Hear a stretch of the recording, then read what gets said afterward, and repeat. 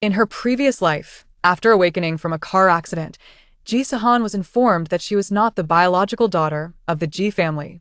To remain in the Ji household, she sacrificed everything, including her own life, only to later discover that it was all part of a sinister plot. She helplessly witnessed her mother, uncle, grandparents, and even her own brother fall victim to her malevolent father, who was as cruel as a devil. In this new life, Ji Sihan vowed never to allow the tragedies of her past to recur. Consequently, her father's schemes were dismantled, her dear brother was rescued, and the impostor was expelled from their home. Just as she felt a sense of relief, she found herself embraced by a man. His gaze was gentle and affectionate as he leaned down to look at her, his voice a low, sultry whisper. "So, now that vengeance has been exacted, when shall you fulfill the promise you made to me in your past life?" Ji Sihan's heart raced, yet she instinctively wrapped her arms around his neck. "Then, let us consider this an interest payment, Mr. Ji." Chapter 1. After rebirth, her heart's voice was heard. "Don't." The excruciating pain pierced deep into her soul, prompting Ji Sihan to awaken from a nightmare, drenched in a fine sheen of cold sweat. "Hanin? You finally woke up. I was so scared. Are you alright?" As Ji Sihan sat up, a warm hand rested on her forehead. She stared, momentarily stunned, at the woman before her. It was her mother, Tang Yu, who appeared no older than 35 or 36, with exquisite features and an air of privilege, seemingly untouched by the hardships of the world. Tears filled Ji Sihan's eyes. Tang Yu's hand froze for a moment, her brow furrowing in confusion as she looked at Ji Sihan. Ji Sihan merely gazed at her with reddened eyes, her lips pressed into a straight line, clearly speechless. Yet she had distinctly heard her voice. "Mom, what is today's date?" Ji Sihan suddenly grasped Tang Yu's hand tightly, as if remembering something crucial. "If I recall correctly, in half an hour, Ji Qingshan will arrive with that impostor, to inform my mother that I am not her biological daughter and attempt to cast me out of the Ji family. But in this lifetime, I will not allow you to succeed. Ji Qingshan, do not dream of bringing your illegitimate daughter into our home to seize what rightfully belongs to me." A spark of hatred ignited in Ji Sihan's eyes. In her previous life, she had suffered immensely. After a devastating car crash left her severely injured and unconscious, she awoke to the shocking revelation that she was not the Ji family's true daughter. The blow was unfathomable, rendering her unable to accept the truth. Despite Tang Yu's insistence that she remain with the Ji family, Ji Sihan always felt on the brink of abandonment, leading her to adopt a subservient demeanor to secure her place.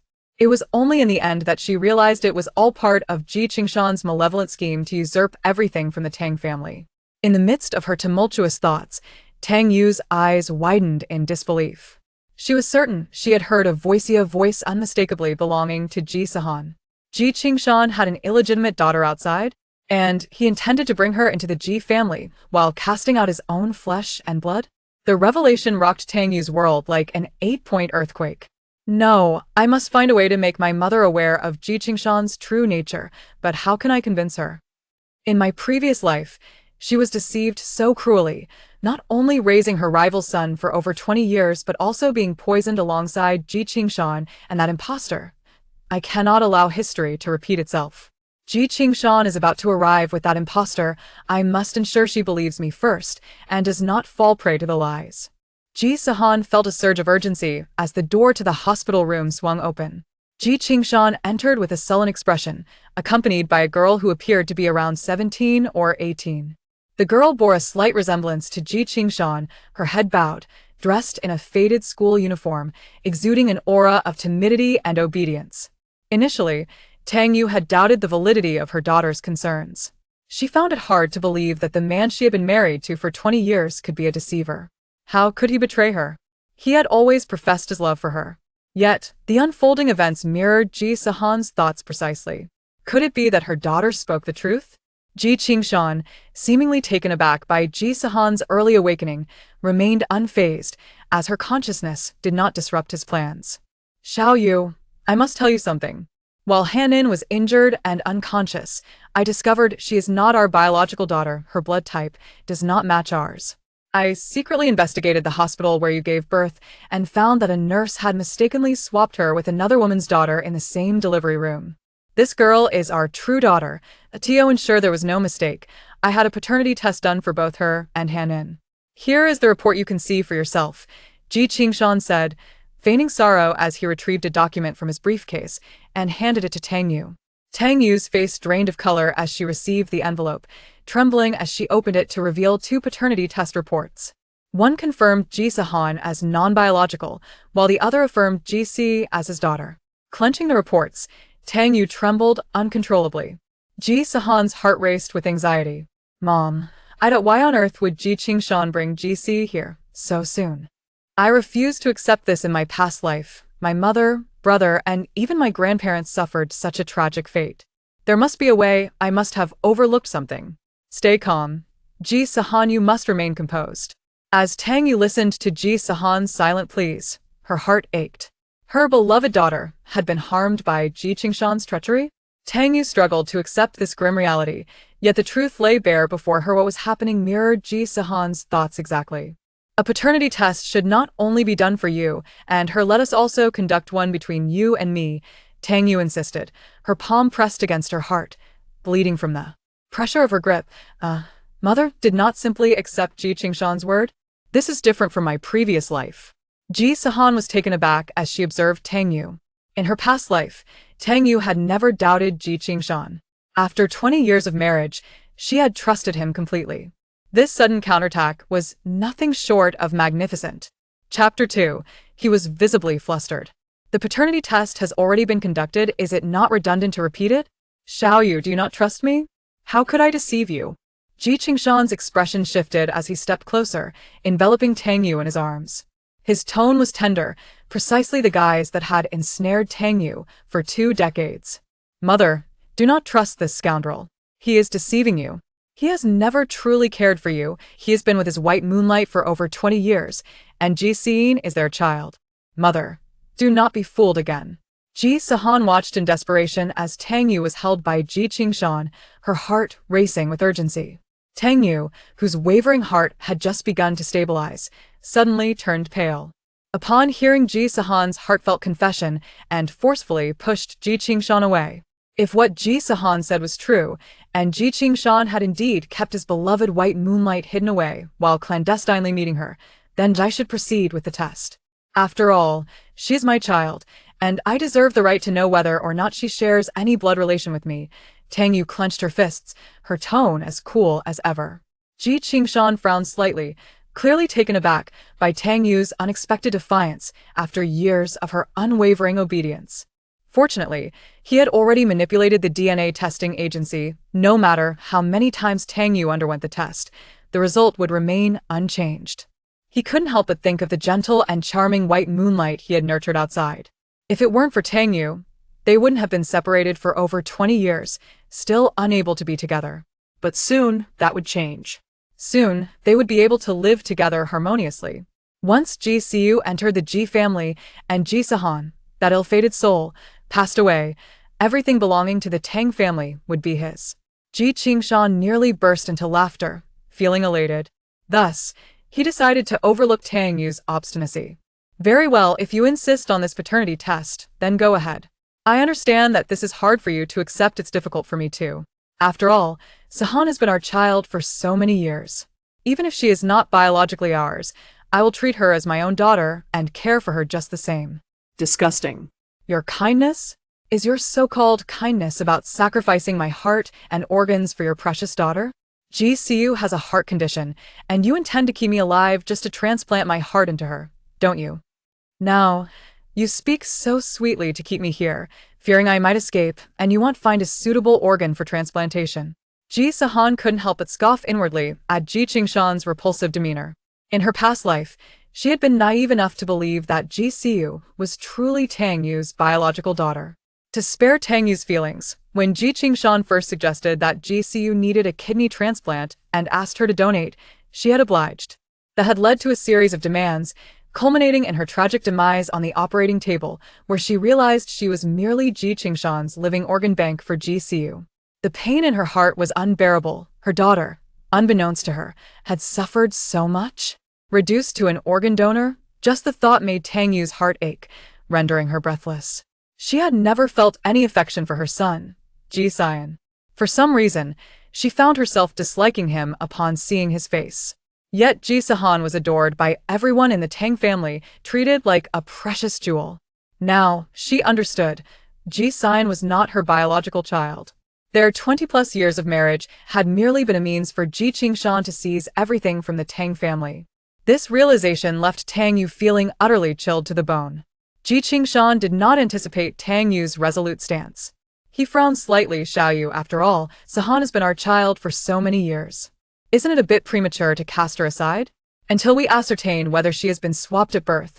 Your words seem rather hasty, Tang Yu interrupted coldly. Ji Sihan's expression shifted, his displeasure evident. What do you mean by that? Do you not trust me? Seeing Ji Sihan's discontent, Tang Yu felt an instinctive wave of unease rising within her. She had grown too accustomed to relying on and trusting him over the years. Although she believed her daughter's words, acceptance would require time. As she contemplated what to say, Ji Sihan's voice pierced through her thoughts. Utterly incompetent, yet skilled in manipulation. First, let the illegitimate son in, then the illegitimate daughter. Who will come next? Another mistress. Chapter 3. Investigate. Ji Sihan, stealthily conduct a paternity test. Tang Yu instantly regained her composure, the anxiety on her face dissipating as she coldly remarked, after raising her for so many years, if you claim she isn't yours, will you next cast me out as well? A flicker of guilt flashed in Ji Sihan's eyes. Fine. I understand you're hurting. After all, Sihan has called me father for 18 years. I could never heartlessly cast her aside. If seeing her causes you pain, I'll arrange for her to have a place of her own outside. If it weren't for the fact that I fell for your deceitful facade in my past life, leading to my tragic end, I might have almost believed your lies this time. Ji Sihan shook her head in frustration. She was now solely concerned that Tang Yu might fall for Ji Sihan's trickery once again. With Ji Sihan present, she found it difficult to speak to Tang Yu, waiting for an opportune moment. If all else failed, she could seek help from her uncle, Tang Chenfeng. Ji Sihan summoned someone to collect DNA samples from the three of them for testing. Unbeknownst to him, Tang Yu discreetly concealed a strand of Ji Siyu's hair while the samples were being taken. She no longer trusted Ji Sihan's word. This paternity test required a reliable source to confirm the truth. Ji Sihan remained oblivious to Tang Yu's unease and attempted to comfort her by wrapping his arms around her, but she resisted and stepped away. I'm not in the mood right now. If you have nothing else, please leave me be. She glanced at Ji Siyu, who bore a striking resemblance to Ji Sihan, unmistakably his daughter. If Ji Sihan's claims were true, she would have never doubted the paternity report upon seeing Ji Siyu, who looked so much like Ji Sihan. Ji Sihan did not share Ji Sihan's features and bore a closer resemblance to her maternal grandmother, particularly in her eyes. Tang Yu's displeasure grew at the mention of Ji Siyu. She disliked the way Ji Siyu called her mother. It grated on her nerves. Mom. Ji Siyu's eyes brimmed with tears, her expression one of pure vulnerability. Ji Sihan couldn't help but think back to her past life, where she had always found herself outshone by Ji Siyu. With the ability to shed tears at the drop of a hat, how could anyone compete with that? Every time Ji Siyu cried, the world seemed to turn against her, branding her the fraudulent daughter bullying the genuine heiress. We can't ascertain whether I am your mother yet. I suggest you refrain from calling me that until the paternity test results are in. If it turns out you are not my daughter, wouldn't that be awkward? Tang Yu's disdain for Ji Siyu deepened, especially as she witnessed the girl's pitiful demeanor, which felt utterly uncharacteristic of her own child. Ji Siyu's tears were on the verge of spilling, but upon hearing Tang Yu's words, she suddenly found herself unable to cry. Her face paled, and she swayed as if struck by an overwhelming blow. Ji Sihan, distressed, pulled her into his embrace and cast an irritated glance at Tang Yu. Xiao Yu, why speak to the child like that? It's so hurtful. She has endured hardships for over a decade, finally finding her biological parents. Please, do not be so cold to her. It will only lead to resentment later. I have stated that until the paternity test results confirm she is my daughter, I will not acknowledge her as such. Should the results prove her to be my daughter, I will apologize. Tang Yu maintained her stance, impervious to his concerns. Ji Sihan felt fury rise within him, finding Tang Yu's attitude today excessively obstinate, showing no regard for him, which left him feeling humiliated in front of Ji Siyu. Then wait for the paternity test results. He gritted his teeth and stormed out, dragging Ji Sihan with him. The hospital room door slammed shut behind them. Ji Sihan spoke with a hint of urgency. Mother, you need not say anything. Focus on recuperating in the hospital. I shall arrange for your uncle to send someone to look after you. Leave the rest to me, Tang Yu replied, her heart aching for her precious daughter. She had nurtured her beloved daughter in the palm of her hand. How could that wretched Ji Sihan dare to inflict such harm upon her? Ji Sihan opened her mouth, intending to express something, yet ultimately remained silent, simply nodding obediently. Tang Yu felt another wave of sorrow wash over her. It is perhaps better not to let mother know about this for now. After all, I possess no evidence to substantiate Ji Sihan's infidelity. I will first enlist my uncle's assistance to gather proof of that scoundrel's betrayal, and gradually help mother awaken to the truth. She must not be deceived by that ruffian any longer. The results of the paternity test will take at least 2 days to emerge, even with expedited processing. It requires 8 hours, but I still have a bit of time. Ji Sihan remained remarkably composed. She had faced death once before and had witnessed the tragic demise of Tang Yu, along with her grandparents. Such a calamity must never occur again in this lifetime. As soon as she stepped out of the ward, Tang Yu could no longer contain her tears. She stood at the entrance for a moment, gathering her emotions, before opening her palm to reveal a single Hira strand belonging to Ji Sihan. Tang Yu clenched the hair tightly, retrieved her phone, and made a call. Before long, a sleek black limousine arrived at the hospital entrance. Chapter 4. Non-parental relationships. It is quite rare for you to contact me. I had assumed that after marrying Ji Sihan, you would sever all ties with me. In the carriage, the man appeared pale, as if he had endured a severe illness, his frame looking alarmingly frail. He languidly leaned against the back of the seat, a goblet in hand, its crimson liquid gently swaying, a casual smile curling at his lips that bore a hint of barely perceptible sorrow. Tang Yu lowered her head to avoid his gaze, hesitant to meet his eyes, and after a long silence, she finally spoke. I came to you hoping you could assist me with the matter. I wish to conduct a paternity test. A paternity test? Rong Heng was momentarily taken aback. Who do you wish to test? She and Rong Heng had grown up as childhood sweethearts, and everyone believed she would eventually marry him. In truth, their families had an engagement, yet Tang Yu shocked everyone by choosing Ji Sihan, a man without a distinguished background, over Rong Heng. This decision infuriated Tang Yunsong, who nearly severed ties with her, but ultimately, as his most beloved daughter, he prepared a lavish dowry for her wedding. From that moment on, Rong Heng fell gravely ill and went abroad for treatment, remaining there for over a decade. He had yet to marry, as everyone knew he was waiting for Tang Yu.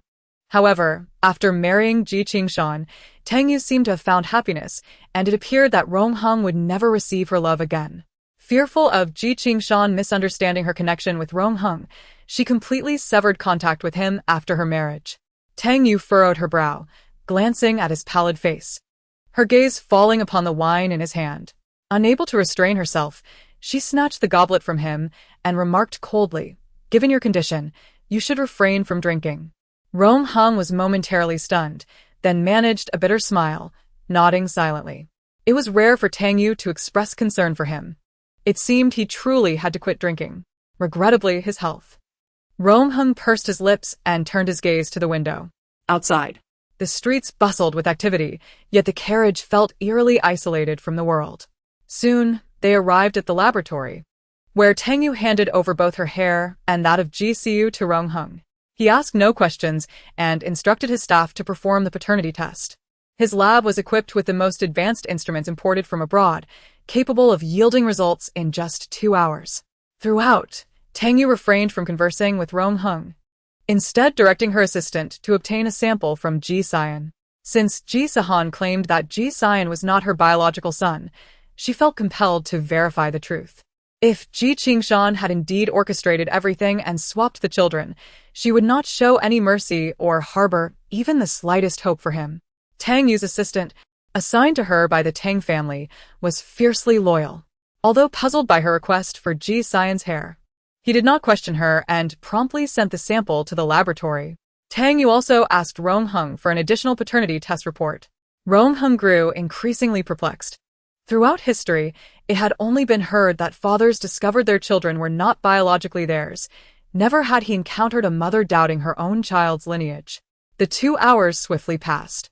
The paternity test results for Ji Sihan and Tang Yu emerged. Upon seeing the results, Tang Yu felt an overwhelming sense of relief. Ji Sihan was indeed not her biological daughter. Everything Sihan had said was true. The events of her past were undeniably real. Her precious daughter had been taken by that scoundrel Ji Sihan. Just the thought of it caused her heart to ache profoundly. Shortly thereafter, the paternity test results for Ji Sihan were also available. The stark words non-biological at the bottom made Tang Yu's pupils constrict sharply. Ji Sihan was certainly not her child. Ji Sihan had deceived her from the very beginning. Did that mean their intimate encounter had also been a trap laid by Ji Sihan? Merely thinking of it sent chills down her spine. 25 years. A protracted deception spanning a quarter of a century. He had hidden this for so long, performing for her and everyone else, all of whom believed he was the perfect husband, thoughtful, caring, and devoted to his wife. Even Tang Yunsong, who had initially disapproved of him, gradually softened and began to accept him, entrusting Ji Sihan with several projects from the Tang group. Tang Yu had never considered that all of this was a facade, a performance put on by Ji Sihan. Tang Yu? Rome Hung observed the change in her expression with concern. He had seen the 2 test results. Neither child bore any genetic relation to her, which meant they were not her children. Rome Hung was oblivious to what had transpired with Tang Yu, but he sensed it was no trivial matter. Tang Yu managed a strained smile. Thank you for your help today, Rome Hung. I would appreciate it if you could keep this matter confidential. I do not wish for a third party to be aware of it. Understood. Rome Hung nodded. Tang Yu leaned against him, her eyes suddenly glistening with tears. In a moment of panic and urgency, she withdrew from his embrace, her expression betraying her distress. No one knew why she had chosen Ji Sihan all those years ago, especially considering her prior deep feelings for Rong Hung. Tang Yu averted her gaze from him, hastily expressing her gratitude before turning and departing in haste. At that moment, in the hospital, Tang Chenfeng looked at his niece, his expression far from pleasant. You just mentioned that Ji Sihan is keeping a woman outside, and that they even have a child? Uncle, I cannot be certain right now. Before my accident, I saw him embracing a woman. They entered the Yufengtai community. If he truly has someone, that person must reside there. I cannot let mother know. Can you help me investigate? Ji Sihan bit her lip, feeling immense pressure to lie in front of Tang Chenfeng, though she was not entirely untruthful. Ji Sihan indeed had someone outside, and that person was certainly being kept at Yufengtai. Whenever he had the time, he would go there to be with his beloved. Her accident had occurred precisely because she witnessed everything. Ji Sihan had attempted to silence her by crashing into her. Chapter 5. Joining forces, Uncle. Also, I suspect Ji Sihan is not my brother. Could you find a way to help him and mother conduct a paternity test? Ji Sihan hesitated for a moment before speaking. This was a task she had originally intended to undertake herself. However, Ji Sihan had cultivated deep connections in Shannon City over the years. Leveraging the relationship with the Tang family and Tang Yu, he had people in the hospital. Otherwise, that fabricated paternity test report would not have emerged. Ji Sihan had confidently allowed Tang Yu to conduct the test, fully aware that the results would show her as the non-biological parent, while Ji Sihan would be confirmed as Tang Yu's biological daughter. Now, the only person she could trust was Tang Chenfeng. He furrowed his brow tighter. Have you hit your head in the accident? Your father treats your mother well. Everyone in Shannon City knows this. How could he possibly be keeping a woman outside? Moreover, we were all present when your brother was born, witnessing him being brought out. Your grandparents and I have all held him. How could that possibly be fake? What now? Uncle clearly does not believe me. What should I do? If I cannot gain Uncle's assistance, Mother is bound to be deceived by that scoundrel Ji Sihan. Ji Sihan has been deceiving Mother for over 20 years, and she has raised his son with her beloved for 25 years. While my biological brother has been mistreated by Ji Sihan's beloved all this time. With Uncle's cautious nature, if I do not provide a reasonable explanation, he will certainly not believe me. How can I persuade Uncle to assist me with this? Ji Sihan felt an overwhelming sense of urgency. Tang Chenfeng, having navigated the business world for many years, was certainly not easily swayed. If her reasoning lacked substance, he would never believe her. At that moment, however, Tang Chenfeng abruptly stood up, his gaze filled with astonishment as he glanced around, before settling once again on Ji Sihan. Had he just experienced a hallucination? The relentless demands of work had left him so exhausted that he was beginning to hear things. He had distinctly heard Ji Sihan speaking, despite her lips being tightly sealed, making it impossible for her to utter a word. "Uncle, are you all right?" Tang Chenfeng stared at Ji Sihan in shock. He had indeed heard another voice, which was also hers. Even someone as worldly as Tang Chenfeng struggled to comprehend this. "I'm fine." He took a deep breath and resumed his seat. "Why is my uncle acting so strangely? By the way, in recent years, he has developed a good relationship with Ji Qingshan. Could he possibly believe Ji Qingshan over me? Uncle, Ji Qingshan intends to seize everything from the Tang family. He might even go so far as to hire someone to kill you. Although you are alive, you could end up a vegetable lying in a hospital bed. Eventually, when Ji Qingshan has taken everything from the Tang family, he would reveal all the truths before your eyes, potentially driving you to death from anger. And what about my grandparents? Their deaths were tragic. Damn it. Ji Qingshan has deceived everyone for years. If I were to claim he is a fraud, no one would believe me. Uncle, please consider my concerns. Recently, I've been reading news about babies being swapped in hospitals. I was in a car accident caused by Ji Sihan, and I saw him with Ji Qingshan and his mistress, who he even calls mother. Please help me this once, I beg you." Ji Sihan realized that crafting a flimsy excuse would not deceive Tang Chenfeng. Thus, she presented a half-truth as her rationale. Initially reluctant to assist, Tang Chenfeng wavered after hearing her heartfelt words. Could Ji Qingshan truly be such a scoundrel? Had he been deceiving his sister all along? And was he plotting to usurp the Tang family's wealth and harm him? If so, a paternity test was indeed warranted, if only for peace of mind. "Uncle, do you believe my words? Trust me once, Ji Sihan is not my mother's biological child. We must find a way to rescue my brother. He is suffering greatly. He has had his limbs broken by Ji Qingshan's mistress and had his tongue cut out. He is currently imprisoned in their villa's basement. And once my mother and the Tang family are finished, he will perish as well." Tang Chenfeng's eyes widened in disbelief as he fought to maintain his composure, his heart racing uncontrollably. His nephew had endured such inhumane treatment? Anger began to stir within him. "All right, I will assist this time. If I discover that Ji Qingshan dares to harm your mother, I will not spare him. Rest well in the hospital. I will arrange for 2 bodyguards to protect you." Tang Chenfeng was already half convinced. Ji Sihan had always been obedient and sensible. Although still young, she possessed remarkable maturity. Even the elder respected her character. She could not possibly fabricate baseless accusations against Ji Qingshan, as it would serve no benefit to her. Tang Chenfeng called for 2 bodyguards to guard Ji Sihan while he hurriedly arranged for Ji Sihan's hair to be tested for paternity. He also instructed someone to investigate Ji Qingshan's residence, to ascertain whether he truly had someone hidden there. With her uncle's support, Ji Sihan felt less isolated. She sighed with relief, but then an ache began to throb in her heart as she recalled the man who had sacrificed his life to save her. At that moment, in the capital city, the Ji family, the man, deeply asleep, suddenly sat upright in bed, his dark eyes brimming with an almost palpable darkness capable of consuming anything that approached him. Ji Yanchuan pressed his hand to his chest, the vivid images of blood from his dreams still haunting him, causing a dull pain in his heart as he contemplated a familiar yet strange face. Why was he plagued by this dream again? It had been 2 years since it first began to torment him. On the low cabinet beside the bed lay a photograph of a girl, appearing no older than 16 or 17, dressed in a blue and white school uniform, her eyes bright with a radiant smile. This was a picture Ji Yanchuan had requested his assistant Han Zai to investigate when he first began to have this dream 2 years ago. Sitting upright, he rubbed his temples, his gaze fixed on the photograph, his brows furrowing as he exhaled slowly, before dialing a number on his phone. Moments later, the call connected.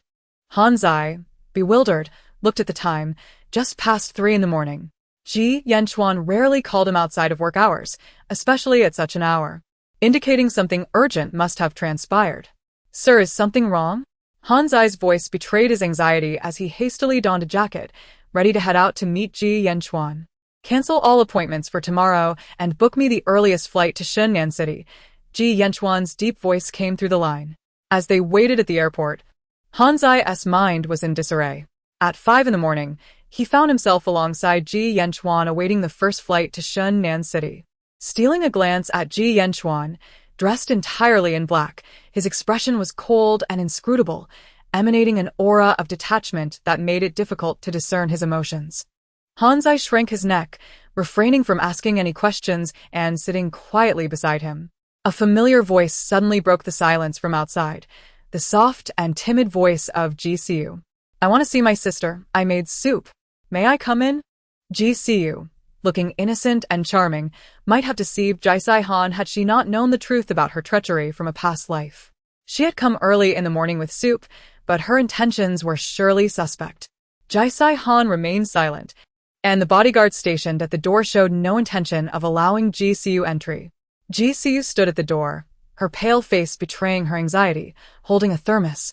Her sleeves slightly rolled up, revealing burn marks on her arms.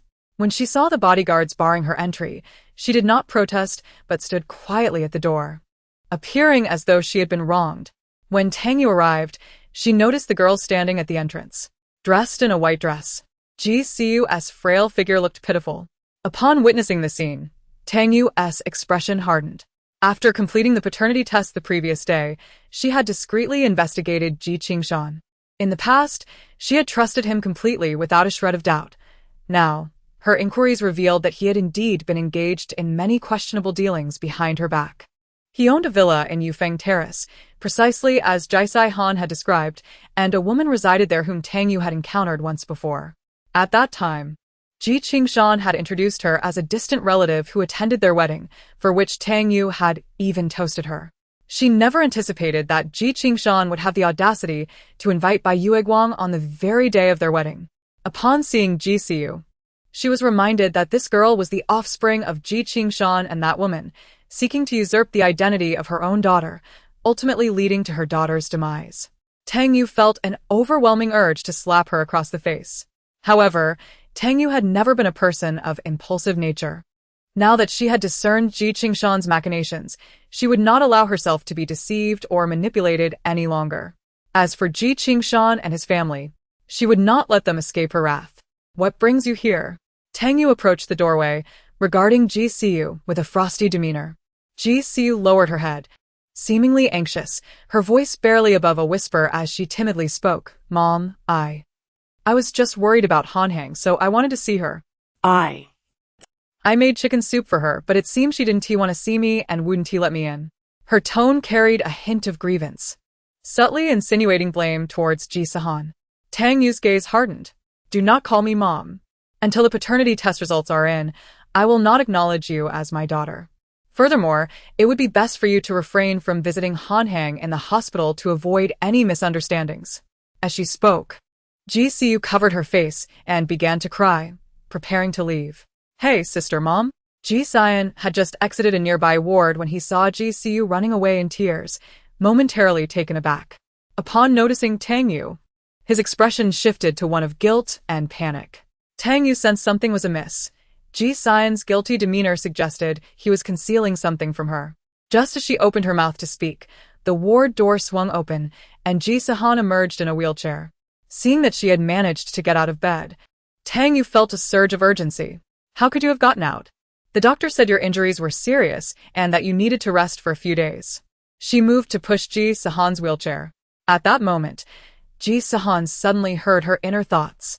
I almost forgot, if memory serves, today Bai Yueguang, Ji Sihan's mistress, is also hospitalized, and she is in the room next to mine.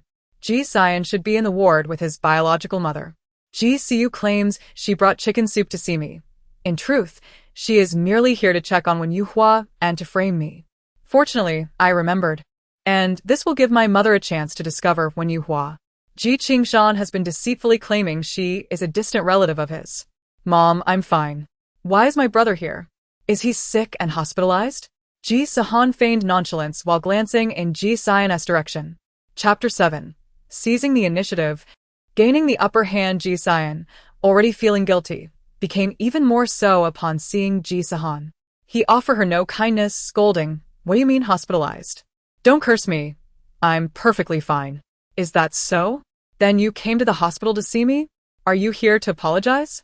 After all, you did hit me with your car and I nearly lost my life. Ji Sihan remarked, bringing up past grievances. Upon hearing her words, Ji Sihan's expression shifted dramatically. Realizing that the matter regarding Wen Yuhua might be exposed, he felt an overwhelming desire to silence Ji Sihan permanently. Ji Sihan? Did you deliberately hit your sister with your car? Tang Yu's gaze turned icy, her eyes filled with malice. Mom, how can you listen to her nonsense? There's no way I would hit her. She must be confused after her injury and is here slandering me.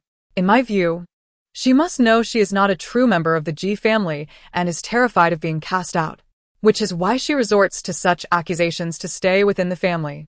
Ji Sihan sensed Tang Yu's piercing gaze and became increasingly uneasy. But he quickly composed himself and changed the subject. Ji Sihan furrowed her brow, casting a warning glance at Ji Sihan before timidly speaking. Sister, you've gone too far.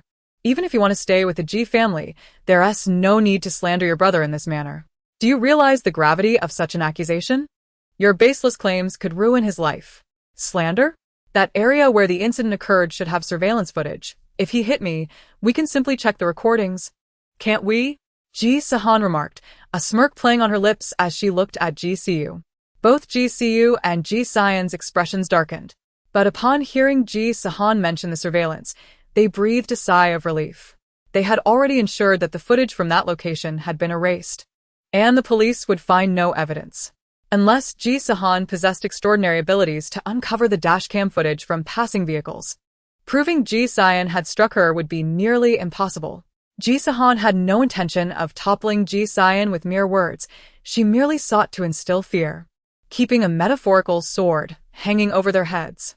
Ji Sihan, you believe I discovered your conspiracy with Ji Qingshan, prompting you to attempt to silence me by running me over? Once I am gone, you could openly transplant my organs into Ji Sihan. Regrettably, I survived, and in my previous life, I was unaware of your plots until it was too late, ultimately leading to my demise. This time, however, your luck will not be so favorable. It's essential for my mother to uncover Wen Yuhua now. This woman must not continue her schemes from behind the scenes. Ji Sihan cast a glance at Ji Sihan, her gaze shifting towards the ward door, contemplating how to prompt Tang Yu to investigate. Before she could formulate a plan, Tang Yu suddenly strode towards Ji Sihan. His heart raced. Instinctively, he stepped forward to block her path. However, Tang Yu had already realized he was not her biological son. All she desired was to glimpse Wen Yuhua, to ascertain whether she was indeed in that ward as Ji Sihan suspected. Why did you just come from that ward? Did something happen to your father? Tang Yu inquired as she approached the room. Ji Sihan hurriedly interjected. Mom, no. I was just here to see Han Heng. I had to use the restroom and noticed the neighboring room was empty, so I went in for a moment. Yes, Mom, my brother came with me. He was just worried about Sister's injuries, Ji Sihan quickly added. Hearing them address each other as brother and sister grated on Tang Yu's nerves. Neither of them was her child, yet they feigned sibling affection in front of her, which she found utterly repugnant. She pushed Ji Sihan aside and boldly entered the ward.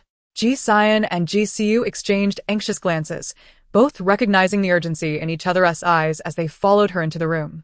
Inside the ward, Wen Yuhua was sipping soup. Startled by their sudden entrance, she looked up and, upon seeing Tang Yu, her expression shifted unnaturally, taking a moment before forcing a smile. Is there something you need? Wen Yuhua was a stark contrast to Tang Yu, exuding a gentle and delicate demeanor. Her soft voice was soothing, revealing her inherently gentle nature. Ji Sihan, feeling anxious, attempted to pull Tang Yu away. Mom, I told you I was just borrowing the restroom. Why would you interrupt someone's rest? Let us go. I apologize for the intrusion, Aunt, Tang Yu said, her gaze fixed on Wen Yuhua. The last time they met was over 20 years ago, during her wedding to Ji Qingshan. Wen Yuhua had attended the banquet, and during the toast, she had briefly met Tang Yu, who had been introduced as Ji Qingshan's distant cousin, working in Shunnan City. Tang Yu had never suspected that Ji Qingshan was deceiving her. As I gaze upon Wen Yuhua before me, it seems that time has scarcely left its mark on her. Upon closer inspection, her features bear a striking resemblance to those of Ji Sihan and Ji Sihan, unmistakably indicating their familial ties. In that moment, an inexplicable surge of anger welled up within me as memories of my own daughter, who met a tragic end at their hands in a past life, flooded my mind. The realization that both my parents and brother fell victim to Ji Sihan only intensified the hatred that consumed me. Mother. Just as I was on the verge of losing control, Ji Sihan's voice suddenly pierced the silence of the hospital room. Wen Yuhua is indeed staying here. Tonight. I must find a way to keep Mother here, so she can witness the secret meetings between Ji Sihan and Wen Yuhua. It is imperative she is mentally prepared. Ji Sihan is a master of deception. Even if caught in the act, he will surely concoct a plausible excuse to fool Mother. I hoped fervently that my mother would remain vigilant and not fall victim to his manipulations once more. Ji Sihan glanced at Wen Yuhua, her brow furrowing slightly. Wen Yuhua appeared gentle and harmless, yet she was, in truth, the most cunning of all. Ji Sihan's schemes against the Tang family and his conspiracies were orchestrated by Wen Yuhua from the shadows. Now, however, I had the upper hand, having foreseen Wen Yuhua's existence, and thus no longer feeling like a mere pawn. I looked at Wen Yuhua and suddenly spoke. I believe I have seen you before. Chapter 8. Riding the tide. Wen Yuhua's heart skipped a beat, but she quickly smiled softly. Perhaps you have. I am a distant relative of Qingshan, and I attended your wedding, where I had the pleasure of sharing in your joy. Wen Yuhua pinched her palm, always feeling inferior in the presence of Tang Yao. Yet, she soon concealed her thoughts, for it would not be long before the Tang family would belong to her, and that despicable Tang Yao would meet her demise. It is indeed rare to forget a beautiful sister-in-law after just one meeting, Wen Yuhua thought, forcing herself to utter such insincere words. For years, she had wished for Tang Yao's untimely end. However, they needed the Tang family's wealth and power. If Tang Yao were to perish too soon, Ji Sihan would not have the opportunity to seize everything from the Tang family. Their years of meticulous planning would be in vain. Thus, she endured, refraining from appearing before Ji Sihan or Tang Yao, all in anticipation of this day.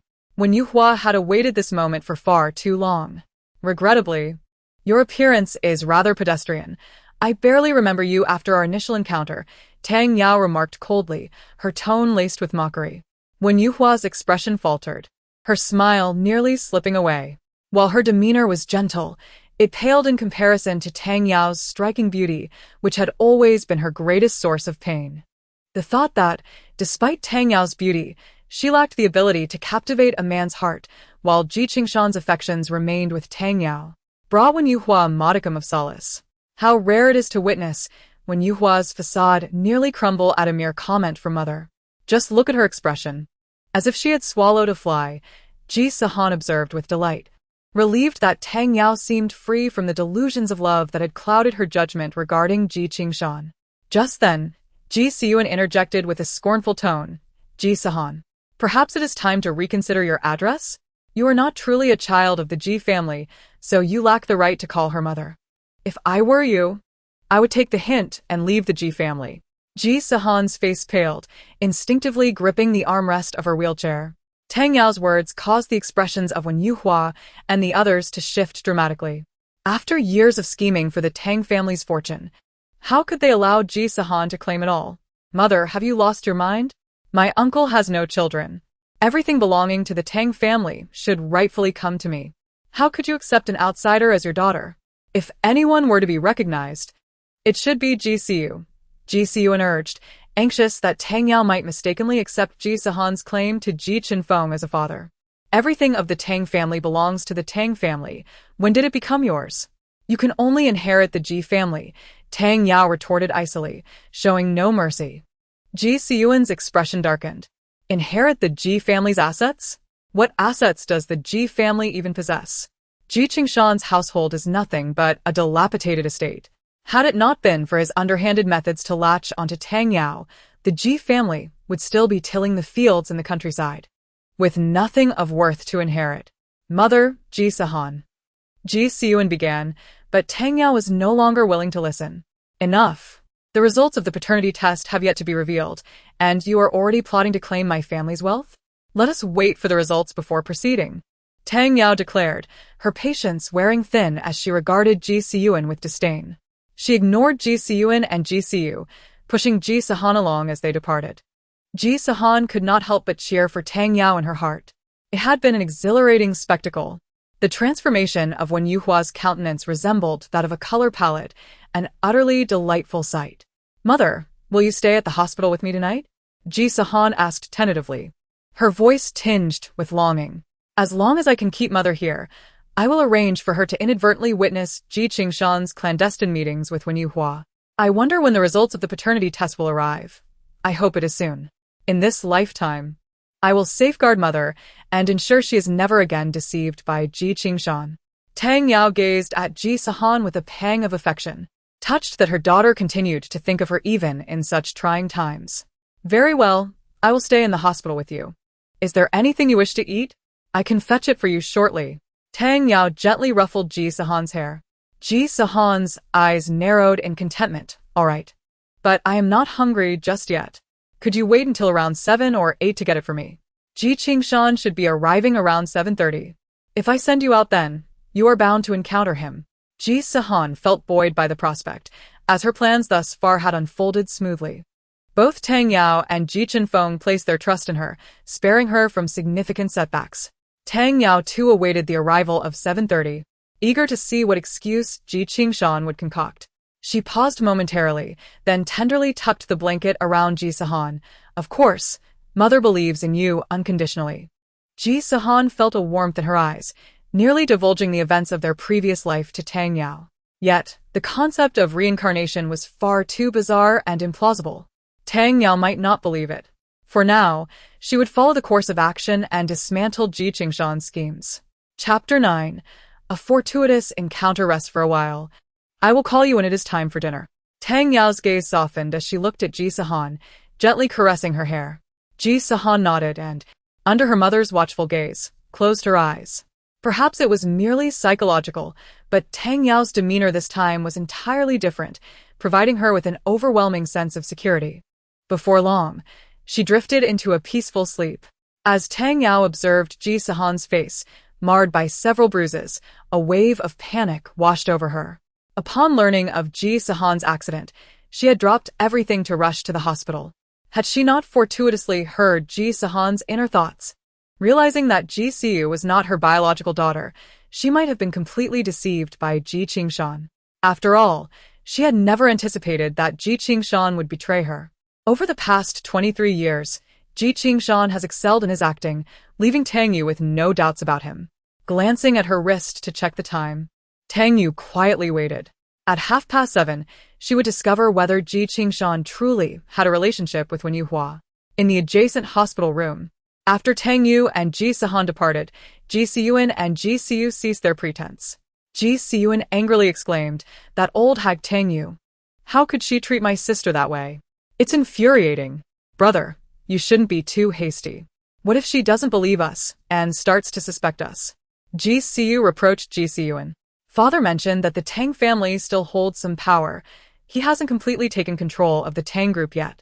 We cannot afford any mistakes or unexpected events." Ji Sihan felt frustrated, lamenting that he hadn't managed to kill that little wretch Ji Sihan. If she were dead, Tang Yu would undoubtedly be devastated, and she wouldn't have the capacity to consider whether Ji Siu was her biological daughter. As long as she was in sorrow, Father could seize control of the company, and by the time she realized Ji Siu wasn't her daughter, it would be too late. Ji Siu's eyes flickered with a hint of malice. Ji Sihan couldn't die just yet. Ji Siu's health was fragile. During her pregnancy, she had taken numerous hormone medications to ensure Ji Sihan was born on the same day, which had harmed Ji Siu's heart and kidneys. Kidney and heart transplant surgeries could not be performed simultaneously. There must be a time gap between the two major operations. Ji Sihan had to stay alive, or who would provide the heart and kidney for her sister? When Yuhua looked at the two restless children, her face filled with helplessness. Upon hearing Wen Yuhua's words, Ji Siu suddenly realized she had almost forgotten about this matter. She still needed Ji Sihan's heart and kidney.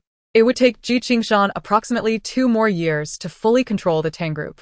In the meantime, they could allow Ji Sihan to live, and when the time came, they would quickly dispose of her and transplant her heart into Ji Siu. Ji Siu had long grown weary of her feeble demeanor. For over 20 years, She had studied Tang Yu, knowing her inside out. Tang Yu's recent behavior had set off alarm bells. Perhaps they had been too eager in exposing Ji Siu's actions, raising Tang Yu's suspicions. If Ji Qingshan visited her in the hospital and Tang Yu discovered it, she would likely start questioning Ji Siu's identity. It would be easy for her to investigate and uncover the connection between Ji Siu and Ji Qingshan, when Yu Hua had already endured for over 20 years. A little more time was inconsequential. What she desired was the status of Mrs. Ji, to stand alongside Ji Qingshan with legitimacy. Ji Siyuan felt that when Yu Hua was making a mountain out of a molehill, but he had always listened to her, so he nodded obediently. Tang Yu, hearing the sounds of the door opening and closing next door, remained indifferent, knowing it was Ji Siyuan and Ji Siu. No, don't come over. Stay away. At that moment, Ji Sihan's soft murmurs filled the room. Tang Yu's heart ached as she reached out to touch Ji Sihan's forehead. Han Han, mommy is here. Don't be afraid. I won't let anyone hurt you. Ji Sihan seemed to hear Tang Yu's voice and gradually calmed down. Soon, it was 7:30. Ji Sihan opened her eyes just in time. She glanced at the alarm clock beside her bed, noting that it was precisely 7:30. Looking at Tang Yu, who appeared to be preparing to go out for dinner, she felt a sense of relief. Thank goodness I woke up in time. I wouldn't want to miss the moment. Ji Qingshan should come to see Yu Hua, right? However, Ji Qingshan prides himself on being a romantic. How could he leave his beloved by Yue Guang unattended in the hospital? He will definitely come. Tang Yu paused momentarily in her movement to rise, a smile playing on her lips. Her daughter was indeed clever, taking after her. Ji Sihan's thoughts mirrored Tang Yu's own. Ji Qingshan was a master of appearances. If he truly loved Yu Hua, the more she discouraged him from visiting, the more he would insist on demonstrating his loyalty by coming. Tang Yu was in no hurry to leave. She intended to catch Ji Qingshan and Yu Hua in the act. After buying dinner for Ji Sihan, she would feign an accidental visit to the neighboring room to catch them red-handed. Han Han, rest well. Mommy is going out to get you dinner. Tang Yu smiled gently at Ji Sihan, appearing just as she always had, the tender, loving mother. Yet Ji Sihan felt an inexplicable sense of tension. No sooner had Tang Yu left than Ji Sihan heard the door of the adjacent room open. She knew Ji Qingshan had arrived. Ji Sihan anxiously counted the minutes, devising a way to lure Tang Yu into the next room. Soon, half an hour had passed. Just as Ji Sihan contemplated her next move, she heard the door open next door, followed by Tang Yu's furious voice. Ji Qingshan, what are you doing? Chapter 10. You fabricate, you continue to fabricate. Upon hearing Tang Yu's voice, Ji Sihan was momentarily stunned. Did Tang Yu actually run to the neighboring room? She feared for Tang Yu's safety. Knowing Ji Qingshan was incredibly persuasive, Ji Sihan quickly got out of bed and into her wheelchair, hurrying next door. Ji Qingshan was completely taken aback by Tang Yu's sudden appearance. Fortunately, he had heeded Yu Hua's advice and kept a respectful distance, merely chatting with her. Initially, he had thought Yu Hua was overly suspicious. How could that foolish Tang Yu, who had been deceived by him for over 20 years, suddenly become aware and wait to catch him in the act? However, in that instant when Tang Yu burst in, he secretly rejoiced that he had listened to Yu Hua and maintained his distance. This way, even if Tang Yu caught him red-handed, he would still have a plausible explanation. Xiu Yu, what are you doing here? Ji Qingshan asked, feigning surprise and confusion, turning the question back on Tang Yu. What are you doing here? Tani udito angrily. Resembling a wife who had just discovered her husband's infidelity. Sister-in-law, you are truly misjudging Brother Qingshan. He merely came to see Han Han and accidentally entered the wrong room. He was concerned for me being alone in the hospital and asked a few questions. He was just about to visit Han Han. There is nothing between us. Yu Hua, her eyes glistening with urgency, desperately explained. Ji Sihan, arriving at the doorway, overheard the conversation, her heart sinking. She had underestimated Yu Hua. This woman had orchestrated her schemes for many years and had successfully become Mrs. Ji. She was not to be underestimated. Tang Yu, lacking such depth of thought and cunning, was naturally no match for her. Mom? Dad? Ji Sihan pushed her wheelchair into the room. Upon seeing Ji Sihan, Ji Qingshan's expression shifted, and he spoke coldly. Why are you here too? I heard Mom's voice and was worried something had happened, so I came to check. Mom, weren't you going out to buy me dinner? Did you enter the wrong room? Ji Sihan glanced at Tang Yu. Tang Yu's expression was not quite right. Ji Sihan snorted. After being married to you for so many years, do you still not know what kind of person I am? Tang Yu, how could you not trust me? You truly disappoint me. Yuhua, you have seen her before. She attended our wedding and even toasted to us. You are aware, of course, that the hospital rooms here all bear a striking resemblance to one another. It was purely by accident that I found myself in this ward, and upon seeing her alone in the hospital, I couldn't help but feel a pang of sympathy and offered her a few words of comfort.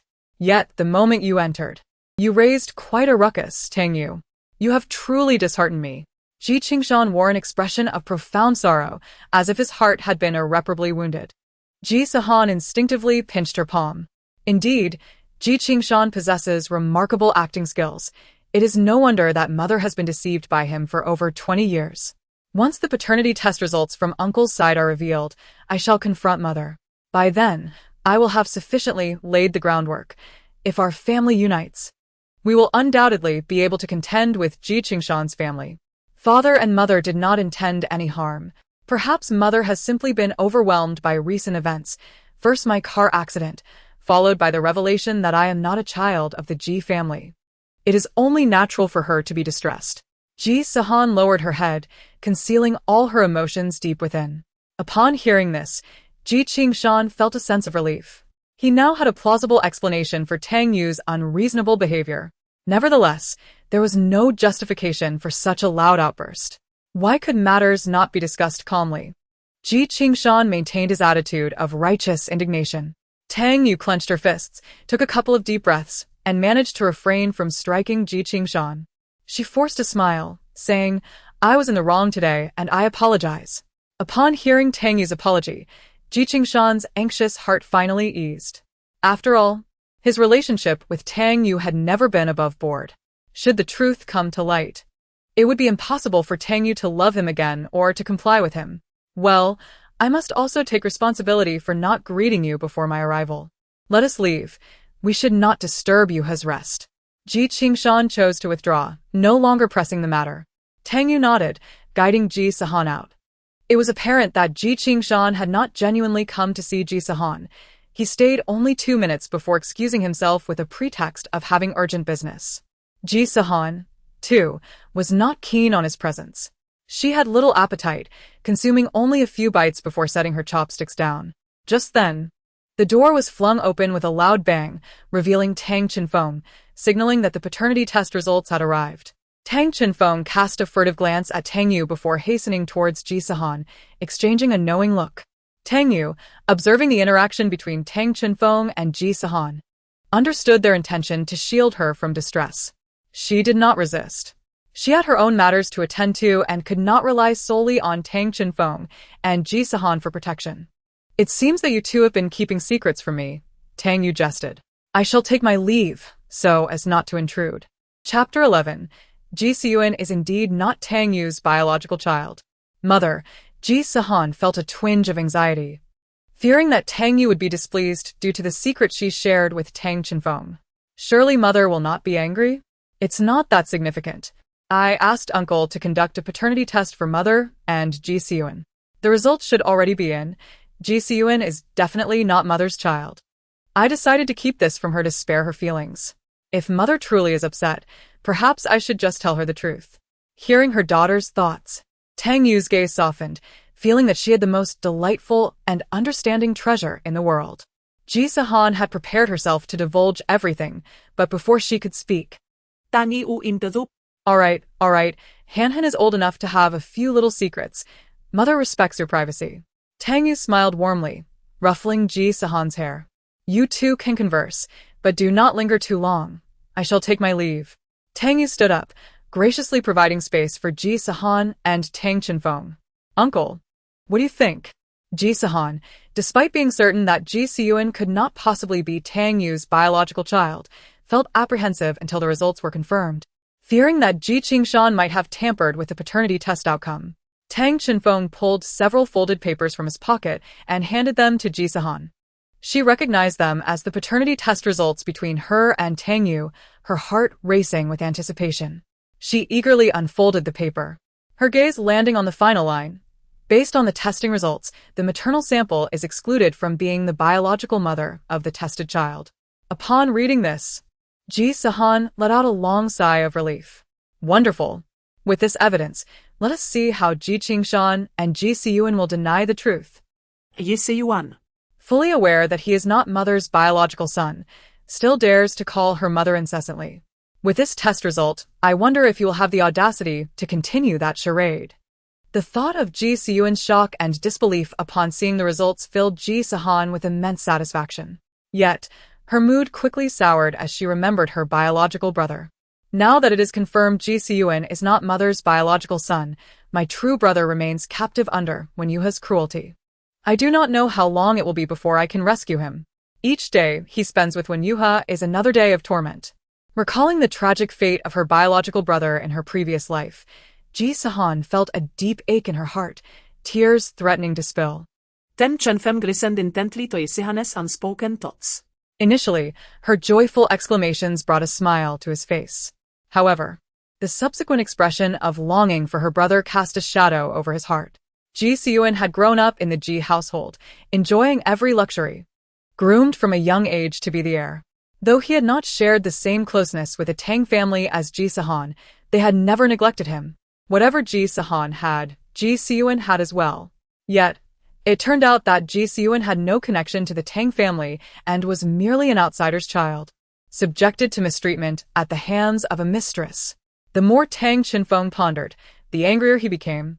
If Ji Sihan were before him now, he would certainly deliver a couple of slaps to him. Sensing Tang Chenfeng's rising anger, Ji Sihan mistakenly believed it was due to Ji Qingshan and Ji Sihan's deception. Uncle, please do not be upset. Fortunately, we now know that Ji Sihan is not my brother, and from now on, no matter what he says, we will not fall into his traps. Tang Chenfeng closed his eyes, temporarily suppressing his fury. Han, since Ji Sihan is not your biological brother, does that mean he is the child of the woman Ji Qingshan has been raising outside? Tang Chenfeng inquired. Yes, Ji Sihan nodded emphatically. My car accident was caused by discovering this truth, which prompted Ji Sihan to run me down. Had I died, no one would have uncovered this matter. As she spoke, Ji Sihan's expression reflected her lingering fear. Fortunately, I am resilient. I only sustained minor injuries. Otherwise, Ji Qingshan and Ji Sihan's scheme would have succeeded. By the way, Ji Sihan discreetly revealed, the woman Ji Qingshan has been seeing is currently in the hospital room next to mine. Just before you arrived, Uncle, Ji Qingshan came to see her and Mother caught them, leading to an argument. At this, Tang Chenfeng raised his eyebrows in surprise, taken aback by Ji Qingshan's audacity. Knowing that his daughter was hospitalized, he not only arranged for his mistress to stay next door but also dared to visit her. Incredible. Tang Chenfeng exclaimed.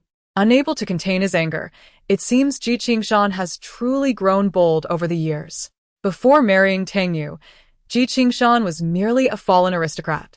Had it not been for Tang Chenfeng and the Tang family's enchantment with Ji Qingshan's deep affection for Tang Yu, gradually transferring the power of the Tang group to him, Ji Qingshan might still be begging on the streets. Despite feigning deep feelings, he had already betrayed Tang Yu. And his malice extended to swapping the children of his mistress and his legitimate wife. Such cruel acts can only be performed by a heartless individual. Which hospital room is that woman in? I am determined to confront her and see who has the audacity to act in such a brazen manner. Tang Chenfeng slammed the table in anger. Uncle, Ji Sihan interjected disapprovingly, let us not act impulsively. We must not alert the enemy. You know how well Ji Qingshan has disguised himself, grandfather, and you have already handed over a significant portion of the Tang group's power to him. If Ji Qingshan feels cornered, it will be quite troublesome. You are right.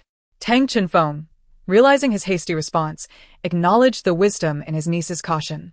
It seemed his uncle was indeed growing old, lacking the clarity that Ji Sihan possessed. He shook his head with a bitter smile. Upon hearing this, Ji Sihan's expression remained calm, but her heart felt heavy. What clarity is there to be had? In my past life, I was naive and foolish, blindly believing Ji Qingshan, which led to my tragic demise. If it were not for my rebirth, how could I possess such knowledge? Fortunately, I have been reborn, granting me the opportunity to alter the course of events. I am determined to change the fates of all those I love. Ji Sihan made a silent bow. In Chapter 12, the urgency to rescue her brother weighed on Ji Sihan's heart, prompting a mixture of pain and relief in Tang Chenfeng. All right, Sihan. You need to focus on your recovery and not worry too much.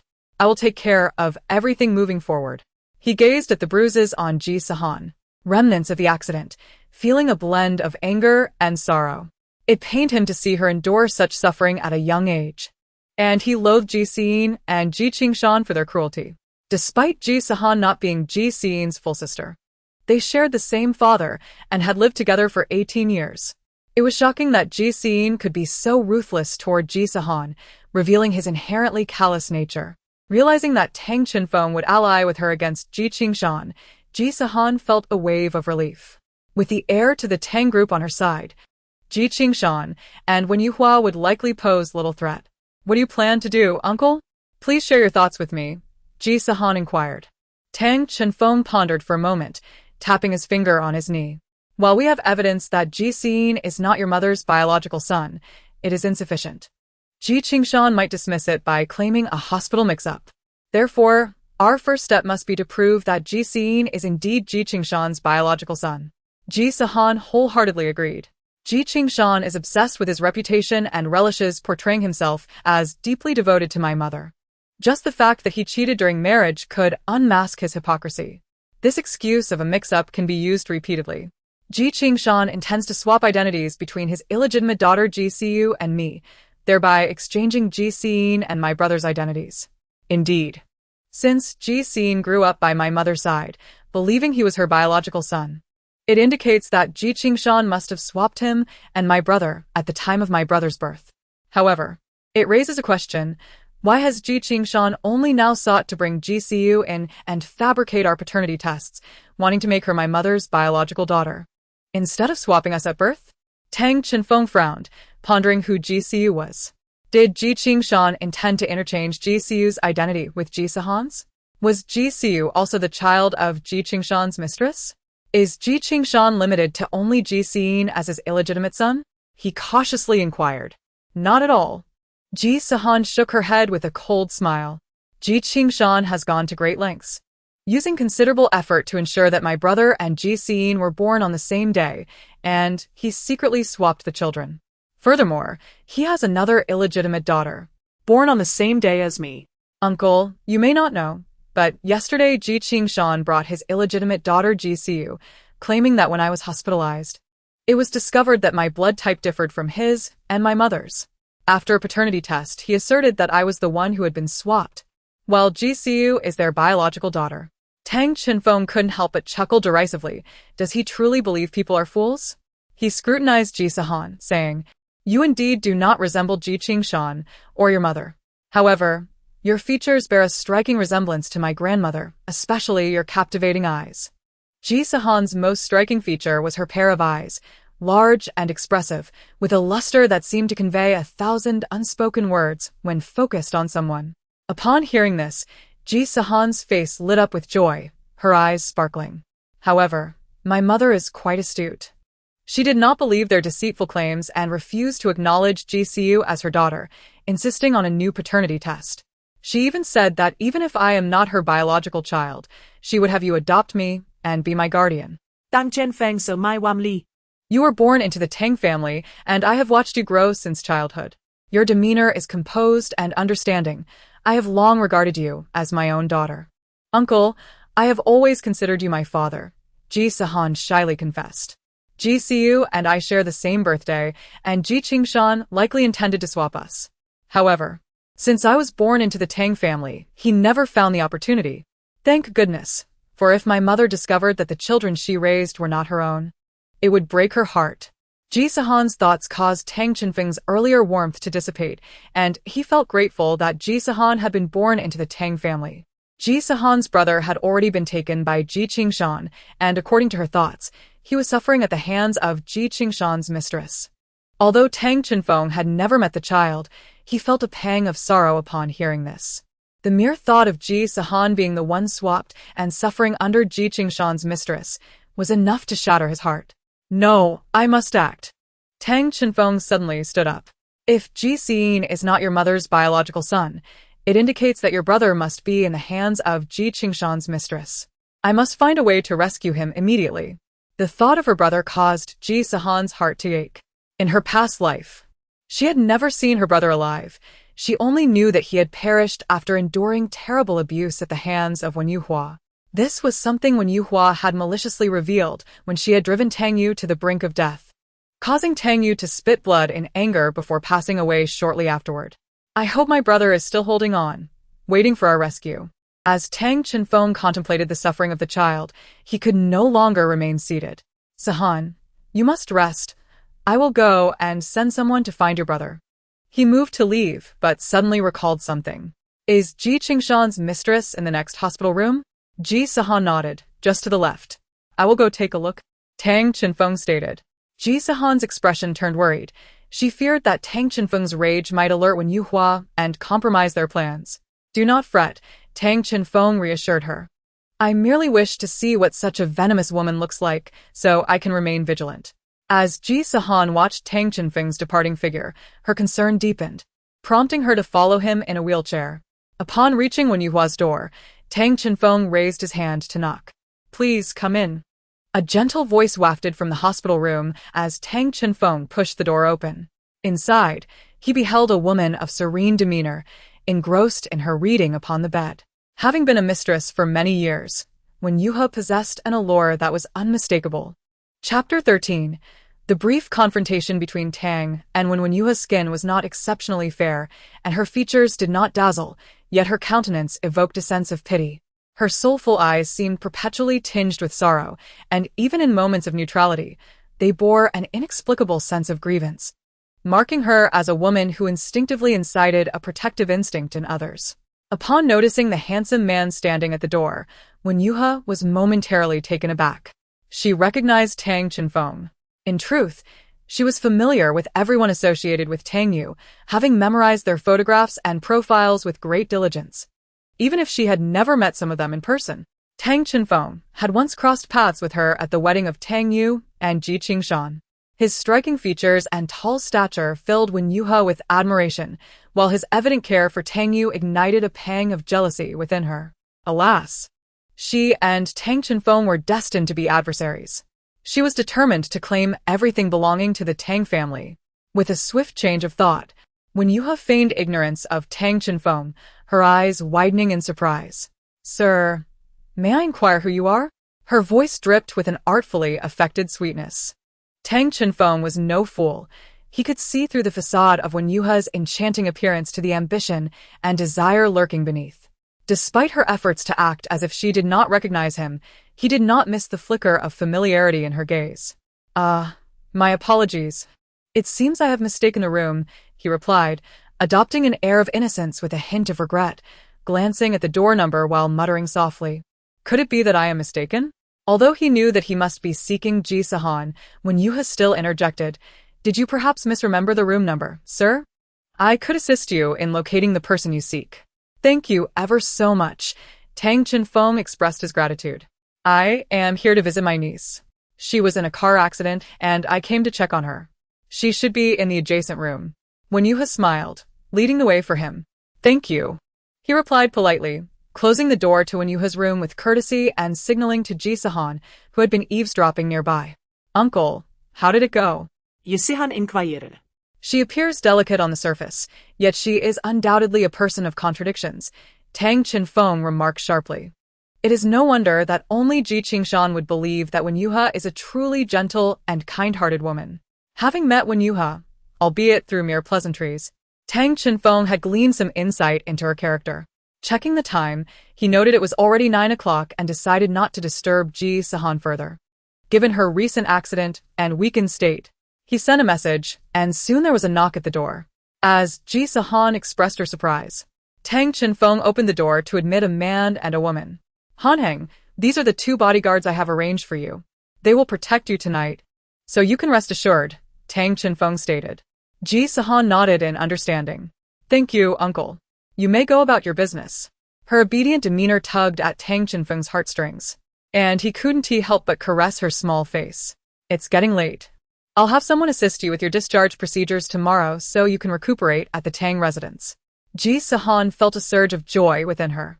She dreaded the thought of being alone in the sterile hospital room, devoid of warmth. Everyone had their own matters to attend to, and she felt awkward asking her mother or uncle to stay with her. The prospect of recovering at the Tang home was delightful. Tang Chenfeng, feeling soft-hearted, departed, with the male bodyguard trailing behind him. The female bodyguard closed the door and took a seat outside, ensuring Ji Sihan was protected both inside and out. She felt a wave of reassurance. Her fear of Wen Yuha suddenly bursting in armed with a knife, or the potential for Ji Sihan or Ji Siu to appear, was somewhat alleviated. After all, it was Ji Sihan who had orchestrated the accident. She had witnessed his malicious intent clearly. As long as she drew breath, Ji Sihan and Ji Siu would live in fear. If given a chance, they would undoubtedly seek her demise. Unfortunately, in her past life, she had been a victim, but now she had been reborn. This time, she vowed not to repeat the mistakes of her previous existence. Ji Sihan awoke refreshed, the dawn light streaming in. Upon opening her eyes, she was met with the sight of a woman whose eyes were red and puffy, her makeup in disarray from crying. She nearly gasped in shock. Who was this ghostly figure? Ji Sihan, the apparition exclaimed, her voice laced with tears. You have been in such a serious car accident, and you didn't even inform me. Do you still consider me your best friend? Ji Sihan paused, her heart aching, tears spilling forth. It was Su Mingxi. Su Mingxi was her dearest friend, spirited and vivacious in public, yet warm and candid with Ji Sihan. They had grown up together, their bond so close that they were as if one soul. In the past, Su Mingxi had been repeatedly wronged by Ji Siu in her attempts to protect Ji Sihan, ultimately meeting a tragic end with no remains left behind. The memories of Su Mingxi's grim fate brought fresh tears to Ji Sihan's eyes. As Su Mingxi dabbed at her own tears while tending to Ji Sihan's, their small forms embraced. Stupid Hanhang. Do you have any idea how worried I was about you? Su Mingxi's voice was choked with emotion. I'm sorry, Cici, Ji Sihan managed to say, the apology she had meant to express in her past life finally escaping her lips. All right, no more tears, Su Mingxi urged, mindful of Ji Sihan's injuries. Covering her eyes gently to prevent further weeping. Ji Sihan sniffled, unable to see anything with her eyes covered. She fumbled for a tissue on the bedside to wipe her tears. Seeing her best friend's blind groping, Su Mingxi couldn't help but laugh. She took the tissue and, with tender care, wiped Ji Sihan's tears away, leaving her face clean before hastily dabbing at her own. Upon noticing the tissue stained dark red, Su Mingxi's eyes widened in shock. Oh my goodness, I forgot. I came here wearing makeup. Chapter 14. Su Mingxi's visit. Ji Sihan nearly laughed so hard she could not breathe. Her voice still thick with emotion but unmistakably joyful. Ha ha ha, when I first woke up, I thought a ghost was sitting at my bedside. You nearly scared me into fainting. Su Mingxi, in disbelief, rushed to the bathroom, catching sight of her disheveled reflection, and let out a classic exclamation. Ha ha ha. Ji Sihan found herself utterly delighted. As Tang Yu approached with a bowl of chicken soup, she was met with the sound of Ji Sihan's laughter, her previously troubled expression easing considerably. She opened the door. Hanhang, what has you so amused? Mom. Ji Sihan brightened at the sight of Tang Yu. You're here. Cici came to visit me, and her makeup is a wreck. She looks like a ghost, haha. The freshly composed Su Mingxi emerged from the bathroom, greeting Tang Yu before playfully bantering with Ji Sihan. Even if I turn into a ghost, I shall haunt you daily, as your ghostly friend. At those words, Ji Sihan felt a warmth in her eyes. After Su Mingxi's tragic demise in her past life, she often wished that her friend could return as a spirit to linger by her side, or at least visit her dreams. Regrettably, she had never once dreamed of Su Mingxi. This time, I shall ensure that Cici is well protected. I can no longer allow Cici to be harmed by Ji Siu in her efforts to protect me. Tang Yu paused in her actions of preparing chicken soup, unable to resist glancing at Su Mingxi, who was laughing and playing with Ji Sihan. So it was true that in her previous life, Su Mingxi had perished while trying to protect Sihan? Tang Yu couldn't help but feel a deep affection for her daughter's only good friend, and her fondness for Su Mingxi grew exponentially. She resolved to treat Su Mingxi as her own daughter. Come, Mingxi. This is the chicken soup I specially prepared for Sihan. Please have some, Tang Yu said affectionately to Su Mingxi. Su Mingxi shook her head in refusal. Thank you, Auntie, but I'm currently on a diet. Let Sihan have more. Tang Yu was somewhat astonished. Mingxi, you only weigh around 100 pounds. If you lose more weight, you'll become a mere skeleton. We must not subscribe to those unhealthy ideals circulating online. As long as one is not overweight, it is paramount for girls to be healthy. Tang Yu ladled a bowl of chicken soup for her. This soup has no oil at all. It's completely skimmed. Drinking a bit one tea make you gain weight, she encouraged. Having not eaten a proper meal in ages due to her diet, Su Mingxi found herself enticed by the aroma of the chicken soup. She swallowed hard and said, Thank you, Auntie. I suppose I'll just have a little. Ji Sihan hadn't experienced her mother's homemade soup for a long time. After Tang Yu's passing in her previous life, Sihan had never again felt the warmth emanating from her mother. Mother's soup is truly delicious. I wish I could drink it every day. Ever since my mother passed away, I have not tasted such delightful soup. How wonderful it is to have it again now. I love my mother so much. Tang Yu felt a pang in her heart upon hearing Sihan's thoughts, her eyes brimming with tears, longing to embrace her precious daughter and envelop her in warmth. If Sihan loves it, I'll make it every day. Tang Yu gently stroked her daughter's hair. If you can have even a bit of my cooking occasionally, that would make me very happy, Ji Sihan replied with a sweet smile, her round, lychee-like eyes curving with delight, the affection in her gaze almost tangible. Tang Yu felt her heart ache, nearly moved to tears. She could hardly fathom the suffering her daughter had endured in her previous life. Her mother, grandfather, and best friend had all perished, and in the end, she herself had met a tragic fate. Just contemplating this caused Tang Yu unbearable pain. In an attempt to mask her emotions, Tang Yu quickly changed the subject. Mingxi, why are you dieting? You've never been overweight, she asked. Has someone been whispering in your ear? Su Mingxi, engrossed in her soup, paused at the question. Setting down her bowl, a hint of sweetness mixed with distress appearing on her face. Well, it's not really others. I've started dating someone. Ji Sihan froze momentarily. Su Mingxi's boyfriend. She had nearly forgotten about that scoundrel. However, at this time, Ji Sihan was likely unaware of Su Mingxi's relationship, and her expression displayed the perfect mixture of surprise. Cici, when did you get a boyfriend? How come I didn't know? Come on. You're not treating me as your best friend anymore. Ji Sihan feignet exasperation. No, that is not it. Su Mingxi felt guilty and hurriedly tried to placate Ji Sihan. It was just an online relationship. I hadn't met him in person. So I didn't dare tell you, fearing you would disapprove. After all, online relationships can be unreliable. Now that we're officially together, you're the first I'm telling. You must promise not to hide anything from me in the future, whether good or bad. Ji Sihan pressed for assurance.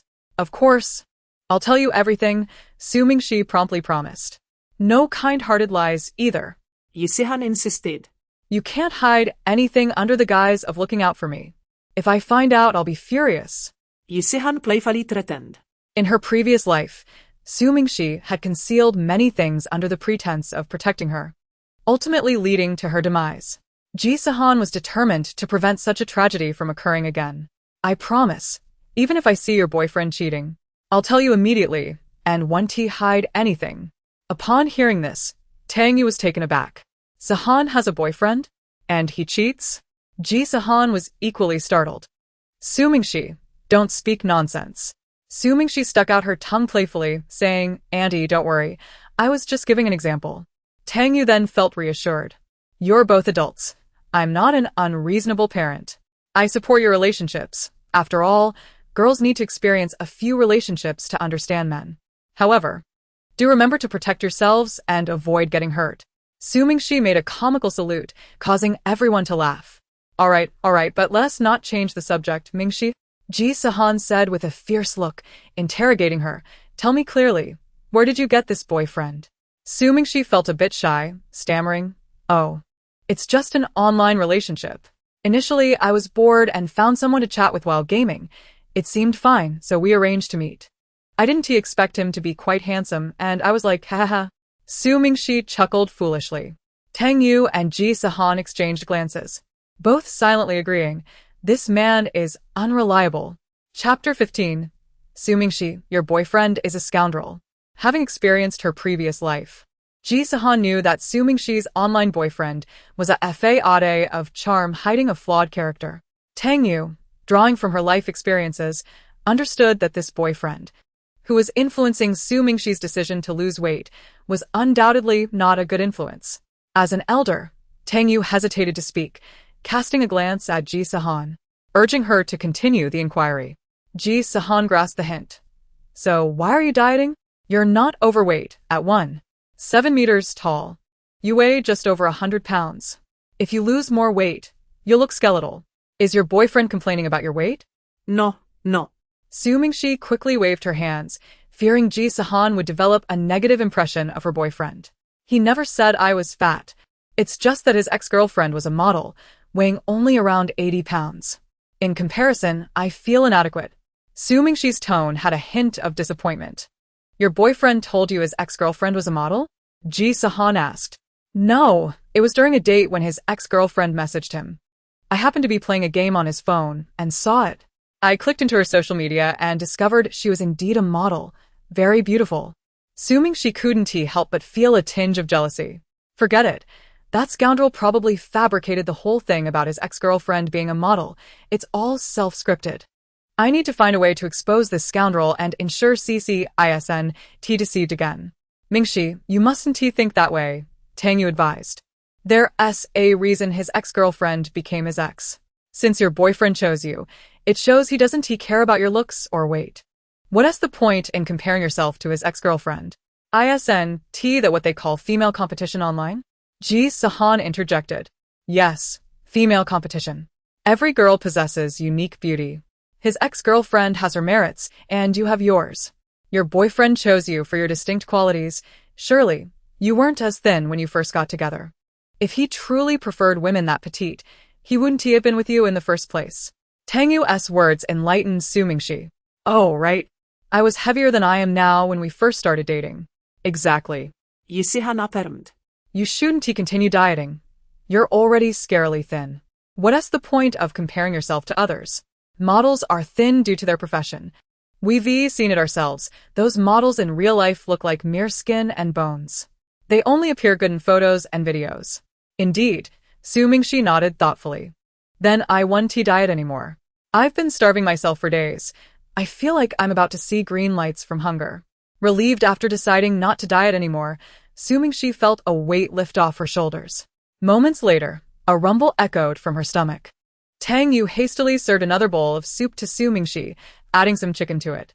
Hurry and eat, the chicken is tender and easy to digest, she said affectionately. Su Mingxi, grateful, began to eat without hesitation and inquired, by the way, Henin, how did you get into that accident? Upon mentioning the accident, the previously warm atmosphere in the room evaporated, replaced by a palpable tension. Su Mingxi noticed the shift, swallowed a piece of chicken and, sensing Tang Yu's grave expression and Ji Sihan's sorrowful demeanor, asked anxiously, What's going on? Did I ask something I shouldn't have? With a sigh, Tang Yu settled beside the hospital bed. You are Henin's closest friend, and I consider you like a daughter, so I want to keep this from you. Upon hearing this, Su Mingxi set down her bowl, her expression turning serious. Auntie, please tell me. Let me explain, Ji Sihan interjected. It was Ji Sihan who attempted to run me over. I caught a glimpse of my father, Ji Sihan, with a woman, and he called her mom. Fearing I would reveal this to my mother, he tried to kill me. Fortunately, I am resilient. His plan failed. But I'm at a loss about how to inform my mother. If she learns that Ji Qingshan has been unfaithful for over 20 years and that Ji Sihan is not her child, she will be heartbroken. Especially since Ji Qingshan has switched my brother and Ji Sihan and has mistreated my brother all along. I must find a way to rescue my brother soon, and then gradually tell my mother the truth. Hearing that her son was being mistreated by Wen Yuhua filled Tang Yu with rage, causing her to sway slightly. Despite her long-standing aversion to Ji Sihan, she had never mistreated him, merely maintaining a cold demeanor. How could Wen Yuhua dare to abuse her son? Tang Yu's nails dug deeply into her palm. Her heart a tumult of pain and urgency as she struggled to mask her expression, lowering her head. What? Su Mingxi's anger flared, her hair nearly standing on end. I'm going to confront Ji Sihan right now. How dare he try to harm you? This is unacceptable. Calm down, Ji Sihan interjected. I haven't finished speaking. You'll be even angrier when I do. Su Mingxi, initially poised to storm out, took a seat again upon hearing this. Continue.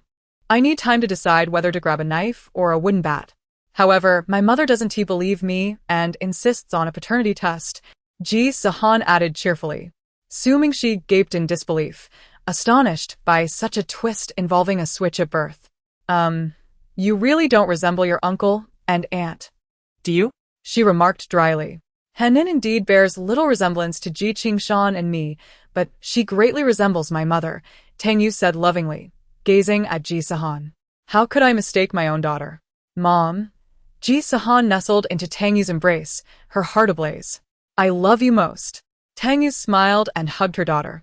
As Su Mingxi observed the tender exchange, she sighed in relief. Just then, Tang Qinfeng entered the room, opening the door. Mingxi, you're here. He held a favorable view of Su Mingxi, who was close to his niece. Su Mingxi stood up obediently and greeted him.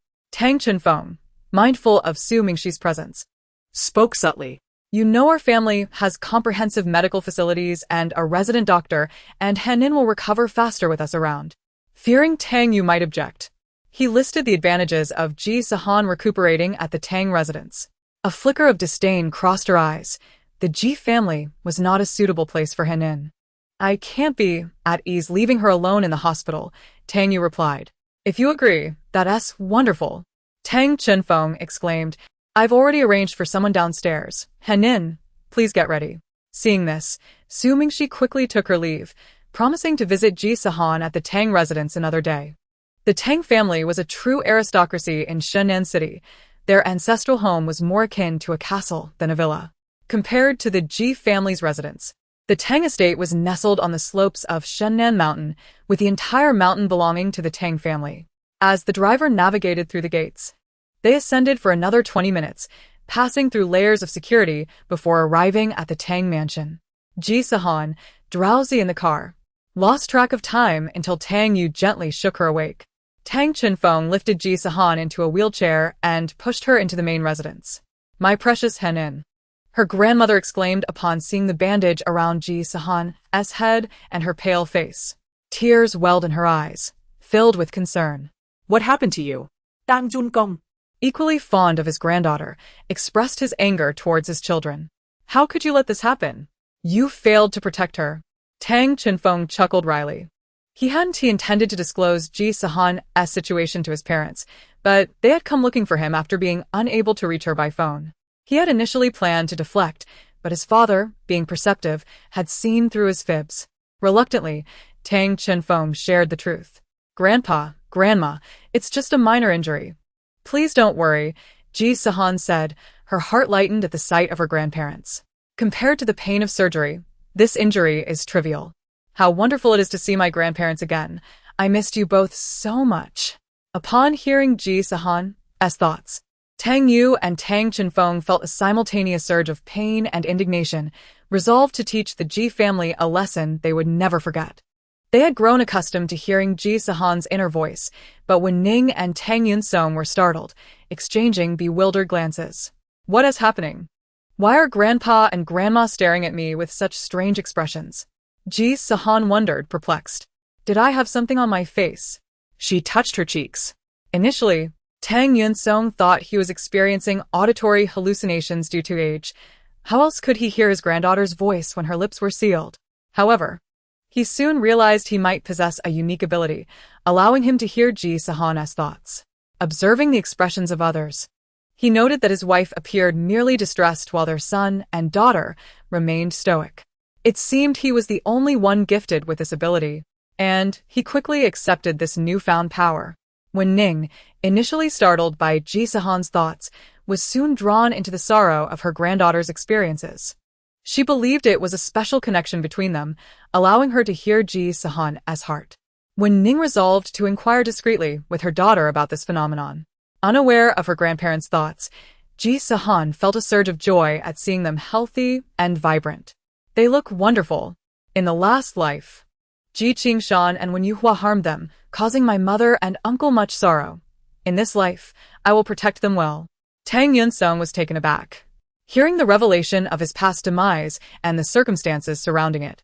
His mind raced, particularly at the mention of a past life. He furrowed his brow, scrutinizing his granddaughter. When Ning, momentarily stunned, dismissed the thought, believing Ji Sihan was merely confused, mixing dreams with reality. "Come inside," Tang Yunsong said, his thoughts heavy as he gestured for his children to enter. "Why are you standing at the door?" As they settled into the living room, servants promptly brought tea to their side. Tang Yu exhaled slowly, recalling the fury boiling within her. It was Ji Sihan who drove the car. "Xiao Yan?" Tang Yunsong inquired, astonished. Why would he attempt to harm his own sister? Because Ji Sihan is not her biological brother. He is the illegitimate child born from Ji Qingshan's affair. Tang Yu silently seethed within her heart. She held her breath, reluctant to fully disclose the troubles of the Ji family to her brother and father.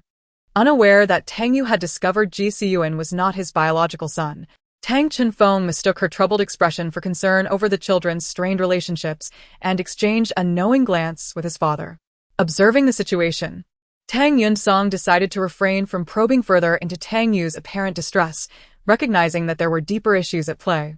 Tang Yu felt grateful for her father's understanding, promising herself to explain everything once the matter was resolved. She personally prepared a nutritious meal for Ji Sihan while Tang Yunsong and Tang Chenfeng engaged in a confidential discussion in the study. The situation was dire. Ji Qingshan had been unfaithful for many years, and not only was Ji Siyuan not Xiao Yu's biological child, but he also attempted to harm Sihan. Ji Qingshan had forged a paternity test to switch the identities of his illegitimate daughter and Sihan. Tang Chenfeng meticulously recounted all his findings to his father. Even the seasoned Tang Yunsong could not suppress his mounting rage upon hearing the news. It was utterly absurd. Fuming, he threw an inkstone across the room, ink splattering everywhere. Chapter 17. The conspiracy of the Tang father and son. Tang Yunsong rose, pacing the study with his hands clasped behind his back, lost in thought. "Father, please stop pacing," Tang Chenfeng interjected, feeling dizzy from emotion. Tang Yunsong shot his son a glare. "How dare you speak? I entrusted you with the care of your sister and Sihan, and this is how you attend to them? After 20 years of Ji Qingshan's infidelity, you didn't hear a whisper of such a monumental issue?" Tang Chenfeng felt a surge of shame, harboring a deep hatred for Ji Qingshan. Before marrying Tang Yu, Ji Qingshan had been a fallen noble. Without the backing of the Tang family, would he have achieved his current standing in Shenan City? Had Tang Chenfeng not fortuitously overheard Sihan's thoughts, he would have dismissed any claims of Ji Qingshan's infidelity, even if Sihan herself had mentioned it. Ji Qingshan's deceit was masterful, having successfully duped not only Tang Yu but also both Tang Chenfeng and Tang Yunsong for a decade. Otherwise, they would not have let their guard down, treating Ji Qingshan as family and gradually relinquishing control of the Tang group. At that time, they believed in the bonds of family and thought sharing power was inconsequential. Harmony was paramount. Little did they know, Ji Qingshan was a wolf in sheep's clothing. Taking a deep breath, Tang Yunsong sat down. "There is no use in being angry now. Aside from us, who else is aware of this matter?" he inquired. Tang Chenfeng pondered briefly. "Sihan knows. I'm unsure if my sister is aware, but she must have her suspicions." Tang Yunsong nodded, reflecting on Sihan's peculiarities, and scrutinized Tang Chenfeng. "Have you noticed anything unusual about Sihan?" Tang Chenfeng paused, his first instinct being to consider his ability to read Sihan's thoughts. But was that truly the anomaly? He lowered his head in contemplation. "I had never doubted Ji Qingshan, nor did I suspect Ji Siyuan was not Xiao Yu's child. It was Sihan who informed me of Ji Qingshan's infidelity and urged me to conduct a paternity test for Ji Siyuan." Failing to glean the desired response, Tang Yunsong remained silent. It seemed he alone possessed this extraordinary ability. For reasons unknown, amidst his heavy heart, Tang Yunsong felt a flicker of triumph. Did this not signify that he and Sihan shared a uniquely close bond? Why else could he hear her thoughts? As for why Sihan possessed such knowledge, neither he nor Tang Chenfeng broached the subject, both understanding implicitly that Sihan might have experienced a rebirth, having lived through these events before. After an indeterminate silence, Tang Yunsong spoke first. Let us not mention this to Xiaoyu. If she learns of it, she will undoubtedly share it with us. If she remains oblivious, we should not be the ones to cause her distress. His gaze sharpened as he continued. As for Ji Qingshan, a glint of cold amusement crossed his lips. Let him revel for a few more days. With a modicum of power in his grasp, he has clearly lost sight of his own limitations. Tang Yunsong nodded in agreement, sighing with a pained expression. However, this means Sihan must endure a certain injustice. For now, her identity must be usurped by Ji Qingshan's illegitimate daughter. Tang Chenfeng also felt discomfort, but understood the necessity of such actions to avoid alarming the enemy. Sihan had grown. She should be capable of understanding. Nevertheless, I will not allow our beloved jewel to suffer. I have a plan. Until her true identity is revealed, I will adopt Sihan as my foster daughter, raising her within the Tang household. That is unwise. When Sihan's identity is revealed, the relationship between you as father and daughter and as uncle and niece will be too convoluted. Though we know the truth, we cannot control what others say. In my view, it would be best for Xiaoyu to adopt Sihan, raising her in the Tang family. Tang Chenfeng had to concede that his father's concerns were indeed valid. Xiaoyu would certainly agree. Her love for Sihan ran deep. I will speak to Sihan about it. By the way, there is one more matter. Tang Chenfeng recalled his unfamiliar nephew, who was suffering abuse, and his heart ached. After Ji Sihan was switched, he should have been hidden by Ji Qingshan and his mistress. I attempted to trace his whereabouts, but to no avail. Tang Yunsong's expression grew serious. Ji Qingshan is cunning. When Ji Sihan was born, we were all waiting outside the delivery room. We even held him when he was brought out. Such meticulous planning allowed him to switch the child, indicating he must have colluded with someone at the hospital. I understand. Ji Qingshan must have been thoroughly prepared before executing his plan. Now, over 20 years later, any clues from that time may have been buried by the sands of time. Tang Chenfeng clenched his right fist, loathing his own helplessness. Every action leaves a trace. Both children were born on the same day. Even if one was switched, the other cannot simply vanish. We must meticulously review the delivery records from that day. Additionally, you should send someone to investigate Ji Qingshan's mistress. She gave birth to a child, and there must be some evidence left behind. Even if she used another person's name for documentation during her pregnancy, there should be leads. Tang Chenfeng nodded. I lack sufficient manpower here, father. I may need to borrow some of your subordinates. Tang Yunsong, frustrated, retorted, I have been retired for many years. And you still dare to ask? Very well.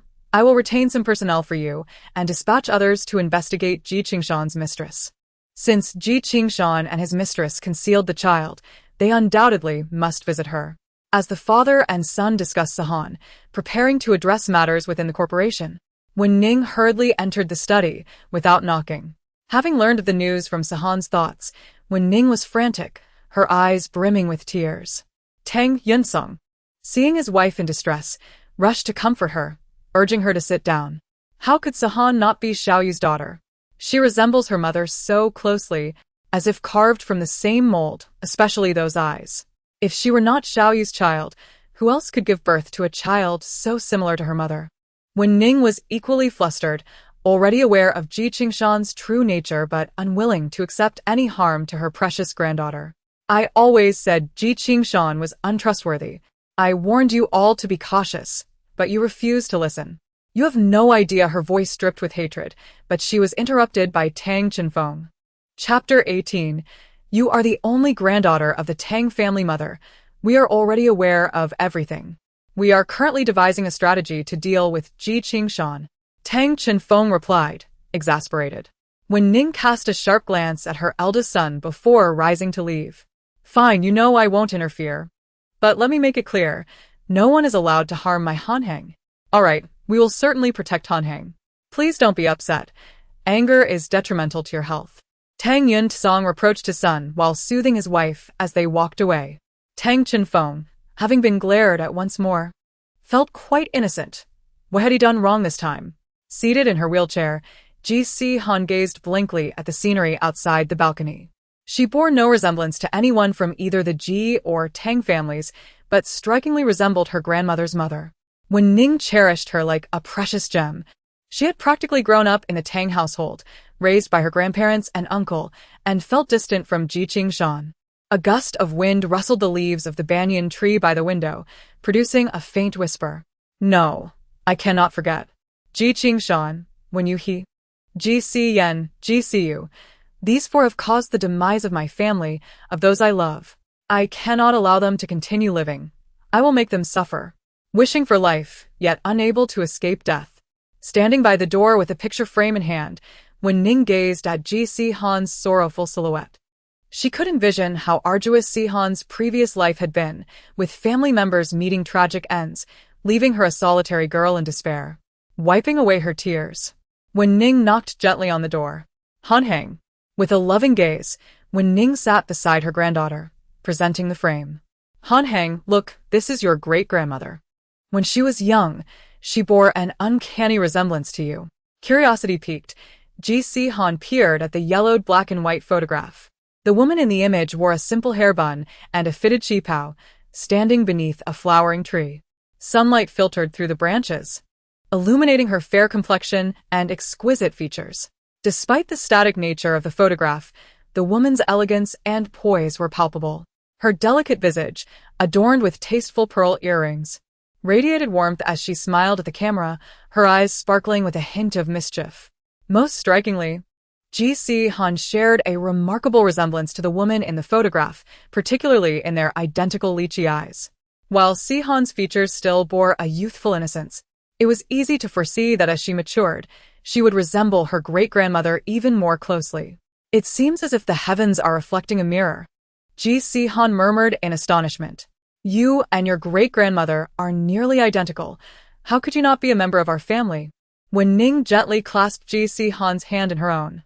Han Heng, rest assured, regardless of what others say, you are the sole granddaughter of the Tang family. At last, Ji Sihan grasped her grandmother's intentions. The warmth of Wen Ning's affection melted the icy barriers around her heart, and tears welled up in her eyes as she dove into her grandmother's embrace. Grandmother, since your passing in my previous life, I have yearned for you incessantly. Your embrace, your warmth have become an unattainable longing. Good child, good child. Wen Ning's warm hand gently caressed the back of Ji Sihan's head. The sincerity of her granddaughter's words brought a sting to her nose, blurring her vision. You must have endured quite a bit of hardship out there, haven't you? Seeing her precious granddaughter in such distress pained Wen Ning deeply. Cry, dear, cry. Once you have released it all, fear not.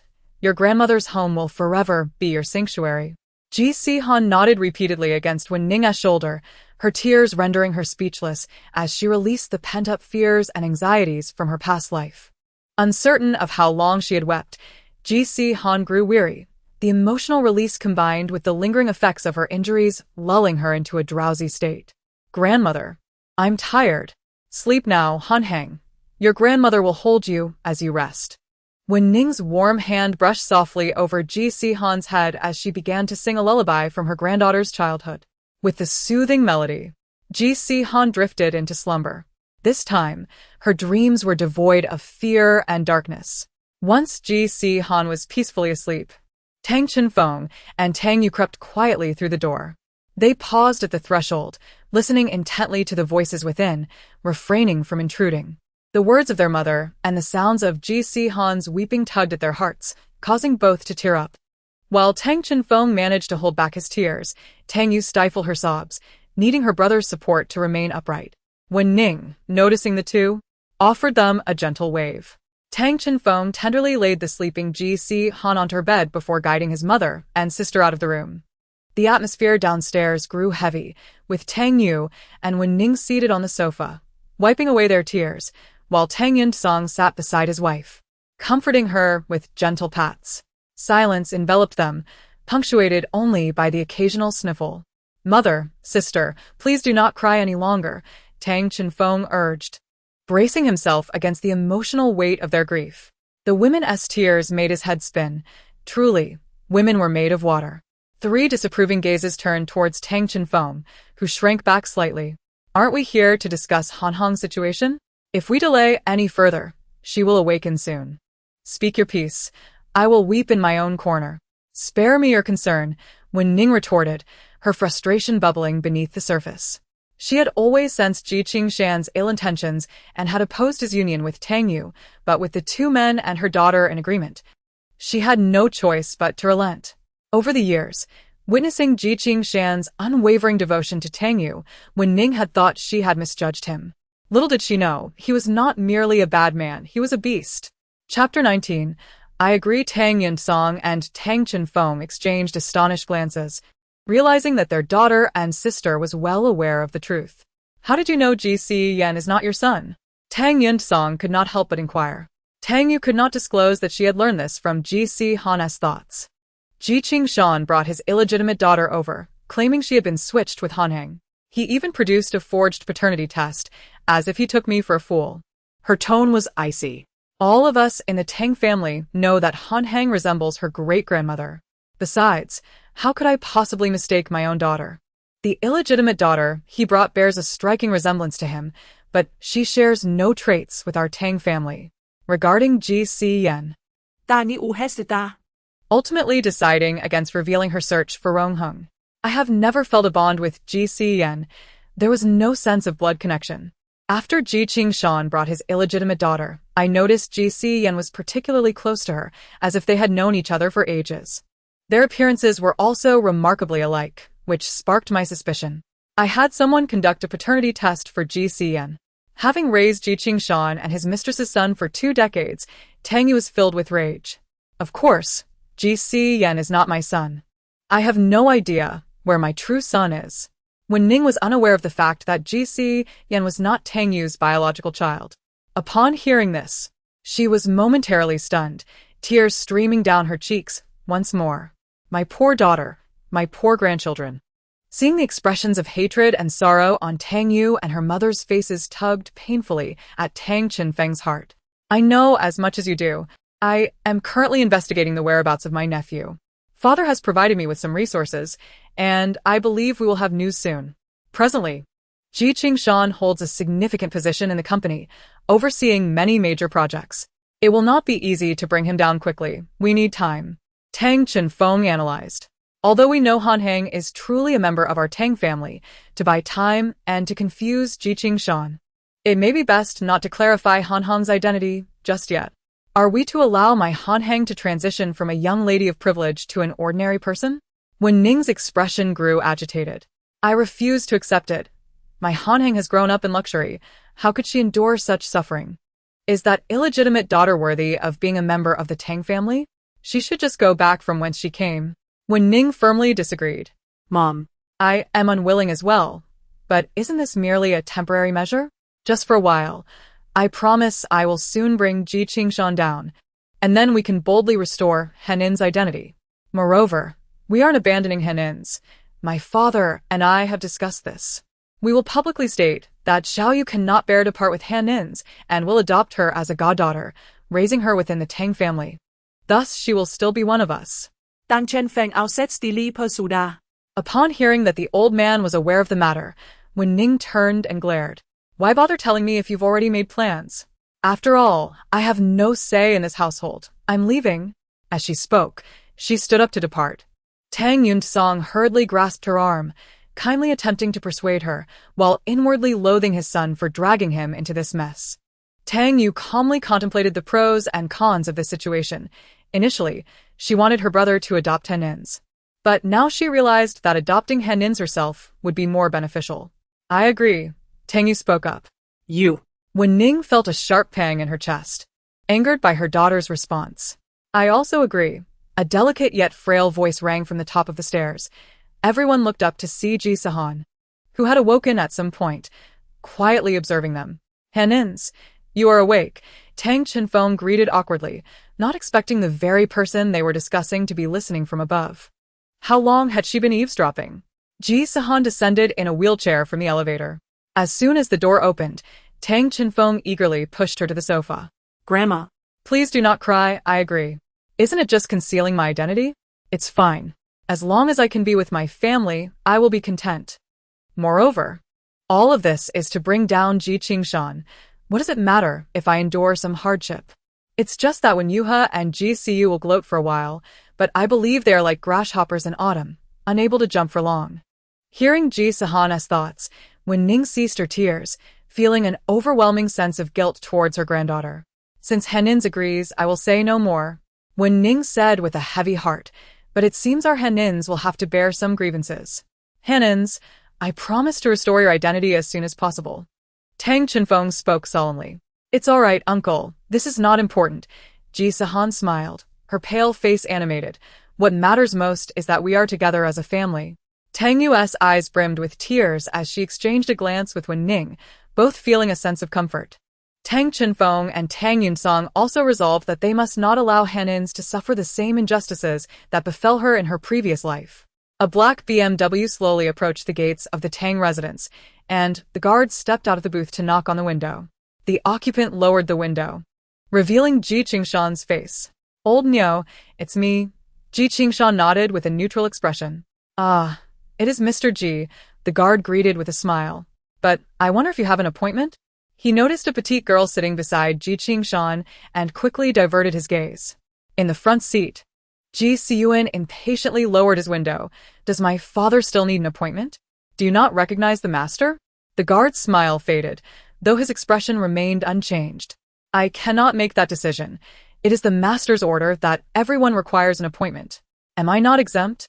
Ji Sihan frowned, clearly displeased. You should call and ask the master, the guard replied. Fine.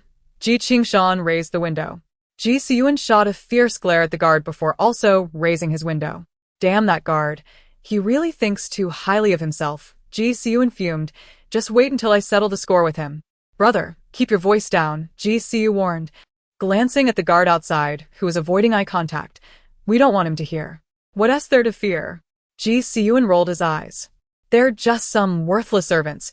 What can they do if they hear us? Brother. Ji Sihan shook her head in exasperation. Ji Sihan, suppressing his anger, called Tang Yu. Just as the call was about to disconnect, it was finally answered. Xiao Yu, it's me. I'm outside the Tang residence. Do I really need an appointment to enter? Tang Yu's voice on the other end was somewhat muffled. Henins is in poor health, and we are afraid she might get startled. Hence father has given this instruction. Ji Sihan struggled to contain his impatience. Can I enter or not? I'm right at the gate. Let me speak to the guard, she replied. After hanging up, the guard received instructions through the intercom, entered the booth, and the gates of the Tang residence slowly opened. Chapter 20. GCU enters the Tang residence after passing through several checkpoints. The car stopped not far from the grand mansion.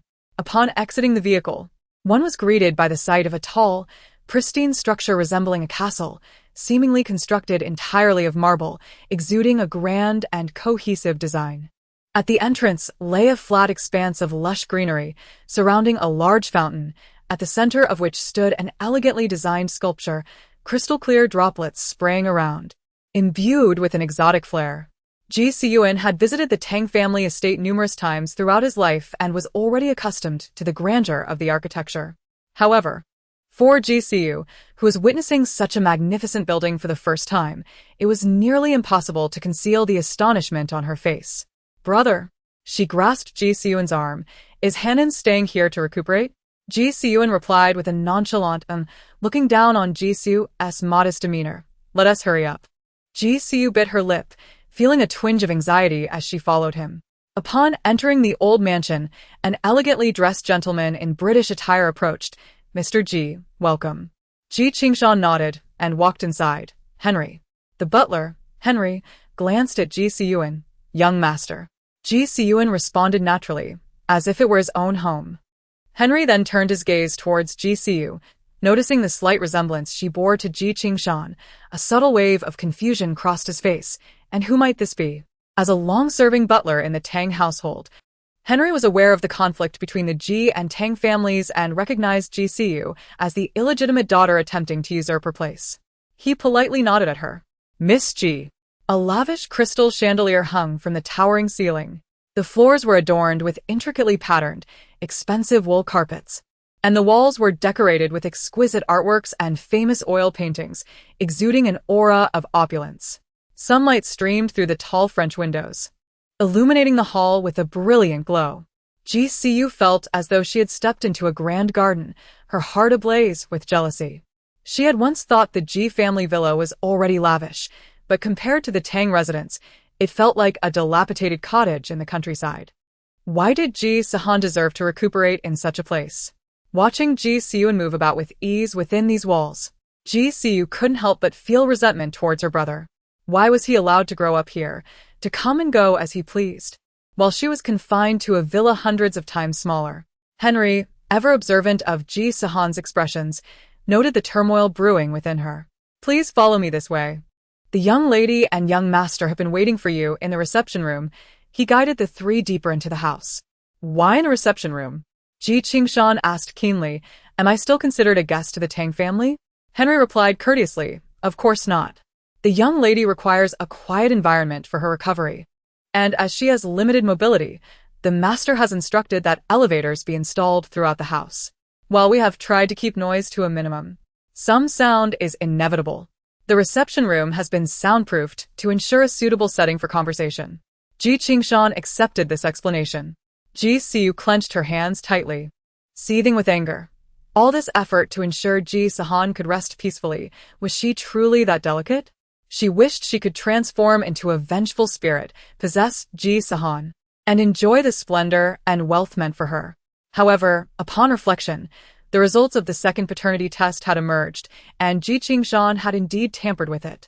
Once the Tang family discovered that Ji Sihan was not Tang Yu's daughter, they would undoubtedly cast her out. At that time, as Tang Yu's biological daughter, she would surely be cherished as a jewel by the Tang family.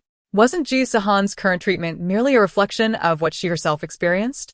With this thought, Ji Sihan's emotion settled. Ji Sihan inquired, Henry, do we still have the Queen's grapes?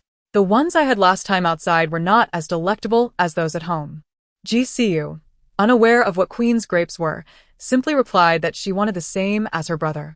In the reception room, all the members of the Tang family were engaged in cheerful conversation when Henry knocked at the door, causing everyone to halt their discussions.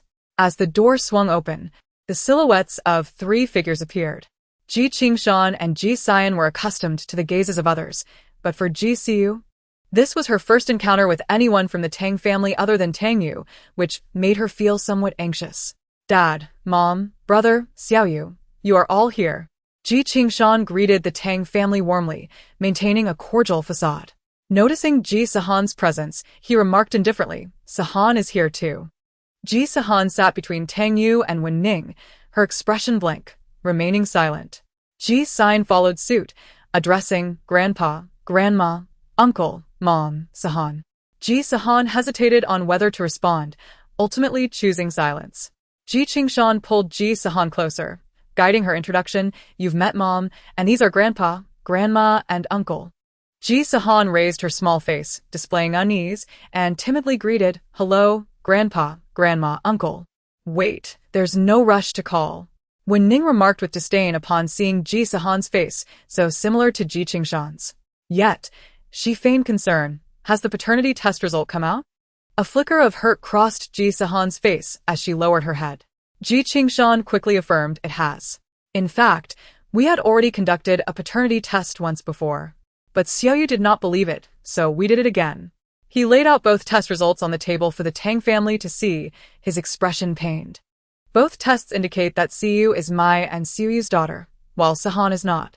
Gently caressing Ji Siyu's hair, Ji Sihan's face nearly broke into tears. I am truly sorry for Siyu. She has endured so much suffering these 18 years. Look at how thin she is. It pains me. Ji Siyu's face mirrored his sentiment. As tears streamed down her cheeks, her delicate appearance amplifying her vulnerability. There is no need to look. It is all fabricated. Understood.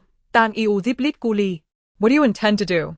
Ji Sihan had anticipated that the Tang family would be moved upon seeing these paternity results, yet to his surprise, they remained unresponsive, stirring a sense of unease within him. Chapter 21. What about the twins? Tang Chenfeng, wary of Ji Sihan's suspicions, quickly interjected. Although this Siyu is indeed your and my sister's biological daughter, Sihan has also been raised in our family for 18 years. We cannot bear to part with her. Ji Sihan would never agree. As long as I am in the Ji family, Ji Sihan will remain unjustly treated, and my identity as the biological daughter of my mother may be exposed. Moreover, Ji Sihan still requires me to serve as Ji Sihan's living organ bank. How could he allow me to stay in the Ji family? He will surely seek ways to expel me, even if he cannot. He cannot let me continue residing in the Ji family. Otherwise, how could he manipulate me? As expected, upon Tang Yu's utterance, Ji Sihan immediately objected. No. All eyes of the Tang family turned towards him, causing Ji Sihan to feel a twinge of anxiety, realizing that his reaction had been overly emotional. He endeavored to calm his tone. Siyu has suffered for 18 years outside. Her adoptive parents are impoverished, having worked since middle school to support the family. Shouldn't we compensate her for all the hardships she has endured? Tang Yu regarded him quizzically. I never said you couldn't compensate her. You can do so as you wish. I merely stated that Sihan should not be sent away. You mentioned Siyu's adoptive parents are poor. Do you truly wish for Sihan to live in poverty? Ji Sihan lowered her head, her fingers tightly clenched, harboring resentment towards Tang Yu. Once I enter the Ji household, my first task will be to eliminate that wretched woman. Tang Yu. Her malevolence went unnoticed by others. Seeing that Tang Yu was unyielding, Ji Sihan quickly altered his stance. Although Sihan's biological parents are poor, we can provide them with some compensation and offer Sihan some financial support, thus improving their situation. After all, we cannot deprive Sihan of her right to be with her biological parents. Hearing this, Tang Yu turned to Ji Sihan, gently inquiring, Sihan, do you not wish to be with your mother? How could Ji Sihan not want to? They were truly a mother and daughter, bound by blood. No one can separate me from my mother. Ji Sihan longed to slap Tang Yu, questioning her sanity for treating another's child with such kindness while neglecting her own biological daughter. He seemed to forget that Ji Sihan was not Tang Yu's daughter at all. Siyu, Ji Sihan endeavored to persuade. This is unfair to Siyu. She has suffered for 18 years, while Sihan has taken away the life that rightfully belonged to her. Don't you think it would hurt Siyu to have Sihan living in the same house? Ji Sihan seized the moment to speak, her pale face displaying a timid expression as she cautiously said, if Mom truly cannot bear to part with Sister Sihan, I am willing to live with her. As long as Mom is happy. A radiant smile blossomed on her face, reminiscent of a summer flower, exuding an air of innocence akin to a delicate white lotus. Seeing this, Ji Sihan embraced Ji Sihan tightly, feeling pained by how selflessly she considered Ji Sihan, willing to endure hardship herself.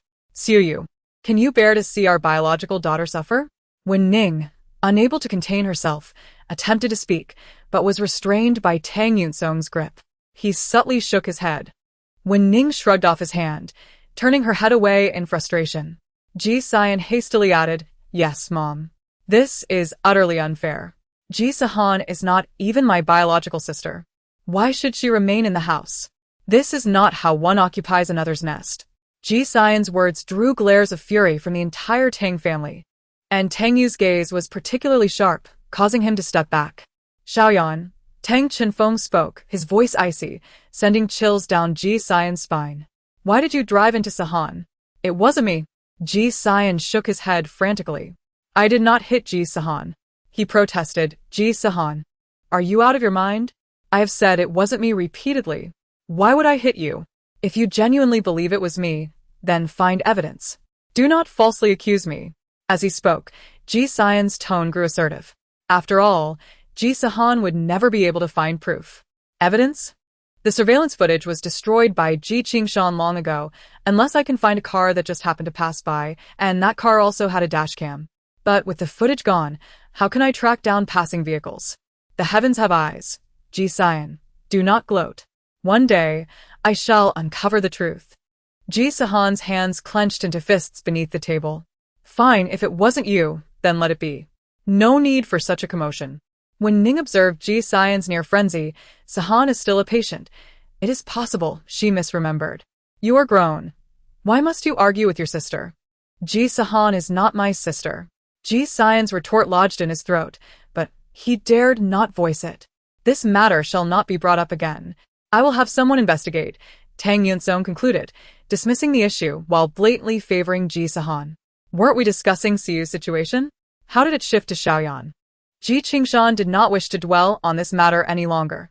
He feared that if Ji Sihan continued speaking, Ji Sihan would reveal his secret meetings with Wenyuha. Although Tang Yu might not necessarily believe it, such private matters could not withstand scrutiny. Even if he had been discreet in his clandestine encounters with Wenyuha, traces would inevitably remain. I do not recommend keeping Sihan in our home, Ji Qingshan asserted.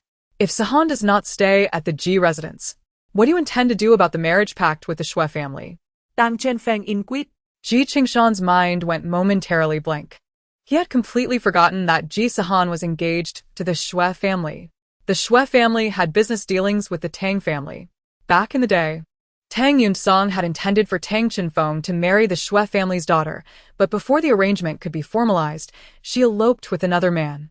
Consequently, the engagement was extended to the next generation, binding Tang Yu's daughter to the Shui family's descendants. Originally, it was merely a verbal agreement with no written contract. Tang Yunsong's intention was that everything would depend on Ji Sihan's wishes. If Ji Sihan had someone she truly loved, the engagement could be disregarded. However, in recent years, as the Shui and Tang families entered a deeper collaboration, the Shui family frequently brought up the engagement, hoping to solidify their business ties through marriage. Chapter 22. The Shui family's engagement. The Shui family's engagement? That must be with Shui Qingsheng, if I recall correctly, Ji Sihan pondered. Shui Qingsheng was initially very considerate towards me, but upon discovering that Ji Siyu was the biological daughter of the Ji family, he discarded me like refuse and began to curry favor with her, becoming her devoted admirer. While this is somewhat understandable, as everyone seeks to benefit themselves, Shui Qingsheng is not only fickle but also foolish, easily manipulated by Ji Siyu and even assisting her in targeting me. Such an engagement is of no value to me. Let Ji Siyu have him. They are a perfect match, one cruel and the other foolish. Ji Sihan's inner thoughts caused the Tang family to frown. Tang Yunsong was taken aback by the shortcomings of the Shui family's offspring and felt relieved that no formal agreement had been made with them, otherwise, it would be impossible to retract. Unaware of the sentiments of those present, Ji Sihan contemplated briefly, stating, "Isn't it just an engagement? We can simply choose another person. Can't we? It was only stipulated that a daughter from the Ji family should be wed. Now that Ji Siyu is the daughter, we can change the engagement partner." Ji Qingshan found his son's reasoning sound. Indeed, Xiaoyan is correct. After all, we never formalized the engagement with the Shui family.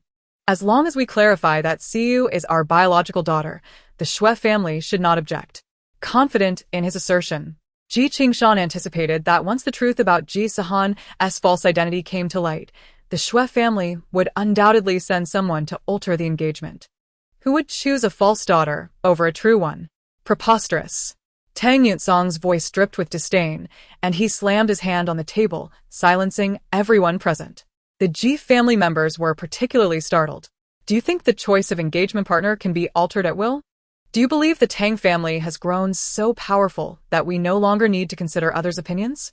Tang Yunsong admonished Ji Qingshan, his face taut with anger.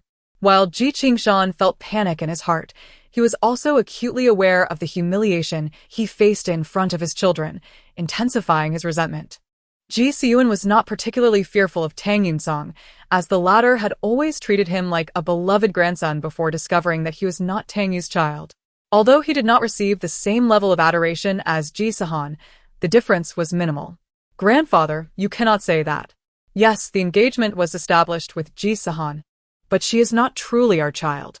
You cannot expect Ji Sihan to continue her engagement with the Shui family," Ji Sihan countered indignantly.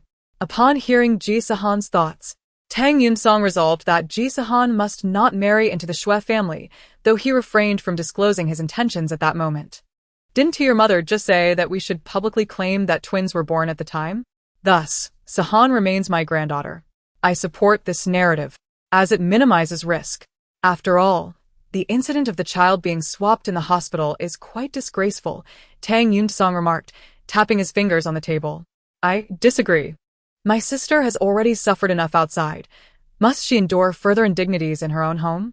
Ji Sihan protested. "Children should not meddle in adult matters." Tang Yunsong fixed Ji Sihan with a penetrating gaze. Before Ji Sihan could respond, Ji Siyu tugged at his sleeve. "Brother, I am fine. Tang Yinsong's glance at Ji Sihan set off alarm bells for Ji Sihan, and an ominous feeling crept into her heart, prompting her to speak up. I understand, after all. Sister Sihan has lived here for so long and has developed feelings with everyone. Although I am my mother's biological daughter, I lack emotional ties. It is only natural that everyone would prefer Sister Sihan. It is often said that the kindness of a caregiver surpasses that of a biological parent, and I believe that Sister Sihan remaining in the home is best. I will coexist peacefully with her. Ji Sihan tugged at her clothing, her words eloquent. Yet her eyes betrayed sorrow, as if she were making a great concession. You will coexist peacefully with me? You might as well wish to inhabit my very being. Wen Ning, who had been silent until now, could no longer contain herself. Wen Ning's words struck Ji Sihan like a heavy blow, and she realized her mistake in speaking. Ji Qingshan shot a fierce glare at his daughter, whose thoughtlessness had jeopardized their previously favorable position. Your mother is right, Tang Yu interjected.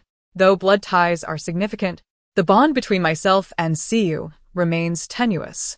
I have cared for Sihan for 18 years, cherishing her dearly. The thought of her leaving is unbearable. Moreover, Sihan has suffered injuries. I cannot agree to her departure. She turned her gaze towards Ji Siyu, a smile gracing her lips, though her eyes held no warmth. Siyu, you are indeed a kind and magnanimous person, understanding the difficulties I face.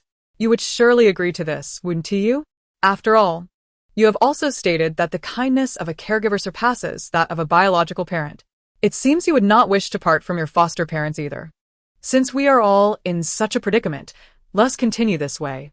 Rest assured, Siyu, we will not allow you to suffer further.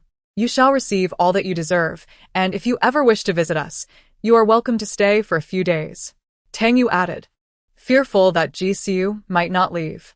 Ji Sihan felt a surge of joy within her, secretly praising the cleverness of her mother and grandmother. Grandmother and mother are truly formidable. They swiftly seized upon the flaws in Ji Siyu's words. The remarks from Wen Ning and Tang Yu drained the color from Ji Siyu's face as she realized she had miscalculated.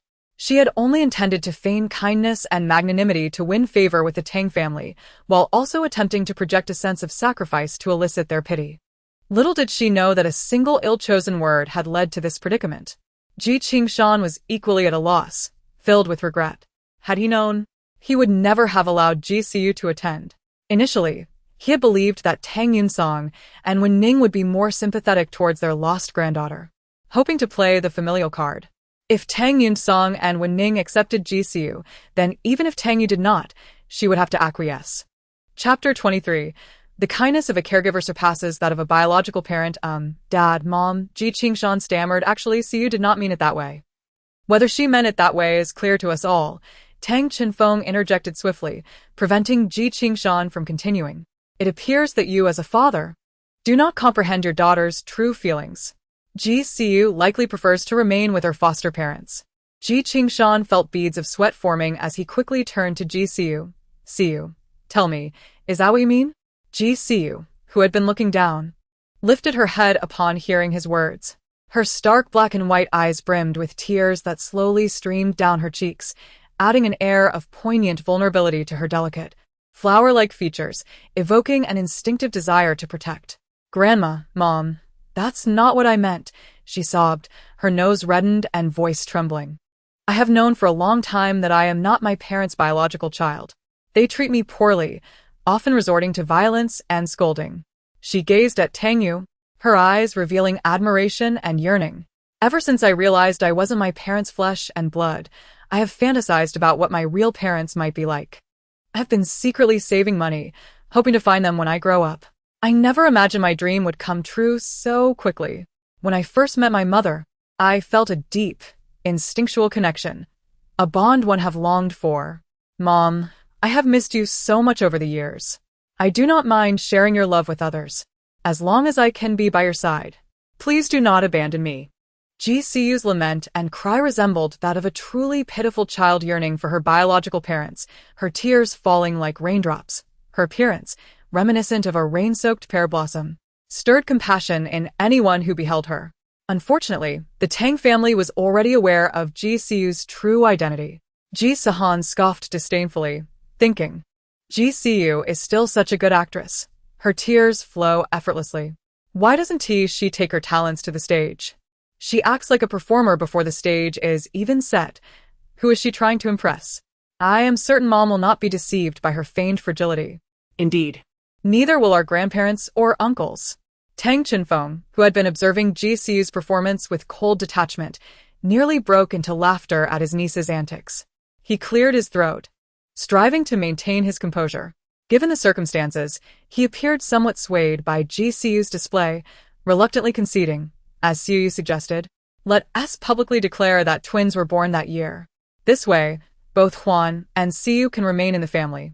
Ji Siu silently breathed a sigh of relief. Fine. Even if Ji Sihan cannot be driven out of the Tang family, as long as I can enter, that is enough. She felt assured that once she crossed the threshold of the Tang family, she would ultimately eliminate all the Tang members, and then the family fortune would be hers. Ji Qingshan, too, understood the necessity of this arrangement. As long as Ji Siu entered the family and became a legitimate member of the Ji clan, everything else could be addressed gradually. Neither Ji Qingshan nor Ji Siu anticipated the appearance of a reckless Ji Sihan. Ji Sihan was bewildered by the Tang family's madness. Ji Siu is the true daughter of the Ji family and the genuine granddaughter of the Tang family. Why are they protecting someone like Ji Sihan, Who has no relation to them? How can they even consider sending Ji Siu away for Ji Sihan? This is utterly absurd. Ji Sihan inets redulusli questioned. Pa. I am the illegitimate child? Who is truly the illegitimate child here? How dare Ji Sihan utter such words? Does he not know who truly is Mom's child? 18 years of occupying a nest has made him forget whose son he really is. A child of a mistress still thinks he can stomp his feet in front of Mom. Little did he know, everyone knows about his and Ji Siu's identities. What a clown. Tang Chinfeng, infuriated, coldly retorted, this is not a place for you to speak. Ji Sihan, misinterpreting Tang Chinfeng's sternness as guilt, asserted, why can't I speak? I am also a part of this family. You all are discussing my sister's fate without considering my opinion? Ji Siu feared Ji Sihan would jeopardize everything and pulled on his arm, urging him to remain silent. However, Ji Sihan misunderstood her intentions and declared proudly, I will state this clearly. In this family, if Ji Sihan is here, I will not be. If I am here, Ji Sihan cannot stay.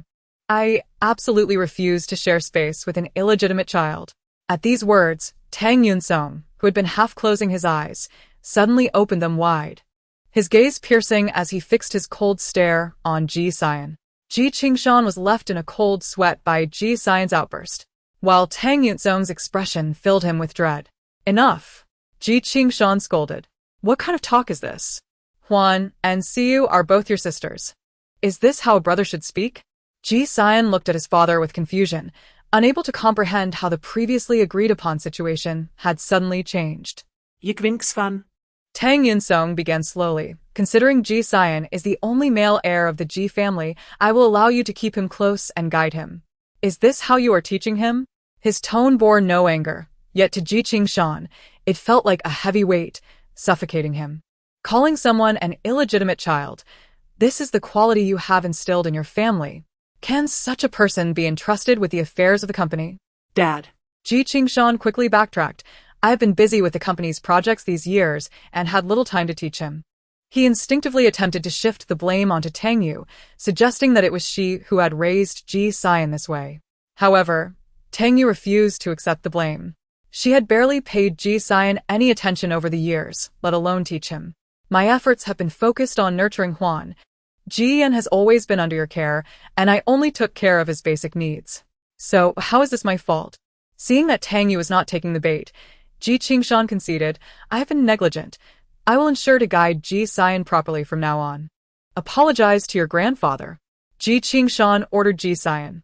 Ji Sihan was taken aback that a single statement could provoke such fury from Tang Yunsong, even barring him from the company. This was serious. Ji Sihan quickly apologized. You may abandon that project. It is settled, Tang Yunsong said dismissively. First, teach your son proper manners. Dad. Ji Qingshan exclaimed, that project is at a critical juncture. I cannot just abandon it. It is decided, Tang Yunsong insisted, not giving Ji Qingshan a chance to argue further. Chunfeng, please take over the project. Certainly, father, Tang Chenfeng replied eagerly.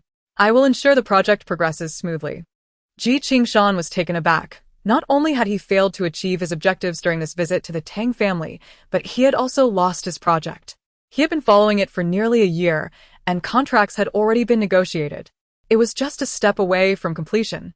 He absolutely could not let it slip away.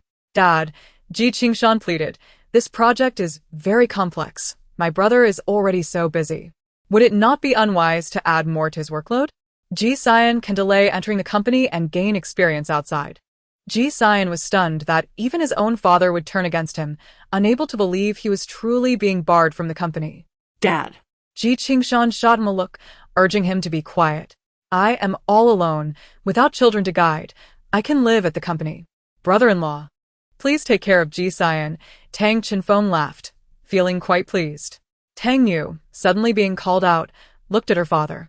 Since marrying, you have rarely involved yourself in the company's affairs. Juan has grown up. You should prepare to join the company and help your brother, Tang Yunsong stated, tapping his fingers lightly on the table. Ji Qingshan's face turned pale. I will do my best, Tang Yu replied, not hesitating. Ji Sihan was astonished by her grandfather's prowess, how he had effortlessly reassigned Ji Qingshan's project to her uncle while also bringing her mother into the company. Grandpa is so impressive. After being away from the company for so many years, he still knows everything so well. Ji Qingshan dares not utter a word in front of him. No wonder Grandpa could win Grandma's heart back in the day. He is like an older version of a domineering CEO. Tang Yunsong could not help but smile at the compliment, glancing at his admiring granddaughter, attempting to maintain a serious demeanor while his hand clasped his wife's beneath the table. Wen Ning also felt a warm smile surface. Being praised by her granddaughter made her, an elder, feel somewhat bashful. Ji Qingshan's expression was grim. Yet he dared not defy Tang Yunsong's words, helplessly watching the project slip through his fingers. He cursed the Tang family 1,000 times in his heart, and Ji Sihan even more so, lamenting that bringing his son along today was a grave mistake. It would have been better to have a char siu instead. At least a char siu would not cost him the project. Ji Siu was already in a state of desperation. Her purpose for this visit was straightforward. She aspired to become the legitimate second young lady of the Ji family and to expel Ji Sihan. As long as Ji Sihan left the Tang family, she could exploit the organs of Ji Sihan for her own benefit. Yet, this visit had not only failed to oust Ji Sihan but had also resulted in her brother's entry into the group and her father's project being jeopardized. This was far from her expectations. Ji Sihan's entry into the group had been meticulously planned. Although he had not yet graduated from university, he could initially join as an intern to accumulate work experience, with Ji Qingshan guiding him through significant projects. Thus, upon graduation, Ji Sihan would seamlessly enter the group, securing a favorable position to assist Ji Qingshan in seizing power from the Tang family. However, a single word from Tang Yunsong had obstructed Ji Sihan's path to the group. Patience, patience, Ji Siu reassured herself. These matters could be gradually navigated, as long as she became a member of the Ji family, showering the Tang family with sweet words. She could surely enchant them into confusion, and later, she could persuade Tang Yunsong to allow Ji Sihan into the group. Yes, as long as she could become a Ji. Her grandfather was right. Ji Siu quickly aligned herself with Tang Yunsong's sentiments, feigning disapproval. Brother, you truly lack manners. Sister Sihan is also a part of our family. How can you say such things? Ji Sihan felt that his father and sister were acting strangely today. Why was everyone stepping on him? Stop calling me sister. Who knows who was born first? Ji Sihan interjected, unwilling to associate herself with Ji Siu. Ji Siu froze momentarily, but soon regained her composure. She looked at Ji Sihan with a hint of timidity, nervously twisting her fingers as if embarrassed, and said, Yes, I think Sister Sihan is very mature and steady, which is why I refer to you as sister. Otherwise, if Sister Sihan wishes to be called younger sister, that is fine too. Just as Ji Sihan was about to respond, Ji Qingshan interrupted. Isn't it just a title? Why are you so particular, Sihan? What's wrong with calling you sister? Have I wronged you? Ji Qingshan, filled with unexpressed anger, could only vent it towards Ji Sihan. Ji Sihan bit her lip and fell silent. I knew it. Ji Qingshan cares only for Ji Siu, disregarding my existence. The moment his daughter faces any slight, Ji Sihan erupts like a volcano. Forget it, it's just a title. If she wishes to call me that, so be it. How could Tang Yu bear to see Ji Sihan suffer such indignities? What right did a mere illegitimate daughter like Ji Siu have to refer to Ji Sihan as a sister? They do not share the same parents. What is there to call each other? Tang Yu remarked coldly. Ji Sihan was taken aback by Tang Yu's defense of Ji Sihan and suppressed his fury, feigning hurt. Xiao Yu, what's wrong today? I brought Siu here, so you could bond with our daughter. Yet, you only speak up for Ji Sihan, an outsider. Have you considered our daughter as feelings? Siu is our flesh and blood, having endured hardships for 18 years. Now you want Ji Sihan to publicly claim to be a twin with Siu, and Siu, to spare you discomfort, has swallowed her own feelings and agreed. And for a mere title, you are this angry? Does our biological daughter mean less to you than Ji Sihan, who shares no blood ties with you? Ji Sihan's accusations were sharp, as he struggled to comprehend Tang Yu's actions. According to his expectations, upon learning that Ji Siu was her biological daughter, Tang Yu should have shown her more affection. Yet the reality was starkly different. Not only did Tang Yu show no warmth towards Ji Siu, but she also consistently defended Ji Sihan. This was all wrong. Everything felt amiss. Suddenly, Ji Sihan's rage began to clear, and he recognized the oddities in the Tang family's behavior. Chapter 25. Almost awakened Ji Sihan to reality. The Tang family was fiercely protective of their own. Yet they showed no inclination to defend Ji Siu, who had been proven to be Tang Yu's biological daughter. Could it be? Ji Sihan felt a heaviness in his heart. Could they already be aware of Ji Siu's true identity? Tang Chenfeng, perceiving Ji Sihan's disquiet, understood that Tang Yu's overly cold demeanor might have aroused his suspicion. Brother-in-law, how can you blame Xiao Yu? Tang Chenfeng began, hinting, whoever said that the debt of birth does not compare to the debt of nurture. What wrong has Xiao Yu committed? Tang Yu recognized her impulsiveness, but, having learned what Ji Sihan had done to the Tang family and Ji Sihan in the past, found it impossible to look at him without feeling sullied, making it difficult for her to converse with him. Tang Yu scoffed, feigning hurt as if Ji Siu had wounded her. She was about to scold Ji Siu again. It was Ji Siu who had misspoken. Ji Sihan quickly interjected. Before we arrived, Siu kept telling me how much she missed her mother and was excited to meet her uncle, grandfather, and grandmother. Seizing the opportunity, Ji Siu said, Mother, it was my fault. I should not have said that. I felt you were reluctant to part with Sister Sihan, which is why I spoke up. Tang Yu's expression softened slightly. Ji Siu pressed on, displaying her obedience. In truth, I also feel a sense of reluctance towards Sister Sihan. Although this is our first meeting, I feel she is family, and I wish to live alongside her. Tang Yu grunted in acknowledgement, her demeanor still frosty, seemingly accepting Ji Siu's words. In that case, let us hasten to announce this to the outside world. We shall declare that Xiao Yu gave birth to twins, one of whom was taken away. Ji Sihan proposed. Tang Chenfeng and Tang Yunsong exchanged glances, skeptical that Ji Sihan would genuinely accept the situation so readily. After a moment of contemplation, Tang Chenfeng spoke. Are you certain? After all, Xiao Yan has stated, where there is him, there cannot be Sihan, and where there is Sihan, he cannot exist. I do not wish to see a family feud arise. Those are merely the words of children. Xiao Yan is indeed very fond of Sihan, Ji Sihan urged, nudging Ji Sihan to speak up. Ji Sihan, with his head bowed and fists clenched, muttered a reluctant agreement. Since there are no objections, let us proceed with the announcement. Tang Yunsong ultimately decided. Ji Siu felt a sense of relief and secret joy. Master, lunch is ready. The butler, Henry, appeared at an opportune moment. Let us dine together.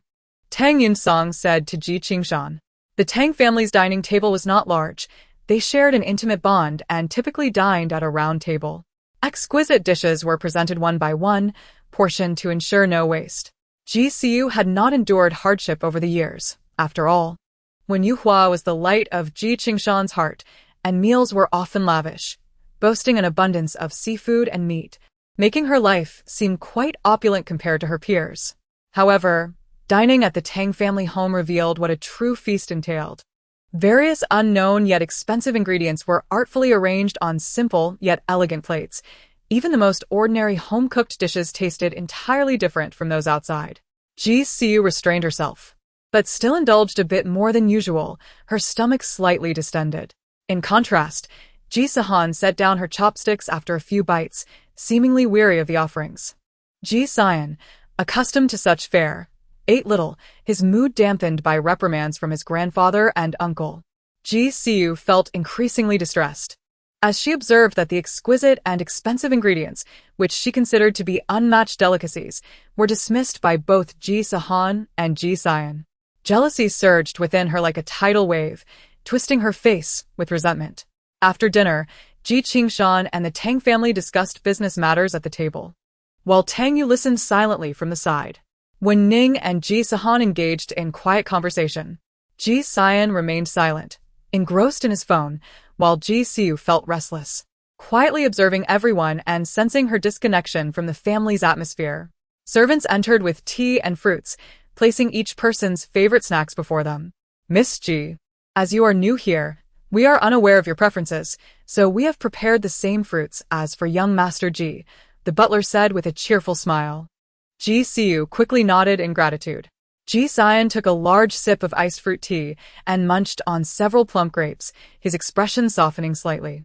Uncle Henry, the fruits at home seem to taste better than those outside, he remarked. The butler maintained his smile, explaining that the fruits were air-freighted daily from their origin, ensuring freshness and superior taste, a quality unmatched by any outside sources. Ji Sihan also discreetly sampled some, immediately taken aback by their sweetness. Stealing glances at the fruits before others, she found most unrecognizable, barely identifying what appeared to be a pink pineapple in front of Wen Ning. She had never felt so insignificant. It's great, Ji Sihan said cheerfully. It couldn't be better. Really? Assuming she pressed. Of course. Why would I deceive you? The mention of the college entrance examination momentarily caught Ji Sihan off guard. Having been reborn, she had somewhat lost track of time and forgotten about the impending exam. Glancing at the date, she noted it was already May 7th. In her previous life, Tang Yu had believed Ji Sihan was her daughter, leading Ji Sihan to expel her from the Ji family. Tang Yu had secretly given Ji Sihan a key to a room, a birthday gift she had purchased for her years ago. After the college entrance examination, Ji Sihan's health deteriorated, prompting Ji Sihan to selflessly donate a kidney to prevent Tang Yu from feeling sorrow. The subsequent days felt like a blur, and she could hardly remember them. All she recalled were the tragic deaths of the Tang family and Su Mingxi, ultimately ending up on the operating table, where her heart was removed. Oh. I thought you were asleep, Su Mingxi sighed in relief. Are you planning to retake the exam? Not for now, Ji Sihan replied firmly. I may be physically limited, but I can still study. All right then, I'll visit your home tonight to share the key points from the classes I've attended. My notes are excellent. You'll surely understand them, Su Mingxi said casually. Hey, we're practically family, no need for pleasantries. The class bell is about to ring. Call me if you need anything, Su Mingxi concluded the call. Han, Tang Yu knocked on the door. It's time for your medication. Ji Sihan hesitated. In her previous life, she hadn't personally taken the college entrance examination, which left her with a sense of regret. Although her grandfather had later funded her admission to a private university, granting her a diploma, had the family not encountered misfortune, she could have successfully taken the exam and aimed for a top university with effort. However, psychologically, she felt like an adult woman, having been away from academics for years, fearing she had forgotten everything. With the exam just a month away, anxiety gripped her, and she worried she might not pass. Unbeknownst to Tang Yu, who sensed her daughter's conflict, she reasoned that Ji Sihan, having been reborn from a decade hence, likely could not recall much academic knowledge. The doctor had mentioned that the recent accident might affect her memory, prompting Tang Yu to suggest, why not take a look at your textbooks first? See if you find the knowledge familiar. Ji Sihan nodded, appreciating her mother's thoughtfulness. Ji Sihan's textbooks were at the Ji family home, so Tang Yu sent someone to retrieve them, discovering that Ji Sihan had already moved into the Ji residence. Upon descending the stairs, Ji Sihan was momentarily stunned by the sight of numerous items in the hall. Why are there so many things? She mused, glancing around and spotting many familiar objects that seemed to belong to her past. Han, you shouldn't be walking yet. when Ning quickly approached to assist her. It's all right, Grandma, Ji Sihan reassured her. I just need to move a little, otherwise, my calf muscles will atrophy from sitting in a wheelchair. Where did all these things come from? She inquired. Were it not for Ji Qingshan retaining certain rights and projects within the company, Tang Yunsong and Tang Chenfeng would have long since expelled him and urged him to divorce Tang Yu. Han Han, these are your textbooks. Tang Yu had already organized Ji Sihan's books, setting them aside. Do you remember any of this? Ji Sihan sat on the sofa, casually flipping through the history textbook. To her astonishment, she found she remembered the content. She quickly browsed through the other textbooks, realizing she was familiar with almost everything, as if it had been imprinted in her mind. How strange, I'm so familiar with the material in these books, as if I could recite them from memory. I don't recall my memory ever being this sharp before, and it's been 10 years. How could I remember so clearly? Could this be a benefit of rebirth? How wonderful. I wouldn't mind having more of such benefits. Ji Sihan felt an elation blooming within her, when Ning and Tang Yu exchanged knowing smiles. What do you think? How much do you remember? Tang Yu asked knowingly. I'm not boasting, just wait and see, uncle. Ji Sihan replied with a grin, not at all offended. Yes, she nodded, her gaze still fixed on the textbook. With the exam a month away, I want to achieve a good score. I believe you can do it, Tang Chenfeng enthusiastically agreed. Studying at home with us watching over you means you needn't worry about your health. After all, our Tang family is well equipped for this. Ji Sihan recognized that her grandmother and uncle were concerned for her well-being and felt no resistance. Studying at home isn't a bad idea. Perhaps the tutors we hire will be better than the teachers at school. Honestly, I've forgotten what my classmates and teachers look like. It's certainly more comfortable at home. At home, I can be with family all the time, so it's definitely better. All right then, I'll trouble you, uncle, to find me some excellent teachers. I aim to be the top scorer in the college entrance examination, Ji Sihan declared with determination. Thank you, uncle. Chapter 27. First encounter teacher Ji. Welcome to our school as a special instructor, the principal beamed, shaking hands with the handsome man before him. I must express my gratitude to you, principal, for this opportunity, the man replied humbly. Ha ha ha. The principal laughed heartily. Teacher Ji graduated from an Ivy League school at 18 and earned a Ph.D. from Harvard by 20. Such talent is not to be missed by any school. The man smiled slightly, but before he could speak, his phone rang. After apologizing to the principal, he stepped aside to take the call, and the words from the other end gradually flattened his smile. After hanging up, he turned to the principal with an apology. I'm sorry, principal, but I can't take the position anymore. The principal was momentarily taken aback, visibly anxious. What happened? Is it the compensation? We can negotiate. It's not about the money, the man interrupted. The person I sought is no longer here. After bidding farewell to the reluctant principal, Ji Yanchuan entered a black Maybach. Han, having drawn in his neck, relayed the news he had just received. Miss Ji has decided not to attend school and will be studying at home with a tutor. Ji Yanchuan rubbed his temples, asking, why didn't you wait until the day of the college entrance examination to inform me? Han Zai replied softly, I just received the news and rushed to tell you immediately. With a hint of indifference, Ji Yanchuan chose not to comment further on Han Zai's capabilities. Let us head to the Ji residence. Han Zai paused, puzzled. What are we going to do at the Ji residence? Didn't you mention she was hiring a tutor? I intend to apply for the tutoring position.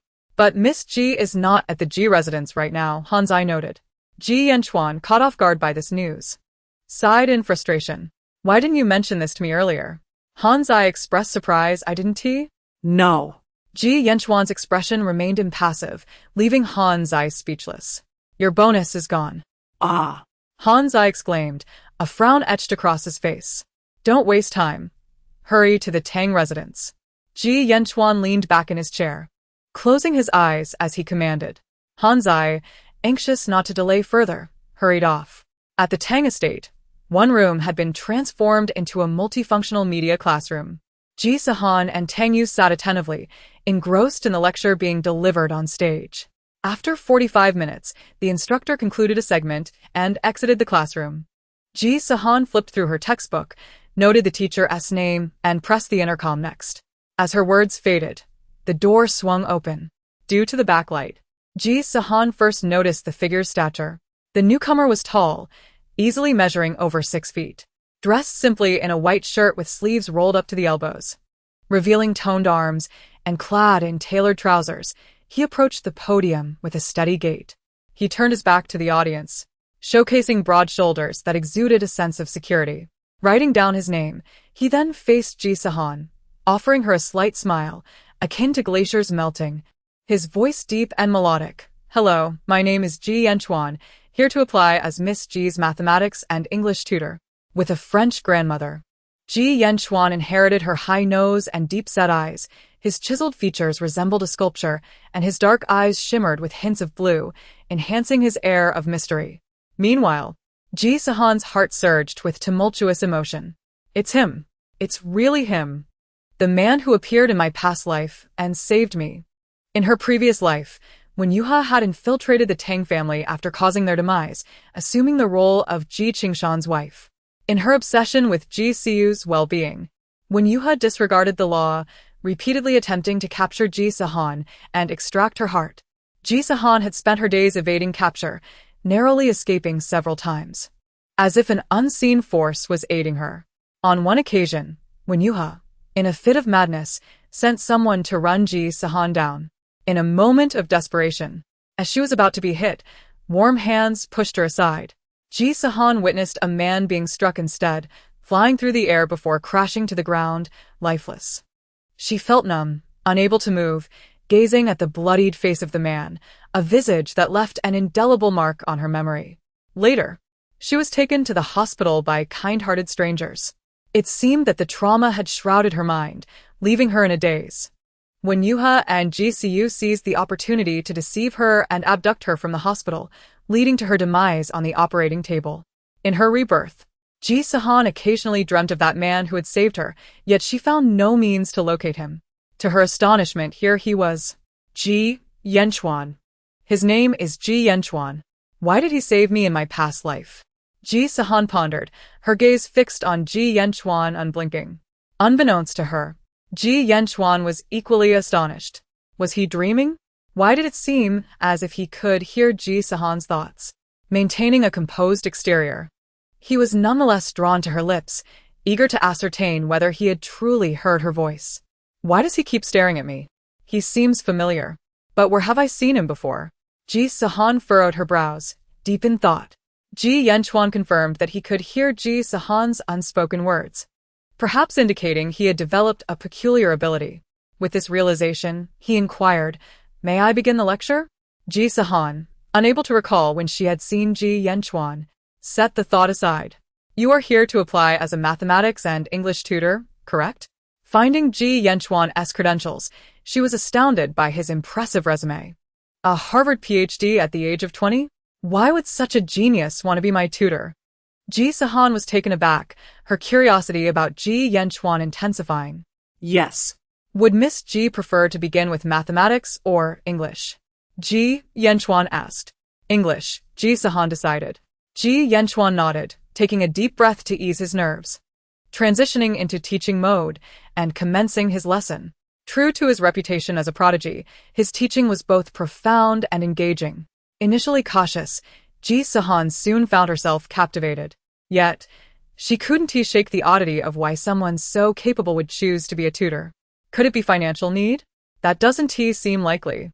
She scrutinized Ji Sihan, her heart softening as she resolutely stated, "You can start working tomorrow." Regardless of his motives, I cannot bear to witness him die before my eyes again. Chapter 28. Quite the performance, Ji Sihan was taken aback by the revelations of Ji Sihan's thoughts. For 2 years, he had experienced the same dream, pushing a girl to safety only to be struck by a car. After dying, he felt as though his spirit hovered beside his lifeless body, watching the terrified girl before waking abruptly. Upon awakening, a sharp pain gripped his heart, accompanied by an emptiness as though something vital was missing. Initially, he dismissed the dream as a mere nightmare, but with each recurrence, his concern for the girl intensified. After an undetermined number of dreams, he ordered his team to investigate the girl from his visions. With little hope that she was real, he was astonished when they soon located her. Upon seeing her photograph, an overwhelming rush surged through him, causing his breath to quicken and his body to tremble with excitement. Her lively features ignited a sense of familiarity within him, yet he could not place it. He began to closely monitor her, even printing her photo to keep by his bedside. Ultimately, after countless dreams featuring the girl, he could no longer contain himself and decided to visit Deep South City to meet her in person. He believed he alone held the secret of the dreams, unaware that Ji Sihan seemed to have discovered it as well. The joy of encountering someone who shared a similar experience, coupled with Ji Sihan's familiarity with him, thrilled Ji Yanchuan. He concealed his excitement, wishing not to alarm Ji Sihan, casting her a lingering glance before exiting the classroom. Ji Sihan felt the weight of Ji Yanchuan's glance as he departed, imbued with meaning, yet dismissed it as her imagination running wild. "Xiao He, how is your health?" Ji Qingshan asked gently, presenting a large bouquet of roses to Wenyuhua, who lay in bed. Wenyuhua's lips curled into a gentle smile as she accepted the rose, thanking her husband. "I feel much better. The doctor said I can be discharged in a few days." Ji Qingshan cherished the endearing way Wenyuhua addressed him. After 20 years of marriage to Tang Yu, she had always referred to him by his name, resembling more of a colleague than a spouse. "Have a banana," Ji Qingshan said tenderly, peeling the banana and handing it to Wenyuhua. She smiled and took a bite. To an outsider, they appeared to be an ordinary couple basking in love, unaware that one was an unrepentant mistress, while the other was a despicable scoundrel. "Husband, didn't you take C to the Tang family today? What was their reaction?" Wenyuhua asked, her expression growing serious. The moment Ji Qingshan thought of the matter, his countenance darkened, and he sighed heavily. Wenyuhua felt a pang of anxiety. "What's wrong? Did things not go well?" Hearing this, her delicate brows furrowed. She lowered her head to conceal the malice in her eyes, her voice softening. "Actually, keeping Ji Sihan isn't so terrible. After all, she is your blood. I just fear for C's well-being. Moreover," she paused, "our daughter's health isn't good either. The doctor mentioned issues with both her kidneys and heart. Though we are striving to find a matching organ donor, it's not an easy task. Watching C grow, I genuinely worry about whether her body can endure." Wenyuhua sighed deeply, lifting her head with tears glistening in her eyes. "In truth, it's all my fault. I fell in love with you at first sight and stubbornly clung to you. I don't mind. These years, we've shared a profound connection, and even if I were to die at this moment, I would do so with a smile. It's our daughter."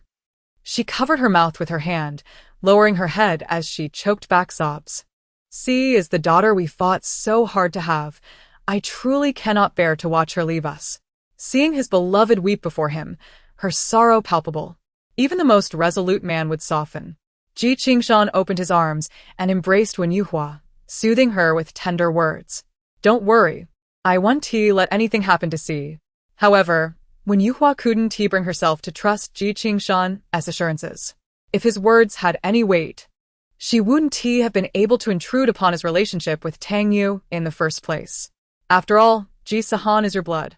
I've been too cruel, focusing solely on C and neglecting Ji Sihan's safety."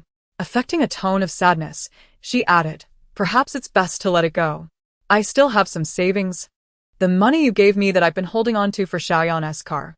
It seems I should use it to find an organ donor for C instead." Ji Qingshan felt a pang of discomfort at Wenyuhua's words. He harbored no affection for Ji Sihan, yet even a tiger wouldn't harm its own cub. The thought of using Ji Sihan's organs for C's surgery stirred a conflict within him. But C was more important to Ji Qingshan, and thus he had consistently overlooked this truth. When the Tang family proposed the twin plan, Ji Qingshan secretly felt relieved, forgetting that C's health was deteriorating. Now, Wenyuhua's reminder struck him like a wake-up call. C, who thought she had a chance for salvation, now has to wait again. "I can only imagine how heartbroken she will be," Wenyuhua lamented. Ji Qingshan doted on C, often indulging her whims. The mere thought of her tears stirred a sense of unease within him. "I'm not entirely against the idea. We had already agreed with the Tang family to announce our twins, and suddenly going back on that could raise suspicions. It's too risky," Ji Qingshan replied, shaking his head and regretting not pressing the Tang family further back then. Wenyuhua felt disheartened. Is there truly no other way? C has been hospitalized 3 times this year, and her condition is worsening. Must we really rely on that elusive organ donation? Letting Ji Sihan go. A potential living organ donor, just like that? Chapter 29. Should we resign from Ji Yanchuan? Setting aside the number of potential organ donors. What were the actual chances of finding a match for C, even if someone were to donate a kidney and heart? C could no longer wait. She needed to devise a plan. When Yuhua's mind raced, formulating an idea. Husband, I have a suggestion. Her lips twitched, hesitating. Maybe it's a bad idea after all. Ji Sihan, already troubled by C's situation, urged her to speak regardless of its merit. You know I'm somewhat dim-witted. If I don't express it well, please don't mock me, when Yuhua said, feeling a bit shy. Ji Sihan chuckled, finding her youthful playfulness endearing despite her middle age. I won't mock you. How about we secretly hold a gathering, bypassing the Tang family, to announce C's identity and clarify that Ji Sihan is not your biological daughter, but rather a case of mistaken identity? Once the announcement is made, it will be a fait accompli, leaving the Tang family powerless to intervene. When Yuhua proposed eagerly, what do you think, dear? Ji Sihan remained silent, deep in thought. True to Wen Yuhua's words, the idea was indeed dubious, yet one couldn't deny that the most outlandish plans might yield the most remarkable outcomes. Is my idea truly that poor? Wen Yuhua asked cautiously, sensing his silence. We could invite some people with minimal ties to the Tang family, and perhaps some media outlets to cover the event. This way, those not invited will still learn of it. When Yuhua suggested, her creativity ignited. Ji Sihan shook his head. That won't work. There are too many people connected to the Tang family, many of whom hold significant positions in Shunnan City. If we don't invite them, they may feel insulted and turn against us. Inviting lesser-known individuals would be futile. When Yuhua felt her spirits sink, realizing the idea might not hold water. Tears threatened to spill from her eyes. I'll think of something, Ji Sihan mused, recognizing that they need not hide for long, just until they announce C's identity. When Yuhua gazed at him with affection, I'm counting on you. Every morning at 8 o'clock, Ji Sihan commenced her day of study. She personally selected all her tutors, each adapting to her learning pace and style, making the experience quite comfortable. Ji Yanchuan was the only tutor responsible for 2 subjects and spent twice as long teaching each session compared to the other instructors. Ji Sihan struggled with English and mathematics. Though she could recall textbook knowledge, she often became muddled when it came to problem solving. On one occasion, she stumbled upon Ji Yanchuan during a lesson and was struck by his handsome appearance, giving him a silent thumbs up for her good fortune. Damn, Su Mingxi. I initially felt nothing but a strong teacher-student bond with Ji Yanchuan, yet her words made me unconsciously focus on his face. Though Ji Yanchuan is indeed strikingly handsome, my mind was solely on studying. Studying is paramount. I love studying, and studying loves me. Ji Yanchuan listened quietly to Ji Sihan's internal monologue, a sense of pride swelling within him. He had never felt pleased with his looks before.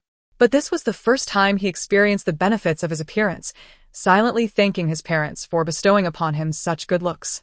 From that moment on, Ji Yanchuan began to pay more attention to his wardrobe, striving for a stylish yet not overly formal appearance, exuding an air of mystery while remaining composed.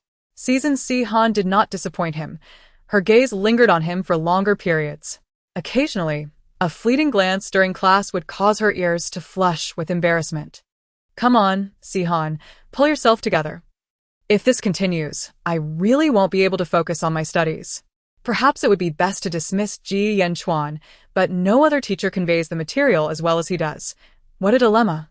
Although Sihan occasionally found herself entranced by Ji Yanchuan's beauty, the frequency of her infatuation had significantly diminished, and she no longer entertained thoughts of wanting to dismiss him, which brought a sigh of relief to Ji Yanchuan. Perhaps waiting a little longer would be prudent. His gaze upon Sihan was imbued with gentleness. She was still so young, surrounded by wolves.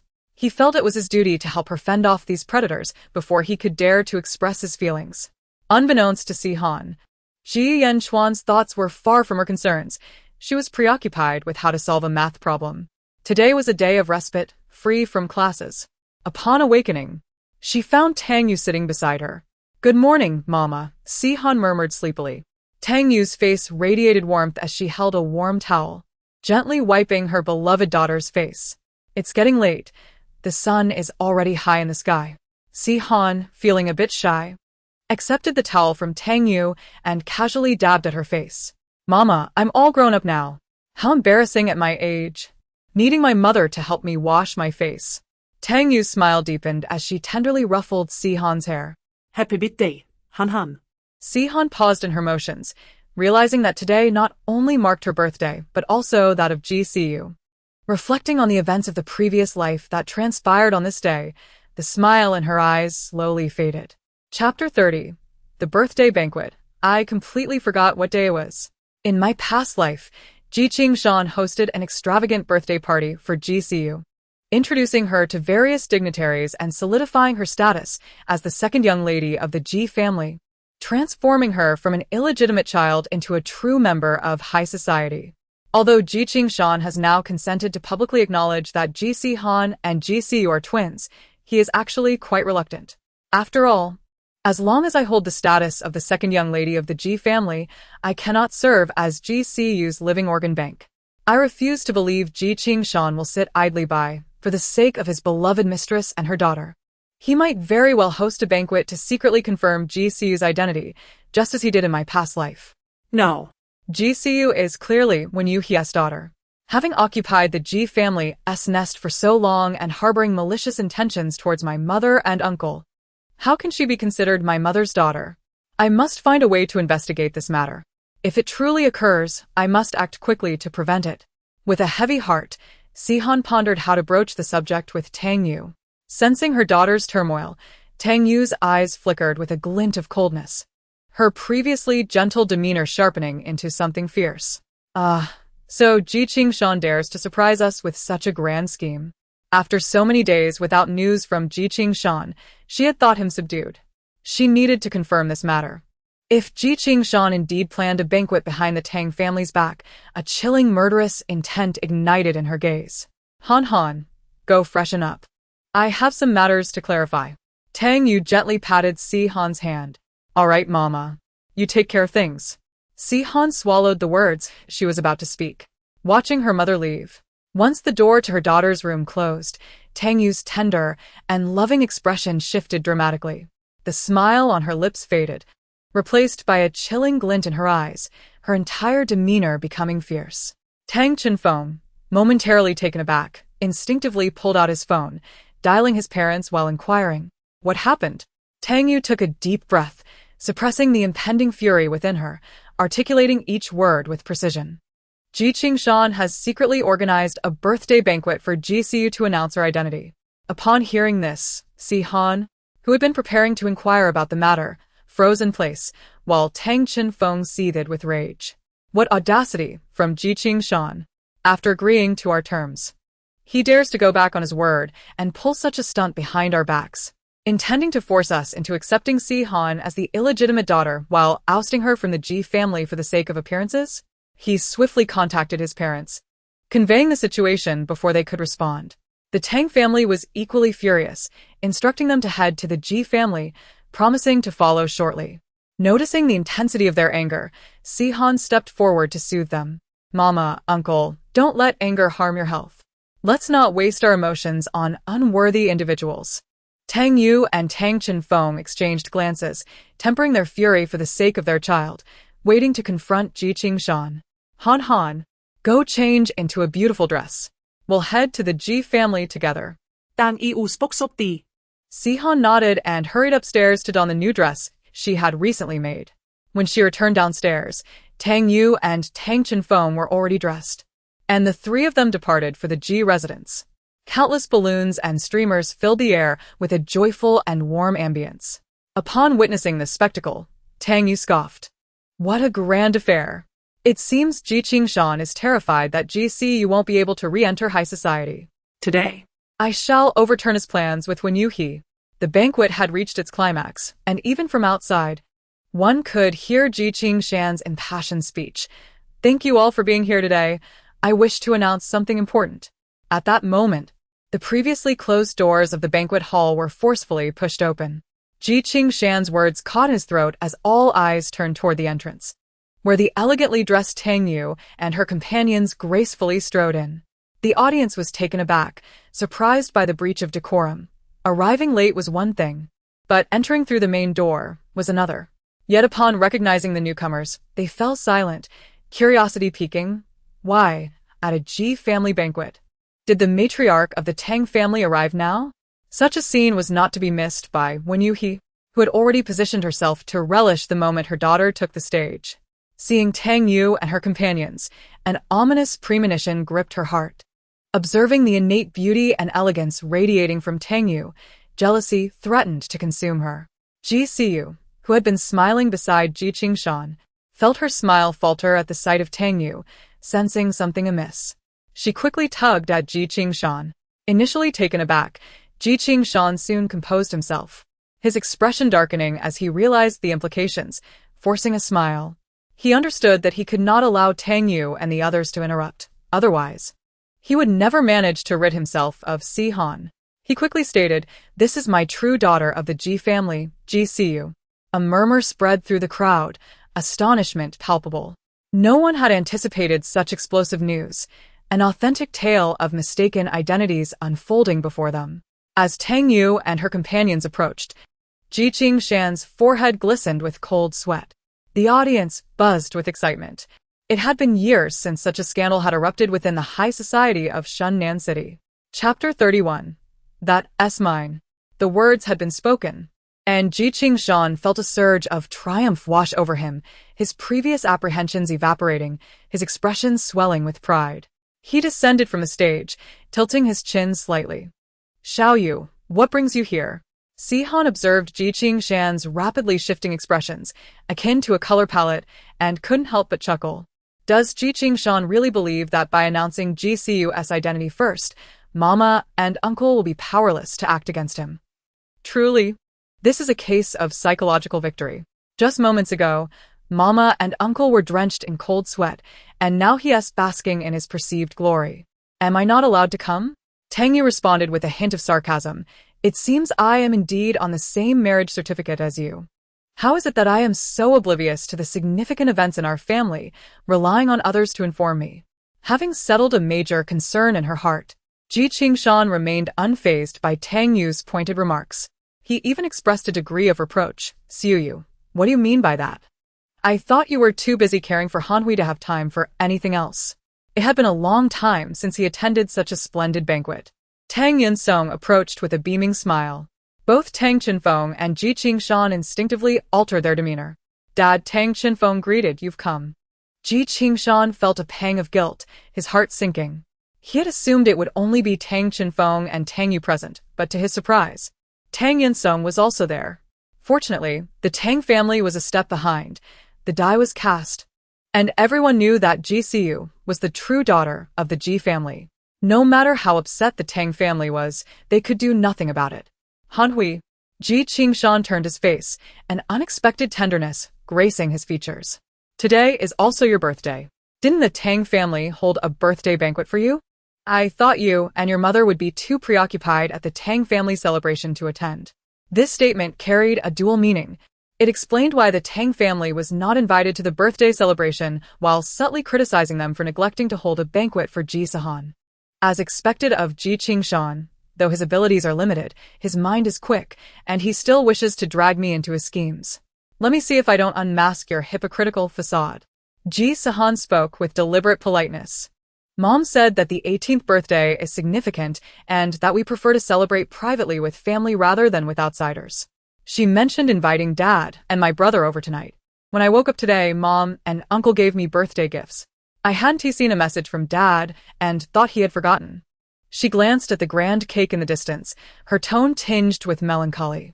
"It seems Dad hasn't forgotten after all." Ji Sihan stiffened momentarily, a flicker of irritation crossing his features, yet he was at a loss for words. He could proclaim he hadn't forgotten. But did that truly mean he cared for Ji Sihan? Before he could voice his thoughts, Wen Ning took Ji Sihan's hand and reassured her, "Han Hui, once you get into university, we will hold a beautiful coming-of-age ceremony and graduation banquet." She swept her gaze across the banquet hall estate corps, her eyes filled with disdain. We'll hold it at the main residence, which is far more spacious. Ji Sihan, who had intended to greet them, felt her expression freeze. Just the reception room of the Tang family's main residence was nearly the size of the Ji family's grand hall. The banquet hall could easily accommodate over 1,000 guests. Considering the Tang family's luxurious and exquisite decor, it was evident that if a banquet were truly held at the Tang family's main residence, it would be a grand affair, garnering media attention and becoming the focus of the entire city of Xinnan. Initially, Ji Sihan had felt a sense of pride for the birthday banquet Ji Qingshan arranged for her, but now her heart was filled with intense jealousy and resentment. Born on the same day, why was it that she could only celebrate her birthday in the modest Ji family while Ji Sihan, a false heiress, could do so at the Tang family's main residence? She pinched the bow on her gown repeatedly, nearly rendering it unrecognizable. Mom, Uncle, Grandpa, Grandma, you're here. Ji Sihan forced a smile, attempting to display a sweet demeanor. Tang Yunsong nodded, while the other three merely glanced at her, disinterested in conversation. Ji Qingshan, do you only regard Ji Sihan as your daughter? Tang Yu asked with a smile that lacked warmth. Even if Han Hui is not your biological daughter, she has been with you for 18 years. You can't even wish her a happy birthday? Siu Yu, why do you say such things? With the Ji family present, Ji Qingshan felt cornered and produced an exquisitely crafted gift box from his pocket. This is a birthday gift I prepared for Han Hui long ago, meant to surprise her tonight. Han Hui, happy birthday. Ji Qingshan handed the gift box to Ji Sihan, his eyes filled with a semblance of affection, akin to a caring father. Ji Sihan watched the gift box in Ji Qingshan's hands, her fingers intertwining anxiously, her teeth nearly grinding against one another. That was her birthday gift.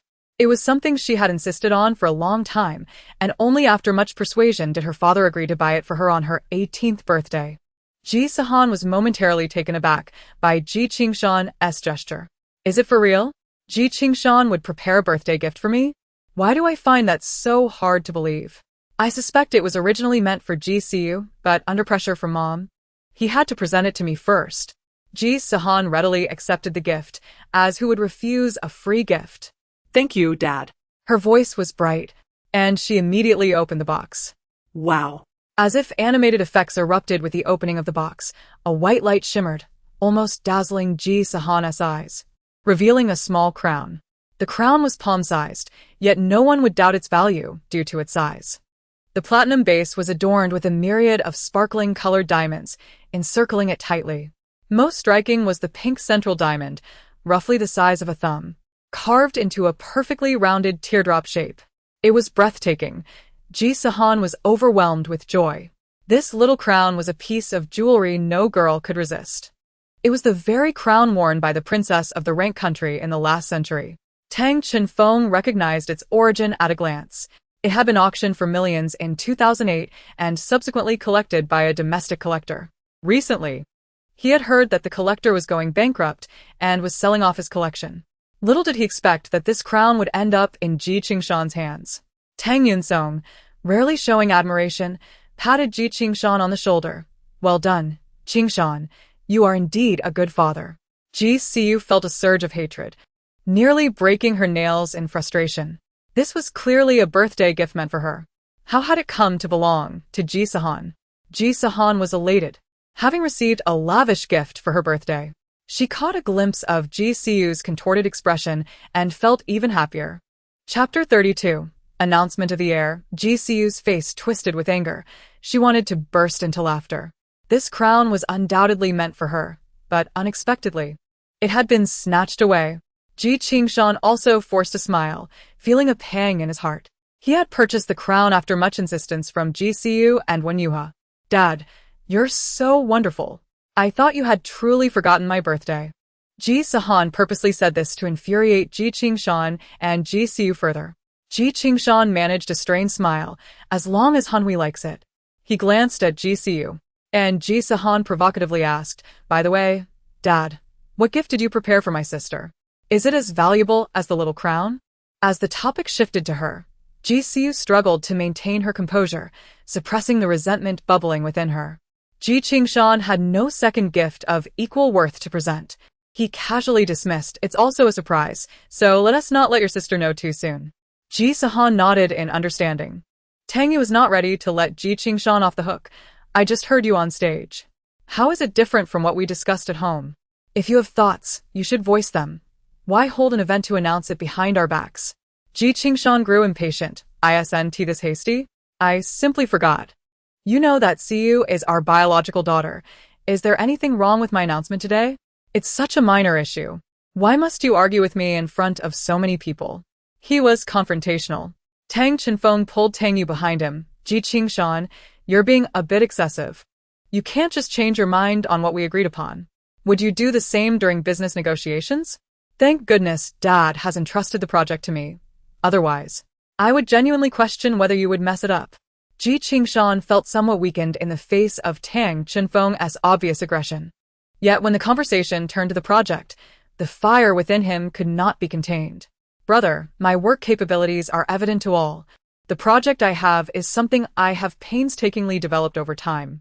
Indeed, I am inept in the art of parenting, thus my father has entrusted this project to you. And I harbor no grievances. However, you cannot claim that I lack the capacity for work."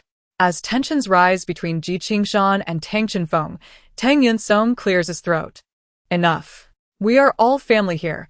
Why engage in such quarrels over business matters?" He turns to Ji Qingshan, disappointment tinged in his voice. "Why did you conceal from us the fact that you were hosting a birthday celebration for Ji Siyu? I understand now. Since you have already made it public, I shall refrain from further comment. Your preparations for Han Hui's birthday gift indicate that you do harbor some feelings for her. That is satisfactory. With you in the Tang group, I feel reassured. Today marks a joyous occasion, and I would like to take this opportunity to announce something." Tang Yunsong strides towards the stage, beckoning everyone to follow him. Ji Qingshan's eyes light up at the words, hastily trailing after him. Tang Yu and Tang Chenfeng exchange glances, each reflecting deep skepticism. "Father hasn't mentioned anything to me." Ji Sihan also appears puzzled. Tang Yunsong takes the microphone, and the spotlight converges on him. "Everyone, please lend me your attention. I am pleased to welcome you to the birthday celebration of my granddaughter, Ji Sihan," and he pauses momentarily, "Ji Siyu." He smiles, noting the audience's keen interest in their family matters. "I must disclose that many years ago, during the birth of my daughter, a child was mistakenly switched. Han Hui is not our biological child. Ji Siyu is." Everyone present knows who Tang Yunsong is, and upon his admission, doubts dissipate, replaced by excitement. However, he introduces a twist. "Han Hui has lived with us for 18 years. We have all formed attachments to her. Therefore, we have decided to adopt her as our daughter and continue to live together." No one is surprised by Tang Yunsong's declaration. After all, who would cast away a child they had raised for 18 years, regardless of blood ties? Such tales of switched fortunes are not unheard of in affluent families, and people are accustomed to such gossip. I am growing old, and I find myself increasingly unable to manage the affairs of the business. My son, despite his capabilities, remains unmarried at 50, and I fear I may never see a grandchild. Thankfully, my daughter and son-in-law have provided me with 2 granddaughters. At this juncture, it becomes evident to all that Tang Yunsong is about to announce the heir to the Tang group. Excitement swells, and all envious gazes naturally gravitate towards Ji Sihan. Ji Sihan trembles with anticipation, striving to maintain a composed facade despite the overwhelming joy. Ji Siyu's eyes shine brightly. She senses an opportunity. After all, Ji Sihan is not particularly astute, and as long as Tang Yunsong remains lucid, he would not entrust the Tang group to Ji Sihan.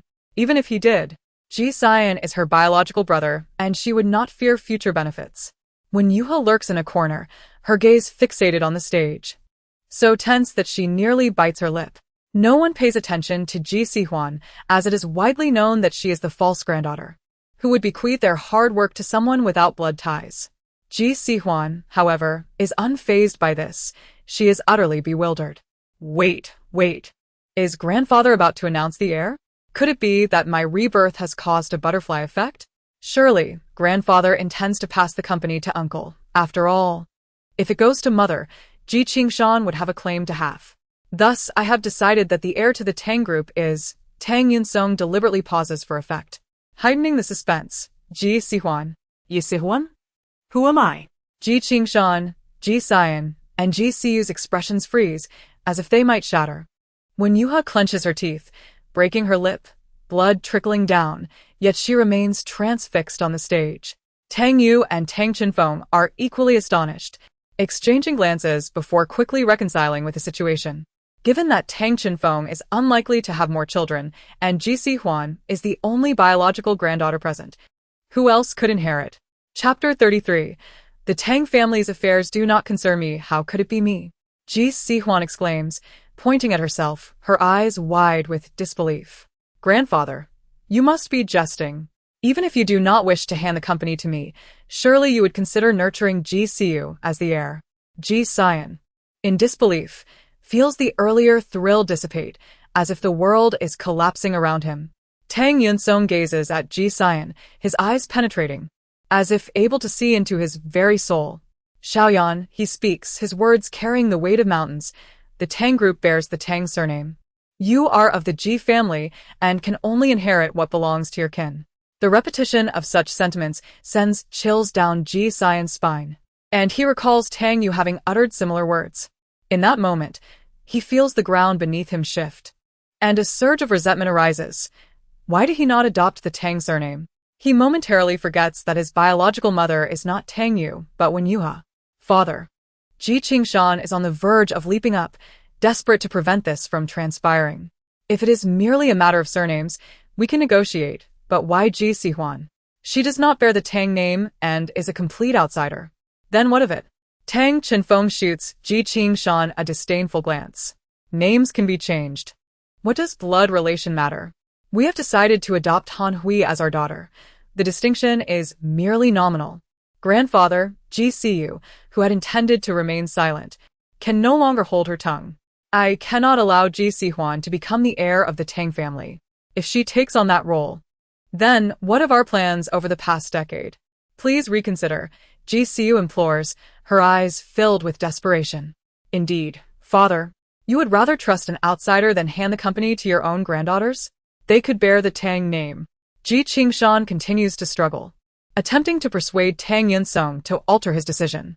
Previously, had the Tang family suggested that Ji Siyu or Ji Sihan change their surnames, he would have vehemently opposed it. A surname represents a man's dignity. Yet, beneath the weight of such immense wealth, he would now readily agree to have Ji Siyu or Ji Sihan acknowledge Tang Chenfeng as their father right then and there. Ji Sihan feels as though she has been struck by the gifts of Santa Claus, utterly bewildered as to how she became the heir of the Tang family. Oh my. Is this a dream? Look at Ji Qingshan's expression. He looks positively green. How infuriating. His schemes to replace his brother with Ji Sihan and fabricate paternity tests to oust me from the Ji family were all aimed at ensuring his two illegitimate children could inherit the Tang estate. Now, it seems that grandfather's plan has rendered all his machinations futile. After reveling in her silent laughter, Ji Sihan is suddenly beset by worry.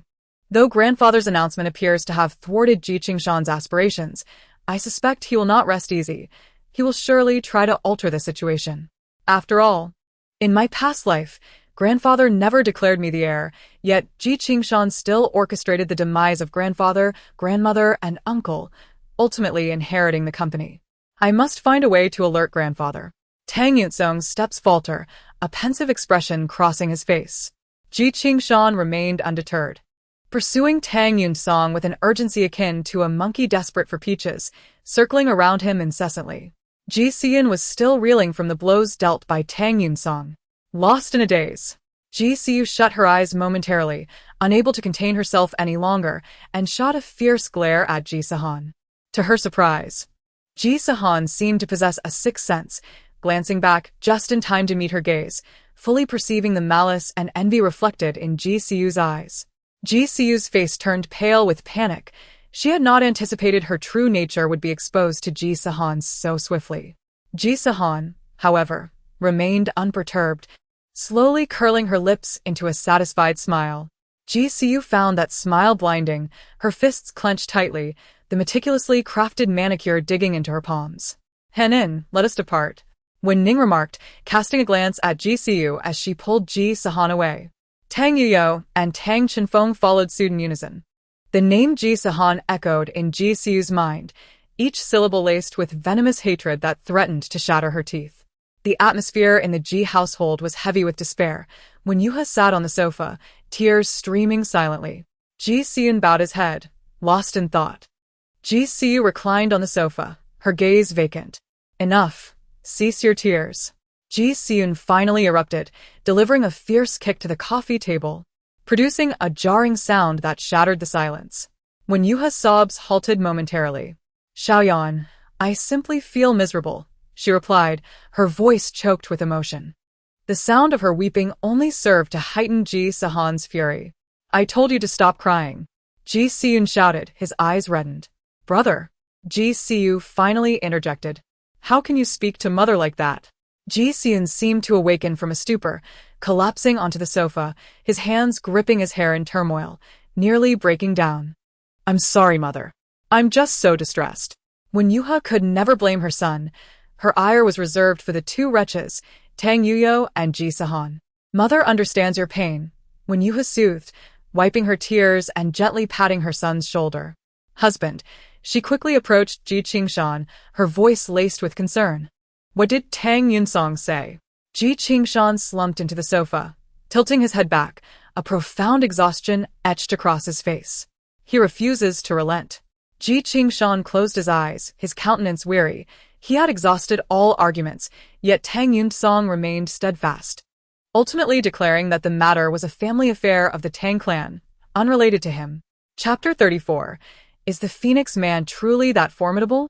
Suddenly, Ji Qingshan's rage erupted as he forcefully overturned the exquisite tea set on the coffee table, the crash ringing sharply in the air.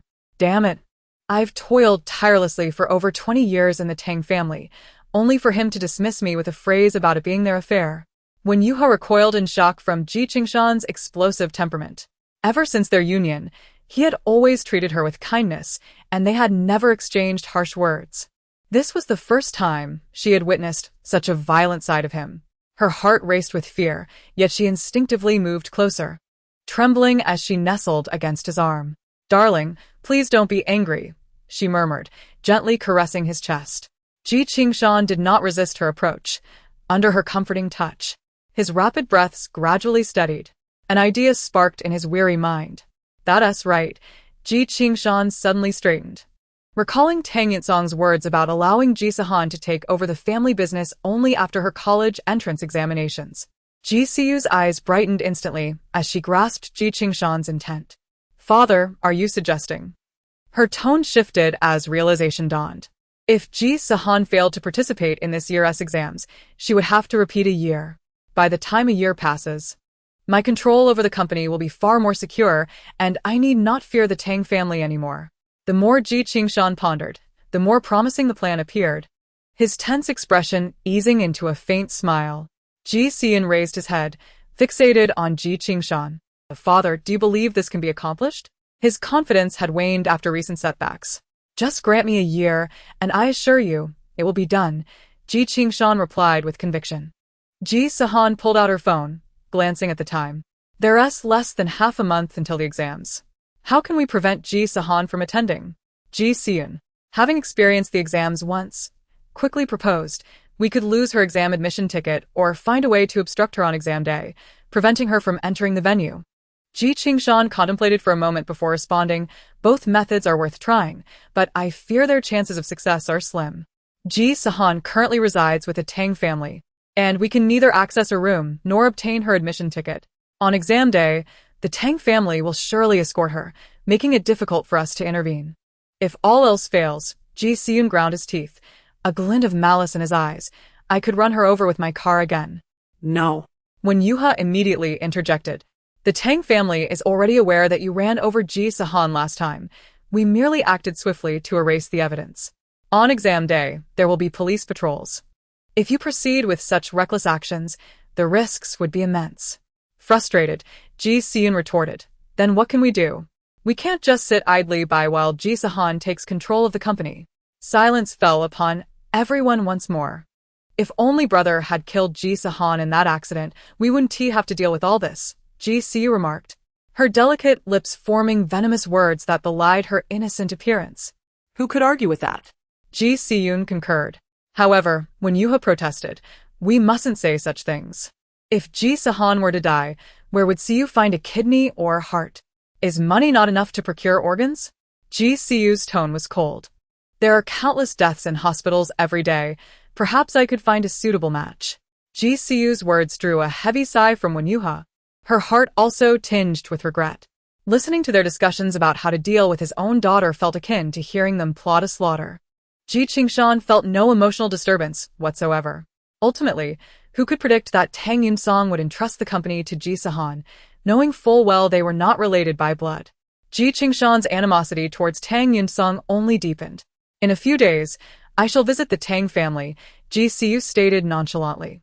With Ji Sihan residing there, I cannot allow them to forget who the true granddaughter is. Brother, you must accompany me, Ji Siyu ordered. Ji Siyun reflexively declined. I want to go. What purpose would it serve? Ji Siyu, exasperated with her foolish brother, replied impatiently, if you don't go, who will keep watch for me? I need to ensure the Tang family becomes accustomed to our presence. Only then can we seize Ji Sihan's admission ticket. Reluctantly, Ji Siyun acquiesced. Alternatively, Ji Siyu's expression darkened slightly as she wrinkled her clothing. I could simply poison them all and be done with it. Ji Sihan looked at his sister in disbelief, shocked at her ruthlessness. To him, despite the Tang family not being his true family, they had shown him love for many years. Ji Sihan could not bear to harm Ji Sihan, let alone the Tang family. After all, Ji Sihan had survived a car accident only because he had braked at the critical moment. I disagree, Ji Qingshan interjected. The Tang family cannot be eliminated just yet. If they perish prematurely, the board members would never allow me to take control of the company. Focus on ensuring Ji Sihan does not attend the exams. Understood, father. Ji Siyu nodded in agreement. The news of Ji Sihan's impending inheritance of the Tang group soon reached Ji Yanchuan's ears, leaving him somewhat astonished. Unlike the Ji family, Ji Yanchuan's parents had always concentrated on their careers, disinterested in taking over the family business, which had ultimately fallen to him. Tang Yunsong of the Tang family has just reached retirement age, yet he remains vigorous, and Tang Chenfeng is in the prime of his life. How could they have so swiftly selected a successor? Head of the family, look here, Han Zai said, placing a folder filled with detailed information about the Tang and Ji families in front of Ji Yanchuan. As Ji Yanchuan opened the folder and scrutinized its contents, his brows furrowed deeper with each page. Halfway through, he abruptly closed the folder with a thud, rubbing his temples. Han Zai held his breath, daring not to make a sound, and lowered his head while stealing glances at Ji Yanchuan's expression. After a moment, Ji Yanchuan reopened the folder and read through it in one breath before tossing it aside. He took a deep breath, clearly astonished that the once mighty Tang family in Shunnan City could be so thoroughly manipulated by Ji Qingshan, a man of humble origins. Utterly absurd, Ji Yanchuan exclaimed, not knowing whom to direct his frustration at. Han Zai quietly shrank back, fearing that Ji Yanchuan might unleash his ire upon him. He had skimmed the documents before presenting them to Ji Yanchuan and was equally shocked by Ji Qingshan's audacious schemes: marriage fraud, infidelity, child swapping, and forging paternity tests. These few transgressions alone could imprison Ji Qingshan for life. Yet, astonishingly, no one in the Tang family seemed to have noticed, and they regarded Ji Qingshan as an exemplary husband and son-in-law. Chapter 35. The treatment has changed too much. Ji Yanchuan shook his head. If the Tang family had truly discovered these transgressions, then why was the dream version of Ji Sihan always being pursued? Could it be that, in the dream, the Tang family was entirely oblivious? Ji Yanchuan's mind immediately turned to the peculiarities surrounding Ji Sihan, and he began to form some conjectures. Noticing the time, he realized it was nearly time to teach Ji Sihan, so he stood up, tidied himself, and departed for the Tang family residence.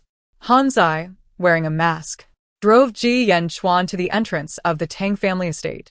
As Ji Yanchuan boarded a security golf cart headed toward the main residence, Han Zai felt a wave of confusion. Clearly, if Ji Yanchuan merely revealed his identity, the Tang family would treat him as an esteemed guest. Yet he insisted on working there as a tutor. Was this a wealthy person's secret visit? Ji Chuan hopped off the car with his briefcase, thanked the security personnel, and slowly made his way toward the main house. Behind him, a blue Ferrari sped past and came to a halt at the fountain in front of the main entrance. Ji Sihan was the first to exit, somewhat dissatisfied. "Brother, you're driving too slowly." Ji Sihan opened the car door and impatiently remarked, "If you can do it better, go ahead." Ji Sihan fell silent, adjusting her attire and tousled hair. Upon raising her gaze, she spotted Ji Chuan, her eyes momentarily wide with admiration. Ji Chuan, maintaining his focus, walked past them without a glance, his tall and imposing figure causing Ji Sihan's heart to race. "Wait!" Ji Sihan called out, "You there, hold on." Feigning ignorance, Ji Chuan continued. Aware that these two were Ji Qingshan's illegitimate children, Ji Sihan and Ji Sihan, and preferred to avoid any interaction. As Ji Chuan's steps quickened, Ji Sihan bit her lip and sprinted to catch up. Her congenital heart condition made her pale after just a few strides. Confronting Ji Chuan, Ji Sihan clutched her heart, breathing heavily, her eyes fixed on him with a look of infatuation. Ji Chuan frowned at her overt expression, slightly turning his head to suppress his distaste. "Miss, may I inquire what you need?" His deep and melodious voice sent Ji Sihan's heart racing, her adrenaline surging, coloring her cheeks. "Hello, I am Ji Sihan. Are you a servant here?" Ji Sihan asked shyly, her gaze unwavering on Ji Chuan. "No, I am Miss Ji's tutor," Ji Chuan replied flatly, attempting to walk past her. Ji Sihan quickly grasped his sleeve, unwilling to let him go. Ji Chuan shot her a cold look, prompting her to release him, her voice tinged with barely concealed jealousy and astonishment. "You are Ji Sihan's tutor?" Uninterested in engaging with her, Ji Chuan replied curtly, "Yes. I am running late. Please excuse me." He quickened his pace, distancing himself from Ji Sihan. Ji Sihan's gaze remained fixed on his enticing silhouette, her lips nearly bitten through. "What's wrong? Who is that?"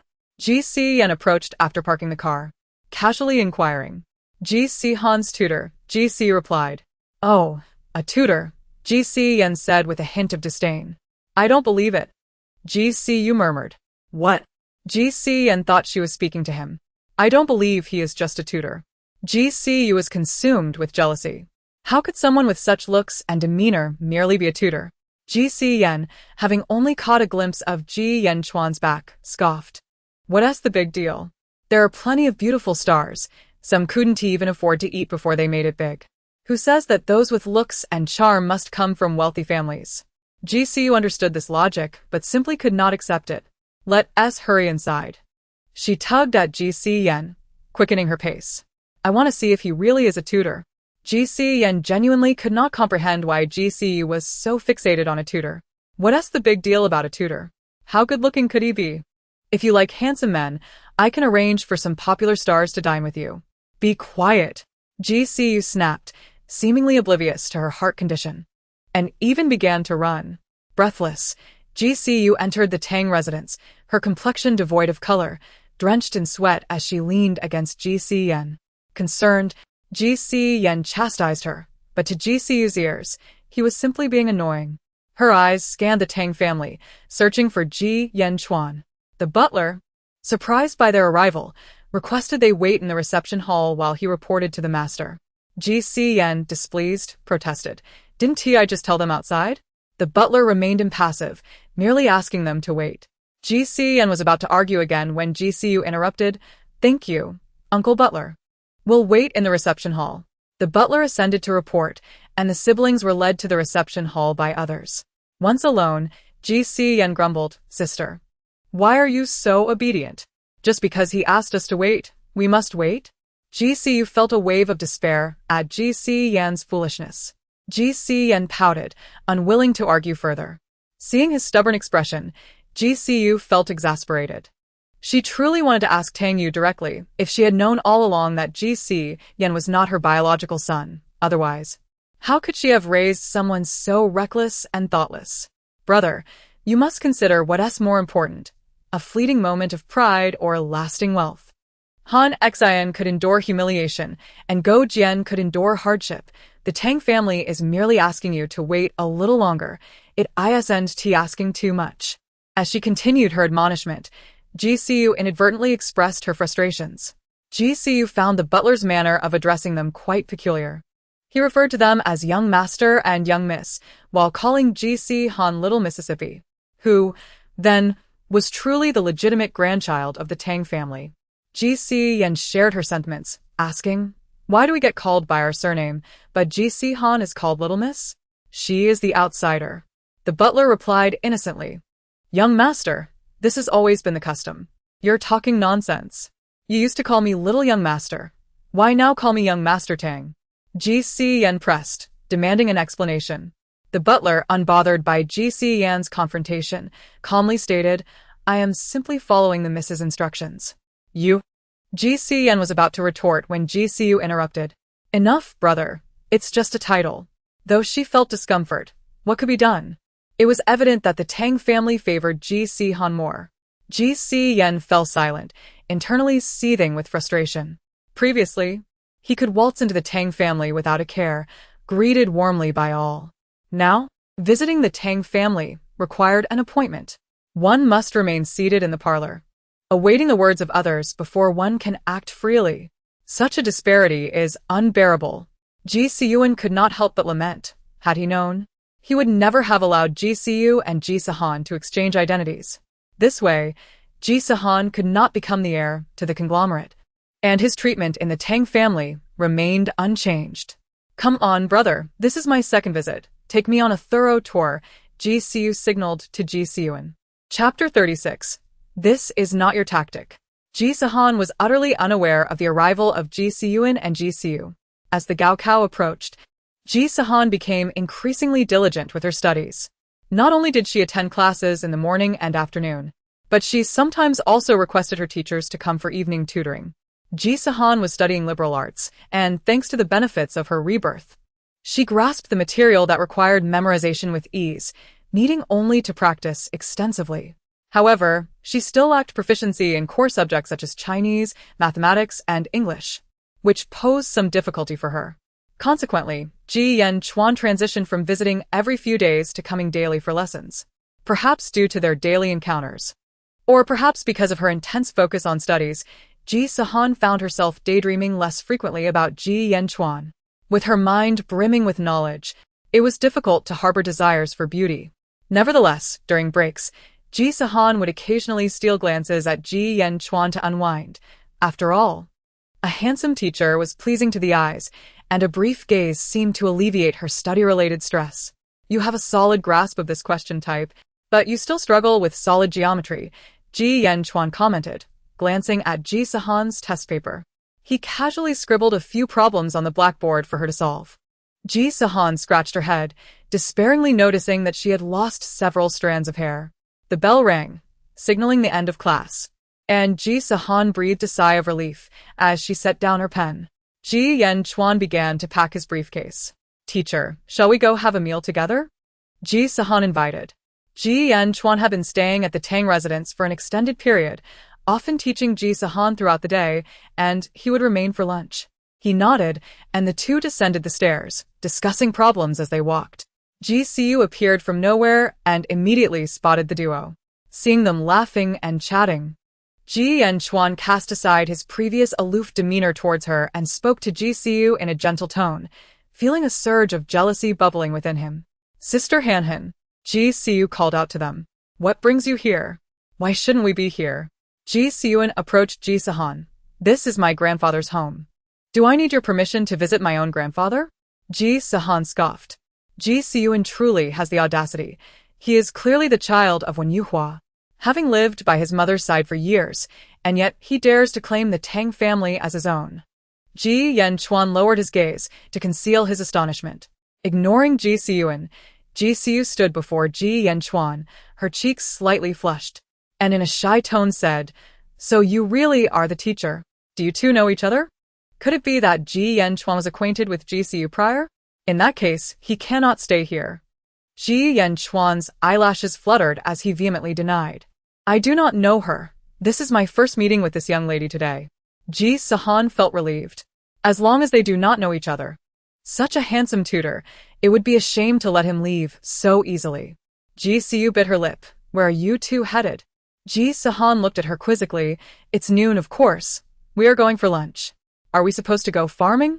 Ji Siu was momentarily taken aback, her expression souring. Oh. Ji Sihan continued walking. Only then did Ji Sihan realize Ji Siu's intention behind her words. She was trying to show off. Unable to contain her laughter, she spoke with a mocking tone. It's good to know your place as a guest. I just fear some people do not recognize their own standing. Isn't that you? Ji Siuan could no longer tolerate it and interjected. You, an impostor occupying someone else's place, should be grateful you haven't been kicked out. Yet here you are, chattering away as if this were your own home. Ji Sihan halted, coldly regarding Ji Siuan. Ji Siu could not help but applaud Ji Siuan in her heart. Thinking her brother was not entirely useless. She could not stand Ji Sihan's nonchalant demeanor, as if everything she said or did was that of a clown. The mere thought that Ji Sihan had such a handsome tutor, seeing him daily, filled Ji Siu with a sense of poison in her heart. Brother, please refrain from such words. Ji Siu chastised her brother, comforting him. Sister Hanhan has grown up here for 18 years. Everyone has feelings for her. The notion of her being a fake daughter is irrelevant. We are all family. Sister, you are simply too kind-hearted, Ji Siuan lamented. Frustrated that Ji Siu still defended Ji Sihan after all that was said. Oh, dear brother. Ji Siu shook her head disapprovingly at Ji Siuan, affectionately linking arms with Ji Sihan as she said, Sister Hanhan, do not take my brother's words to heart. I know he merely has a sharp tongue, but his heart is kind. As she spoke, she kept an eye on Ji Yanchuan's expression, eager to showcase her understanding and compassion to him. Ji Sihan found the sibling duo's performance utterly amusing. The stage has not yet been set, and these two are already reveling in their theatrics, unaware for whom they are performing. You are quite mistaken. Ji Sihan pulled her arm from Ji Siu's grasp, displaying a mocking smile. I am indeed sharp-tongued. And my heart is even sharper. Ji Sihan. Ji Siuan, exasperated, raised his fist. Do not overstep. Ji Siuan's hand hung in the air momentarily as he struggled to mask his annoyance. I do not know what you are talking about. Do not spout nonsense. Ha. Ji Sihan coldly laughed and walked away. You had better remain ignorant. I hope I do not find evidence against you. Ji Yanchuan scrutinized Ji Siuan for several moments, making him feel increasingly uncomfortable, and he too departed with Ji Sihan. Chapter 37. Engaging in such endeavors with remarkable skill. Downstairs, a cacophony erupted, and one could faintly hear Tang Yunsong's deep voice. Ji Siuan managed a forced smile. The two descended the stairs where Tang Yunsong was conversing with the butler, while Tang Chenfeng and Tang Yu surrounded Ji Yanchuan, seemingly inquiring about Ji Sihan's academic progress. Mom? Ji Sihan called out, exchanging a knowing glance with Tang Yu. Upon noticing Ji Sihan's gaze, Tang Yu immediately straightened her lips. Xiaoyan, Siu, you've arrived, she said in a flat tone. Mom, uncle, grandfather, Ji Siu obediently greeted everyone, with Ji Siuan following suit. Everyone is here. Let's eat. Tang Yunsong announced, raising his chin. Ji Sihan nodded thoughtfully. Is this a relative of my grandmother? Ah, I see. Could it be? Ji Sihan glanced at Tang Chenfeng. Tang Chenfeng felt inexplicably nervous at Ji Sihan's gaze. Why did my niece look at me? Does it concern me? Unfortunately, Ji Sihan's thoughts remained undisclosed, leaving Tang Chenfeng anxious and contemplating whether he should investigate further. With the presence of the Ji siblings and Ji Yanchuan, the lunch lacked flavor. Conversation was sparse. Ji Siu attempted to initiate topics several times, but ultimately failed as no one engaged with her. Frustrated, Ji Siu resigned to quietly eating her meal. Sister, shall we leave? Ji Siuan asked, feeling lost. No. Ji Siu was infuriated by the family's lack of cordiality. Do you know where Ji Sihan's room is? What do you intend to do? Aren't you planning to steal Ji Sihan's exam permit?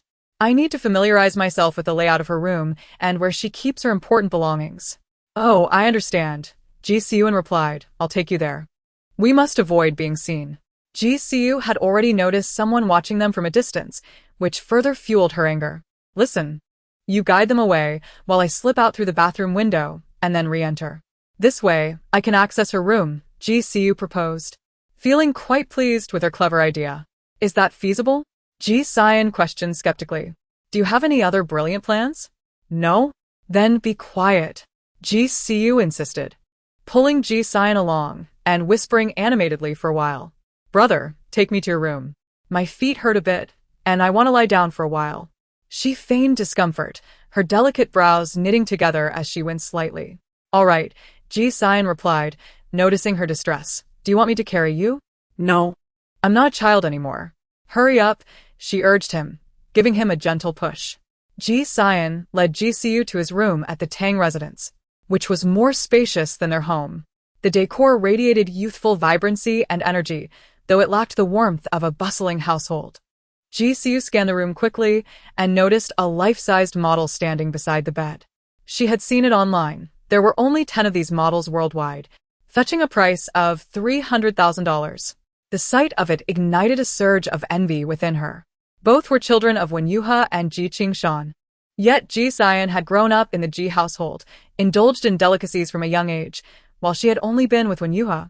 Her birth certificate even lacking her father's name. Sis, what are you daydreaming about? Ji Sihan asked, noticing her stillness and tapping her in confusion. Nothing, she replied, suppressing her jealousy. Let's stick to our plan. She opened the window and peered down, feeling a wave of dizziness despite being on the second floor. Sis, maybe we should reconsider. Ji Sihan frowned. What if you fall? Plus, there are cameras. Even if we shake off anyone, they'll just check the footage. No way. Ji Sihan declared resolutely. So, what if there are cameras? I'm not stealing anything. I just want to scout the place. As long as nothing goes missing, they won't review the footage. She had already gleaned from one of the servants that the surveillance was replaced weekly, so she felt no fear. Taking a deep breath, she tore the bedsheet from the bed, wrapping it around her waist, and carefully climbed onto the window ledge. Come help me, she called out. Ji Sihan rushed to assist her, tying the other end of the sheet around himself as he held onto her wrist. Ji Sihan swung her leg over the window, balancing herself precariously while attempting to grip the upper edge of the window frame. Once stable, she clung to the edge, her entire body perched on the ledge. Ji Sihan leaned out, gripping her wrists tightly. Be careful. A fall could lead to a fracture. Could you say something encouraging? Ji Sihan retorted, exasperated, and released his grip. Instantly, she felt a lack of support, but thankfully the sheet around her waist provided some reassurance. She was about 3 meters above the ground, too afraid to glance down. Inching sideways along the window, the exterior wall featured decorative plastering, and Ji Sihan carefully sought her next foothold, feeling the sheet fall short. She untied it, relieved that she was close to the ground now. Ji Sihan stood by the window, feigning a conversation to confuse anyone outside while anxiously watching his sister. After what felt like an eternity, Ji Sihan finally landed safely, exhaling deeply, her clothes soaked with sweat. Wiping her brow, she signaled to Ji Sihan that she was all right. Ji Sihan glanced around, seeing that no one seemed to have noticed her. Following the planned route, she circled around and crouched by the side door of the Tang house, carefully observing. The staff was sparse, but the estate was vast, with many areas closed off except during large banquets. Ji Sihan had already gathered intel and slipped inside when the coast was clear, taking the elevator to the 3rd floor where Ji Sihan resided. Chapter 38. Stealthily entering the room as the elevator doors opened, Ji Sihan hid behind them, cautiously scanning the hallway with one eye. Seeing no one, she swiftly approached Ji Sihan's door, entered, and closed it behind her. It was as if she had rehearsed this routine countless times in her mind. Her movements were quick and seamless. Leaning against the closed door, she pressed her hand to her racing heart, inhaling deeply as the world around her spun back into focus. Ji Sihan's room exuded a subtle fragrance, refreshing yet not overpowering, instantly uplifting one's spirits. The items within were meticulously arranged. An array of luxurious skincare products adorned the vanity, while exquisite jewelry was carefully displayed in transparent boxes, indicating the owner's keen attention to appearance. The desk held stacks of books and scattered papers, with a pink pen holder crammed with a dozen pens, evoking images of diligent study sessions. Beside the desk stood a large display case filled with various charming figurines. Ji Sihan took a few steps forward and pushed open a concealed door, which illuminated the area instantly. Countless exquisite outfits and designer handbags were neatly organized within and at the center. A glass display case showcased numerous gems and diamonds that screamed opulence. It was a walk-in closet every woman would find irresistible, and Ji Sihan was no exception. Her eyes sparkled with longing as she gazed hungrily at the treasures that did not belong to her. Afraid to leave fingerprints, she refrained from touching anything, instead imagining herself adorned in those beautiful garments and accessories. Suddenly, her phone vibrated, jolting her back to reality. Remembering her purpose, she quickly took pictures of the entire room before reluctantly departing. Meanwhile, Ji Sihan anxiously awaited in his room, glancing outside intermittently, his heart racing at the thought of being discovered. Having lived under the Tang family's influence all his life, he had never engaged in such clandestine activities. Cease. A faint voice called from outside, causing Ji Sihan to lean out in surprise, spotting Ji Sihan waving at him from below. "Hurry up," he urged. After she left, he found a spare bedsheet in his room and tied it together, ensuring it reached the ground. Ji Sihan grabbed hold of the sheet with one hand while scaling the outer wall, slowly making her way back inside. "Are you alright?" Ji Sihan asked, concern etched on his face. Ji Sihan, panting from exhaustion, waved her hand to indicate she was fine. "Did you succeed?" he inquired. Ji Sihan nodded, tossing her phone to him. "I captured everything in her room. This will help us find her exam permit more easily." Ji Sihan quickly scanned the photos, feeling that stealing Ji Sihan's permit was a risky endeavor. Could they really pull it off? Not to mention, if Ji Sihan's permit went missing at the Tang residence, they would undoubtedly review the surveillance footage afterward. Ji Sihan voiced his worries, his mind racing with anxiety. Ji Sihan scoffed, "This time, I have no plan. When the time comes, I'll arrange for a device to disrupt the surveillance. As long as we aren't caught on the spot, I assure you they won't suspect us. And if they do suspect us?" Ji Sihan questioned. "What's the worst they can do without evidence? They can't just call the police," Ji Sihan retorted confidently. Ji Sihan fell silent, gazing at her ambitious demeanor, feeling as though his thoughts were entangled in a chaotic mess. Suddenly, there was a knock at the door. Ji Sihan spoke in a muffled tone. "I said you fell asleep, and they left. Indeed, someone was watching us." Ji Sihan's expression turned from understanding to indignation, glaring at us as if we were thieves. Ji Sihan felt a twinge of anger. As the grandson of the Tang family, why should he be confined like this? Yet, feeling guilty, he could not voice any objections. "So, shall we leave?" he inquired again. Ji Sihan furrowed her brows, regarding her brother with suspicion. "Why do you always want to leave?" Ji Sihan glanced away, feeling uncomfortable. Staying here was far less pleasant than being at home.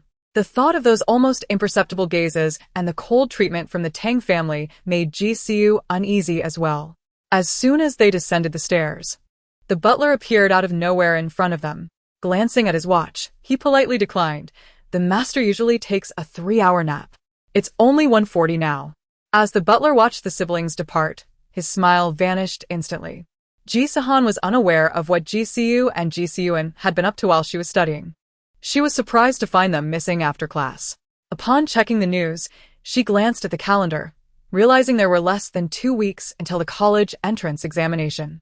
Moreover, next week was Sumingxi's birthday, and she felt a headache coming on regarding the gift. After some contemplation, she opened her wardrobe, intending to gift an unused bag to Sumingxi. This bag was a haute couture piece from the 1992 fashion show, highly sought after, and Sumingxi had always desired it. Pulling the bag from the depths of her wardrobe, Ji Sihan tossed it casually onto the glass display case, planning to select a pair of earrings to accompany it. Suddenly, her gaze froze. Cautiously, she picked up a strand of hair with her nail, inspecting it under the light. This was not her hair. It was slightly yellowed, curled, indicating it had been permed. In contrast, Ji Sihan's hair was dark and lustrous, cascading to her waist, a true testament to her abundant tresses. In an instant, she recognized the owner of the hair, Ji Sihan. Ji Sihan had a weak constitution, her frame frail and her hair lacking nourishment, often appearing yellowed and dry despite any attempts at care, leading her to permit for the illusion of fullness. Ji Sihan had entered her room. Ji Sihan's keen eyes scanned the space, finding nothing amiss, yet a sense of unease lingered. What had Ji Sihan come into her room for? She hadn't taken anything, appearing to have merely strolled around before leaving. However, Ji Sihan could not shake the belief that Ji Sihan had ulterior motives. In a moment of inspiration, Ji Sihan realized the examination admission ticket. In her previous life, Ji Sihan had lost her admission ticket, preventing her from entering the examination hall. She had always wondered how it could have gone missing when it was safely stowed in her bag. At that time, she had lived in the Ji household, but after her identity was revealed, she had tread lightly, often remaining silent. Reflecting back, she concluded that Ji Sihan must have stolen it. Back then, Tang Yu was still alive, and Ji Sihan maintained a facade of peace with her, always greeting her with a smile. When Ji Sihan scolded her, Ji Sihan would even defend her. Ji Sihan had let her guard down, never suspecting Ji Sihan of taking her admission ticket. Resolute, Ji Sihan decided to take action. She hurried to the study to confer with Tang Yunsong, and after their discussion, she promptly dialed 110. Let Ji Sihan experience the iron fist of justice and the law. But the next moment, a servant rushed in, flustered, exclaiming, "Not good, miss. There are police outside, and they are here for you." Ji Sihan's expression turned from surprise to pallor. At the police station, regardless of what everyone was doing, their ears perked up and their eyes occasionally darted towards one direction. Why? The juicy gossip of the Tang and Ji families. Who in all of Shinnan City wouldn't want to hear about it? Ji Sihan's lips turned white with anger. She never expected Ji Sihan would go as far as to call the police. Once the police arrived, they reviewed the Tang family's surveillance footage, revealing how she and Ji Sihan had collaborated to sneak into Ji Sihan's home. The worst part was that Ji Sihan claimed something was stolen, yet Ji Sihan had taken nothing. Meanwhile, Ji Sihan quietly wept, her delicate face reddening at the tip of her nose. A female police officer compassionately handed her a towel to dab her face. "Thank you, sister," Ji Sihan said, wiping her tear-streaked eyes, her round, lychee-like orbs brimming with sorrow. "Ji Sihan, you better return the birthday gift Dad gave me. That was my 18th birthday present from him. I know you hate me, but being switched at birth is not my fault. I've left the Ji family. Isn't that enough?" The crowd's ears perked up even more, intrigued by this unexpected revelation. The police were accustomed to all sorts of stories, but this was a first. The true and false daughters of a wealthy family had been swapped, with the false daughter driven away, while the true daughter resorted to theft.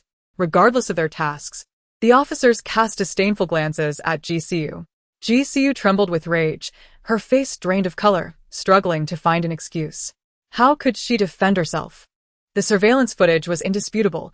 She had indeed sneaked into Ji Sihan's room, emerging with a satisfied smile. Who would believe her claim of merely visiting?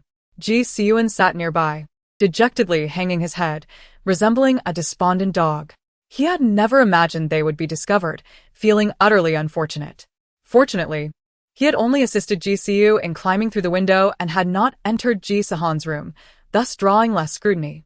Ji Sihan felt furious, believing his sister to be utterly disgraceful. Though she had been raised outside, she had never lacked for food or care. How could she be so foolish as to steal from Ji Sihan?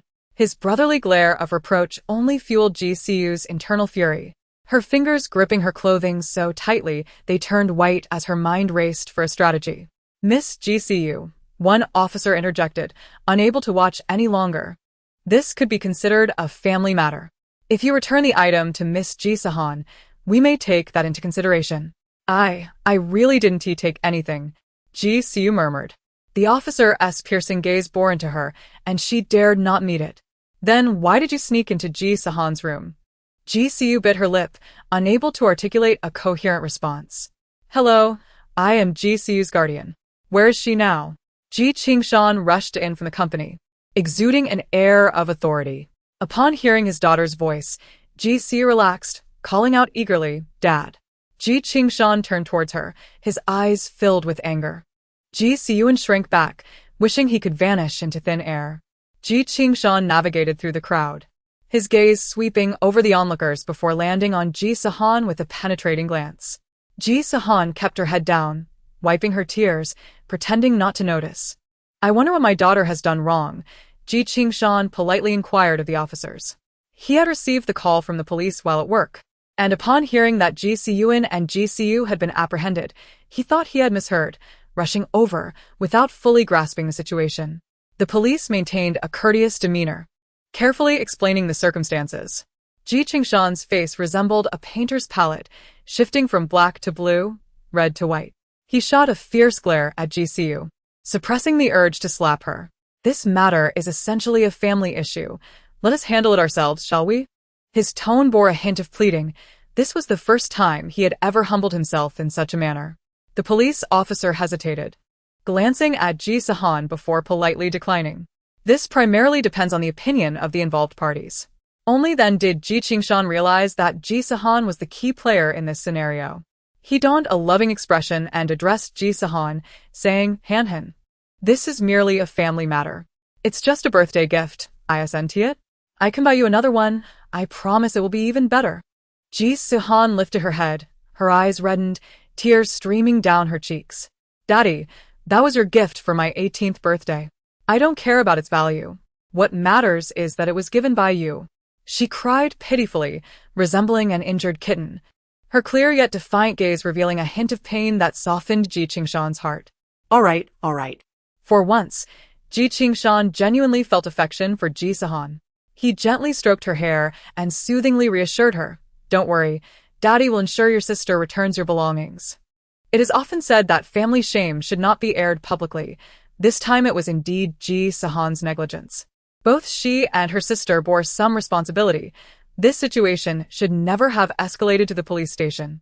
"I will compensate you further for your troubles. How does that sound?"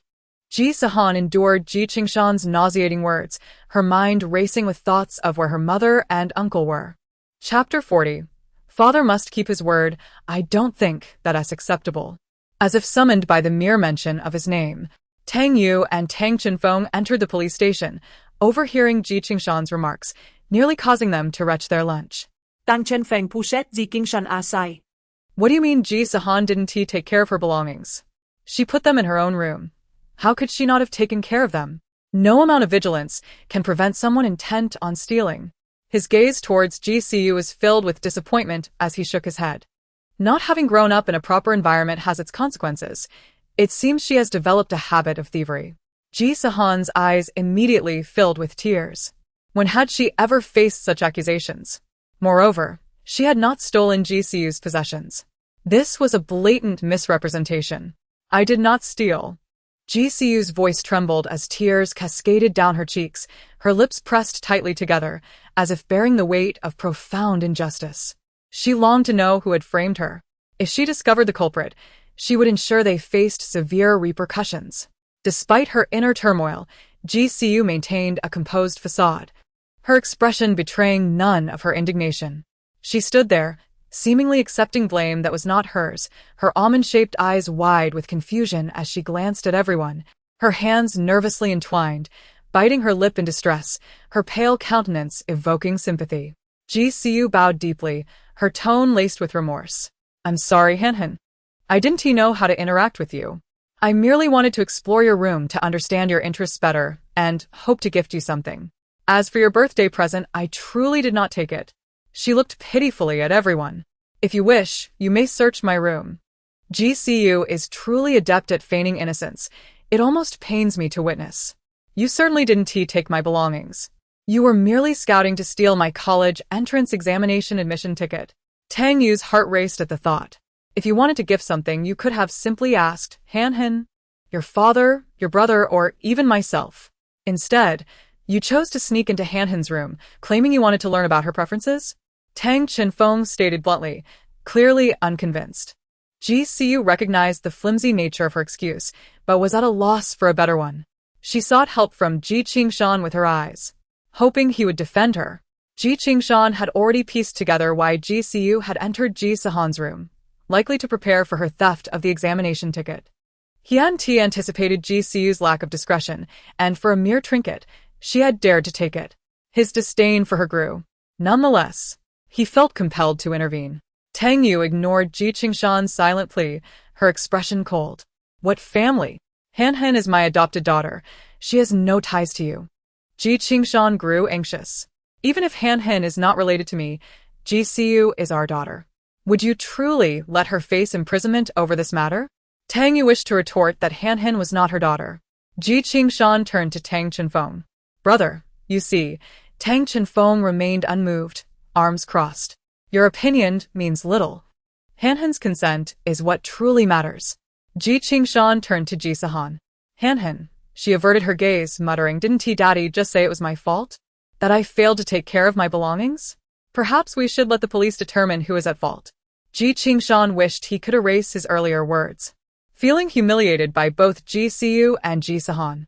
In that case, if my gift to you is lost, I shall buy you a better one. Moreover, she pointed at Ji Siu, I do not wish to see Ji Siu in the Tang household again. All right, Ji Qingshan agreed readily. Eager to avoid further embarrassment at the police station, let Ji Siu apologize. Tang Chenfeng remarked lightly, and as for Xiaoyan, as an older brother, he has failed to guide his sister and has aided her in such misdeeds. I see you've not raised him well, brother-in-law. Ji Qingshan gritted his teeth. Yes, I will continue to educate Xiaoyan. He cast a menacing glance at Ji Sihan, who shrank back, afraid to utter a word. Ji Siu, Xiaoyan, quickly apologized to your sister.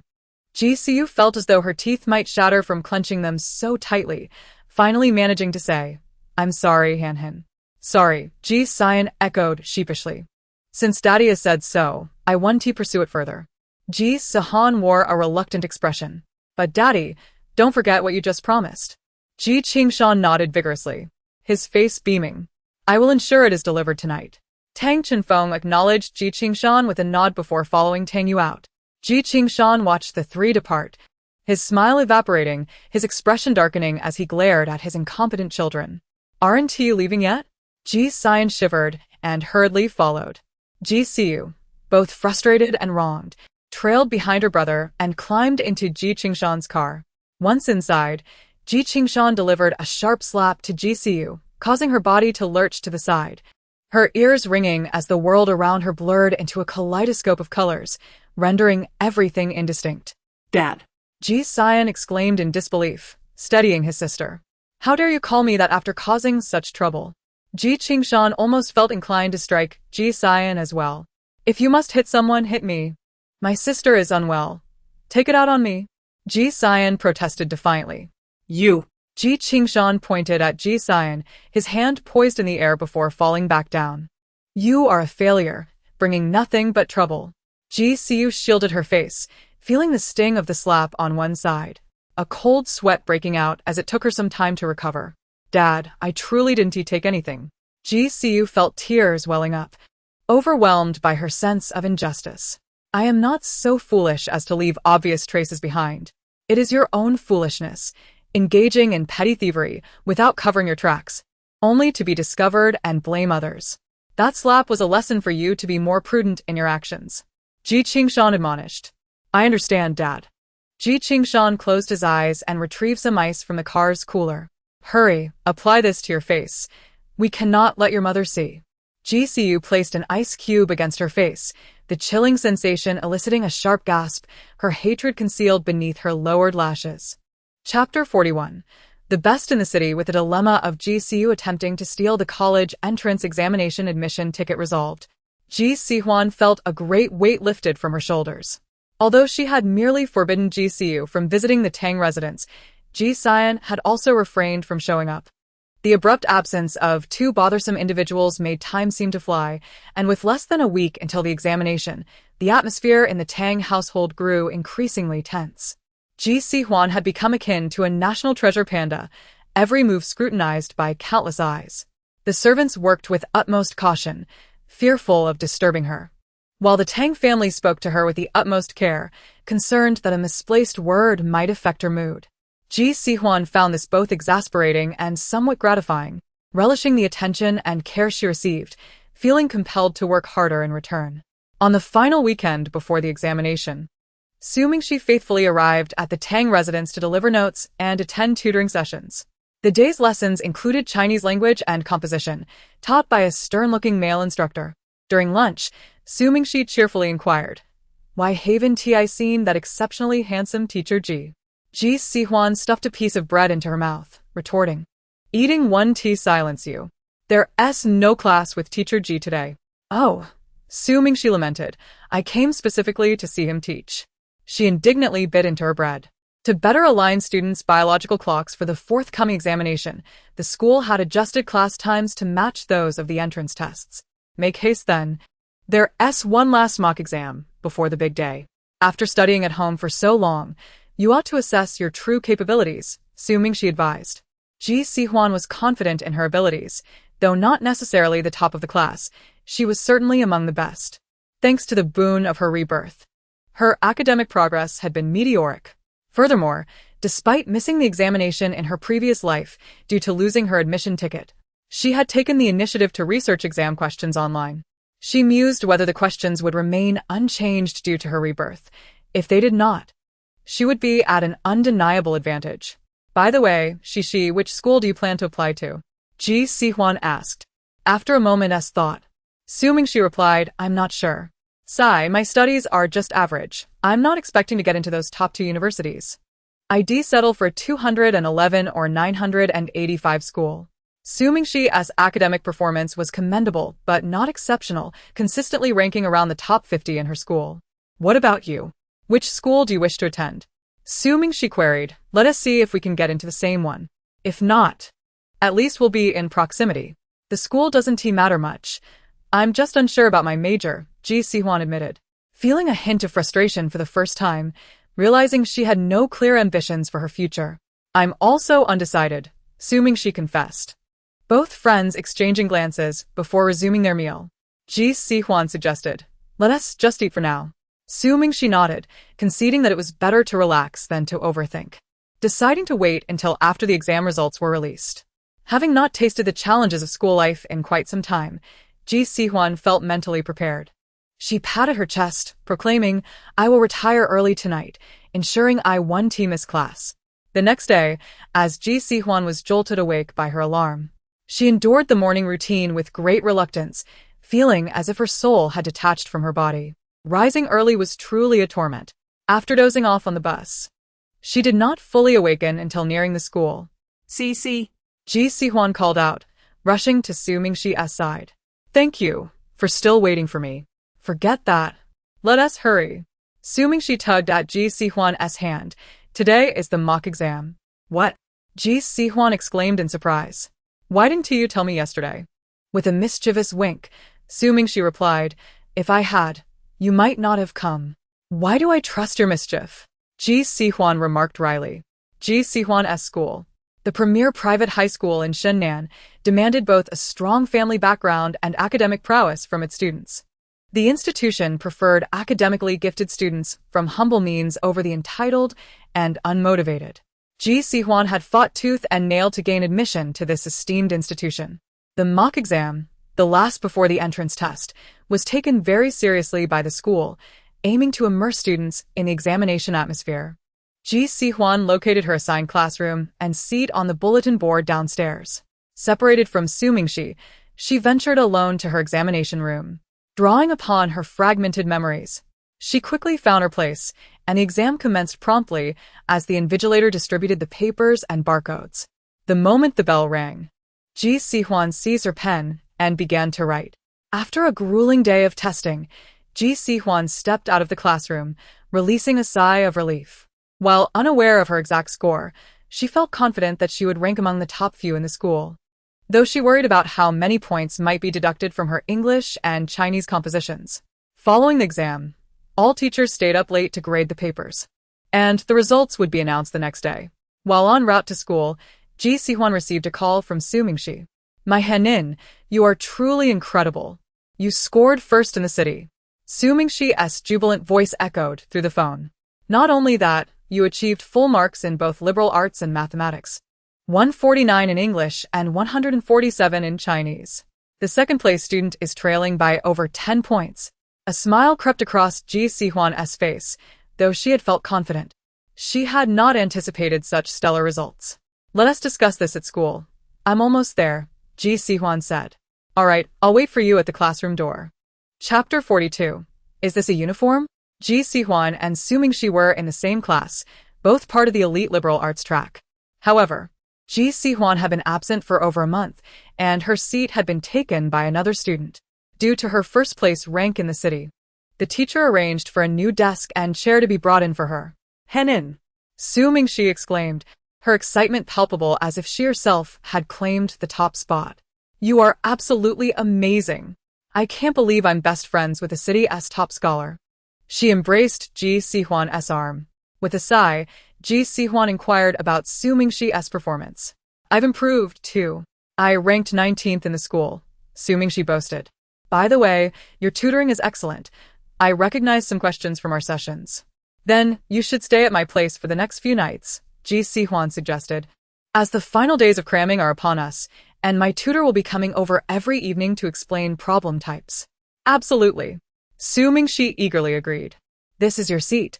Su Mingxi directed Ji Sihan to a separate desk. A transfer student took your previous spot. Unbothered, Ji Sihan settled down to organize her backpack.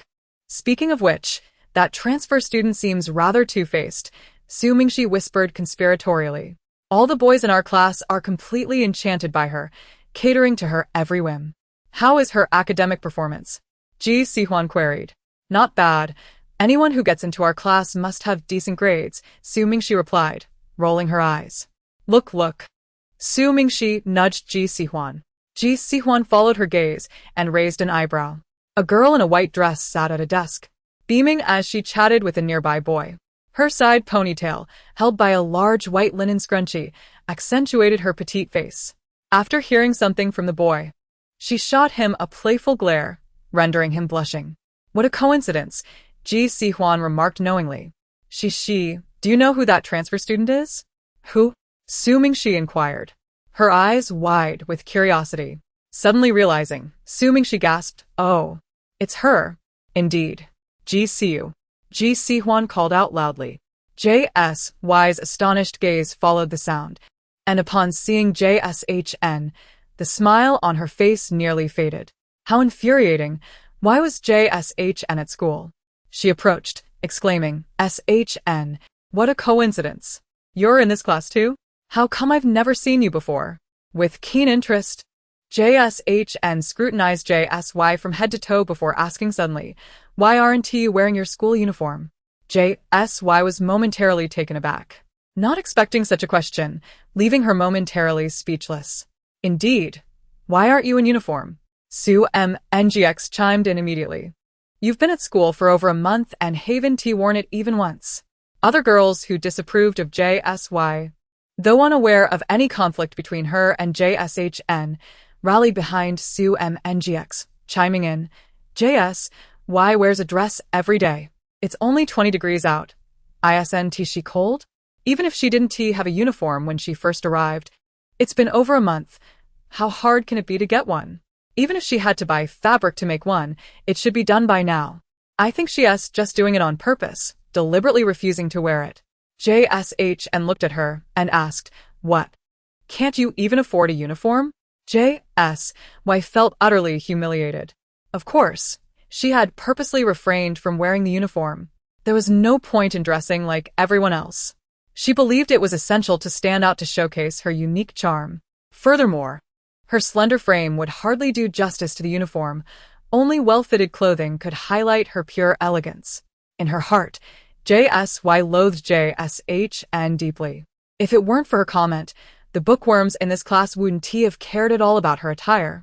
I'm just used to wearing my own clothes and forgot, JSY stammered, glancing around at her classmates, hoping someone would come to her defense.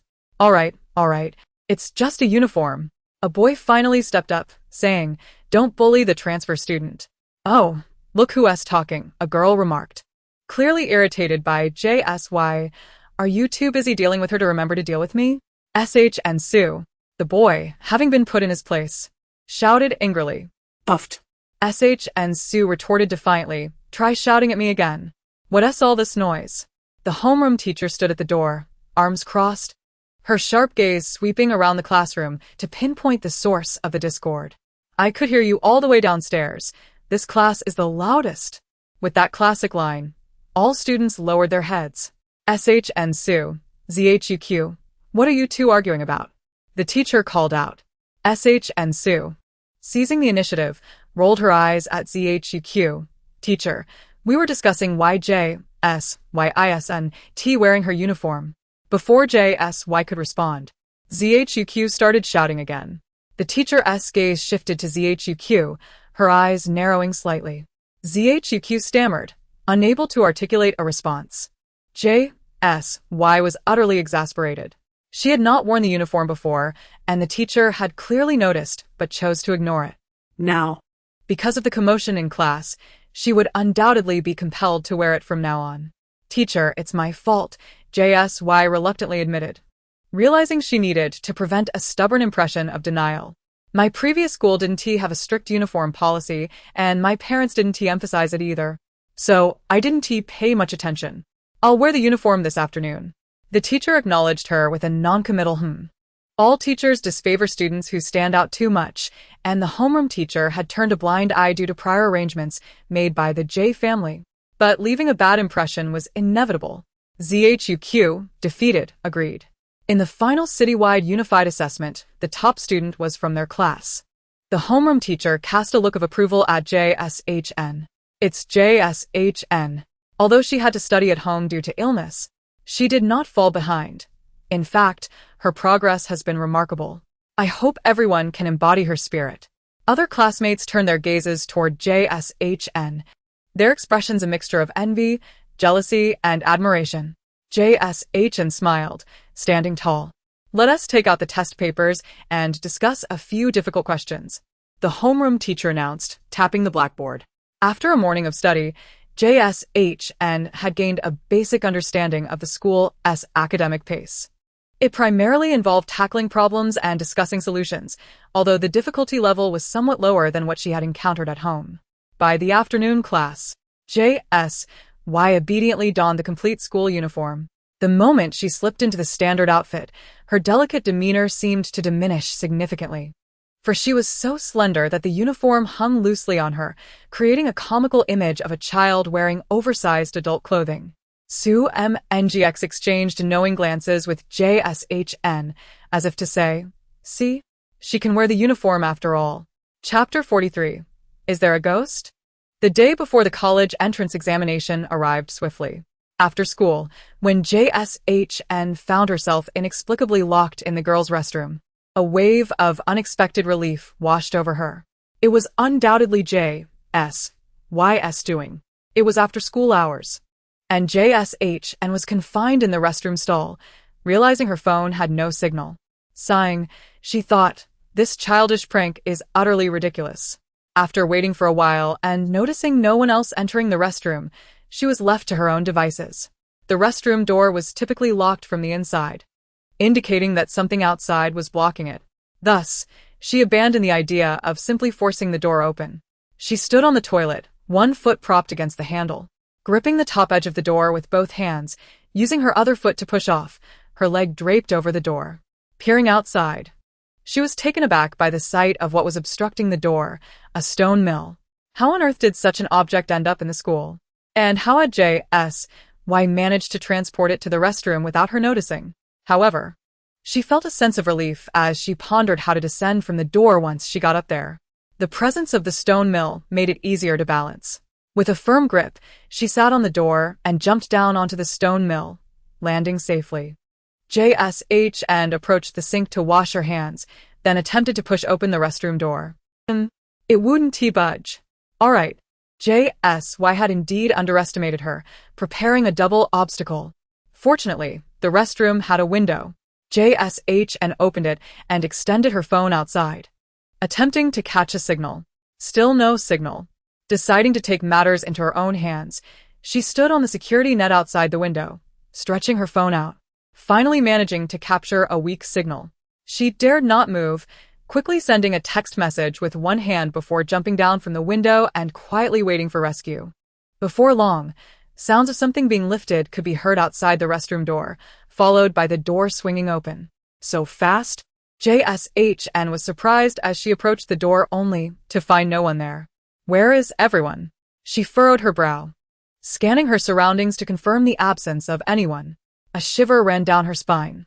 Could it be that a ghost had saved her? Before her rebirth, she had never believed in the supernatural. But now that she had been reborn, perhaps the existence of ghosts was not so unreasonable. Fortunately, there were still students from other grades lingering about, their laughter providing some comfort, alleviating her hidden fears. The classroom had long emptied, and as JSHN packed her bag, her phone rang. HNHN, I'm at the girls' restroom, but you're not in there. Sue MNGX's hurried breath came through the line. I'm already out, JSHN replied, confused. Hadn't she just removed the obstacle from in front of the restroom? No, I just arrived, Sue MNGX exclaimed. I ran over as soon as I saw your message. Where are you? I'm in the classroom. I'll be right there. JSHN stared at the hung-up call, her unease growing. Could it be that a kind-hearted ghost had truly come to her aid? HNHN.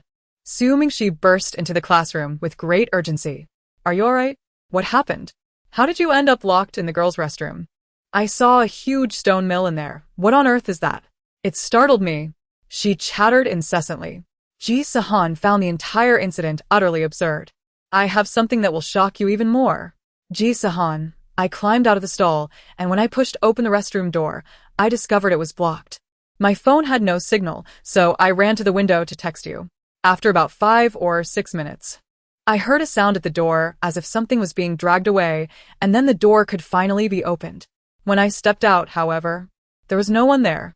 Ji Sihan furrowed her brow. It was as if nothing had ever obstructed the door. Sue Mingxi felt a chill run down her spine. Are you saying there was no one around? Is it possible a ghost?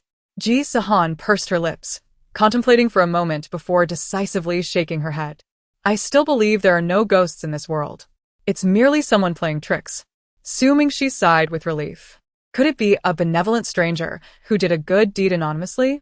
Or perhaps someone who, after locking you in, had a change of heart and came to move the obstruction? She speculated. That is a possibility, but not a strong one. As I know who locked me in the restroom, Ji Sihan replied. Sue Mingxi was aware too, scoffing. Who else could it be but GCU? I thought she had finally calmed down. She is quite malicious, locking you in the restroom and ensuring your phone had no signal. Even if your family searched for you, they wouldn't find you until the middle of the night. How could you perform well on the exam tomorrow? Sue Mingxi exclaimed, her anger palpable. Just wait. I will lock her in the restroom too, and let her experience this feeling, she declared, slamming her hand on the table. Ji Sihan remained noncommittal. She would not let the matter rest lightly. All right, she said, hastily gathering her belongings, though her pace slowed until she finally stopped altogether. What's wrong? Sue Mingxi inquired. It seems my things have been tampered with, Ji Sihan mused, certain of it. Huh? Did something go missing? No, she replied, shouldering her backpack. Let us go. Someone must have accidentally knocked my things off the desk. Sue Mingxi followed, puzzled. Of course not, Ji Sihan thought. It was evident that GCU had attempted to steal her examination admission ticket, hence the disarray of her belongings. Fortunately, she had long been prepared for GCU's antics. Since the admission tickets were issued, Ji Sihan had kept hers close, ensuring that no opportunity was given to others. Oh, all right. Sue Mingxi refrained from questioning further. She had grown accustomed to Ji Sihan's inexplicable commands. By the way, the questions I sent you yesterday, make sure to review them. They are key topics according to the tutor. What if one of them appears? Ji Sihan subtly reminded her. Don't worry, I have them all memorized, Sue Mingxi boasted. Even the essay topics you sent me, I've written several versions. That's good, Ji Sihan sighed with relief, a smile gracing her face. I truly hope we can attend the same university, preferably in the same major and dormitory. I hope so too, Sue Mingxi grinned. But you're the top student in the city. You'll surely go to Huada or Qingdao, right? I'd be fortunate to attend university here in Shinan. Just focus on your studies and review the questions I sent you. Ji Sihan affectionately ruffled Sue Mingxi's slightly unruly hair, akin to petting a puppy. Chapter 44. The show begins. Perhaps it was the psychological effect of elementary school field trips, but when Ji Sihan awoke, the sky was just beginning to lighten. And glancing at the time, it was barely 5:30.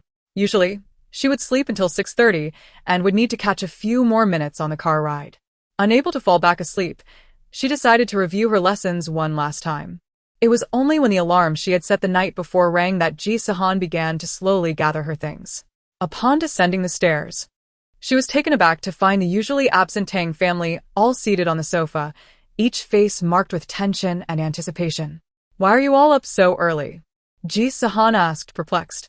It was indeed early. The Tang family held the belief that sleep was essential for health, and it was rare to see anyone before 8 o'clock. Thus, Ji Sihan, who rose at 6:30 each morning for school, was typically the first to wake in the household. Particularly, Tang Yunsong and Wen Ning, the elderly couple, often struggled with insomnia and would sometimes still be asleep at 10 in the morning. Tang Yunsong yawned uncontrollably and soon, as if infected by a virus, everyone else followed suit, leaving Ji Sihan no exception. "We just thought we'd cheer you on for your exam today," Tang Chinfeng said sheepishly, dark circles under his eyes indicating a late night. "Thank you, everyone." Ji Sihan felt warmth in her heart, appreciating her family's support. "I will definitely achieve good results. I won't let my family down." Hearing Ji Sihan's inner thoughts, Tang Yu worried that her confidence might lead to setting overly high expectations, resulting in disappointment if not met. "Henins, no matter what rank you get, your mother, uncle, and grandparents will all be happy. What matters is the experience. Take it seriously. As long as you don't regret the outcome, that's what counts," Tang Yu gently advised. Ji Sihan understood her mother was trying to comfort her, fearing that poor exam results would impact her mindset. But she was confident. "Mother is so kind. I must earn a good rank to repay my family's love and support." Tang Yu hesitated, ultimately deciding to remain silent, afraid that her further encouragement might be misconstrued as pressure. "All right, enough of that. Let us get Hanin some breakfast so she can get to school early to review." When Ning nodded to the butler, who promptly arranged for breakfast. After finishing her meal, Ji Sihan felt she had eaten enough, wary that overindulgence might hinder her performance. "Mother, uncle, grandparents, I'm done eating," she announced as she left the table. "Hanins," Tang Yunsong called her back, a warm smile on his face. "Your grandfather is waiting for good news at home." "Yes, grandfather, I will not disappoint you." Ji Sihan playfully saluted and winked before departing the dining room. When Ji Sihan arrived at school, nearly everyone was already there, their expressions tinged with nervousness. Assuming she rushed to Ji Sihan's side. "Henins, I'm so anxious. I'm terrified of not doing well." "Don't worry. As long as you've reviewed the questions I sent you, you'll do great," Ji Sihan reassured her, though her words held deeper meaning that assuming she failed to notice. "Will you accompany me to the restroom? When I'm nervous, I always need to go. And I can't even drink water now," assuming she said, tugging at Ji Sihan's arm. "Wait, let me put my things down first." Ji Sihan placed her backpack in the desk's compartment before being led away to the restroom by assuming she. Casually, she glanced toward Ji Sihan's seat. Ji Sihan was smiling mischievously, resembling a rat that had stolen oil, her face radiating satisfaction. Ji Sihan pulled out the folder containing her admission ticket, only to discover it was missing. She feigned panic, rummaging through her backpack, biting her lip in distress, yet finding nothing. Casting her gaze around, she felt the weight of suspicion from her classmates, their anxious stares prompting questions about her predicament. Shaking her head in a fluster, she stumbled out of the classroom. Ji Sihan witnessed the entire scene from behind, her lips curling into a smug smile. The more flustered Ji Sihan became, the happier she felt, ultimately unable to contain her laughter. After Ji Sihan dashed out of the classroom, Ji Sihan took out a piece of paper, slowly tearing it into shreds and discarding it into her thermos.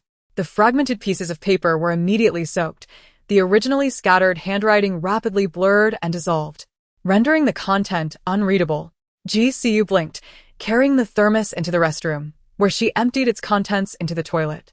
Without the examination permit. "Let's see how you fare in the college entrance examination. Go ahead, continue being arrogant. You think you can trap me? Prevent me from entering the Tang family? Do you? Today, you shall witness who truly possesses the greatest prowess." A wild and sinister smile adorned Ji Sihan's face, her eyes radiating venom and animosity. She could not forget the sting of Ji Sihan's slap in the car, all thanks to Ji Sihan. She pressed the flush button. The tiny paper shards were swept away by the rushing water, spinning out of sight. Ji Sihan couldn't help but smile at the spectacle. The homeroom teacher entered to deliver a final speech, instructing everyone to bring their writing materials and examination permits, cautioning them about the examination protocols before allowing them to take their places in the examination hall. Ji Sihan, and assuming she were in the same examination room, which was adjacent to Ji Sihan's. Ji Sihan followed closely behind Ji Sihan and assuming she, reveling in Ji Sihan's expression of despair and her hesitance to speak, which only heightened her satisfaction. She deliberately lagged at the end of the line, eager to witness Ji Sihan's pitiful attempt to plead with the teacher for entry into the examination. As the number of students entering the hall dwindled, only a few remained outside. Ji Sihan stood motionless for a long while, feigning despondency until she could no longer contain herself and stepped forward to queue for entry. Ji Sihan remained unhurried, still anticipating the unfolding drama. When Ji Sihan reached the front, the invigilator first scanned her with a device, detecting no suspicious items. Before requesting her examination permit, Ji Sihan raised her hand and retrieved a folded piece of paper from her collar. A wave of foreboding washed over Ji Sihan, and her smirk gradually faded. She could hardly believe it. How could this be possible? Ji Sihan unfolded the paper and handed it to the invigilator. The teacher examined it against the photo on the examination permit, nodded approvingly, and allowed Ji Sihan to enter. Ji Sihan accepted her permit, turning to meet Ji Sihan's gaze, flashing a radiant smile as she flicked the permit playfully, her expression dripping with arrogance. In that moment, Ji Sihan realized her scheme had been uncovered. Faced with Ji Sihan's smugness, Ji Sihan's complexion darkened, her heart constricting painfully. Cold sweat breaking out as she instinctively clasped her chest, her eyes fixed on Ji Sihan, filled with resentment. "This will infuriate you," Ji Sihan mouthed to Ji Sihan before happily turning to enter the examination hall. Ji Sihan took a deep breath, feeling the world spin before her. Stumbling a few steps before collapsing onto the ground, other students instinctively moved several meters away, as if she were contagious. The invigilator, however, was undeterred and approached her, gently inquiring about her discomfort. "I'm fine," Ji Sihan forced out through clenched teeth. "I'm just experiencing heart issues." Upon hearing heart issues, the invigilator visibly panicked. "Do you have medication? Can you continue with the examination?" Ji Sihan shakily produced a bottle of pills, and with the teacher's assistance, she took the medication. "Thank you. I can continue the exam. I'm just too nervous." After taking the medication, she felt significantly better, the pain in her heart subsiding. "Are you sure you can proceed?" the invigilator asked repeatedly. "I'm certain." Ji Sihan's gaze was resolute. Since she could not prevent Ji Sihan from entering the examination hall, she must outperform Ji Sihan. As long as she surpassed Ji Sihan, she would have the confidence to overshadow all others, seizing the limelight from Ji Sihan. Thus, the Ji family, the Tang family, and even the elite families of Shunnan City would recognize that Ji Sihan was 100-fold, 1,000-fold superior to Ji Sihan. Her achievements would eclipse Ji Sihan's, propelling her further ahead, garnering the favor of all resources from the Ji and Tang families. Harboring these unrealistic dreams, Ji Sihan resolutely entered the examination hall. Observing her determination, the invigilator had no choice but to relent, repeatedly advising her to report any discomfort, assuring her of their assistance before allowing her entry. Ji Sihan remained blissfully unaware of all this. Even if she knew, she would likely scoff and say Ji Sihan deserved it.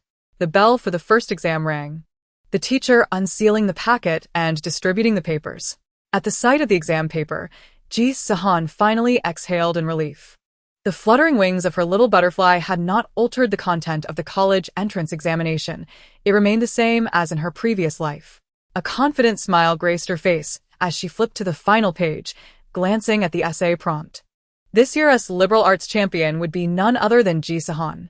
After completing the first exam, Su Mingxi suppressed her excitement, discovering that most of the questions on her paper matched those Ji Sihan had provided her in the study guide.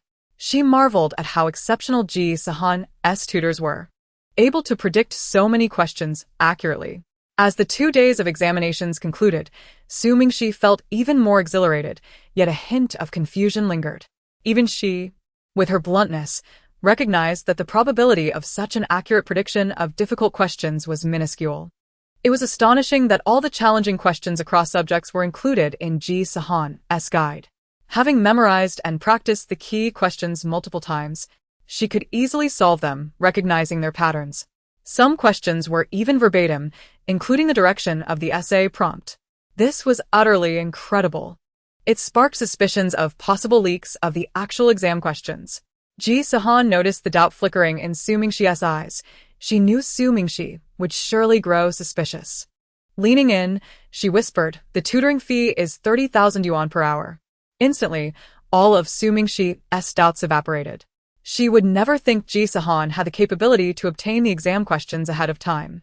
If Ji Sihan could indeed access the actual exam questions, it would be nothing short of miraculous.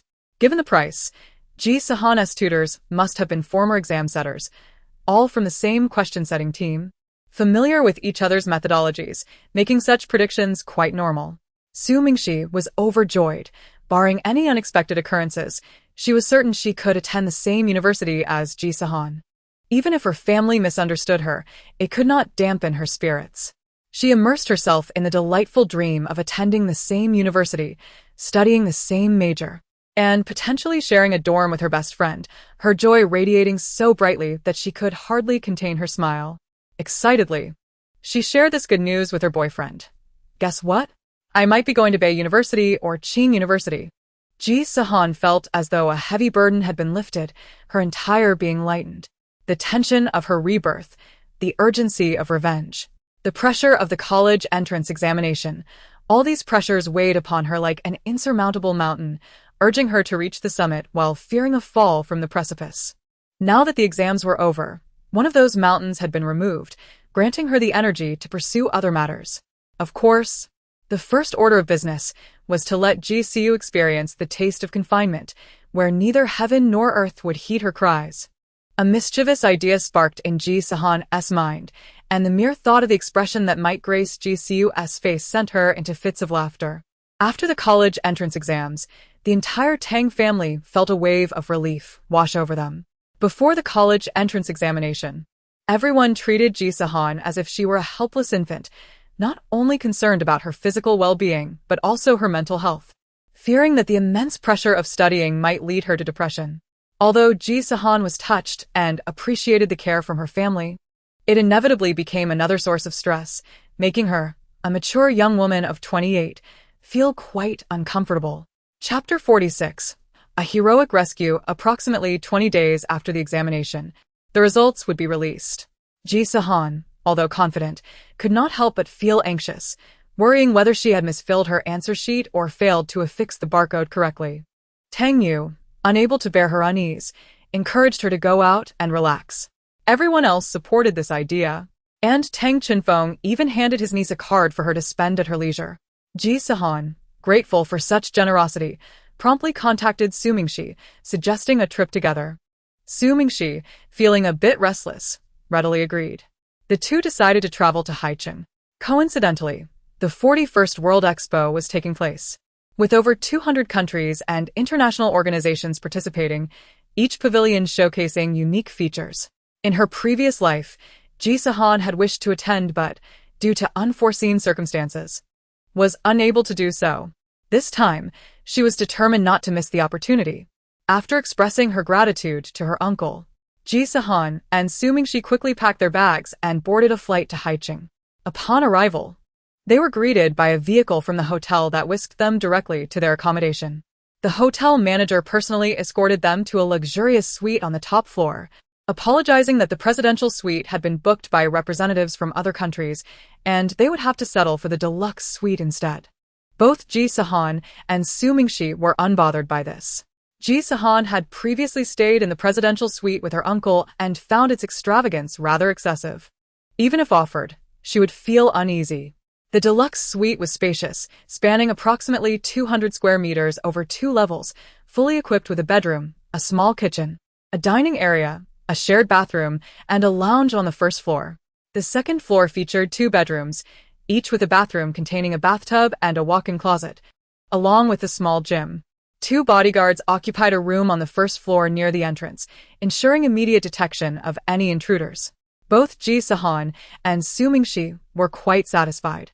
As night fell, they prepared to rest, planning to explore the pavilions the following day.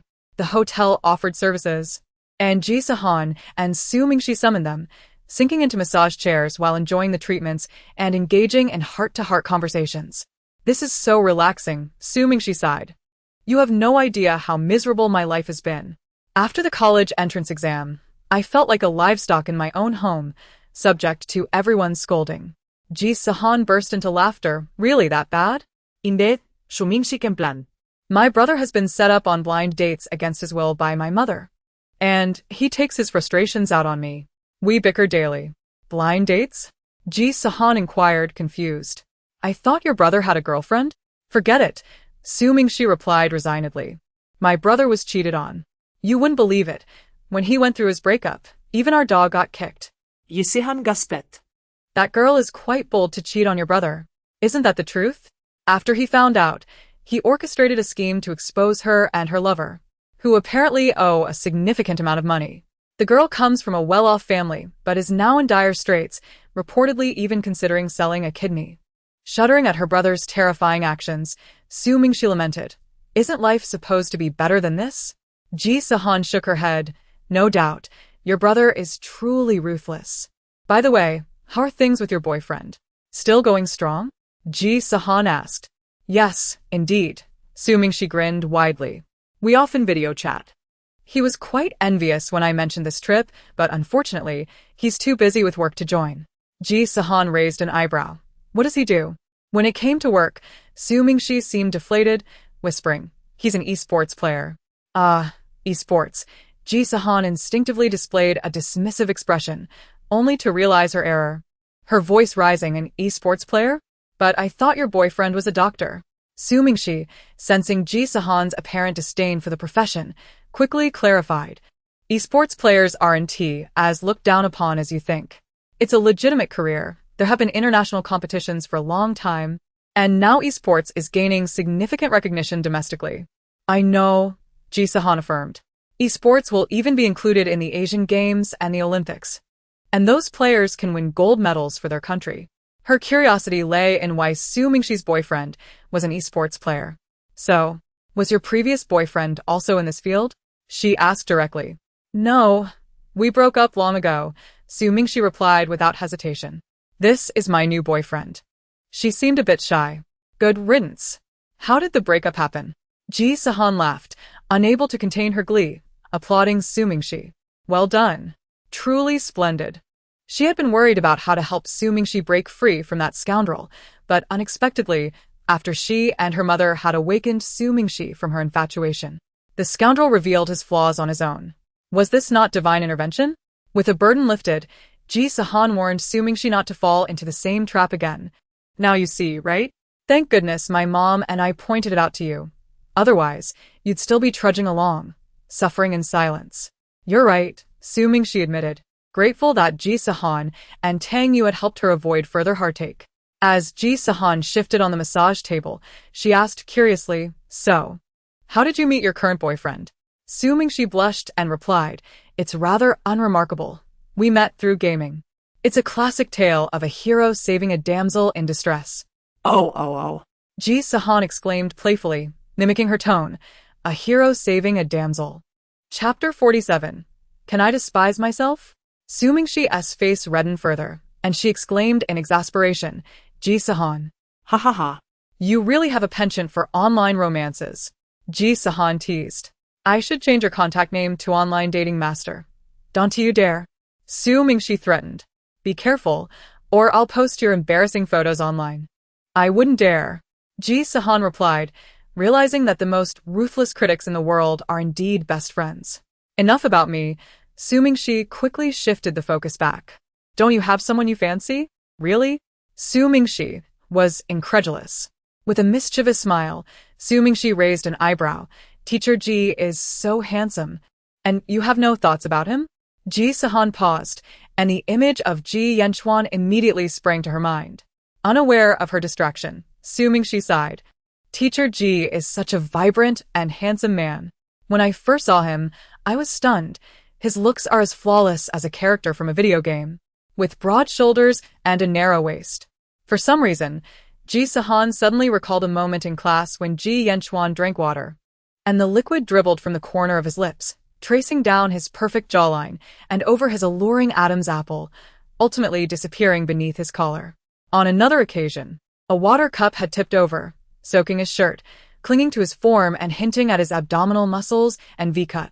Her face flushed slowly, reminiscent of vermilion dispersing in water, the blush spreading across her entire visage, even reaching her ears. Ji Sihan, what on earth are you thinking? She scolded herself. Hanin? Su-ming-shi called out a few times but noticed that Ji Sihan was unresponsive. She gently tapped her and asked, why are you silent? Ji Sihan cleared her throat twice, touched her flushed face, and feigned ignorance. What's wrong? What are you thinking? Su-ming-shi turned to her and was startled to see her cheeks ablaze. Why is your face so red? Su-ming-shi inquired, and Ji Sihan, realizing, replied, oh, are you thinking about Teacher Ji? Stop talking nonsense. Ji Sihan, though feigning bravado, blushed even more. I'm just hot. Hot? Su-ming-shi blinked teasingly. The air conditioning is set to 25 degrees. Are you feeling warm in your heart? I'm just getting a massage, Ji Sihan insisted earnestly. This pressure point is peculiar. It makes my whole body feel warm. Observing Ji Sihan's stubborn denial, Su-ming-shi chuckled and agreed. Indeed, it's quite strange. I'm feeling a bit warm too, but that's because I'm thinking about my boyfriend. Ji Sihan felt exasperated by Su-ming-shi's teasing and decided to abandon her massage, realizing she could no longer stay in that room. As she hurriedly exited, Su-ming-shi's laughter echoed loudly behind her. Indeed, Ji Sihan harbored a unique sentiment for Ji Yanchuan, rooted in the tragic circumstance of his sacrifice for her in a past life. Yet, without truly knowing him, how could she possibly harbor affection? Although Ji Yanchuan was undeniably handsome and fit, she had no intention of pursuing a romantic relationship. Setting aside her young age, Ji Sihan was determined to focus on completing her university studies, learning to manage group affairs, and keeping an eye on Ji Qingshan and Ji Siu. There was simply no time for romantic entanglements. Despite her resolve, Ji Sihan often found herself musing over Ji Yanchuan's captivating features and impressive physique, much to her chagrin. She slapped her bed in frustration and buried herself under the covers, lamenting her overwhelming infatuation. Ji Sihan, when did you become so shallow? Your mental age may be 28, but your body is merely 18, just stepping into adulthood. How can you indulge in such superficial beauty? It's utterly disappointing. She scolded herself once more. With a sigh, Ji Sihan contemplated the truth. Ji Yanchuan genuinely met all her criteria for an ideal partner. Or rather, he fit the criteria of any girl with normal preferences. Was there truly such a perfect individual in the world? Was this some sort of seductive trap laid for her? A fleeting moment of suspicion crossed her mind, but she quickly dismissed it, chiding herself for overthinking. Ji Yanchuan was no ordinary person. Despite his efforts to blend in, Ji Sihan had noticed subtle hints of his true status. For instance, the cufflinks he wore were worth hundreds of thousands, and though his clothing bore no conspicuous labels, some pieces were evidently custom-made. It puzzled her why someone of his caliber would lower himself to the role of a tutor. Logically, someone so enigmatic should raise her alarm bells. Yet, thoughts of Ji Yanchuan's accident from her past life haunted her, filling her with guilt and unease, making it difficult to view him negatively. Optimistically, perhaps Ji Yanchuan had intentionally sought to approach her? What if he too had been reborn? Ji Sihan's imagination ran wild. She unconsciously reached for her phone and opened Ji Yanchuan's chat window, eager to type something, yet found herself at a loss for words. Upon opening his social media, she discovered it devoid of content. Finally, she gazed at his profile picture, which depicted a man's silhouette, one she recognized as his own. After some time, she noticed the chat box indicating that Ji Yanchuan was typing. Instinctively, she held her breath, feeling a surge of nervousness. Moments later, a message arrived. I heard you were visiting Haicheng. I am in Haicheng too. Would you like to grab a meal together? Ji Sihan nearly jumped off her bed. Sitting at the edge, staring at his message, momentarily flustered and unsure of what to do. Since their high school graduation, they had lost touch. And though Ji Sihan occasionally wished to chat with Ji Chuan to bridge the distance, she struggled to find the right topics. She knew of his past sacrifice to save her, felt immense gratitude, and wanted to repay him, but it seemed foolish to bluntly approach him and say, "Thank you for saving me in a past life. Let me know if you need anything, and I will assist you." Such a declaration would certainly make her appear naive. After all, who would believe in past lives? Ji Sihan hesitated. Should she accept his invitation? It appeared to be a golden opportunity to grow closer. Chapter 48. Seize the opportunity. As Ji Sihan pondered her response, Ji Chuan stared intently at their chat window. His invitation lay there, solitary. And his heart raced as he felt a tension he had never experienced even while closing billion-dollar business deals. A hint of disappointment shadowed his features, for he recognized that his invitation might have been a bit forward. They had no contact outside of class, and if a teacher suddenly invited him out, he would likely decline. Shaking his head, he chastised himself for being too eager and turned off his phone. Suddenly, the screen lit up again, and Ji Chuan held his breath. A new message appeared. Sure. Ji Chuan's eyes brightened instantly. He unlocked his phone, noticing the chat window indicating that she was typing. However, I will be visiting the World Expo during the day tomorrow. Are you free in the evening? Ji Chuan smiled and typed back. I'm available. What would you like to eat? I'm open to anything. Are there any local specialties in Haicheng? I know a restaurant that serves unique local dishes. We could try it together. Sounds great, but I might bring a friend along. Would you mind? Not at all. It would be an honor to invite you and your friend to dinner. As Ji Sihan read Ji Chuan's message, she could almost envision the expression on his face as he spoke those words, perhaps earnest, perhaps with a hint of a smile, or perhaps radiating warmth. Unbeknownst to her, a blush crept onto her cheeks, and she struggled to hide her smile. All right, shall we set a time? Ji Sihan bit her lip, feeling giddy at the idea of him being available at any moment. She couldn't help but imagine Ji Chuan typing those words, her heart racing like a startled deer. The expo closes at 4 in the afternoon, so let us meet at 6. Sounds good. Could you share the address of your hotel? I will come to pick you up. After a moment of hesitation, Ji Sihan obediently provided the address.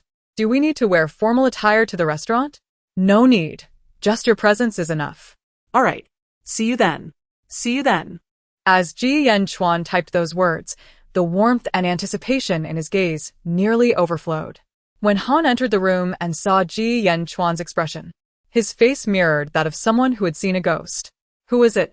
Ji Chuan's demeanor shifted instantly, his sharp gaze directed at the newcomer. Han shrank back slightly, responding meekly, It's me, the master. Oh, it's you. Ji Chuan relaxed a bit, leaning back in his chair. Why didn't you knock? I did, but you didn't hear. Han silently pondered, unsure of whom he was chatting with, his face betraying a heart full of springtime emotions. What's the matter? Ji Chuan paid little mind. Here are the documents you requested. Han placed the folder before him. These pertain to the project we'll discuss tomorrow, along with some papers that require your signature. Ji Chuan, holding a pen, casually signed his name on each document. Just as Han was organizing the files and turning to leave, he heard Ji Chuan's ominous whisper, Work overtime tonight. I have matters to attend to tomorrow. With his back to Ji Chuan, Han's expression crumbled. He muttered to himself, There is no difficult work, only brave dogs. Book a private room for me at Haiminian for 5:30 tomorrow night, Ji Chuan instructed. Understood, master. Meanwhile, Ji Sihan read the brief message from Ji Chuan several times, savoring the anticipation before finally shutting off her phone. She pressed her device against her chest and fell back onto her bed, a lovesick smile gracing her face. The thought of her first date with Ji Chuan left her blushing and overwhelmed. The very notion of a date made her feel shy beyond measure. She instinctively grabbed the quilt, burying herself within it, as if hiding could conceal her bashfulness. Wrapped in the quilt, she rolled about on her bed, resembling a silkworm in a cocoon. Suddenly, she halted, her disheveled hair peeking out from the covers, her face flushed. She patted her cheeks and murmured, What on earth are you thinking, Ji Sihan? It's just a meal. You're overthinking it. Perhaps he doesn't even have romantic intentions. They're merely reminiscing since they're both in Haicheng. Gradually calming herself, she exhaled and reclined once more. Besides, it's not truly a date. I'll be bringing Cece along. She then got up and knocked on the door of her neighbor, Assuming she opened the door. Her face adorned with a facial mask. What's up? Are you free for dinner tomorrow night?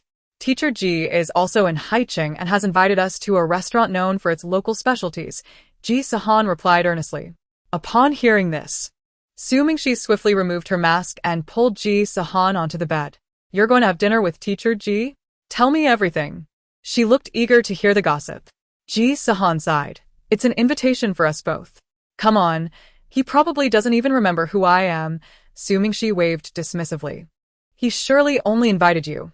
You said you'd take me along, right? To her surprise, Assuming she was correct. However, Ji Sihan was reluctant to admit it. No. She vehemently denied. It's an invitation for both of us. Assuming she raised an eyebrow, clearly unconvinced. Ji Sihan, feeling guilty, diverted her gaze. Regardless, we're having dinner tomorrow night. Are you coming or not? Nope, Assuming she firmly declined. What would I go for? To be a third wheel? I might blind myself with the brightness. I'm aware, Assuming she winked knowingly, beyond friendship, yet not quite lovers, right?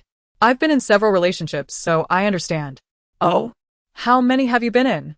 Ji Sihan scoffed. Crushes don't count, and encounters with scumbags certainly don't. Assuming she looked deflated. Why bring up old wounds? Are you going or not? Ji Sihan pressed impatiently. Sigh. Why would I go? I'm not familiar with Teacher Ji. Assuming she merely enjoyed watching handsome men.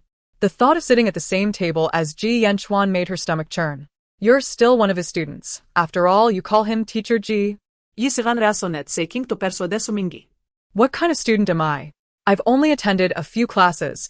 Assuming she made a face. Why are you dragging me along? Don't tell me you have no feelings for Teacher Ji. This is a golden opportunity for one-on-one time. You must seize it. She looked at Ji Sihan, exasperated. Chapter 49. There's nothing wrong with liking someone. Ji Sihan felt like a kettle boiling over, steam rising from her head. Her cheeks flushed crimson, her fingers twisting the bed sheets into knots. How do you know I have feelings for Teacher Ji? Assuming she looked at her in surprise. It seems the person involved is oblivious while the observer sees clearly. When I visited you to attend classes, I often noticed you staring at Teacher Ji. How could I not know? Ji Sihan truly hadn't realized how often she gazed at Ji Yanchuan. And the thought of being infatuated with him made her want to dig a hole to hide in. Is it that obvious? She buried her face in her hands. Oh no, I can't possibly be a lovesick fool in Ji Yanchuan's eyes. Ha ha ha. Assuming she laughed, it's not that obvious. You subconsciously know to be discreet. Most of your daydreaming is directed at Teacher Ji's back. That's a relief. Ji Sihan sighed, feeling as though she had narrowly escaped disaster. You care so much about how Teacher Ji perceives you, yet you claim you don't want to date him? Assuming she was perceptive. Don't deceive yourself. That's why I'm not going. You should take this chance to win Teacher Ji over. A man like him is worth pursuing. If you don't, I'll feel sorry for you. Assuming she placed her hands on Ji Sihan's shoulders, entrusting her with the task. Sigh. Ji Sihan sighed once more. I do have some feelings for him. After all, as you said, Ji Yanchuan's looks are irresistible. But I'm unsure of his feelings. What if I get rejected? That would be too painful. Moreover, she wanted to repay his kindness. If she were to be rejected, how could she ever express her gratitude? Assuming she had faith in Ji Sihan, she had closely observed that Ji Yanchuan certainly harbored feelings for her friend. However, she couldn't voice this belief. If she was mistaken, it would only cause Ji Sihan pain. You should at least give it a try, assuming she encouraged. This is a perfect opportunity. After dinner, you could invite him to explore the World Expo together. You can chat while you walk, deepening your understanding of each other's character and values. Gradually build your relationship. Besides, in this day and age, girls making the first move is nothing to be ashamed of. Assuming she strategized, you're not obligated to confess your feelings right away. Just spend time together. Create some opportunities, and observe his reactions. If things don't work out, you can remain friends. Ji Sihan found this approach reasonable.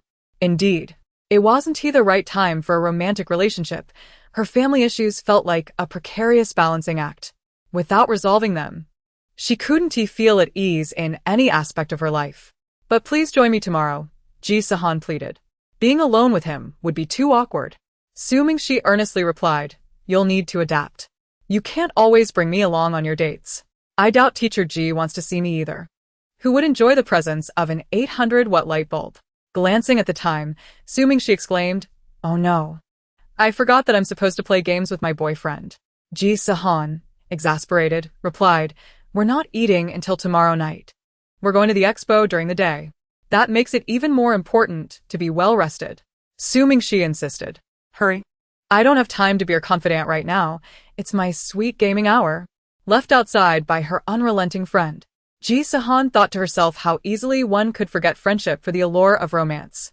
Once back in her room, she instinctively followed Sumingshi's advice, turning on the tap for a bath and scattering rose petals into the water. As she settled comfortably into the tub, it dawned on her, she was indeed looking forward to seeing Ji Yanchuan, and she undeniably harbored feelings for him. Desire must be pursued. Even if various obstacles hinder your steps at present, at least you will not regret having made the effort. Having already been reborn once, is this principle still unclear? With this thought, Ji Sihan revealed a sweet smile, eagerly anticipating her meeting with Ji Yanchuan the following evening. At 7 in the morning, Ji Sihan rose with the alarm clock, groggily making her way to the bathroom to freshen up. Upon emerging, she was invigorated. She quickly prepared herself and knocked on the door of her neighbor, Sumingshi. Sumingshi, bleary-eyed, crawled out of bed to open the door. Floating back to her mattress like a lost soul, Ji Sihan, her brow furrowed, thought, "Don't tell me you stayed up late last night." Sumingshi, her eyes barely open, spoke with a mouth that seemed glued shut, "Not that late, just a little past midnight." Ji Sihan strode forward, grasping Sumingshi's arm and shaking her gently. "I told you to go to bed early. You actually stayed up until after midnight." Sumingshi, swaying like a weeble, felt weak and dizzy. "Please stop shaking me. I'm going to faint," she protested, her voice barely above a whisper. Ji Sihan released her grip, and Sumingshi flopped back into the covers. "Can you still go out today?" Ji Sihan asked, exasperated. A hand emerged from the blanket. "Order me an iced Americano, and I'll be fine." Sumingshi's voice was lethargic. Ji Sihan shook her head and called the front desk for breakfast, specifically requesting a double-shot iced Americano. When breakfast arrived, Ji Sihan placed the iced Americano on Sumingshi's face, startling her awake. The cold jolted her, banishing her drowsiness. She downed the drink in one go, grimacing, "Goodness. Is this a form of murder?" Standing at the foot of the bed, Ji Sihan, exuding an aura of annoyance, crossed her arms and calmly stated, "I assure you, if you waste any more time, I will resort to actual murder." Upon hearing this, Sumingshi scrambled out of bed and rushed to the bathroom to wash up while spraying toner on her face and changing clothes. I'm ready. The two quickly finished breakfast and set off to the World Expo with their bodyguards. Chapter 50. A serendipitous encounter at the expo. The hotel where Ji Sihan and her companion were staying was less than a 10-minute walk from the expo, making it exceptionally convenient. This marked the first time the nation hosted the World Expo, and by just past 8 in the morning, the entrance was already teeming with crowds, requiring long waits to enter any pavilion. After deliberation, Ji Sihan and Sumingshi decided to avoid the popular pavilions and visit those with fewer visitors first, as they had the luxury of time and resources to explore leisurely. As they walked ahead, their two bodyguards, dressed in plain clothes, followed closely, alert and watchful. They first visited several lesser-known exhibits and, upon exiting, heard other visitors mentioning that the pavilion from the Kingdom of Wheat showcased a mermaid. Excitedly, they queued for nearly an hour to gain entry. The mermaid statue perched elegantly on a few rocks, exuding an air of solitude and grace. The floor, crafted from special materials, shimmered in a harmonious blend of blue and green, resembling the depths of the ocean. To protect the statue, the staff had placed barriers far away, allowing visitors to only admire it from a distance. Ji Sihan took out her camera and captured several angles. They quickly took turns posing with the mermaid before leaving. Having barely visited a few pavilions, the sun had already climbed high overhead, as much of their time had been consumed by waiting in lines. Finally, They reached the National Pavilion, where the wait was minimal.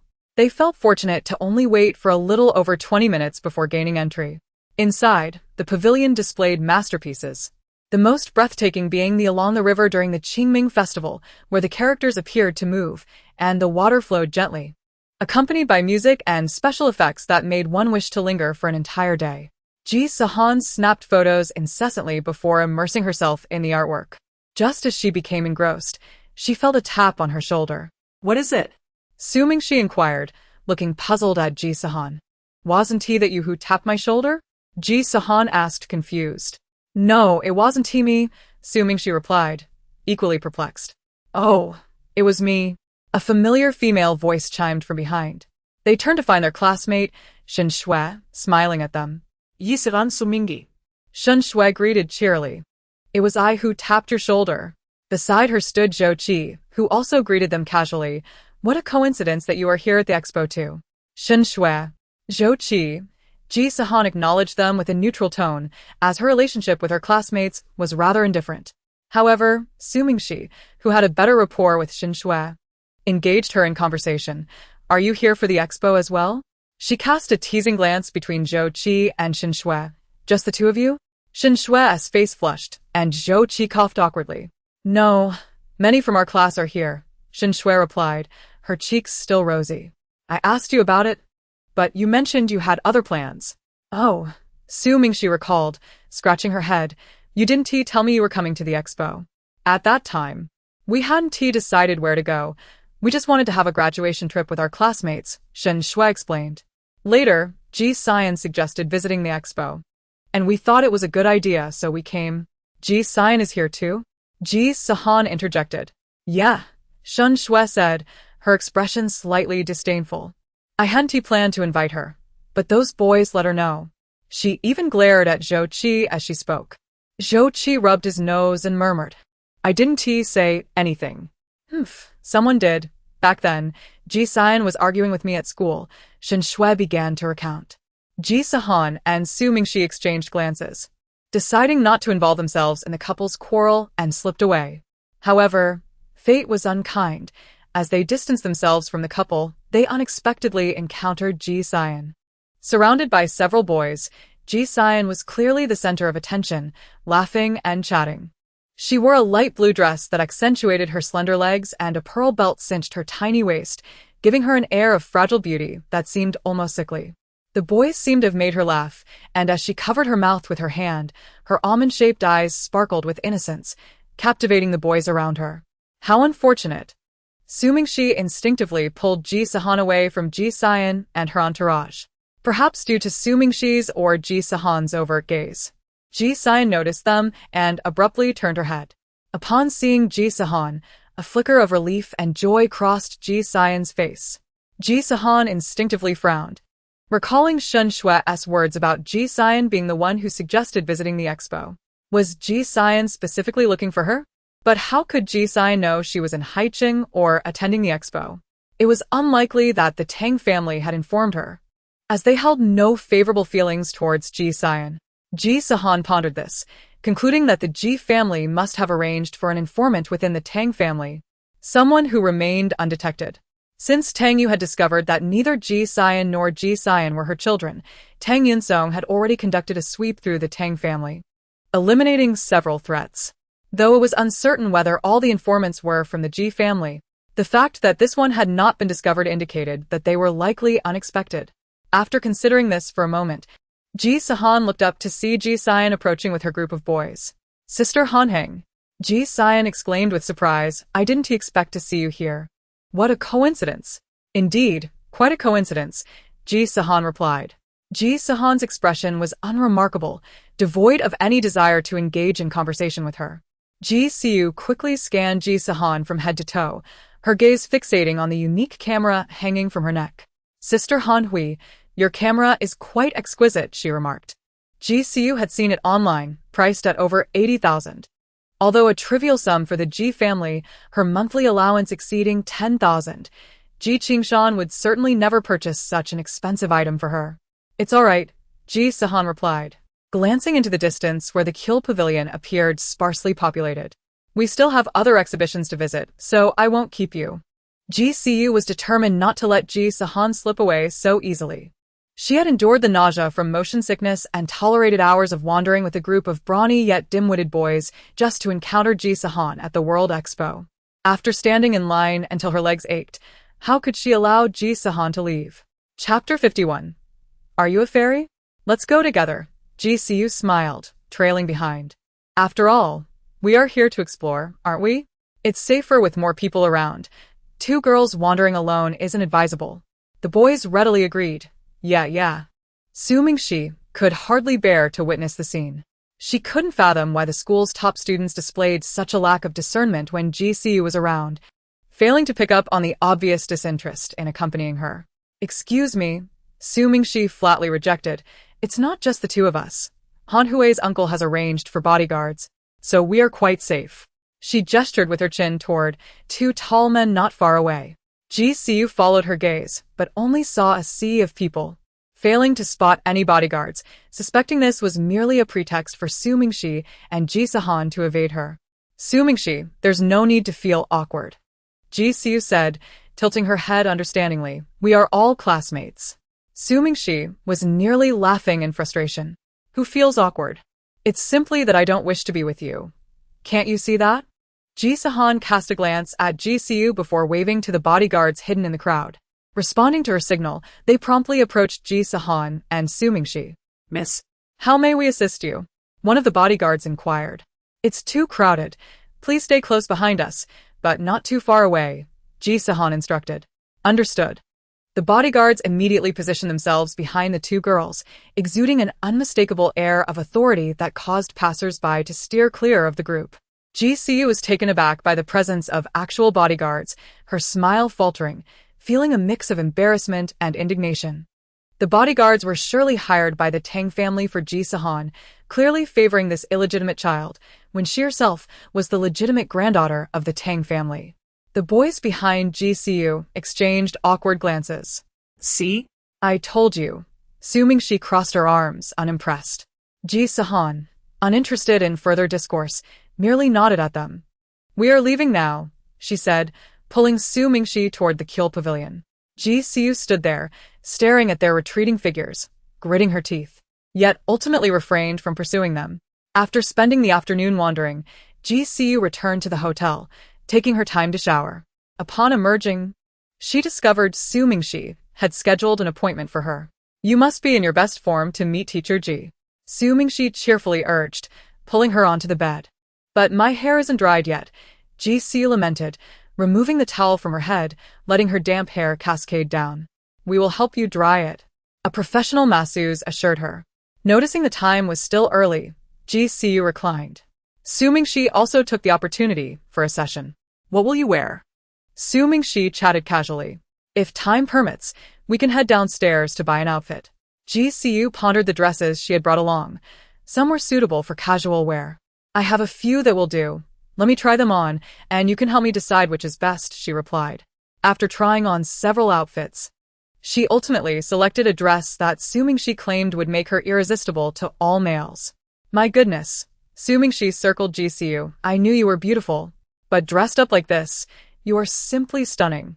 Her lustrous hair was fashioned into a bun at the back of her head, with fluffy bangs styled into soft curves framing her cheeks. Her large, round eyes were accentuated with eyeliner that lifted the outer corners, dusted with soft pink eyeshadow, and adorned with shimmering silver sparkles. Her long, curled lashes made her eyes appear dazzling, as though they contained flashes of lightning capable of mesmerizing anyone who met her gaze. Beneath her elegantly slender neck lay a beautifully shaped collarbone, adorned with a delicate silver chain from which hung a teardrop-shaped lavender gemstone, glistening radiantly. As she descended, she wore a gradient purple dress that darkened towards the hem. The bodice was layered with white tulle, wrapped in pale purple fabric, while a circle of rounded pearls encircled her waist, forming delicate pleats.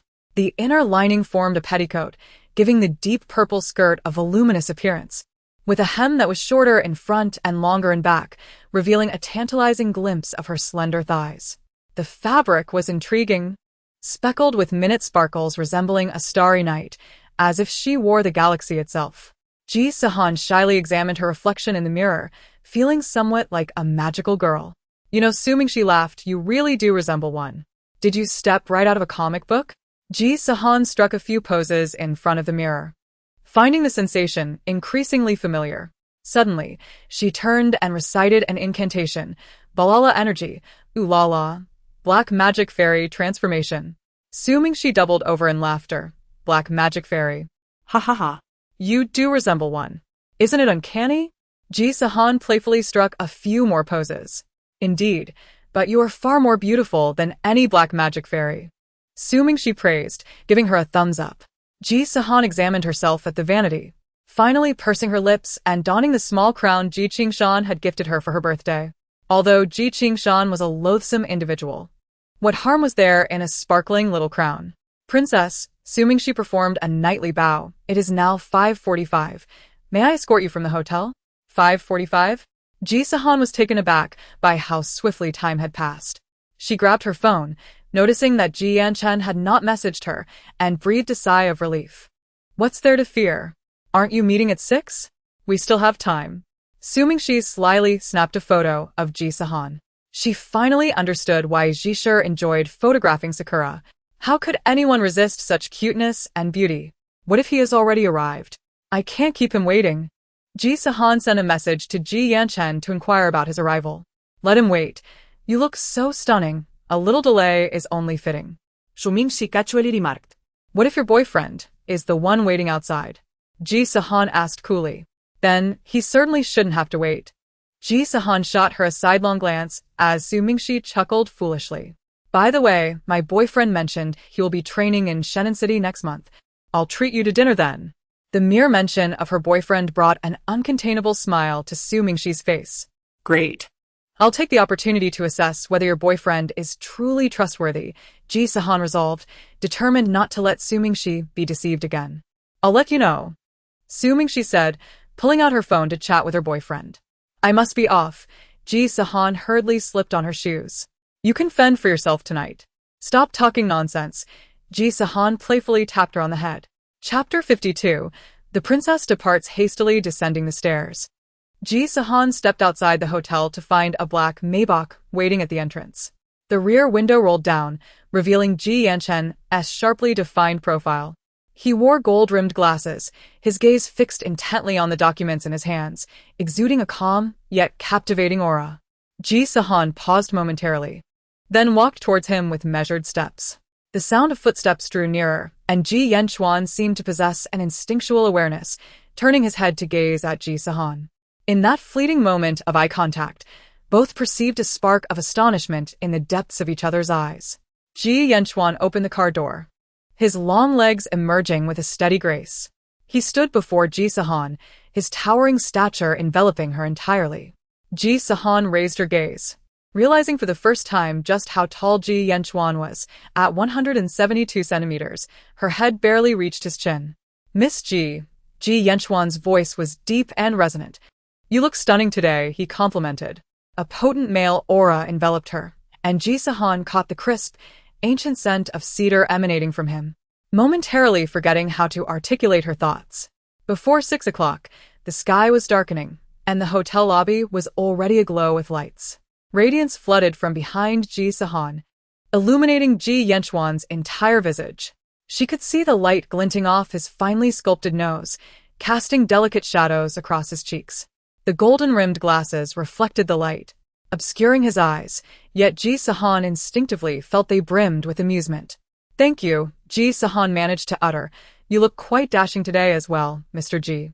Ji Yanchuan chuckled softly, warmth seeping into his tone. Still calling me Mr. Ji? Haven't I already retired from that title? Just call me by my name. Oh, all right.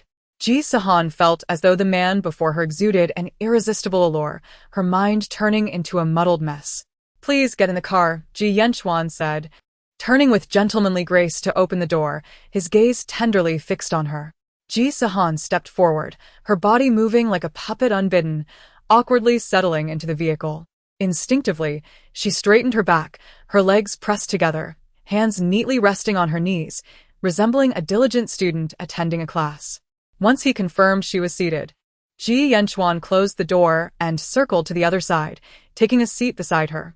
The air inside the car became suffused with the scent of cedar, wrapping around Ji Sihan like a warm embrace, causing her cheeks to flush. Ji Sihan focused on her hands resting on her knees, her expression neutral, while her mind was a cacophony of excitement. Oh my, I'm so close to him. What a delightful fragrance. What cologne does Ji Yanchuan wear? It's enveloping me. He looks extraordinarily handsome today. Though I'm not one to judge by looks, he truly is striking. Such beauty should be safeguarded as a weapon. It's too dangerous to let it roam free. I'm so nervous. What should I say? Oh no, I have no idea what to say. This is so awkward. Ji Yanchuan, his eyes twinkling with mirth, listened to the silent turmoil of Ji Sihan's heart, feeling a wave of joy. He discreetly stole a glance at her, noticing her flushed cheeks and the intense focus in her beautiful eyes as she stared ahead, her expression betraying none of the chaos within. How adorable, Ji Yanchuan sighed inwardly. Would you care for a drink?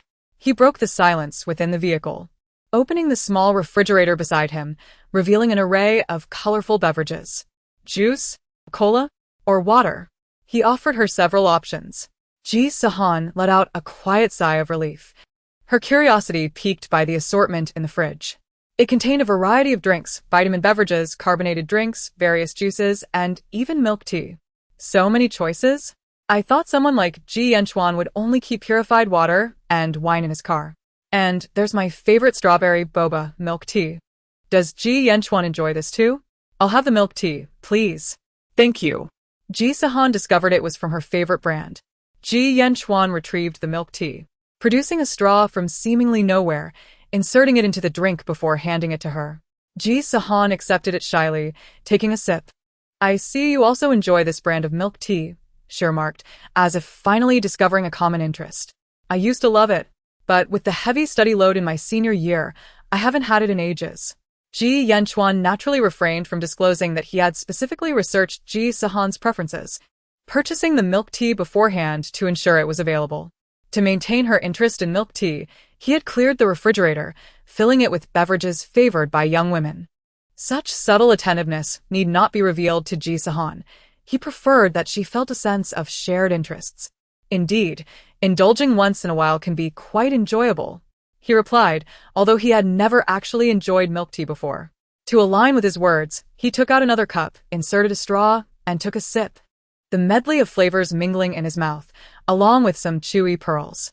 Ji Yanchuan found the experience intriguing, chewing thoughtfully before swallowing. As he turned, he caught Ji Sihan smiling at him. It's indeed delightful, he remarked, maintaining his composure as he took another generous sip. The taste is unique, but it is quite enjoyable. Drinking milk tea in a suit presents quite a striking image. It seems to add a touch of warmth to Ji Yanchuan, diminishing the distance between them. Before long, the car came to a halt. The driver announced, Mr. Ji, we've arrived at High Men Banquet. Ji Yanchuan acknowledged with a nod before turning to Ji Sihan. Please wait a moment. I shall open the door for you. Still lost in thought over the driver addressing Ji Yanchuan as Mr. Ji. Ji Sihan barely registered his intention to assist her. Before she could decline, Ji Yanchuan had already exited the vehicle. Moments later, the door beside her swung open, and Ji Yanchuan, a smile gracing his lips and his eyes sparkling with kindness, extended his hand. Princess, please step out. Ji Sihan's cheeks flushed instantly. After a moment's hesitation, she placed her hand in his. Ji Yanchuan instinctively grasped it, noting how small her hand felt within his. His warm palm met hers, while his other hand gently held the door to prevent her from bumping her head. Ji Sihan dared not meet his tender gaze, her heart racing wildly. Ji Yanchuan, feeling the emptiness of his right hand, suppressed a pang of disappointment.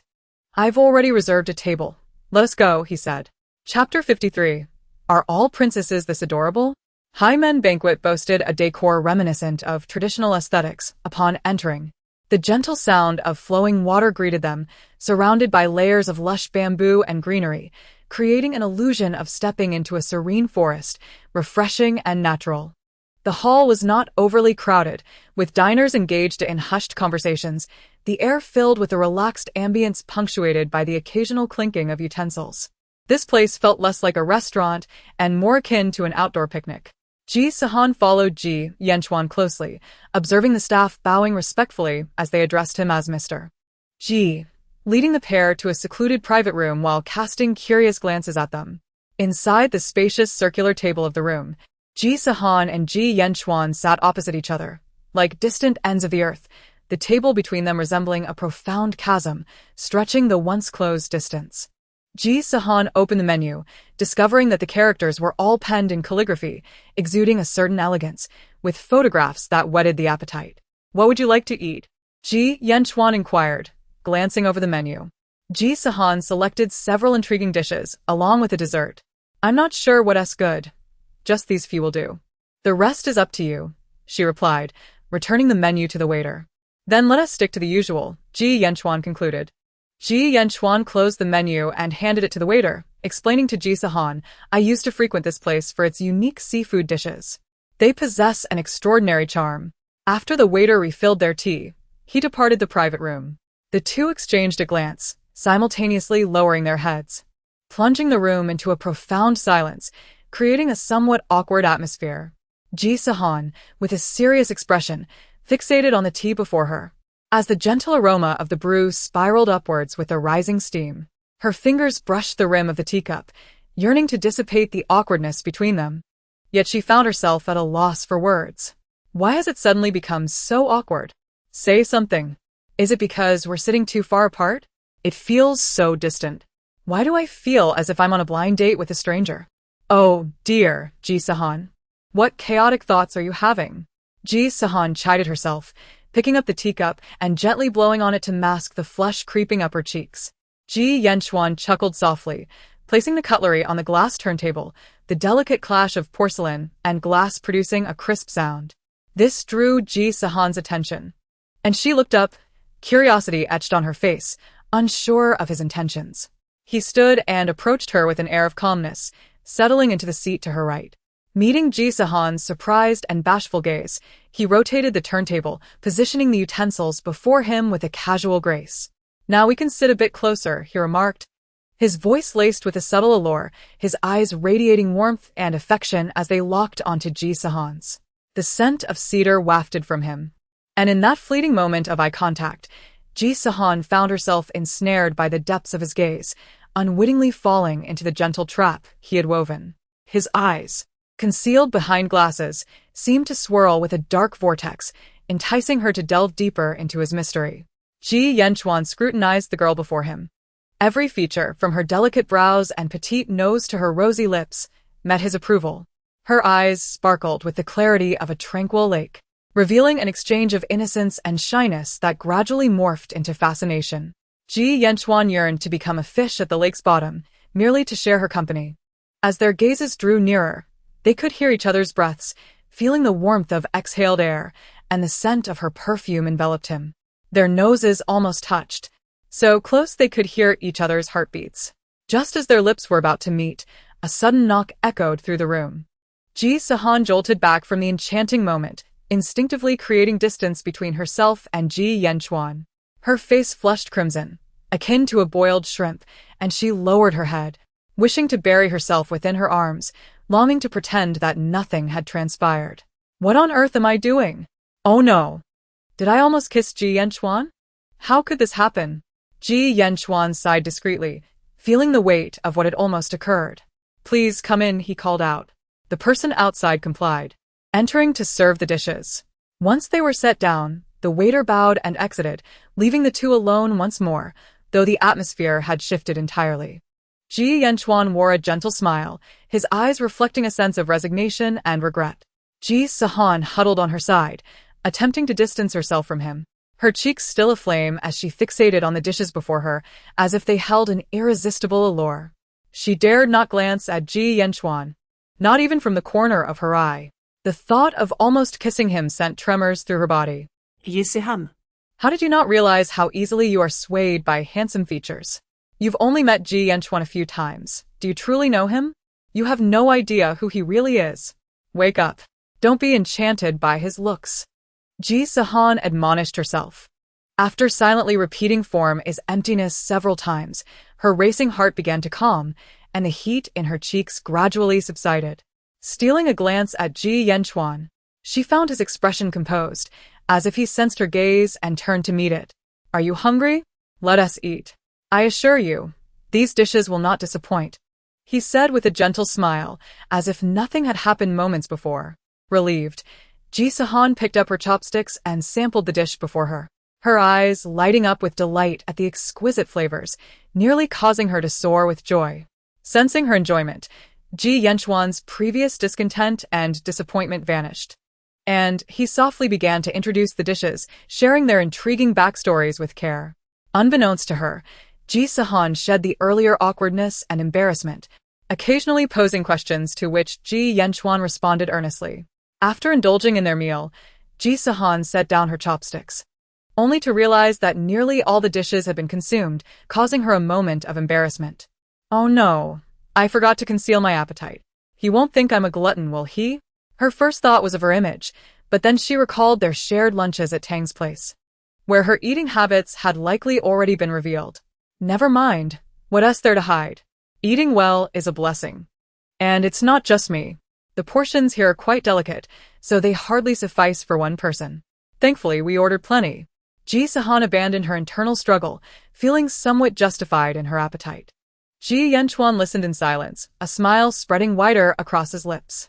How endearing, he thought. Chapter 54. Perhaps it's better to keep a distance, Ji Yanchuan. Ji Sihan abruptly called out, her voice tinged with nervousness. What exactly is your identity? With courage, she voiced the question that had been troubling her. Why do people refer to you as Director Ji? You can't just be a tutor, can you? I'm curious as to why you chose to apply as my private tutor. Facing her inquiries, Ji Yanchuan remained composed. My identity is indeed more complex than that of a mere tutor. I have a specific purpose for seeking this position. His tone was as neutral as if discussing someone else's affairs. I've known about you for quite some time. He scrutinized Ji Sihan, an inquisitive glint in his eyes. For reasons unknown, an odd sensation stirred within Ji Sihan, prompting her to furrow her brows. What do you mean? She asked. I don't believe I've ever met you before.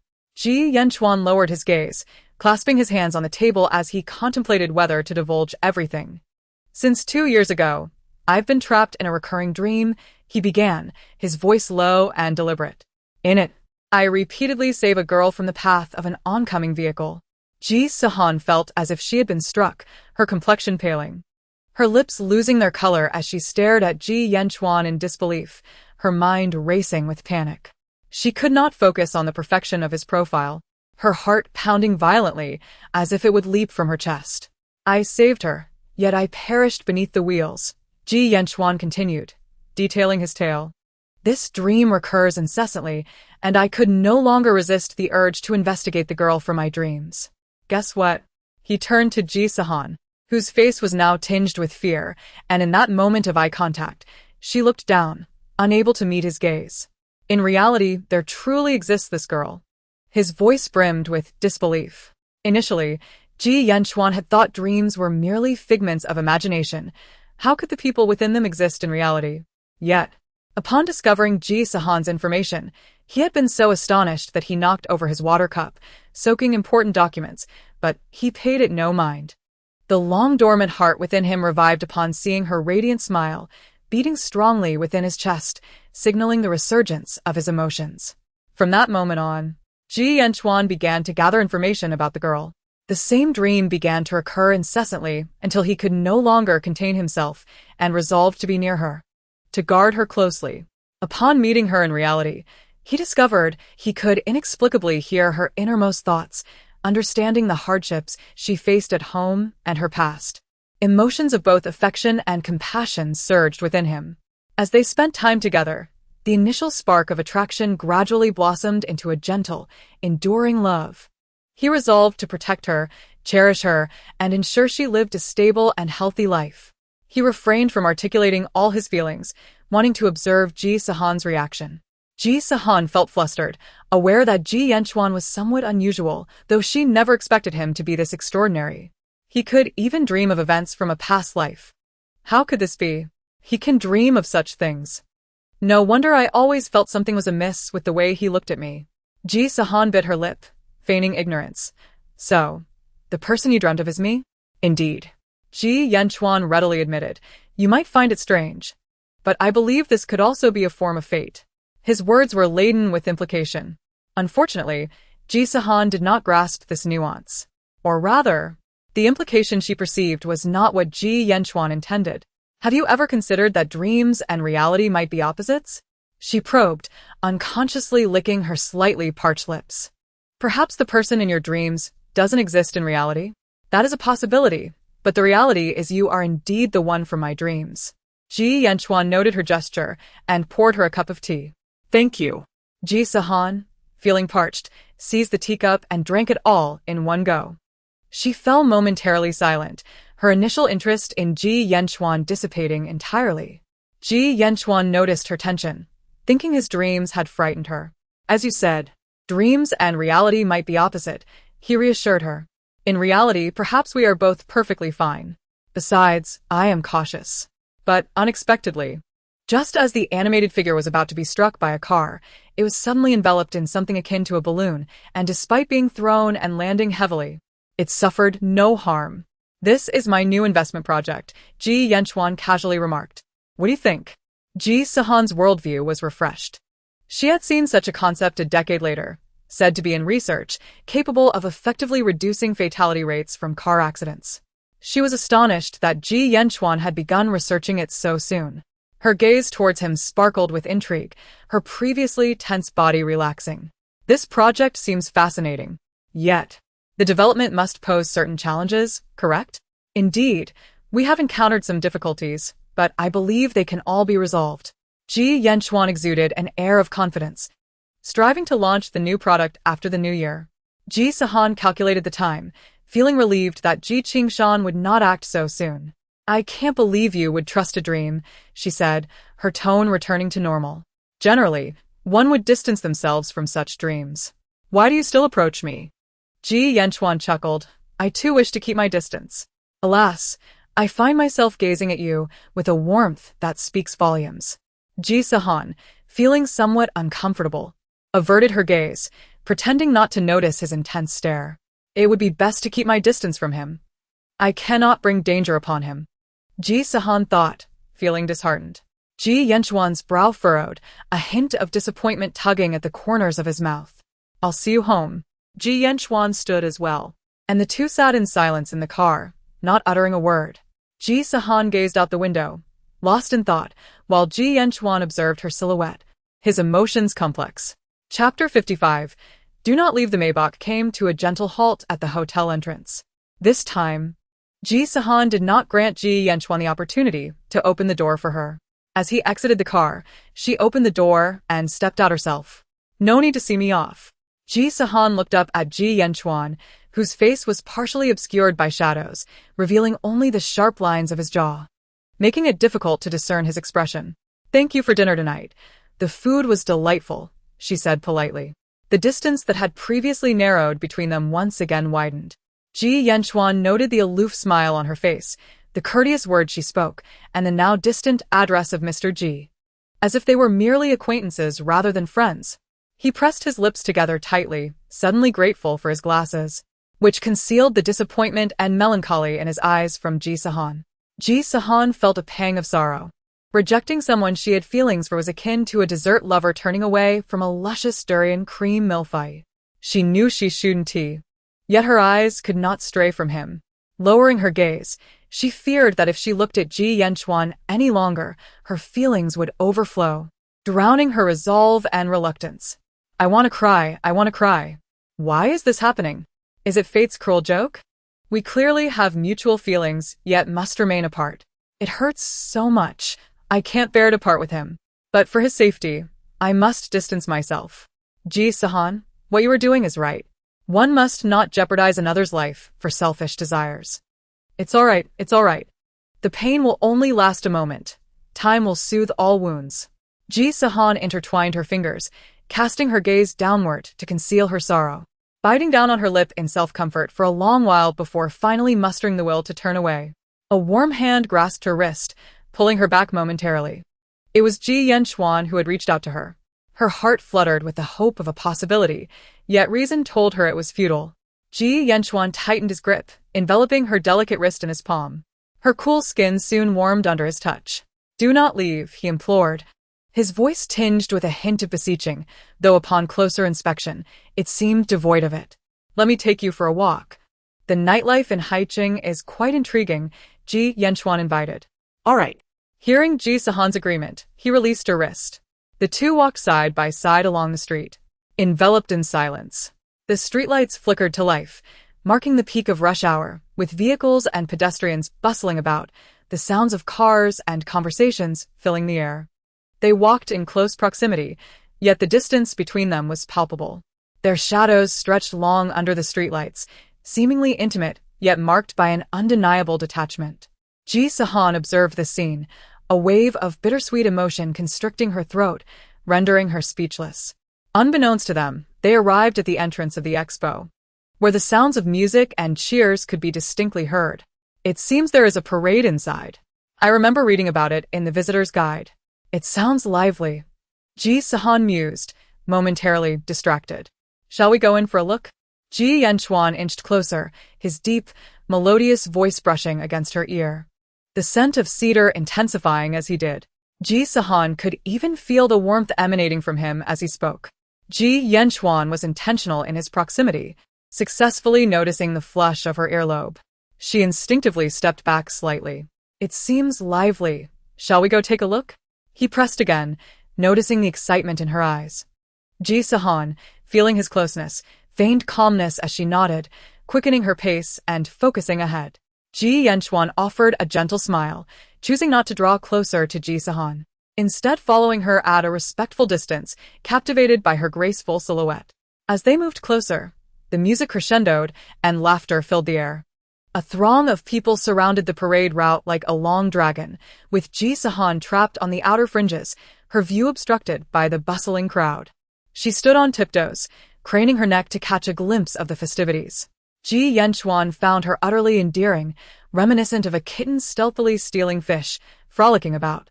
In that moment, Ji Sihan felt enveloped in a warm embrace scented with cedar, and before she could blush, the crowd parted before her. She could hear Ji Yanchuan apologizing as he resolutely navigated through the throng, leading her into the heart of the celebration. Stealing a glance at him, she could only see his profile illuminated by the lights. "Thank you," she murmured softly. As someone jostled her, she instinctively leaned closer to Ji Yanchuan, who felt the warmth radiating from her side, a smile tugging at his lips. He restrained the urge to gaze at her, fearing it might make her self-conscious. Yet his heart soared. Ji Sihan was nearly leaning against Ji Yanchuan now. Initially, she felt a touch awkward, sneaking glances at him. Noticing his calm demeanor, she gradually relaxed, her attention shifting to the vibrant performance ahead. The parade was lengthy, adorned with a plethora of uniquely themed floats, some transformed into various animals, while others were genuine floral displays bursting with color. Bands played atop the floats, accompanied by charming young performers who waved and sang enthusiastically at the crowd. Below the floats, a myriad of actors, dressed in an array of costumes, danced joyfully, engaging with the spectators, even pulling a few willing participants from the audience to join in. The atmosphere was infectious. Every face radiated joy, immersed in the spectacle. Ji Sihan, too, succumbed to the exuberance, her own smile blossoming with sincerity. Ji Yanchuan watched her delight as she joined the chorus of cheers and laughter, warmth flooding his heart, his expression softening, unwilling to divert his gaze. Familiar melodies from around the world played in a loop, and soon, a Chinese song resonated with everyone, elevating the mood to its zenith. As the lively lyrics of a folk song filled the air, Ji Sihan's clear voice joined the chorus, her enthusiasm palpable. Ji Yanchuan, unable to sing, simply watched her with unabashed affection. Just as she lost herself in the music, a female performer stepped forward, seizing Ji Sihan's hand and pulling her into the dance troupe amidst her surprised expression. She flushed with embarrassment, wanting to escape, but was unable to resist the firm grip and found herself swept into the joyous dance. Meanwhile, Ji Yanchuan was similarly drawn into the performance by a male actor. Feeling bewildered and unsure of how to position his limbs, his eyes betraying a hint of panic as he mechanically mimicked the actor's movements. Although Ji Sihan initially felt self-conscious, Witnessing Ji Yanchuan's awkwardness made her chuckle, her round eyes sparkling with mirth. Other audience members were also pulled into the dance, everyone moving clumsily yet joyfully. Laughter replacing any lingering embarrassment. Realizing the camaraderie in the chaos, Ji Yanchuan's gaze intensified, filled with anticipation. Ji Sihan bit her lip, extending her hand toward him. He grasped her hand tightly, as if afraid she might change her mind. Under the bright lights, a hint of pink dusted her ears. Slightly bashful, she earnestly followed the dancer's movements, striving to ignore the surrounding crowd. Ji Yanchuan initially fought against his impulse to look at her, but soon he could no longer contain his smile, his lips curving upward uncontrollably. Facing each other, their hands intertwined, Ji Yanchuan tenderly gazed at the top of her head, able to see her flushed earlobes and delicate nose from his vantage point. Ji Sihan felt the weight of his gaze, too shy to lift her eyes, focusing instead on the buttons of his shirt. Suddenly, she felt a gentle push from behind, causing her to stumble into Ji Yanchuan's embrace. The rich scent of cedar enveloped her as she nestled against him, her hands encircling his lean waist, feeling the hidden strength beneath his frame. A rush of hormones igniting her cheeks. Ji Yanchuan was momentarily taken aback, instinctively wrapping his arms around Ji Sihan before quickly releasing her. "Are you all right?" he asked, concern lacing his tone. "I'm fine," Ji Sihan replied, standing tall and glancing around at others who were also embracing. Realizing the actors intended for them to appear as a couple, she swallowed her embarrassment and shyness, completing the performance with Ji Yanchuan before hastily retreating. He quickly followed, trailing behind her. After a brief sprint, Ji Sihan found her high heels ill-suited for such exertion and sought refuge on a nearby bench, a light sheen of sweat glistening on her skin as she caught her breath. Ji Yanchuan stood before her, not a single breath out of place, retrieving a handkerchief from his pocket and offering it to her. "Wipe your sweat," he suggested. Without hesitation, she accepted it, thanking him as she dabbed at her forehead. The handkerchief, warmed from its proximity to him, exuded a subtle cedar fragrance, stirring memories of their earlier embrace. Ji Sihan felt her cheeks warm, grateful that her earlier blush concealed her flustered state. Waving her hand to create a breeze, she glanced at her phone, startled to discover it was already past 9 o'clock. "How is it so late?" she exclaimed, rising to her feet. She intended to return the handkerchief to Ji Yanchuan but decided against it, having already used it. As the parade concluded, visitors began to disperse, animatedly discussing the floats, each one brimming with excitement. Ji Sihan and Ji Yanchuan mingled with the crowd, moving in unison, their silence imbued with an unspoken understanding. The evening breeze of June carried a coolness, and Ji Sihan, still damp from perspiration, shivered slightly. She touched her arms, and in an instant, Ji Yanchuan's warm, cedar-scented jacket was draped over her shoulders. Dressed in a crisp white shirt, his cufflinks neatly fastened, he meticulously adjusted her collar. "You've given me your coat. Aren't you cold?" she asked. With a light chuckle, he shook his head. "I'm not cold. Just wear it comfortably. Don't catch a chill." Ji Sihan bit her lip, but did not protest. She tightened the jacket around herself, murmuring her thanks. Once in the car, Ji Sihan gazed out at the swiftly passing scenery, her heart a tangled mess. "I wish time could slow down, just a little longer. If only we could freeze this moment." Ji Yanchuan sighed silently, his thoughts mirroring hers. The joy they had shared seemed sealed away with the conclusion of the parade, and the silence in the car felt stifling. Soon, the vehicle came to a halt.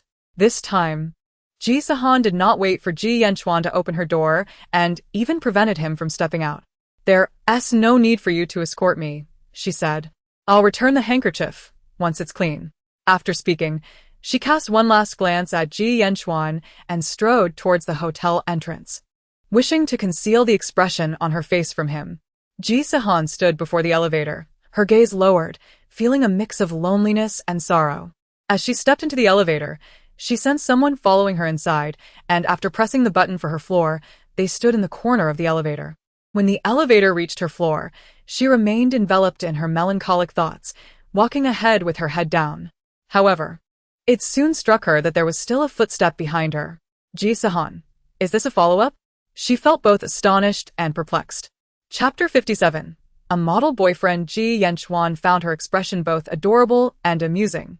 He pulled out his room card from his pocket, wearing an innocent look. I also reside here.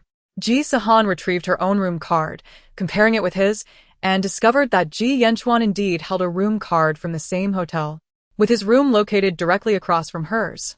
She blinked, as if grasping the situation, and made an effort to suppress her smile, not wanting Ji Sihan to see her joy. I am certain that Ji Sihan was not staying here before, as I saw the guests of his current room yesterday, a couple with a child. Now it's him. It must be intentional. No, Ji Sihan, do not be overly vain. Who says Ji Sihan is intentionally drawing close to you? Perhaps he simply changed his place of lodging? Ji Sihan lightly patted her cheek, trying to bring herself back to reality. Your room is just across from mine. Let us walk together, Ji Sihan suggested, having initially thought a stranger was following her. However, upon reflection, she acknowledged the hotel's stringent security measures, which made her feel safe enough to turn around and see who was behind her. Ji Sihan strode ahead, walking alongside Ji Sihan. She quietly scolded him. You're staying in the same hotel, yet you didn't mention it in the car? You didn't even give me a heads up, silently trailing behind me. I thought you were a stranger, and it startled me. Ji Sihan had intended it as a surprise, but he hadn't anticipated that Ji Sihan would be so absorbed in her own thoughts that she would not notice him. He was curious to see how long it would take for her to realize, which is why he remained silent, not expecting to frighten her. I apologize. I meant for you to discover it on your own. I will be more forthcoming next time. Ji Sihan sincerely apologized. The hotel corridor was deserted at 9 o'clock, and the two walked side by side on the soft carpet, feeling their bodies relax. Ji Sihan had spent the day wandering the World Expo and had attended a parade in high heels that evening, and now her feet felt as though they were no longer her own. Unconsciously, she slowed her pace to alleviate the pain resonating from her soles and heels, striving not to reveal her discomfort. My feet are so sore. Why does it feel like I'm getting blisters? Is it because these shoes are new?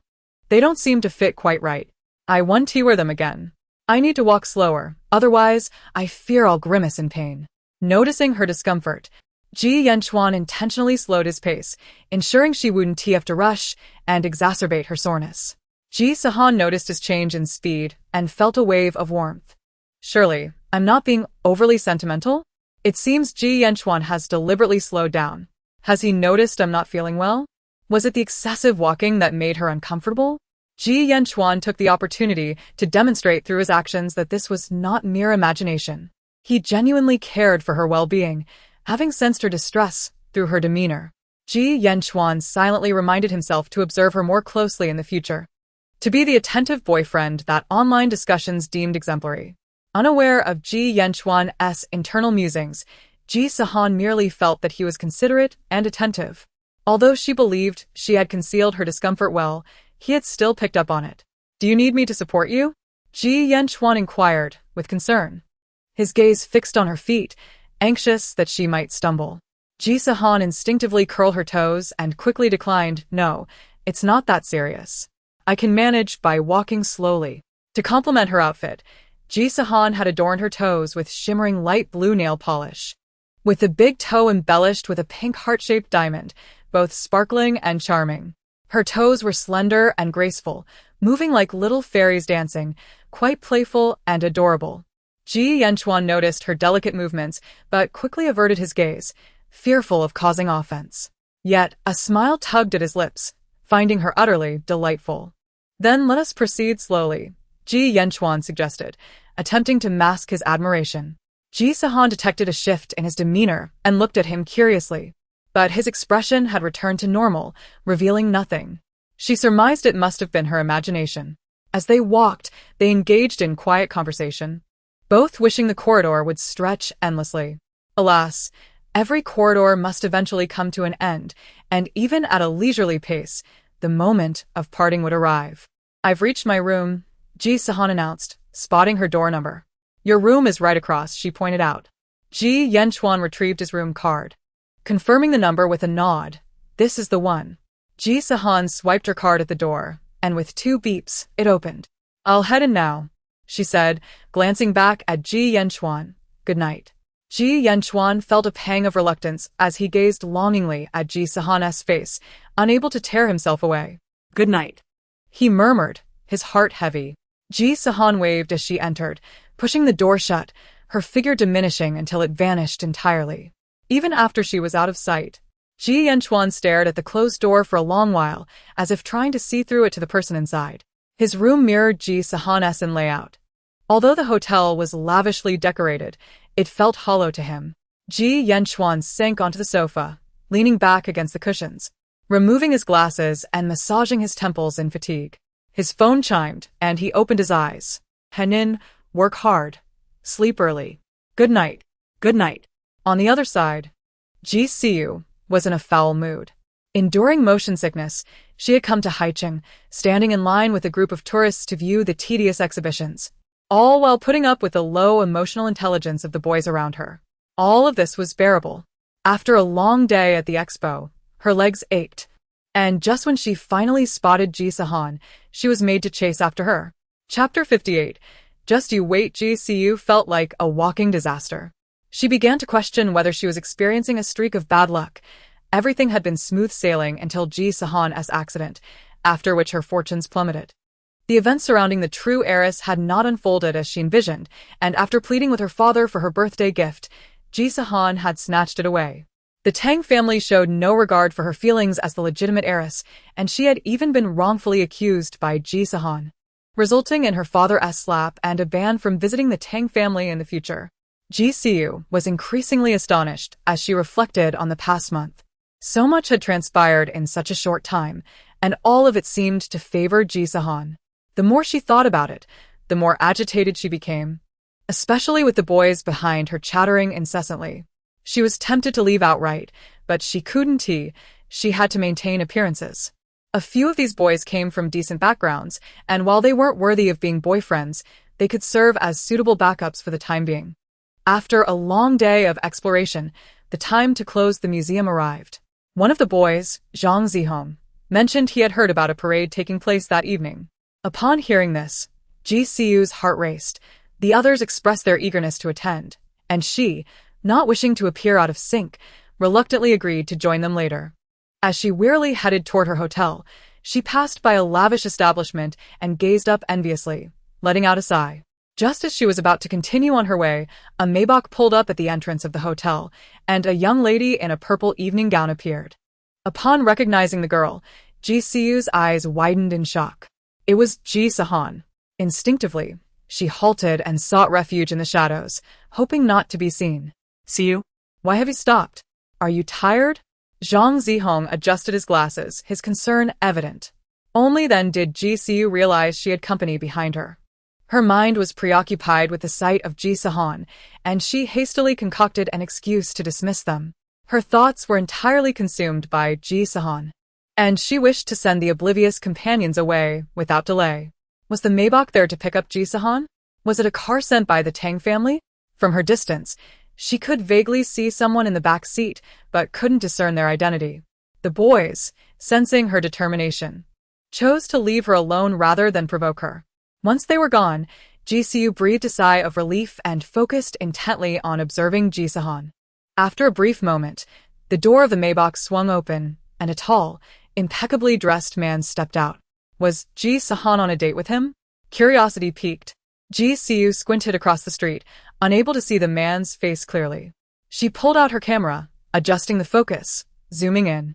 Just as she was about to get a clear view, the man turned to speak with Ji Sihan, presenting his back to her lens. Disappointed, she clicked her tongue but continued to scrutinize through the lens. They appeared to be engaged in conversation, but alas, she could only observe their figures without hearing their words. I wish I could rush over and eavesdrop, she murmured to herself, her gaze lingering on the man's physique and attire, feeling a twinge of envy. How fortunate Ji Sihan was to have attracted such a distinguished man, seemingly from a privileged background. What a vixen! She bit her lip, irritation bubbling within her. The man's attire was clearly bespoke, tailored to perfection, accentuating his broad shoulders and long legs, a sophistication unattainable in ready-to-wear garments. Among her admirers, there were certainly those of good standing, some even driving luxury cars upon graduating high school. Yet the Maybach this man drove was not one of the less expensive models. She recalled her research. This particular model was a limited edition, with only 100 units produced worldwide, and the latest version, worth over 10 million.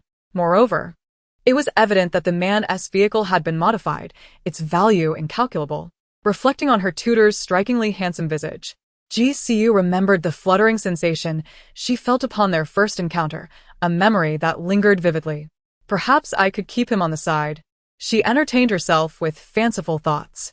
Lost in a reverie, she glanced back at her camera just as the man turned, revealing his profile as he bent down to open the car door for Ji Sihan. A sense of familiarity washed over her, prompting her to instinctively activate the camera's recording function. Ji Sihan entered the car, and the man circled around to take his place inside.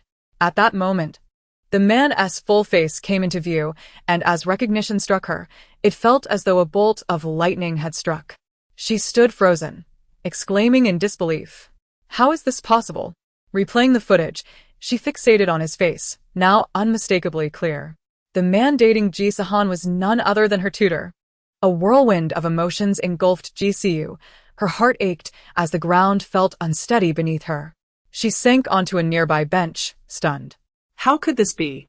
She thought, staring blankly at the sky in disbelief. How could they be the same person? How is Ji Sihan so fortunate? Anger bubbled within her, her teeth clenched, fists gripping her clothing tightly until her knuckles turned white. Why should she have all the luck? Determined, she resolved to wait and see for herself. Convinced that perhaps she had misjudged the situation. Maybe the man was merely a driver, transporting Ji Sihan, unwilling to accept the reality of what she had witnessed. She steadied herself against the bench and stood, her legs trembling like spaghetti, yet her resolve firm. Ji Sihan. How shameless of you to engage in such a liaison. She thought indignantly. Is this what it means to be a lady of the Tang family? May the heavens witness this scene. Chapter 59. The reputation of the villain Ji Sihan initially intended to check into a hotel room for some rest, but upon discovering the establishment was fully booked, she settled into the lobby instead. Surrounded by the affluent, she observed the elegantly dressed patrons glide into the hotel, occasionally catching disdainful glances directed her way. Despite her desire to leave, she knew she had to stay and confirm whether the man Ji Sihan was with was indeed her tutor. As the clock ticked toward 7, her impatience grew. Ji Sihan had yet to arrive. Fearing she would miss out, she realized she hadn't eaten all day and was now famished. When her phone rang, she answered impatiently, only to recognize Zhao Jinwen's voice, which reminded her it was time to meet for the parade. Should she stay or go? After a moment's hesitation, she leaned toward waiting. Before she could speak, Zhao Jinwu nervously mentioned he had bought her a gift. Her heart wavered. Zhao Jinwu was one of her admirers. Known for his generous spending, previous gifts had never fallen below 100,000. Given her current financial pinch, she needed his gift to tide her over. All right, please wait for me a moment. I'm on my way, she replied, her tone brightening as she stood up, only to feel a wave of dizziness wash over her. The combination of exhaustion and hunger had left her with low blood sugar. Her vision blurred, and she collapsed back onto the sofa. The attentive front desk staff noticed her distress and rushed over, offering her a piece of chocolate. The sweetness quickly replenished her energy, and she soon felt revitalized. Thank you. She expressed her gratitude warmly. The front desk attendant, a tall and attractive woman, regarded Ji Sihan with kindness and remarked, "You must not have eaten dinner. Your blood sugar seems low. Here, have some biscuits." She pressed a pack of cookies into Ji Sihan's palm, glancing at the common supermarket brand. Ji Sihan felt a twinge of disdain. She typically indulged in imported cookies, rich in nutrients and low in sugar. This inferior snack felt beneath her standards. Nevertheless, she masked her disdain, graciously thanking the attendant. "It's quite all right," the attendant smiled. "I noticed you've been here for hours. Are you waiting for someone?" At this, Ji Sihan lowered her gaze, her expression heavy with sorrow as she softly replied, "I'm waiting for my sister. We had a disagreement, and she left home in anger. I followed her here, hoping to apologize and mend things." Those capable of working at the hotel front desk must possess a keen sense of observation, being well-versed in various luxury brands. After all, one can never predict when an individual, clad in a simple tank top and shorts yet capable of purchasing an entire estate, might grace the hotel with their presence. The front desk staff must have this discernment to avoid offending anyone. Thus, when the name Maybach is mentioned, the front desk immediately recognizes whom GCU refers to. This esteemed guest was personally welcomed by the manager upon arrival. Even the owner of the Maybach is a strikingly handsome gentleman, and when Ji Sihan entered the vehicle, the front desk staff silently cheered in admiration. Casting a scrutinizing glance at GCU, the front desk staff furrowed their brows slightly. Though her clothing was from a reputable brand, it was last summer's collection. She wore no jewelry. Her shoes were also from a well-known brand, but not particularly trendy. Her appearance bore little resemblance to the guest, had GCU not mentioned her. The connection would have been entirely lost.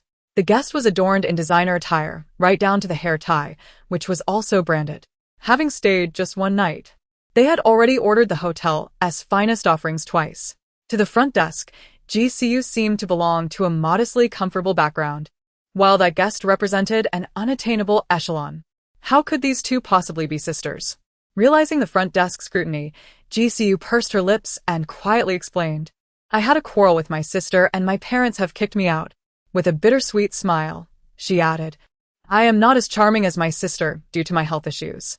I hope she can forgive me this time." Her performance was flawless, and the front desk's gaze softened with sympathy. "How long do you plan to wait here? Perhaps you should grab a bite to eat first?" GCU nodded. "I was thinking the same. Thank you for the suggestion." The front desk watched, filled with pity, as the frail GCU departed, sighing that indeed, the daughters of affluent families often lacked genuine emotions. Once outside the hotel, GCU's pitiful facade swiftly transformed. She called Zhang Ziqian, sweetly requesting eel rice and asking him to fetch it for her.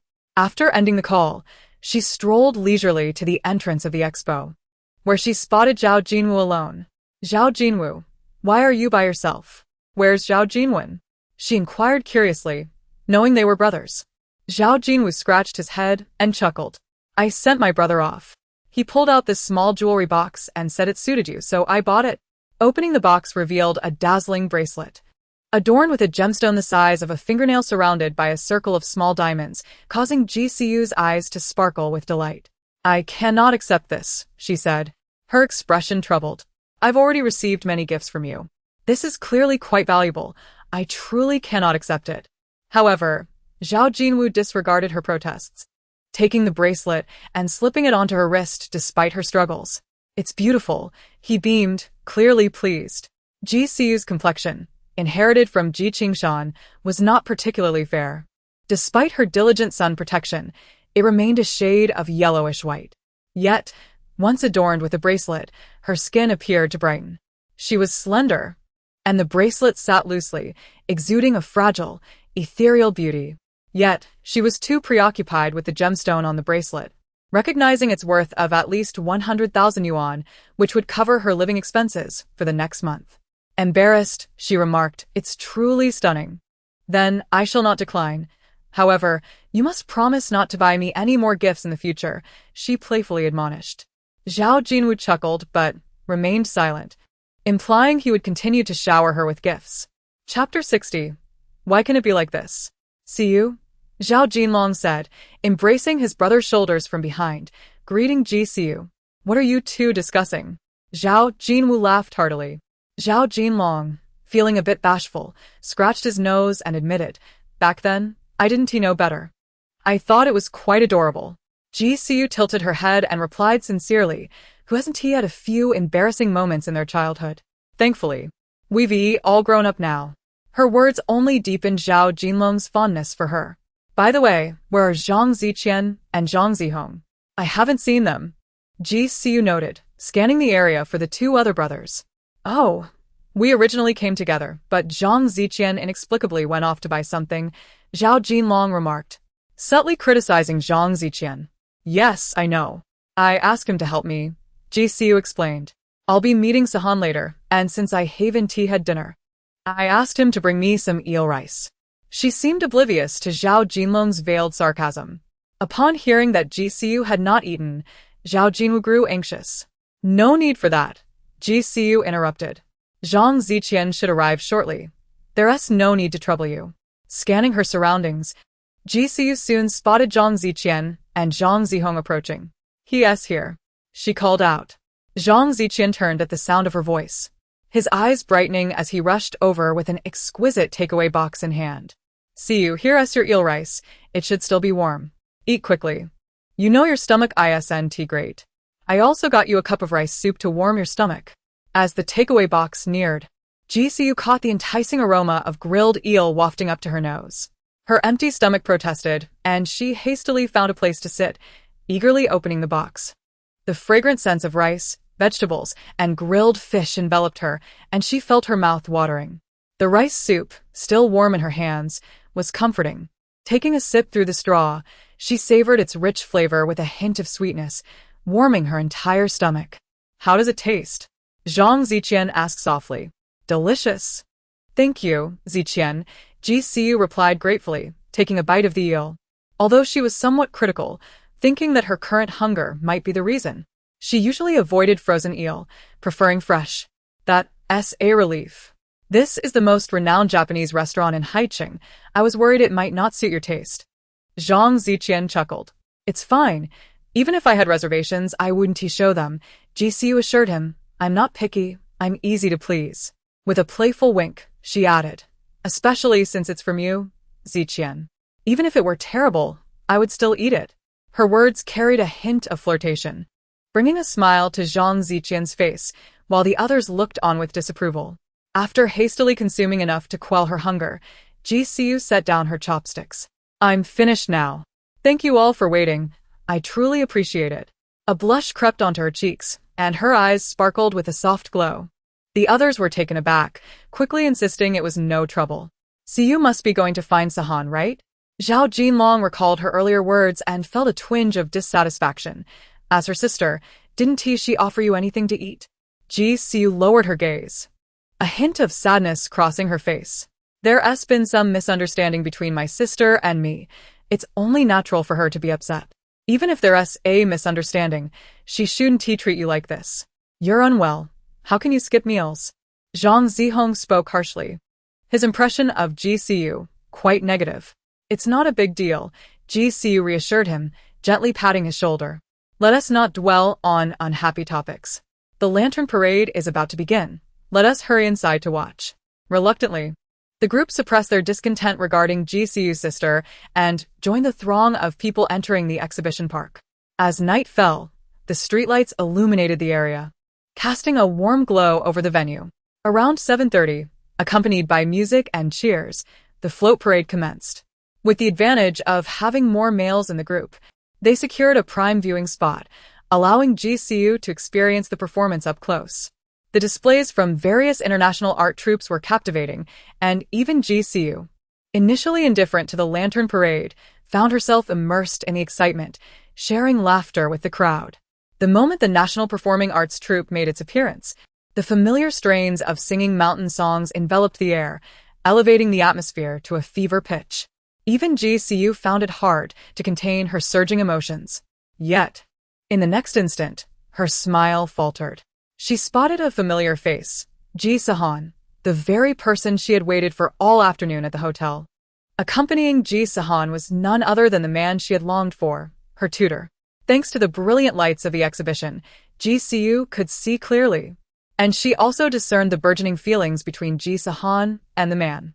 Her lips tightened, and jealousy surged within her like crashing waves, rising higher and higher.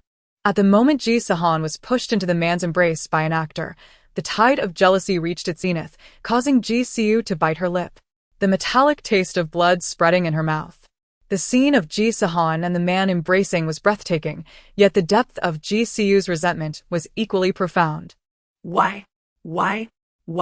Despite sharing the same father, Ji Sihan had everything she desired from the Ji family since childhood, while she remained nothing more than an illegitimate child. Her paternity a mystery even on paper. Why was Ji Sihan healthy, while she had to be hospitalized multiple times each year? No matter how she tried to alter their statuses, why did the Tang family still regard Ji Sihan as their treasured jewel, allowing her to travel in such luxury? While she, appearing to be the second young lady of the Ji family, was not acknowledged by the Tang family and barely received any pocket money. Even the same man favored Ji Sihan, and he turned out to be so wealthy? How was it that Ji Sihan seemed to be the favored child of fate, possessing everything, while she had nothing? How was this fair? She was determined to make Ji Sihan aware of who the true victor was. Chapter 61. Your gossip can hypnotize. As soon as Ji Sihan entered, she heard Su Mingxi's teasing voice. The blush on Ji Sihan's cheeks had yet to fade, and not wanting to engage, she remained silent. With a green and somewhat grotesque face mask on, Ji Sihan was startled by Su Mingxi's appearance, her heart racing. You scared me to death. Ji Sihan shot her an annoyed glance. It's late at night, and you look like a ghost. Su Mingxi grinned and made a silly face. It's an ex-boyfriend mask. Want to try? They say you look stunning the next day. Not one to back down. Su Mingxi followed Ji Sihan into the bathroom, standing at the door while Ji Sihan washed her face.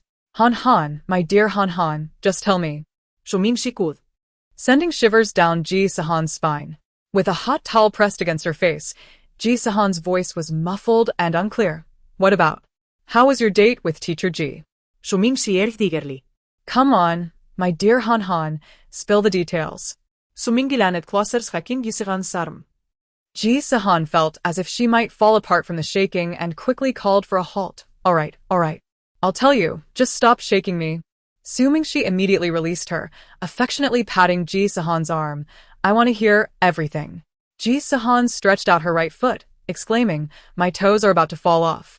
High heels are inhumane. What did you feel? Su Mingxi pressed on. Feelings? Well, the food was quite good. We should go eat together sometime. The lantern parade was fun. Let us check out the performance tomorrow. Who asked you that?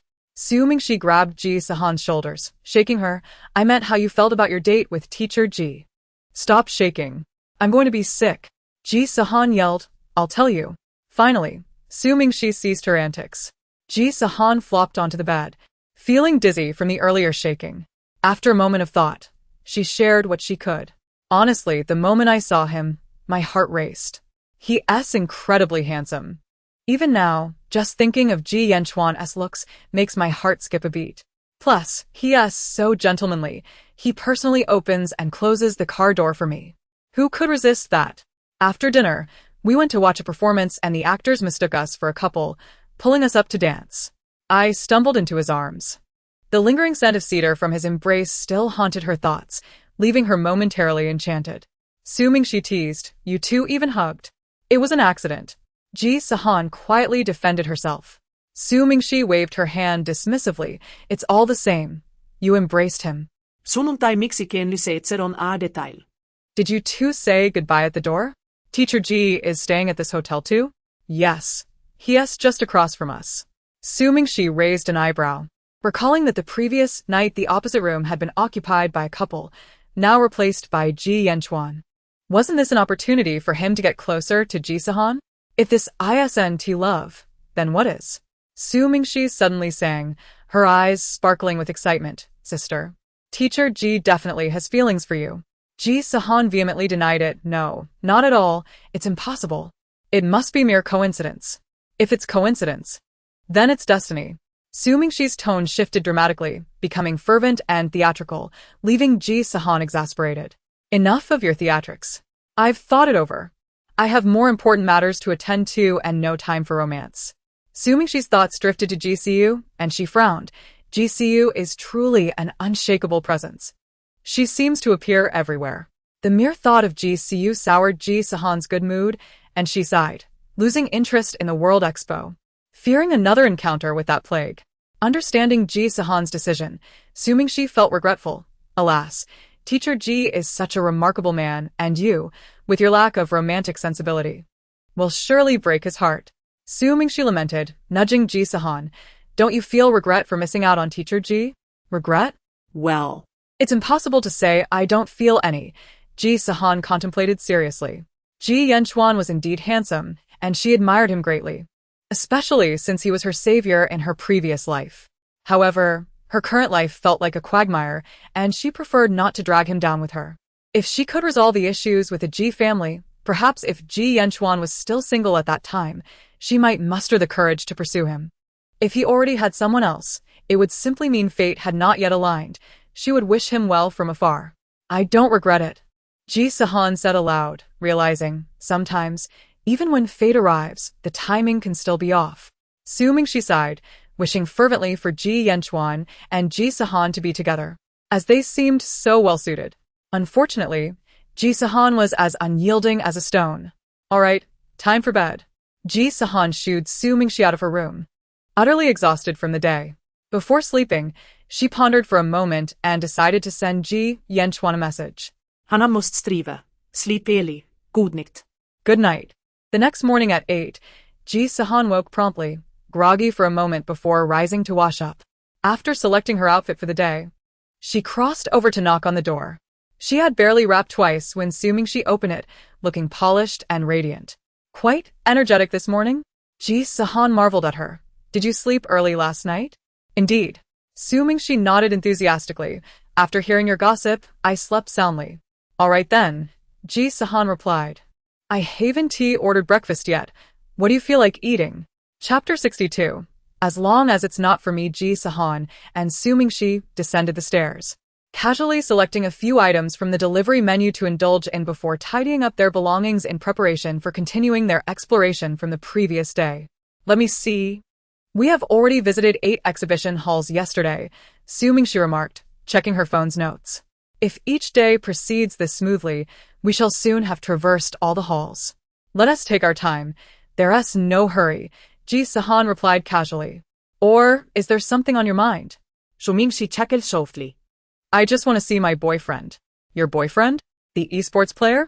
Ji Sihan glanced at her, noticing the clear blush on her cheeks. I have some knowledge of the esports industry. He must be training at the base, correct? Wow, how did you know? Su-Mingxi exclaimed, giving her a thumbs up. He has been training for 3 months now. How could I not know? Ji Sihan raised her chin proudly. But your boyfriend must be under closed training. Can you visit him? Yes, he is allowed to come out once a month, and I can visit him once too, Su-Mingxi had long been informed. Visit? Ji Sihan echoed, rolling her eyes. You make it sound like a prison visitation. Sunnuntai-Mingxi quickly covered Ji Sihan's mouth. Pupupu. Stop talking nonsense, and don't curse. All right. Ji Sihan muttered under her breath. A monthly visit? This base must have borrowed the prison system. I'll accompany you, Ji Sihan decided, determined to meet Su-Mingxi's boyfriend. After all, she needed to ensure that her friend wouldn't encounter another scoundrel. Okay.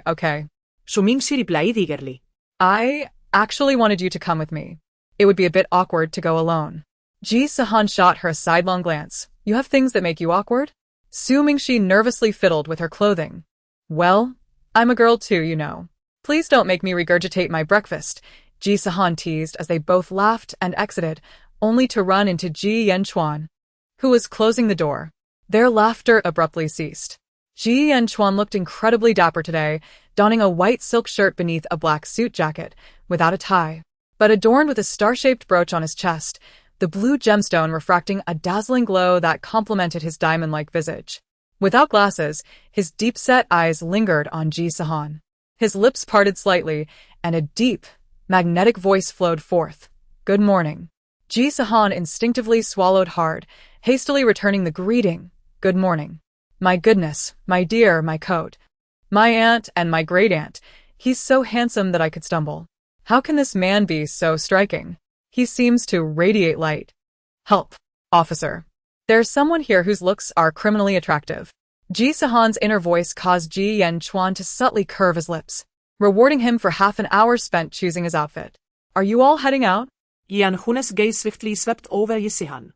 She wore her hair in a bun, with a few stray strands dancing around her face, and looked quite adorable in a light blue off-the-shoulder top that showcased her elegant collarbone and well-defined shoulders.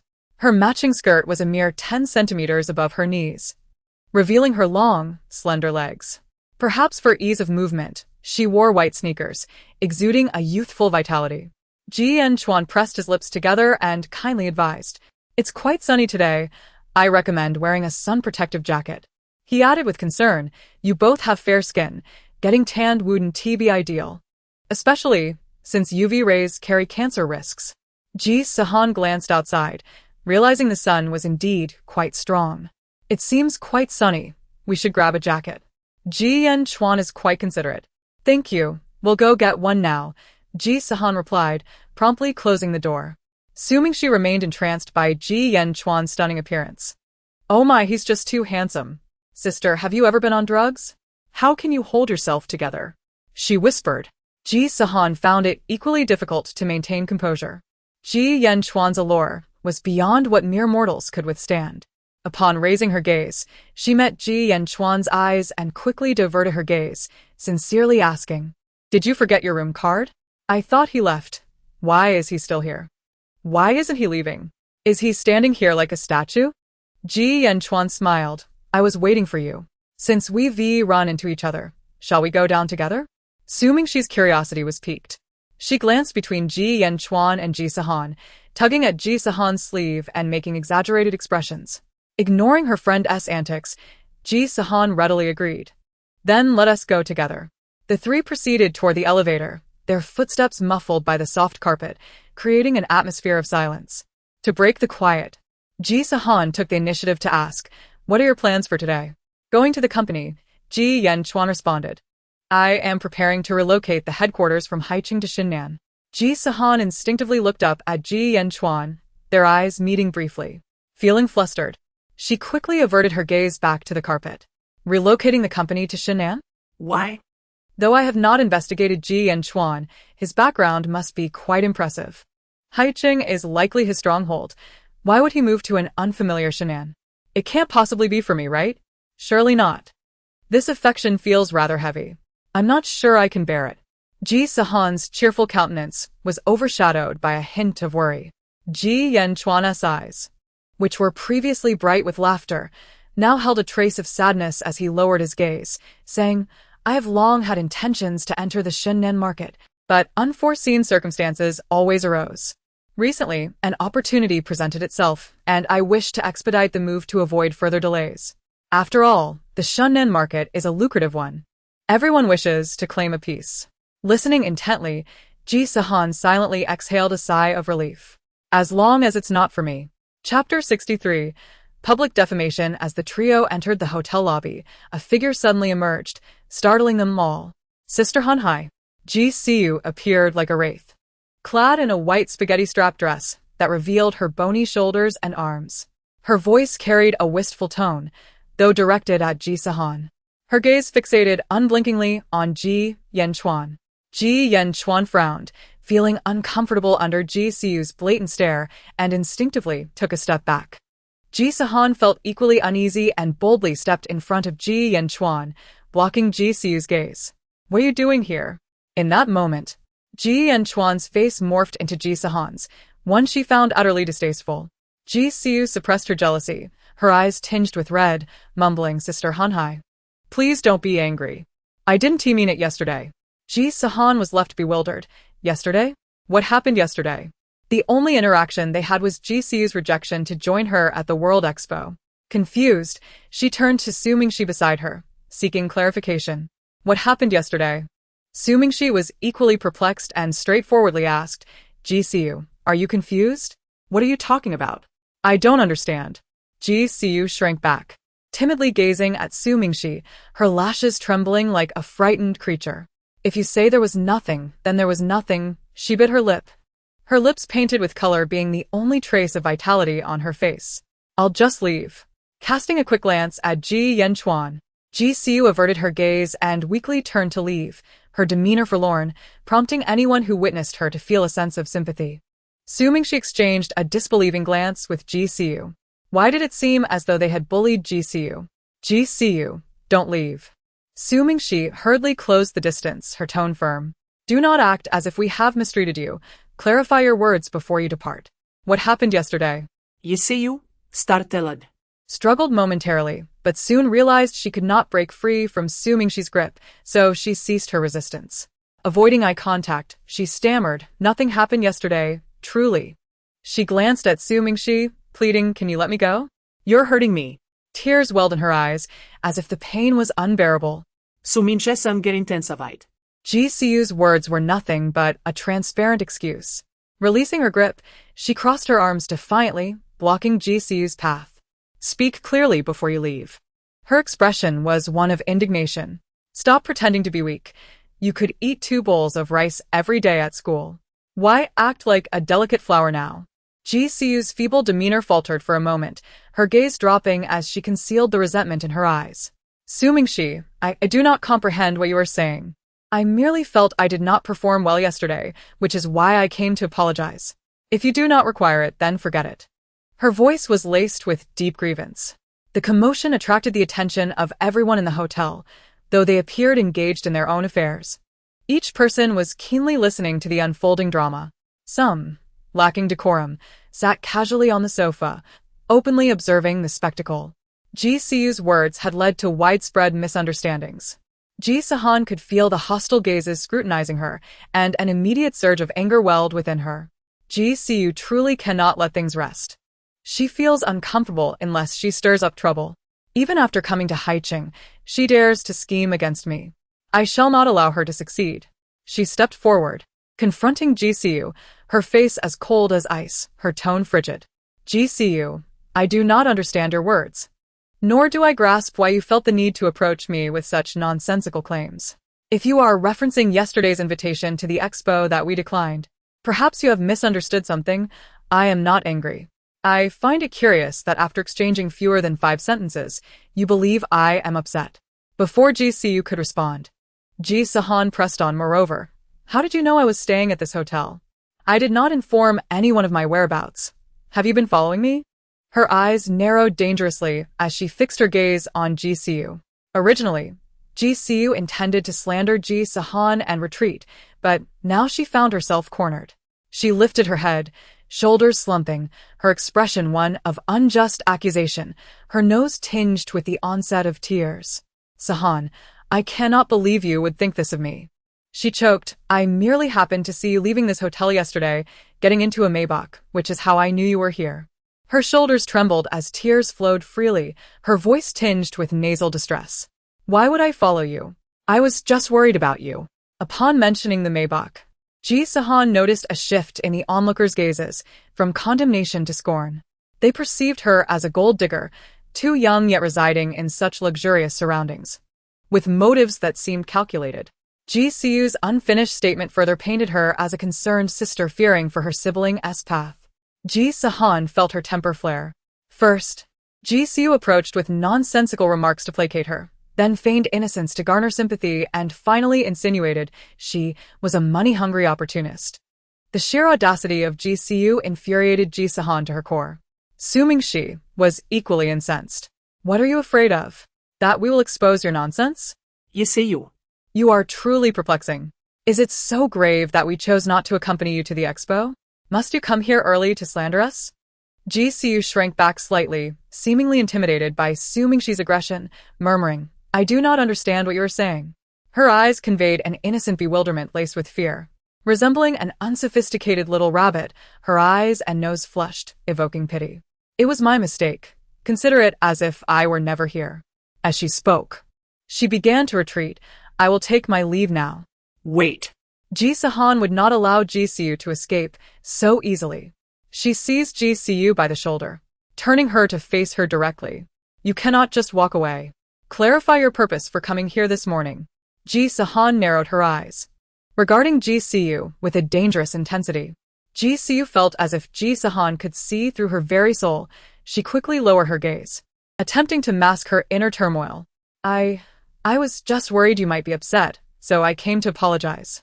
Now that I see you are not angry. I realisei misunderstood. Her voice was barely audible. Are you worried I might be upset? Then tell me, why did you think I was angry? Ji Sihan pressed further. How could Ji Siu articulate her thoughts? She stammered, her gaze darting about in search of an escape. It was just that when you left yesterday, you seemed a bit off. Cold sweat beaded on Ji Siu's forehead, and with so many witnessing the exchange, a sense of foreboding enveloped her.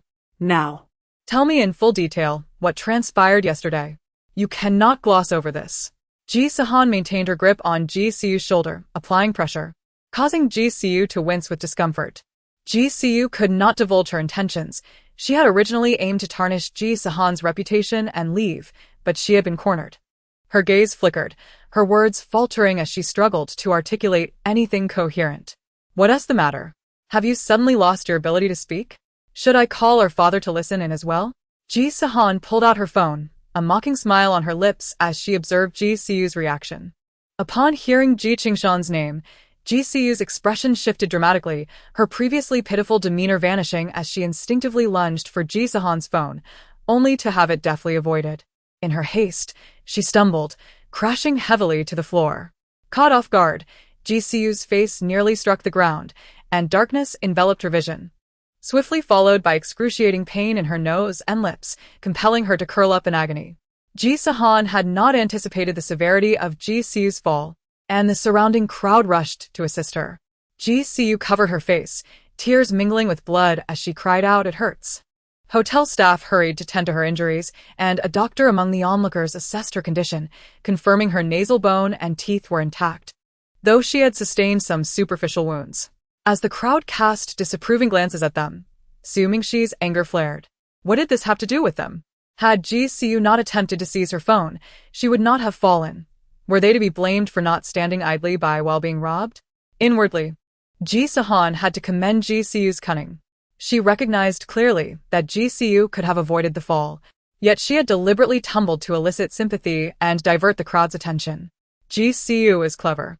What a strategic move to transform her disadvantage into an advantage while drawing the sympathy of others.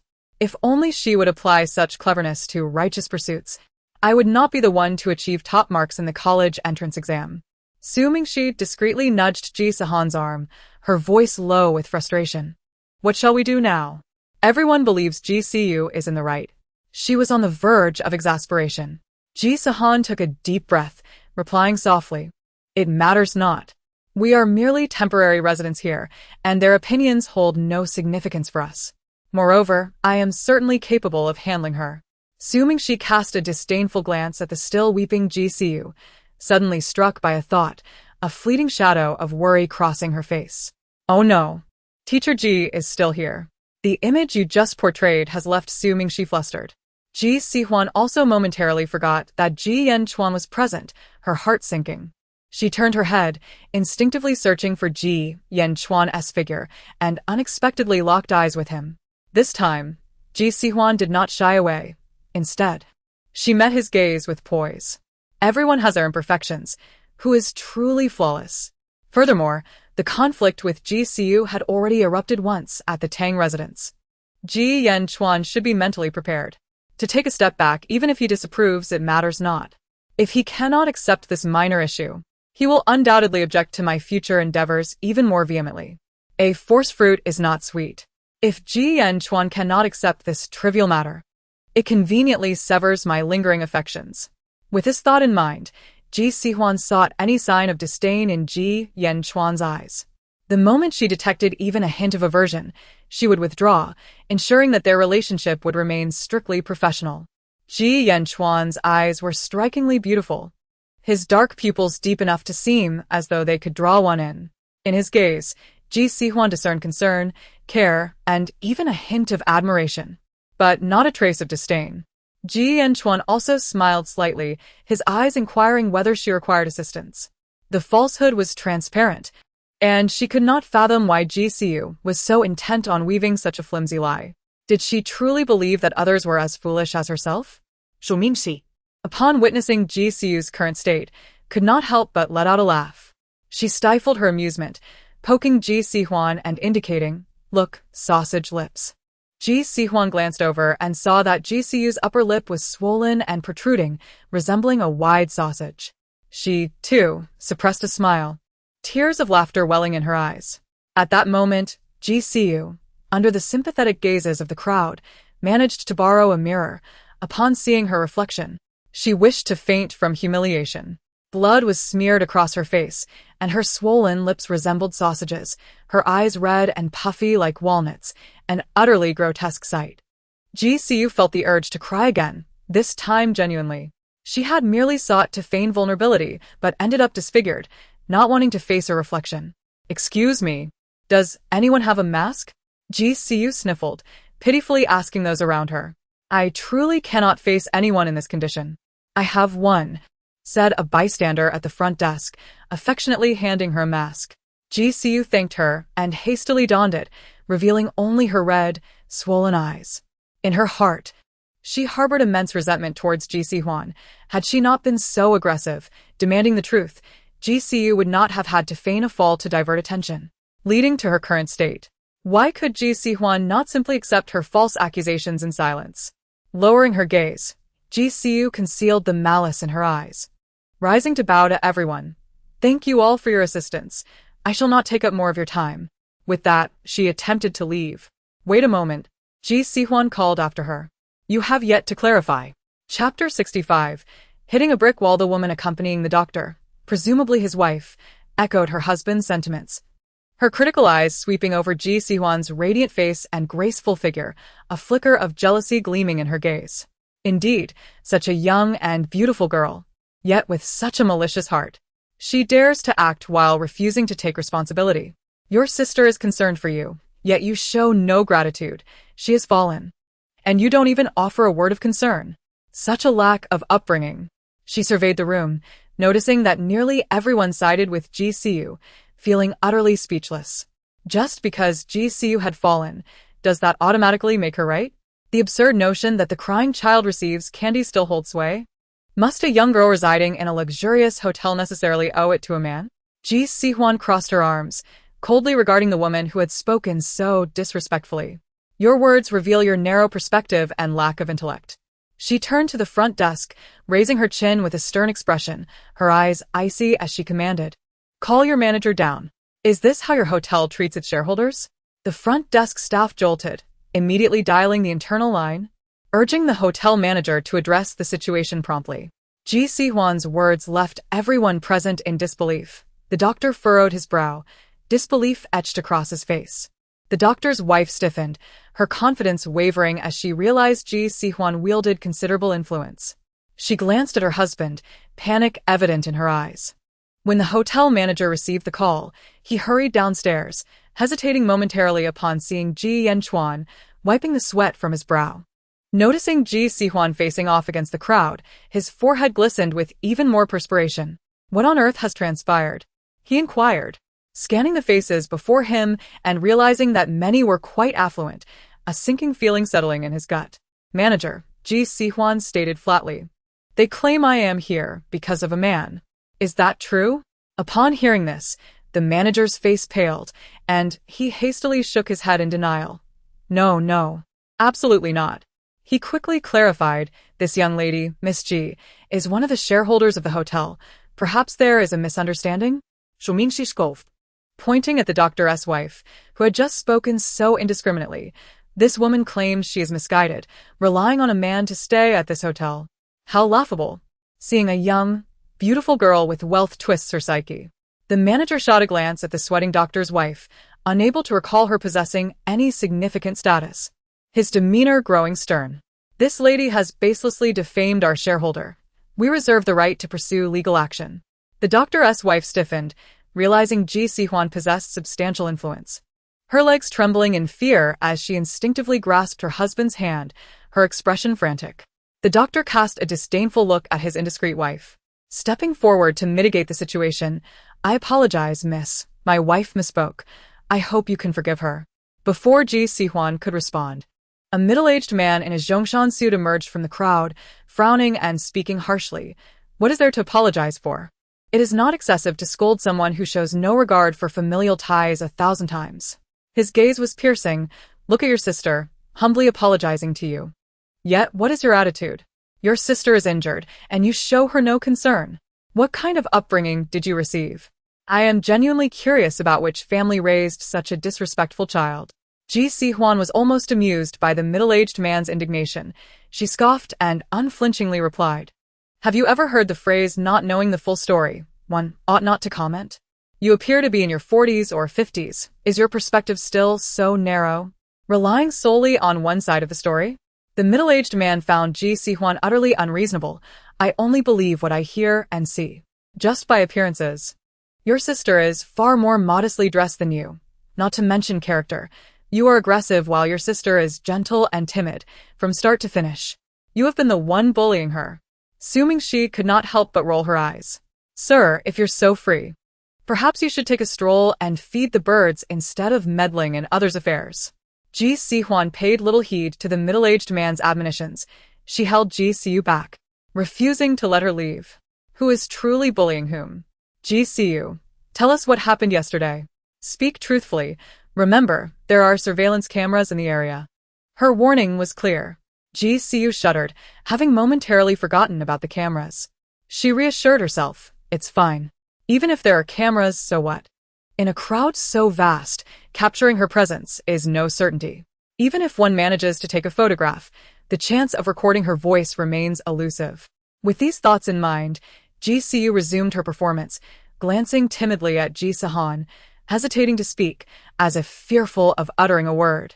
Observing this, the middle-aged man encouraged her to speak boldly, assuring her that Ji Sihan would not harm her. Ji Sihan scoffed at his words, urging Ji Siu to hurry up and voice her thoughts. Ji Siu had rehearsed her words in her mind, ready to speak, when she noticed 4 boys entering through the door. Indeed, the Zhang brothers and the Zhao brothers. They had planned to continue their exploration of the World Expo today, but had grown weary waiting for Ji Siu. Zhang Ziqian speculated that Ji Siu might be looking for Ji Sihan, so they decided to take a chance. Upon entering the hotel, they spotted a crowd gathered, with Ji Sihan at the center. Zhao Jinwu quickly scanned the area, failing to see Ji Siu, and approached Ji Sihan, inquiring, Ji Sihan, have you seen Siu? Ji Sihan paused for a moment, glancing at the masked figure of Ji Siu, who was attempting to shrink away from attention, a faint smile playing on her lips. Ji Sihan directed her gaze toward Ji Siu, who, terrified, retreated further, her mask pulled high enough to obscure her face, lowering her head in a desperate attempt to diminish her presence. Unfortunately, fate was unkind, as Ji Sihan's malicious voice rang out, I have seen her. She is right there. Following Ji Sihan's pointed finger, Zhang Ziqian spotted a girl with a large mask covering her face, her figure nonetheless familiar. See you? Zhao Jinlong stepped forward, calling out tentatively. Ji Siu shut her eyes momentarily, filled with resentment toward Ji Sihan. Chapter 66. Rest assured, she will awaken soon. Ji Siu glanced at Ji Sihan, who was watching her with a mocking glint in her eyes. Deeply provoked by the emotions reflected in Ji Sihan's gaze, Ji Siu realized that Ji Sihan was intent on embarrassing her. Gathering her thoughts, Ji Siu greeted the group with feigned composure. Oh, what brings you all here? See you? You really are here. Zhao Jinwu exclaimed joyfully, rushing to her side. Why are you wearing a mask? I almost didn't recognize you. Zhang Ziqian, perceptive as ever, understood Ji Siu's concern for her appearance. The very fact that she had donned a mask indicated that she was likely hiding some injury. Upon closer inspection, he noticed her eyes were slightly swollen, suggesting she had been crying. See you what happened? He asked gently, concern evident in his gaze. Ji Siu's already terrible mood from the morning crumbled under Zhang Ziqian's care, and the bitterness and sorrow surged forth, manifesting as tears streaming down her cheeks. Ziqian! Ji Siu cried out, throwing herself into his embrace, sobbing uncontrollably. Zhang Ziqian, taken aback, hesitated momentarily before wrapping his arms around her, gently patting her back and asking her what had transpired. The 3 others exchanged glances, wishing they could pull Zhang Ziqian away to take his place, their teeth nearly grinding in frustration. Su Mingxi, her expression one of disbelief, rolled her eyes and whispered to Ji Sihan, are these people performing a drama here? Or is it a love triangle? Ji Sihan nearly burst out laughing, leaning in to whisper back, isn't this precisely the scene Ji Siu desires? Their eyes met in a shared understanding, each struggling to suppress their amusement and disdain. Noticing that the group's attention was captivated by Ji Siu, Su Mingxi quietly gestured to Ji Sihan, suggesting they take the opportunity to slip away. Ji Sihan shook her head. She had no intention of leaving just yet. While it appeared that Ji Siu held the upper hand, Ji Sihan had her own trump card. Meanwhile, Ji Siu, barely able to articulate her thoughts through her tears, was met with an anxious Zhao Jinwu rushing over to confront Ji Sihan. Did you bully Siu? Ji Sihan, with a smile that didn't reach her eyes, replied. What do you think? Zhao Jinwu, steadfast in his belief, fixed his gaze on Ji Sihan, convinced of her guilt. Sometimes I truly question the intelligence of some people. Su Mingxi interjected. How did you arrive at that conclusion? Ji Sihan hasn't uttered a single word. Are you her inner thoughts? The middle-aged man interjected. Young man, you are correct. It is she who has bullied that masked girl. You must be their classmate, right? Which school do you attend? I shall write a letter to your principal to inform him of what kind of student he has. Ji Sihan, initially reluctant to engage with this middle-aged man, who she perceived as simply a victim of Ji Sihan's vowed, felt her temper rising as he repeatedly chastised her with paternal condescension. The middle-aged man trembled with anger, pointing at Ji Sihan. At such a young age, your words are so vicious. That doesn't compare to the cruelty of falsely accusing an innocent. Ji Sihan retorted swiftly, refusing to back down. Perhaps you should look in the mirror before criticizing others. Annoyed by Ji Sihan's evasive nature, Ji Sihan produced her camera, extracting the memory card and holding it between her fingers. Ji Sihan, if you won't speak, then I shall. In my hand is the memory card, which contains every word exchanged between us when we met, even capturing your every expression. Didn't you claim you were here to apologize to me today? I am puzzled, as I was not upset yesterday at all. What exactly are you apologizing for? Let us review this together. Ji Sihan, still feigning tears in Zhang Ziqian's embrace, momentarily halted, her eyes widening in disbelief at Ji Sihan's cunning move to record their conversation. She couldn't stay any longer. She had to leave, and she couldn't take these boys with her. Upon hearing Ji Sihan's proclamation, Zhang Ziqian was filled with confusion. He had spent the entire day with Ji Sihan, having only encountered Ji Sihan once at the expo, where their invitation to explore together had faltered, resulting in minimal dialogue. How could there be any mention of anger or apologies? But during dinner, Ji Sihan had met Ji Sihan. Perhaps an unpleasant exchange had occurred then. Realizing this, Zhang Ziqian felt a surge of disappointment toward Ji Sihan. She had not eaten dinner the previous night, and Ji Sihan had shown no sensitivity. Knowing Ji Sihan's health was fragile yet failing to suggest she eat something. Unbeknownst to Ji Sihan, Zhang Ziqian's thoughts were elsewhere as she addressed the hotel manager. Please fetch a laptop and a card reader. What to do? What to do? Ji Sihan clutched Zhang Ziqian's shirt tightly, her mind racing for a solution. Zhang Ziqian's affectionate words sounded like thunder in Ji Sihan's ears as the realization struck her, in her attempt to tarnish Ji Sihan's reputation. She had lied about being with Ji Sihan the previous night, resulting in her missing dinner. At that moment, they had all been dissatisfied with Ji Sihan, and she had felt a sense of triumph. No, she had to escape. With a resolute glint in her eye, Ji Sihan decided to take drastic measures. Suddenly, her body stiffened, her right hand pressed against her chest, her legs buckled, and she began to collapse. Zhang Ziqian reacted swiftly, catching her under her arms. The others noticed Ji Sihan's distress, and the Zhao brothers and Zhang Zihong rushed over. What's wrong? What happened? They inquired with urgent expressions. Observing Ji Sihan's tightly shut eyes and pained visage, Zhang Ziqian sensed that her heart condition had flared up and hurriedly sought assistance. Zhang Zihong, seizing the moment, carefully lifted Ji Sihan and gently placed her on the sofa. The onlookers were taken aback by this sudden turn of events, and a doctor hurried over. Surmising from Ji Sihan's faintly purple lips that she must be experiencing a heart condition. Should we call an ambulance? Zhao Jinlong fretted, pacing anxiously. No time for that. The doctor decisively declared. Everyone, step back. Do not crowd around her. Give her enough air to breathe. I possess a fast-acting heart-saving pill. Bring me a glass of water, so she can take it first. The receptionist quickly brought a glass of water, while Zhang Zihong assisted in supporting her.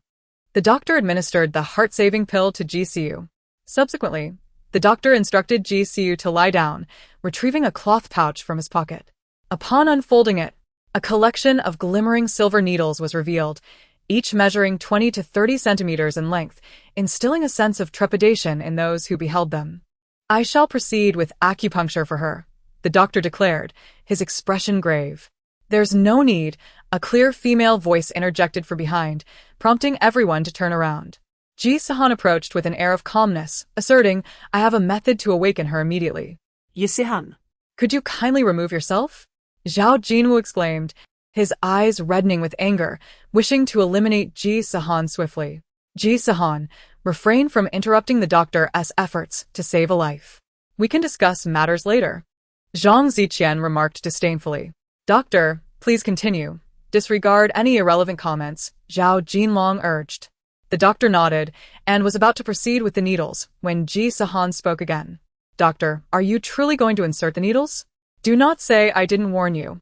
She continued leisurely. This patient has undergone 2 heart bypass surgeries, and her kidneys and liver are also in a state of decline. The doctor hesitated, his hand pausing midair. If you are determined to save her, I shall not object.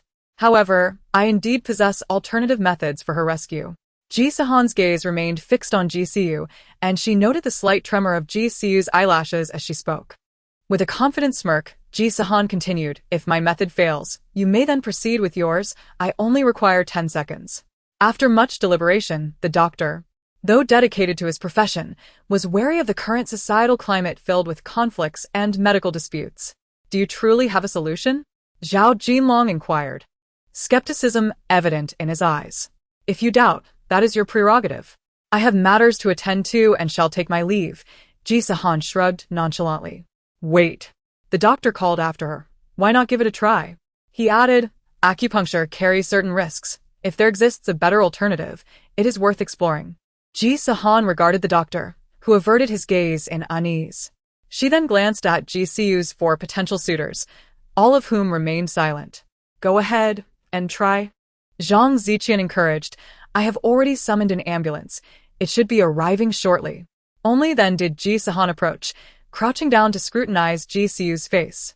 Leaning closer, Ji Siu whispered, stop pretending. Do you truly believe you can deceive everyone? I can record what transpired yesterday. Do you think I cannot capture the affair between Wen Yuha and Ji Qingshan? Half a minute. If you continue your charade, the Tang family will see the footage by tomorrow. As those words left her lips, Ji Sihan distinctly sensed Ji Siu's breath falter, her jaw tightening. With a knowing glint in her eyes, Ji Sihan straightened up and addressed the people behind her. Rest assured, she will awaken within half a minute. Silence enveloped the room as everyone silently counted the seconds. Approximately 20 seconds later, Ji Siu's eyelashes fluttered, and she opened her eyes, seemingly startled by the multitude surrounding her. Her expression was a blend of shock and weakness, her voice barely audible. What happened to me? A collective sigh of relief emanated from the crowd. Zhao Jinwu grasped Ji Siu's hand, concern etched across his face. You suddenly fainted. It must have been a heart issue. The doctor administered a fast-acting heart-saving pill. Thankfully, you are all right. His words were laced with relief. Thank you. Ji Siu expressed her gratitude to the doctor. The doctor shook his head. I did little. It was primarily your sister who saved you. His gaze towards Ji Sihan sparkled with intrigue. Might I inquire how you executed such a rapid rescue? I have never witnessed anything like it in my life. If this method could be shared, it would be a boon for other heart patients. Ji Sihan replied, this technique is exclusively applicable to Ji Siu. It is a secret art belonging to our family. She smiled at Ji Siu, her eyes brimming with mockery. Ji Siu pressed her lips together, her fists clenched, anxiety flooding her mind. If Ji Sihan had indeed recorded the affair between Wen Yuha and Ji Qingshan, the wrath of the Tang family would be unimaginable.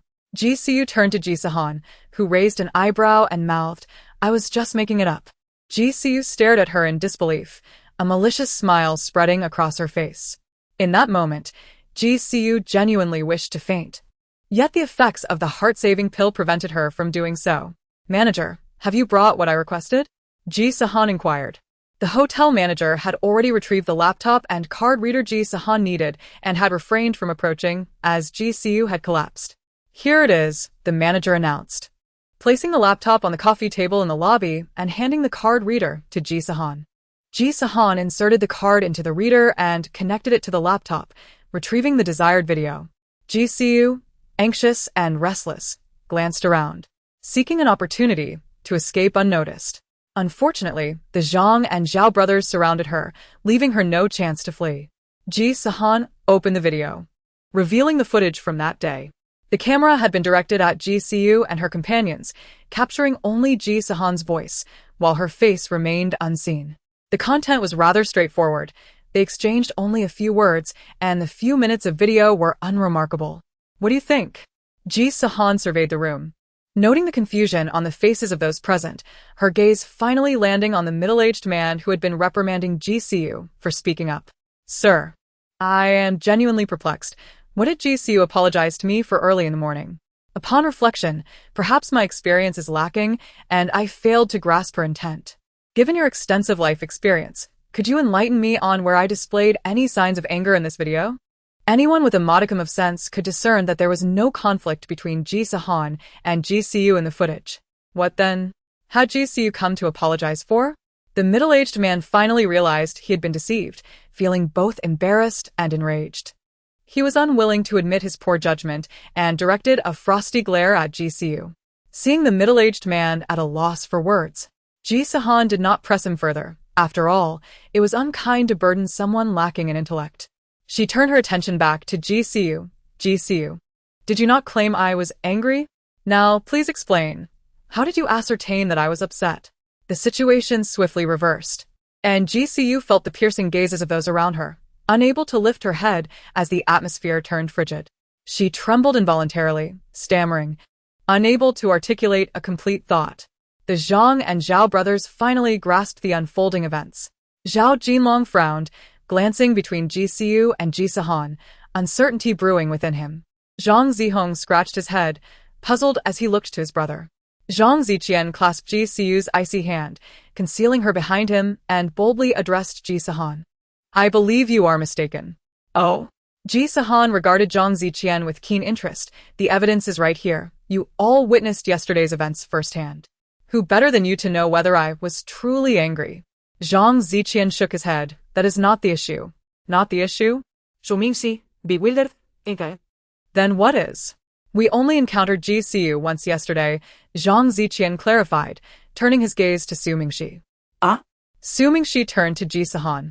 Her eyes clouded with confusion. Did you meet Ji Sihan without me? She asked with a questioning look. Ji Sihan appeared equally bewildered, replying, Zhang Ziqian, what are you talking about? I only met Ji Sihan once yesterday. No, Zhang Ziqian denied. Last night, can you honestly say that you did not converse with Sihan? She was unwell, having skipped dinner and nearly fainted. His words were laced with profound reproach. What nonsense. I was with Ji Yanchuan the entire night. When did I ever speak to Ji Sihan? She insisted with unwavering certainty. I don't know where you got such misinformation. I did not meet Ji Sihan last night. If you don't believe me, we can check the surveillance. Zhang Ziqian was about to retort when he suddenly felt a hand on his shoulder. Turning, he found Zhao Jinlong shaking his head solemnly, signaling him to cease. I can provide evidence. A timid voice emerged from behind Ji Sihan, the often overlooked receptionist. With all eyes upon her, she cleared her throat and spoke somewhat awkwardly. This ailing young lady did indeed arrive at the hotel yesterday. But she did not meet this guest, she pointed at Ji Sihan. The ailing young lady waited for quite some time before leaving. The receptionist maintained a neutral stance. There was no need to fabricate lies. Furthermore, the lobby was under surveillance, rendering such easily debunked falsehoods meaningless. Initially, she felt sympathy for Sihan, who had lamented her lack of parental affection and being cast out of her home, compounded by her poor health. Yet, upon reflection, it became clear that Sihan was weaving a tapestry of deceit, even harboring malice toward Ji Sihan, implying that her earlier words were far from genuine. Given that Ji Sihan was a stakeholder in the hotel, she felt compelled to intervene. Now that there are staff members corroborating my account, you must believe it, right? If you still doubt, I will have to ask the manager to review the footage for proof. Ji Sihan gestured with exasperation. Had he misunderstood? Zhang Ziqian felt a twinge of uncertainty. As Ji Sihan's lies unraveled before the boys, her panic surged, and she tugged at Zhang Ziqian's sleeve, looking at him with a mix of grievance and vulnerability. Upon meeting her gaze, Zhang Ziqian's heart softened, leading him to believe that perhaps he had misinterpreted her words. Maybe I misunderstood, he conceded, offering an apology. Ji Sihan chose not to pursue the matter further, instead fixing her gaze on Ji Sihan. Now, please continue with your narrative. What exactly has upset you? Or, do you believe I must be upset? She inquired, her tone laden with implication. Sihan, sister. Ji Sihan suddenly looked up, her expressive almond eyes brimming with tears. A gentle blink released a cascade of droplets, evoking sympathy from all who beheld her. Her voice trembled, imbued with fragility. I must have been mistaken. She pressed her delicate hand against her temple, her pallor reminiscent of parchment, exhaustion, and pain etched across her features. Perhaps my health is deteriorating. I have been experiencing hallucinations lately. She glanced at Ji Sihan, her expression tinged with guilt, her tone sincere. Reflecting on it now, I realized that my belief in your anger was perhaps a mere figment of my imagination. Her words elicited a wave of sympathy from those present. Zhang Zihong and Zhao Jinwu rushed to her side, enveloping her in concern. Ji Sihan remained momentarily stunned by Siu's fabrications. My goodness, Ji Siu is truly remarkable. Concocting such a ludicrous yet plausible excuse. Her internal organs may be failing, but when did her mind also become compromised? She spins quite the tale. Why not produce her medical records? Hallucinations? And that justifies slandering others? Why not target the world's wealthiest instead? Only those devoid of reason would believe her. Zhang Ziqian's doubts dissipated in the wake of Ji Siu's words. He sighed and addressed Ji Sihan. Sihan, you are aware of Siu's condition. Please, let us not pursue this further. Ji Siu regarded Zhang Ziqian with a look of incredulity. Does he think he holds the moral high ground? Is he not the one being slandered? How can he so lightly suggest that we drop the matter? Isn't this a form of moral coercion? Su Mingxi could no longer restrain herself. You are not the aggrieved party. What right do you have to speak on their behalf? Oh. But you are not the one being slandered, are you? Su Mingxi retorted sarcastically. Thus, you can afford to be so magnanimous. Zhang Ziqian had initially felt indifferent, but Su Mingxi's remarks flushed his cheeks with embarrassment, awakening him to his misjudgment. Zhang Zihong, unable to bear the disparagement of his brother, stepped forward. Su Mingxi, how can you speak so harshly? Do you possess no empathy? Siu is in this state, and you still wish to pursue the matter? What state? She appears quite lucid to me. Su Mingxi rolled her eyes, addressing Ji Siu with disdain. Do you still see hallucinations? With the focus now on her, Ji Siu shifted her gaze to the others, biting her lip and reluctantly admitting, I am not experiencing hallucinations at this moment. That is good to hear. Now, please apologize to Sihan. You have caused this turmoil. Her reputation was nearly tarnished. An apology should be a simple matter, yes? Su Mingxi crossed her arms, awaiting Ji Siu's response. Ji Sihan silently commended Su Mingxi, giving her a mental thumbs up. Chapter 69. The wealthy command respect for a reason. What?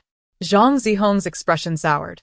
Su Mingxi pressed on, creating such a significant disturbance, and you cannot even muster an apology? Or must we assume that those with mental health issues are exempt from accountability? Su Mingxi, your words are rather excessive, Zhao Jinwu interjected, shaking his head in disapproval. Siu is unwell. Experiencing hallucinations does not equate to being mentally ill. If she is not mentally ill, then she ought to apologize without delay. We have matters to attend to. Su Mingxi urged. All eyes turned to Ji Siu, and she felt the pressure mounting. Sitting on the couch, she felt increasingly uneasy, glancing at the boys, who showed no inclination to defend her. Just apologize. Zhang Ziqian urged softly. While it is understandable, you were indeed in the wrong. His words acted as the final straw, shattering Ji Siu's composure. Tears cascaded down her cheeks like pearls as she rose abruptly and bowed deeply to Ji Sihan. Sihan, sister, she gritted her teeth. I am sorry. I was in the wrong, and I hope you can forgive me this once. Bowing her head, her face concealed the turmoil of her emotions. A flicker of satisfaction crossed Ji Sihan's features as she replied in a subdued tone. Very well. However, Ji Siu, should you be unwell, seek treatment promptly. Do not burden others. You encountered me this time, but should you cross paths with someone less forgiving, you may not find such leniency. I have won this round. By the way, the lobby has surveillance. I wonder if it captures audio as well. Perhaps we should inquire with the manager shortly. Ji Sihan's words struck Ji Siu like a dagger, inflicting profound anguish. The embarrassment of having lost face while being compelled to apologize to Ji Sihan in front of everyone swelled within her, choking her with indignation. See you. Zhang Ziqian's panicked voice echoed in her ears as she felt her strength wane, succumbing to warm hands that caught her. Yet her thoughts began to blur. With her last ounce of energy, she lifted her gaze toward Ji Sihan, only able to faintly discern her silhouette alongside a tall figure, Ji Yanchuan. In that moment, Ji Siu realized that throughout this ordeal, she had overlooked Ji Yanchuan, who had silently observed her, witnessing the entirety of her humiliation. A tumult of despair, shame, and fury surged within her, plunging her already fragile psyche into an abyss. As darkness enveloped her, she succumbed to unconsciousness, her eyes fluttering shut as she collapsed into Zhao Jinwu's embrace, oblivious to the shouts of those around her. At that moment, Ji Sihan had already exited the hotel. Overhearing Su Mingxi mention that Ji Siu had seemingly fainted once more, she merely responded with a disdainful sneer. Beside her, Ji Yanchuan noticed her discontent and, with a fleeting thought, inquired whether she wished to lighten her mood, suggesting a delightful destination he had in mind. Ji Sihan's spirits had long been dampened by Ji Siu's antics, yet upon hearing Ji Yanchuan's proposal, she felt a flicker of interest. After confirming with Su Mingxi, who had no objections, she acquiesced. Having achieved his objective, Ji Yanchuan could not suppress a knowing smile, his gentle gaze fixated on her. As they peered through the car window at the towering 36-story office building, Ji Sihan found herself reassessing Ji Yanchuan's family background. Mr. Ji, does this entire building belong to you? Su Mingxi exclaimed in disbelief. Ji Yanchuan nodded, casually remarking, "This is merely one of my properties." Su Mingxi, astonished yet in awe, quietly remarked to Ji Sihan, "This building alone could probably buy half of my family's company." Ji Sihan shot her a glance, admonishing her to refrain from such absurdity. Her family's wealth was not so easily dismissed. In truth, Su Mingxi lacked an accurate understanding of the Su family's financial prowess. The Maybach glided into the underground garage, coming to a stop in Ji Yanchuan's designated parking space. As the car settled, a rolling shutter descended behind them, isolating the parking area into a private garage. Upon opening the door, they were greeted by Ji Yanchuan's exclusive elevator. He approached, pressing his palm against the sensor beside the elevator door, which gradually slid open. Ji Sihan and Su Mingxi exchanged glances and stepped into the elevator. Such advanced technology may become commonplace in a decade, yet in the present, while prevalent abroad, such designs remained rare domestically. Ji Sihan marveled inwardly, speculating that Ji Yanchuan might be involved in high-tech innovations. The interior of the elevator was rather unremarkable, and Ji Yanchuan pressed the button for their floor. As the elevator ascended slowly, he casually introduced their destination. "We are heading to the game studio under the headquarters. The studio has recently developed several new games and is currently seeking playtesters. I believe you might find these intriguing." Upon hearing they were to play games, Su Mingxi's eyes sparkled with excitement. As an avid gamer, she relished engaging in various popular games. However, disappointment soon washed over her. "I thought it was something more exciting. Turns out we're just here to play games," she sighed. "Had I known, I'd have preferred visiting the expo instead." "Well, "I suppose I'll just accompany Shishi." Ji Yanchuan bit his lip, his expression faltering. He had anticipated Ji Sihan would be thrilled, but it appeared she had no fondness for gaming. Nevertheless, recalling the newly developed games, he felt a renewed sense of confidence. The games had received unanimous acclaim, and even he had found them exhilarating, convinced they would pique Ji Sihan's interest. Upon reaching their floor, the trio exited the elevator, greeted by the sign of the studio, Summer Studio. Ji Sihan's eyes widened in astonishment as she turned to Ji Yanchuan, disbelief washing over her. Summer Studio, a name that would soon be recognized by all, had skyrocketed to fame through a simple game, subsequently releasing several popular online games, one of which had become a global phenomenon, amassing billions in revenue within a month and earning the title of the most profitable online game of the year. To her astonishment, this studio belonged to Ji Yanchuan's company. At the reception desk, a receptionist beamed upon seeing Ji Yanchuan. "Mr. Ji, welcome," she greeted, casting curious glances at Ji Sihan and Su Mingxi. Ji Yanchuan, with a serious demeanor, inquired, "Is Liman here?" "Yes," the receptionist replied. He nodded indifferently and proceeded towards the main entrance. The entrance was sensor-activated, opening slowly as one approached. In stark contrast to the simple, elegant decor outside, the studio's interior was adored with bright, warm tones that instantly uplifted one's spirits. A subtle fragrance of flowers wafted through the air, creating a refreshing ambience. The space was filled with greenery and charming decor, easing the tension of those present. As the employees had yet to arrive, the workstations did not conform to traditional cubicle formats. Instead, they resembled school group settings, with tables pushed together, heads facing one another, computers aligned, devoid of barriers. Ji Sihan felt a gentle brush against her leg and looked down to find a curious corgi, its tongue lolling out as it gazed up at her. Oh, A puppy! Assuming she exclaimed, squatting down to shower the dog with affection. The corgi reveled in the attention, its tail wagging furiously. A soft meow caught Ji Sihan's attention. Not far from the bar area, a fluffy long-haired tabby cat sat, tilting its head at the unfamiliar faces, its light yellow eyes reflecting a hint of caution, as if assessing the potential threat of the newcomers. Ji Sihan was irresistibly drawn to the fluffy creature, slowly approaching the tabby cat, her gaze fixated upon it, her eyes brimming with longing and adoration. If you like it, just pet it, a stranger's voice chimed in beside her. Tuanzi has a gentle temperament and one scratch or bite. He is also regularly dewormed and vaccinated.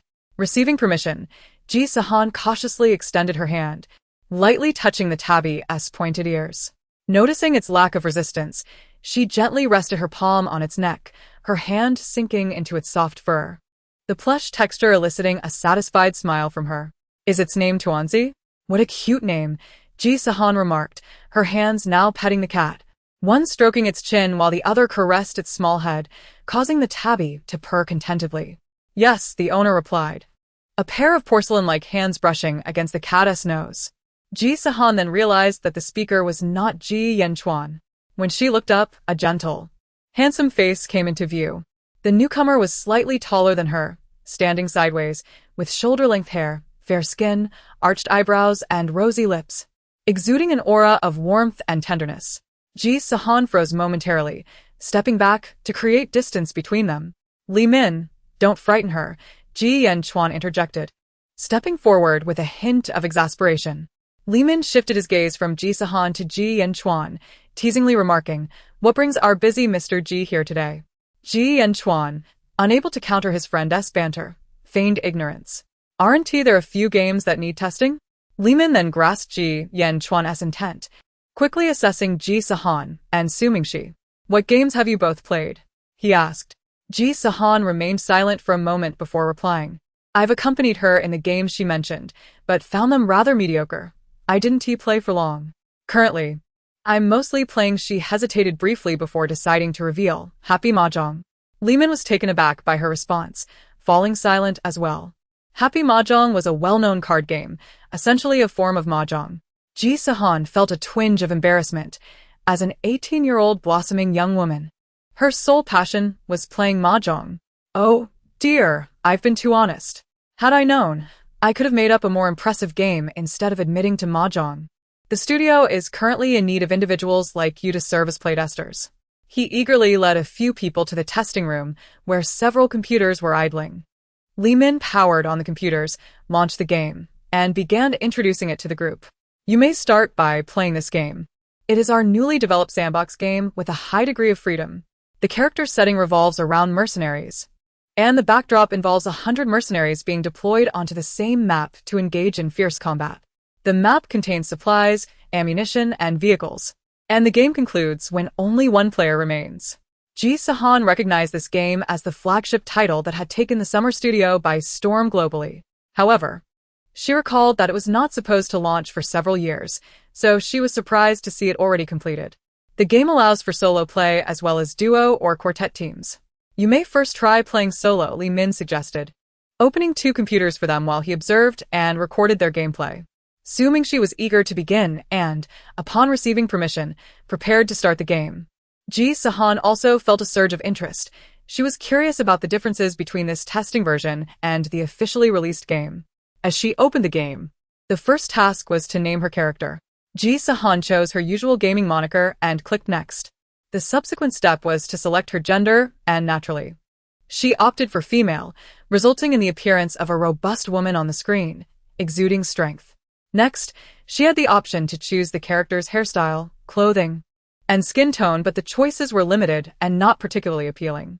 Ji Sihan selected an outfit at random, gazing at her character's rough features and ordinary clothing, and couldn't help but murmur, if only I could customize the face, it looks too coarse. Customize the face? Li Min perked up, intrigued. What does that entail? Is it as I imagine? Unintentionally overheard, Ji Sihan felt a bit embarrassed but proceeded to explain, customizing the face means adjusting the character's facial features. Basic options include altering skin tone, hair color, hairstyle, and eye color. Advanced features allow adjustments to facial shape, eyebrow style, eye spacing, eye size, nose height, lip size, And so on. essentially, players can sculpt their character's face. She jested, with enough skill, one might even recreate the visage of a celebrity. Ji Sihan had only encountered such customization features in mobile games that gained popularity later, rarely seeing them in PC games, and when they did appear, it was typically as an afterthought. Her words piqued Li Min's interest, prompting him to jot down notes in his notebook. After Ji Sihan entered the game, she quickly skimmed through the gameplay introduction, selecting the grassland map for single-player mode. Consistent with the official version, the game began by matching her with 100 players, followed by a parachute drop from an aircraft. Drawing from her experience with the official version, she chose a location with many houses and few players to land, commencing her search for supplies. She secured 2 firearms, 2 grenades, 10 bandages for medical kits, and 4 health potions, quickly filling her backpack.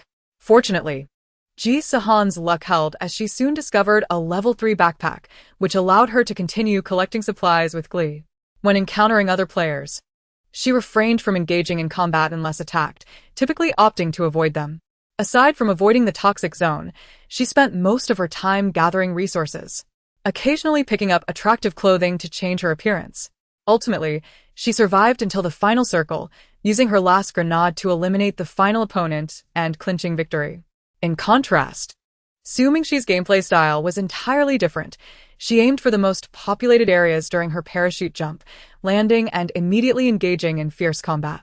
Initially struggling with her skills, she was quickly eliminated and restarted, eager to continue fighting. Li Min alternated his attention between Ji Sihan and Su Mingxi, finding their differing styles amusing, and filled several pages in his notebook with observations. After an hour of gameplay, Li Min called for a halt and inquired about their thoughts on the game. Su Mingxi pondered before offering numerous operational suggestions, such as reducing recoil and enhancing the fluidity of actions. Ji Sihan, on the other hand, provided more suggestions beyond operations, including the development of a clothing system, enhancing character aesthetics, and expanding the variety of vehicles. Li Min found inspiration in both their suggestions, particularly Ji Sihan's insights, which combined various modifications from different official versions, sparking his creativity and revealing the need for further refinement of the current game. He eagerly encouraged both players to try other games, hoping they would provide even more valuable input.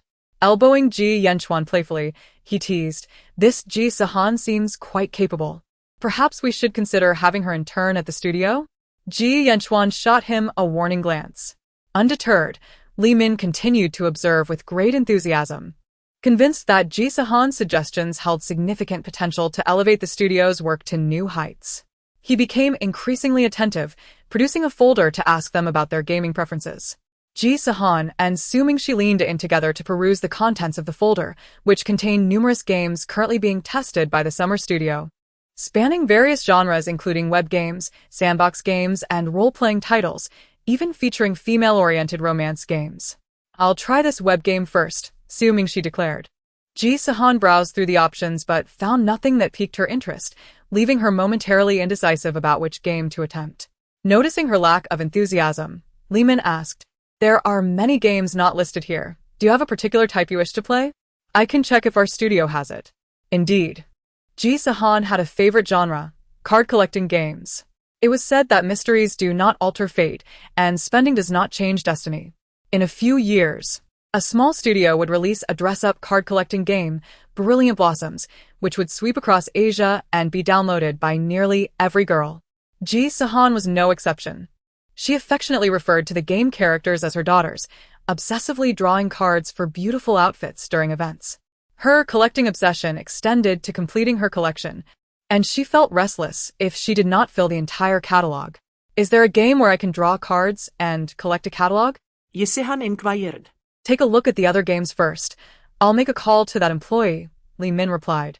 Ji Sihan nodded, unconcerned, and continued her examination of the folder. Do you not have any games you like? Ji Yanchuan, noticing her distress, stood behind her and pointed out a few games in the folder. I've played these. And they're quite good. The games he pointed out were all combat-oriented role-playing titles, which did not interest Ji Sihan.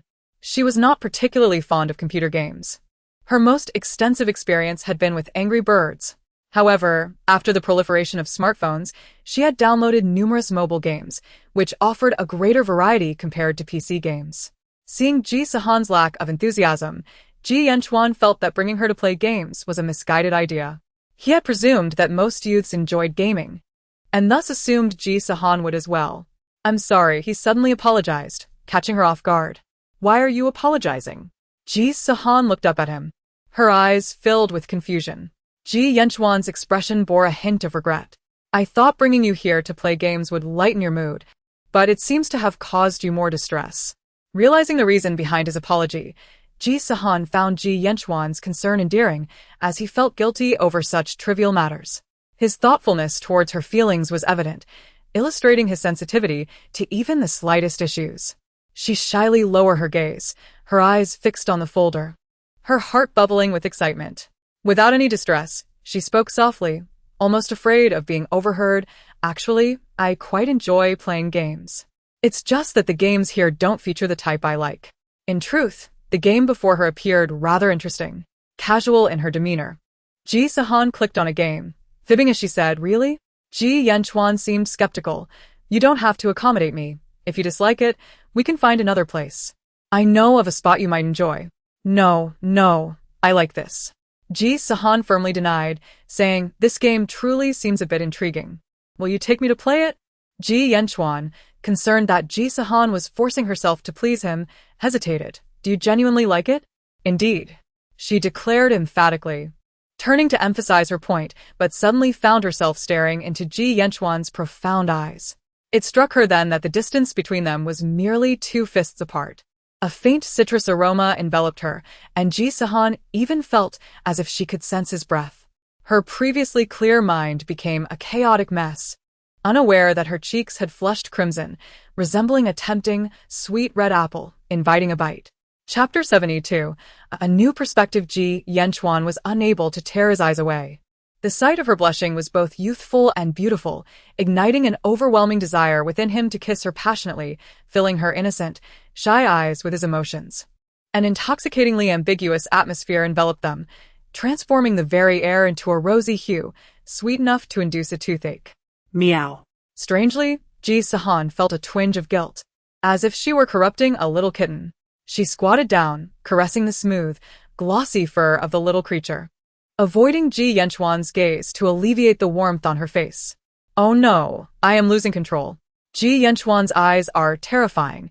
They can ensnare me at any moment. Ji Sihan, you must maintain your distance from Ji Yanchuan. You cannot burden him. By the way, has Ji Yanchuan changed his perfume? Last time it was cedar. And now it's citrus? The scent is quite refreshing. Could dating him be a possibility? As long as I tread carefully. Forget it. Let us consider it after Ji Yanchuan's research is published. Ji Sihan's thoughts were wildly erratic, flitting from one idea to another as if this would somehow mask her disordered feelings. Ji Yanchuan sensed her emotional strings loosening and felt a surge of triumph, deciding to continue his gentle persuasion. He believed that soon, this little frog, Ji Sihan, would leap into his embrace. He raised an eyebrow, unapologetically shattering the moment by retrieving the game he had mentioned earlier, inviting Ji Sihan to try it. Ji Yanchuan's tender gaze made Ji Sihan feel prickly, yet she eagerly sat before the computer to play. Upon opening the game and encountering familiar visuals, the emotion stirred by Ji Yanchuan vanished completely. This game, yes. The one Li Min asked her to try is indeed Brilliant Blossoms. At this moment, the game was rather rudimentary. The character designs differed from Brilliant Blossoms, yet the foundation was laid. Ji Sihan navigated to the card drawing page, limited to basic clothing, shoes, and accessories, with mediocre aesthetics.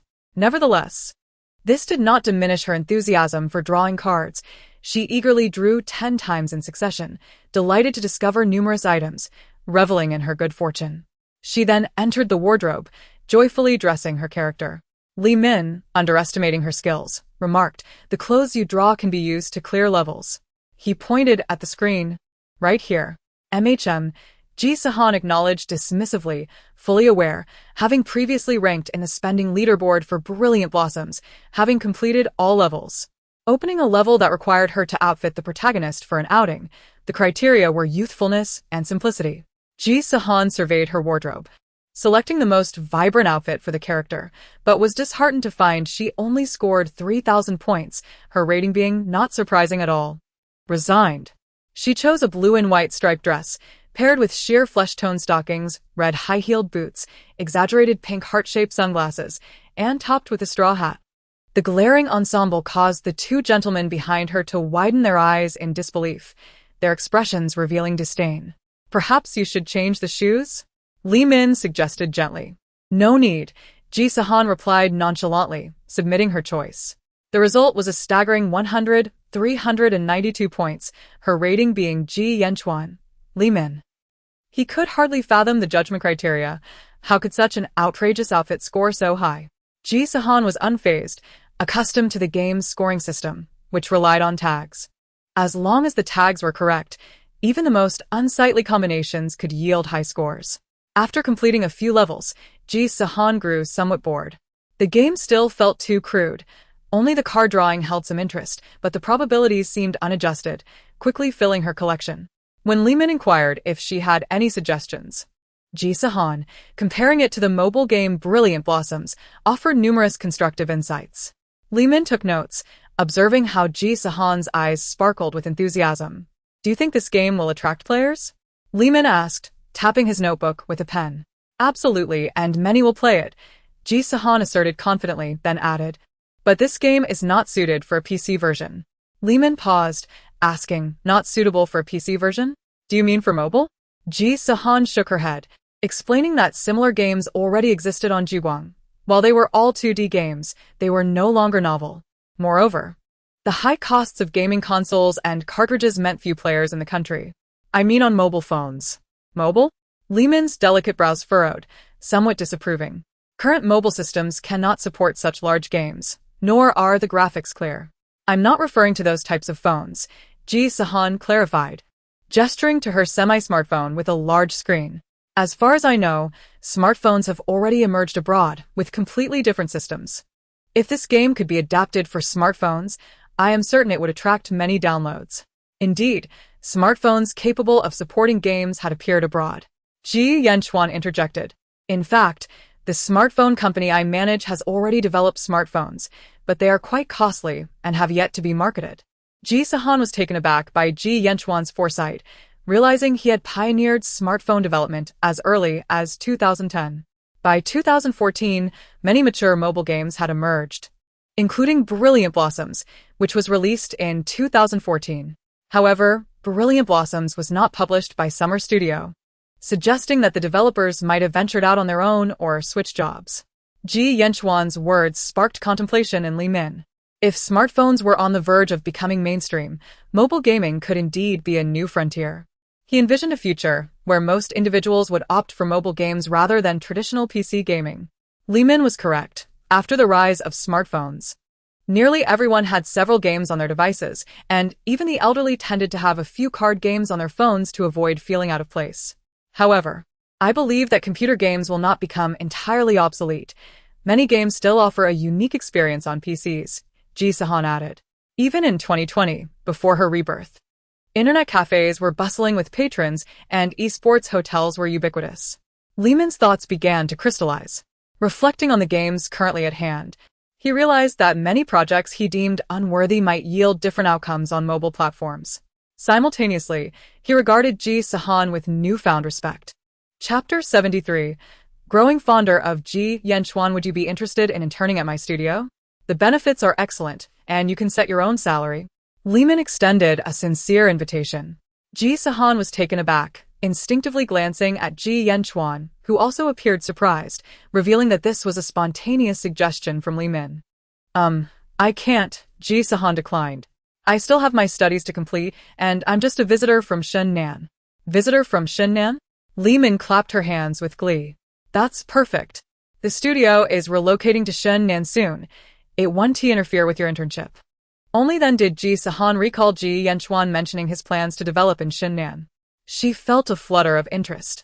She was even uncertain about her university major. Perhaps her future experiences could lead her to develop mobile games? I'll think about it, Ji Sihan replied, contemplating her options. Let us discuss it again once you move to Shenzhen. Noticing Ji Sihan's indecisiveness, Li Min didn't press further, but shifted the conversation, asking her about other game genres she enjoyed to gather suggestions. Ji Sihan had plenty of ideas, though they were primarily focused on mobile games, as she had little experience with PC games. Meanwhile, Su Mingxi had already explored all the games in the studio that piqued her interest, feeling somewhat unsatisfied. Observing Ji Sihan's lack of enthusiasm, Ji Yanchuan asked if she would like to experience a newly developed smartphone from his company. Ji Sihan eagerly agreed, while Su Mingxi, engrossed in her game, encouraged Ji Sihan to enjoy herself and reminded her to bring her along when she left. Once again following Ji Yanchuan into his exclusive elevator, Ji Sihan felt a surge of excitement and anticipation. She was about to experience what might be the first smartphone set to launch in the country. How fortunate I am. I never expected to have such an experience, she mused. In my past life, acquiring a smartphone was a matter of years. Yet Ji Yanchuan's company has already developed one this year. I wonder how the original smartphone differs from the ones released afterwards? Suppressing his astonishment, Ji Yanchuan maintained a composed demeanor, though he couldn't help but steal several glances at Ji Sihan. She noticed his gaze, thinking perhaps there was something on her face, and checked her reflection in the elevator's polished surface. My face is clean. There's nothing there. Why is Ji Yanchuan looking at me like that? Confused. She glanced back at him, only to find he had averted his eyes, seemingly engrossed in the elevator panel. I'm being overly suspicious. He could just be glancing casually. Not necessarily at me. We've arrived, Ji Yanchuan announced, stepping out of the elevator first, with Ji Sihan hurrying to follow. Upon looking up, she was greeted by the name of the company across from the elevator. Yongqian Technology Company, Limited. Shock coursed through Ji Sihan. Yongqian Technology was undoubtedly a leader in the smartphone era, perpetually at the forefront of technology. When the domestic smartphone market was still developing and people were purchasing foreign brands, Yongqian broke through technological barriers to produce truly high-end smartphones. Even as the smartphone technology became widespread and prices more accessible, Yongqian remained the preferred choice, testament to its brand value and influence. She couldn't help but scrutinize Ji Yanchuan's profile, her heart racing faster than before. Ji Sihan had never realized she was such an admirer of strength. Indeed, she liked Ji Yanchuan. He was handsome and charismatic, yet she had always hesitated. The memories of her past life, marred by bloodshed, made her wary of her feelings for him, fearing that her affection might bring calamity upon him. But now it was different. She recognized that Ji Yanchuan possessed more than just an attractive exterior. His acumen in business was unparalleled. The Tang family held significant sway in Shenzhen, yet internal issues plagued their group, with a single pest, Tang Qingshan, having wreaked havoc on the Tang Group's operations. Many of their ventures were in the red, and their apparent prosperity was merely a facade due to diversification and her uncle's exceptional business acumen. In contrast, Ji Yanchuan's companies exhibited innovative directions aligned with contemporary trends. Although currently relatively obscure, as the third technological revolution unfolded, the future would undoubtedly belong to technology. And the market value of Ji Yanchuan's companies was bound to soar. This demonstrated not only his foresight, but also his keen commercial insight. His leadership would undoubtedly propel his companies to greatness. History would later affirm this, as both the games produced by Xiatian Studio and Yongqian smartphones became indispensable aspects of daily life. Ji Yanchuan's handsome visage and graceful demeanor endear him to her. But it was his formidable intellect and confidence that truly captivated Ji Sihan. What should I do? It seems I've developed an even deeper fondness for Ji Yanchuan. I thought I could restrain myself, but how can one suppress affection? Ji Sihan desperately tried to avert her gaze from Ji Yanchuan, yet the blush on her cheeks betrayed her. Her lively eyes darted around, avoiding his sight for fear he might perceive her fluttering heart. Ji Yanchuan did not anticipate such a delightful surprise, nearly overwhelmed by joy. Struggling to contain his laughter, he cleared his throat, unable to suppress his mirth. While he didn't understand why Ji Sihan's affection seemed to grow, he chose not to delve into it. She harbored too many concerns. And Ji Yanchuan didn't wish to pressure her, though he worried that her fleeting affection might fade with time. Now, however, he felt reassured. The gradual approach had been effective, and he resolved to increase their interactions to secure his place in her heart. With that thought, Ji Yanchuan decided he should prepare for his role as a part-time university lecturer. Once Ji Sihan entered university, he could engage with her as a teacher. Simultaneously, he planned to persuade her to intern at his company, ensuring he could be by her side whether in school or at work. Unbekannst to Ji Sihan. Ji Yanchuan had already mapped out their future interactions in his mind. Regaining her composure, she realized she had unwittingly followed him into his office. Ji Yanchuan truly loves milk tea. I can't believe he even has some in his office. The thought of the usually serious Ji Yanchuan sneaking off to enjoy milk tea in his office made her chuckle inwardly. I wonder how his subordinates would feel knowing their formidable boss has a penchant for milk tea. Surely, it would be hard to believe that a seemingly ruthless executive secretly enjoys such a treat. Chapter 74. This time, she really fainted. Ji Yanchuan faced away from Ji Sihan, suppressing a sigh. It was not that he loved milk tea. After deciding to bring Ji Sihan to the company, he had instructed someone to buy several cups for his office fridge, intending for her to enjoy her favorite drink upon her arrival. He kept his intentions to himself, allowing her to believe it was his own preference. Please sit for a moment. I'll fetch a few sample devices, Ji Yanchuan said, placing several magazines and a handheld gaming console on the coffee table before her. Don't wander off. Okay, Ji Sihan replied, taking a sip of her milk tea and nodding earnestly. After Ji Yanchuan left, she curiously flipped through the magazines, which contained content about technology and business. Losing interest, she closed them and picked up the handheld gaming console. The history of handheld gaming consoles abroad can be traced back to the 1960s, while in our country, it wasn't until her previous life came to an end that any company produced a commendable handheld device. Reflecting on this, it becomes evident that even a decade later, the domestic handheld market remained virtually non-existent. Could there be an opportunity within this void? Ji Sihan powered on the handheld console and casually selected a game to try, only to find that, in comparison to PC games, the current handheld titles still felt rather rudimentary, with low graphic clarity and pixelated characters resembling block figures. The number of individuals playing handheld consoles around her was scant, like Su Mingxi, a girl with an internet addiction who adored gaming yet seldom played handhelds, resorting instead to a handful of popular titles. As mobile games evolved into a phenomenon, dominated by simple offerings like Snake and Tetris, the majority of players gravitated towards computer games. Once smartphones became ubiquitous, mobile gaming surged, while traditional PC gaming retained its irreplaceable allure. Consequently, handheld consoles began to decline. Perhaps this was the reason no companies in our nation ventured into handheld development. When Ji Yanchuan entered the reception room, he was greeted by the sight of Ji Sihan lost in thought. With her eyes glazed over, she held a cup of milk tea while the game console's screen lingered on the startup interface, and a magazine lay carelessly open beside her.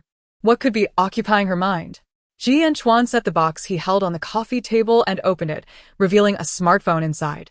Curiously, she leaned forward. Is this the new phone developed by your company? Indeed. We have created several versions. This is the final iteration. Feel free to give it a try. Ji Yanchuan presented the phone to her one by one. It was slightly larger than her palm, with a screen size of approximately 4 inches, a stark contrast to the modern-day full-screen devices boasting 6 or 7 inches, yet still significantly larger than current models. She took her time examining the phone's exterior, which appeared rather conventional with only a rear camera. The back cover was removable, allowing for battery replacement. After pressing the power button, a lengthy boot animation concluded with a clean and minimalist interface. Currently, the phone contained only basic applications like a calculator and a voice recorder, along with the social app QQ. Does the company have wireless internet? Ji Sihan inquired. As Ji Yanchuan's shadow enveloped her, the space between them shrank, allowing her to see the pores on his face clearly. His gaze remained focused on the phone screen, exuding an intellectual charm. All set. Ji Yanchuan raised his eyes, signaling her to continue. In his deep-set gaze, Ji Sihan caught a glimpse of her reflection, along with a hint of a smile and indulgence in his eyes. The image of herself blushing in the reflection made her lower her gaze, concentrating on the phone while regretting her propensity to turn red. Why hadn't I realized before how easily I blush? I can drink without a hint of color. Is it Ji Yanchuan's fault? He's just too handsome. Ji Yanchuan stood upright, pondering how this might be a form of compliment. Upon opening QQ and logging into her account, she was greeted by the familiar interface. Stylistically akin to what would come later. The class group chat was abuzz with activity, messages pouring in rapidly. Ji Sihan clicked on it and discovered they were discussing Ji Siu. Brows furrowed, she chuckled softly. Ji Siu has fainted and is hospitalized. How amusing. It seems this time she truly is unconscious. I wonder if Ji Qingshan knows about this. If he does, Wen Yuha will certainly find out. Perhaps she will come to Haiqing to care for her. A sudden thought crossed her mind, and her expression turned serious. Her brother was still hidden away by Wen Yuha, and although their grandfather and uncle were investigating, he was concealed too well for them to uncover his whereabouts. If Ji Qingshan, Wen Yuha, and Ji Sihan could come to Haiqing, it would certainly facilitate the search for her brother. While lost in thought, her phone rang. It was a call from Zhang Ziqian. After a brief pause, she answered with a languid hello. Ji Sihan, do you have the contact number for Siu's parents? She is unconscious and may need surgery, requiring family consent. Zhang Ziqian's tone was urgent. Just as she needed, Zhang Ziqian's request aligned perfectly with Ji Sihan's intentions. I do. I'll send it to you shortly, she replied. Great. Zhang Ziqian sighed in relief. His previous dissatisfaction and annoyance towards Ji Sihan dissipating with her timely assistance. Thank you, Ji Sihan. No need for thanks.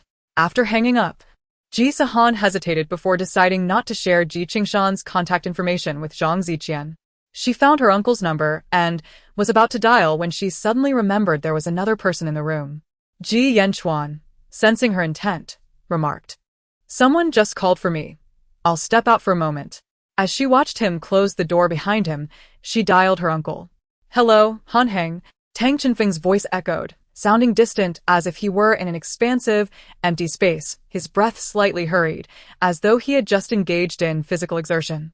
A flicker of unease crossed Ji Sihan's mind, yet she brushed it aside. Uncle, have you found any leads on my brother's whereabouts? She inquired. Not yet, Tang Chenfeng replied. His breathing having steadied, his voice tinged with frustration. Ji Qingshan is hiding too deeply. We have some clues, but it will take a bit more time. For her brother. Each passing day in Wen Yuha and Ji Qingshan's proximity was a torment beyond human endurance. Uncle, there's a good opportunity now. We can separate Ji Qingshan from Wen Yuha. Chapter 75, Childhood Affections. Ji Siu is currently in Haiqing, having fainted and been hospitalized for some reason. It seems quite serious. Requiring parental consent for surgery. Ji Sihan explained that her mother would surely not come, leaving only Ji Qingshan to do so. If Wen Yuha heard about her daughter's predicament, she would undoubtedly follow. Tang Chenfeng immediately grasped Ji Sihan's implication. Indeed, it was an opportune moment. His voice radiated joy. If Ji Qingshan were not in Xinnan, he would have a way to uncover everything. With the prospect of her brother's rescue looming, Ji Sihan couldn't help but feel elated. However, Uncle, we must act quickly. Ji Qingshan is aware of his missteps and will not linger in Haiqing for long. We must hasten, she cautioned. Tang Chenfeng understood the gravity of the situation. Rest assured, I will ensure your brother is rescued as swiftly as possible. He reassured her. After ending the call, Ji Qingshan promptly dialed her mother. Han Heng, Tang Yu answered immediately, her voice warm as she inquired about her daughter's well-being. How are you enjoying Haiqing? Are you having fun? Hearing her mother's gentle tone, the weight on Ji Sihan's heart lifted instantly. I'm having a great time. That's wonderful. Why call me at this hour? Are you in need of money? Tang Yu asked. No. Ji Sihan quickly refuted. It's something else. Mom. Is anyone around you? Tang Yu glanced at the person beside her, who was sipping coffee, and stood up to find a more secluded spot. No one is around now.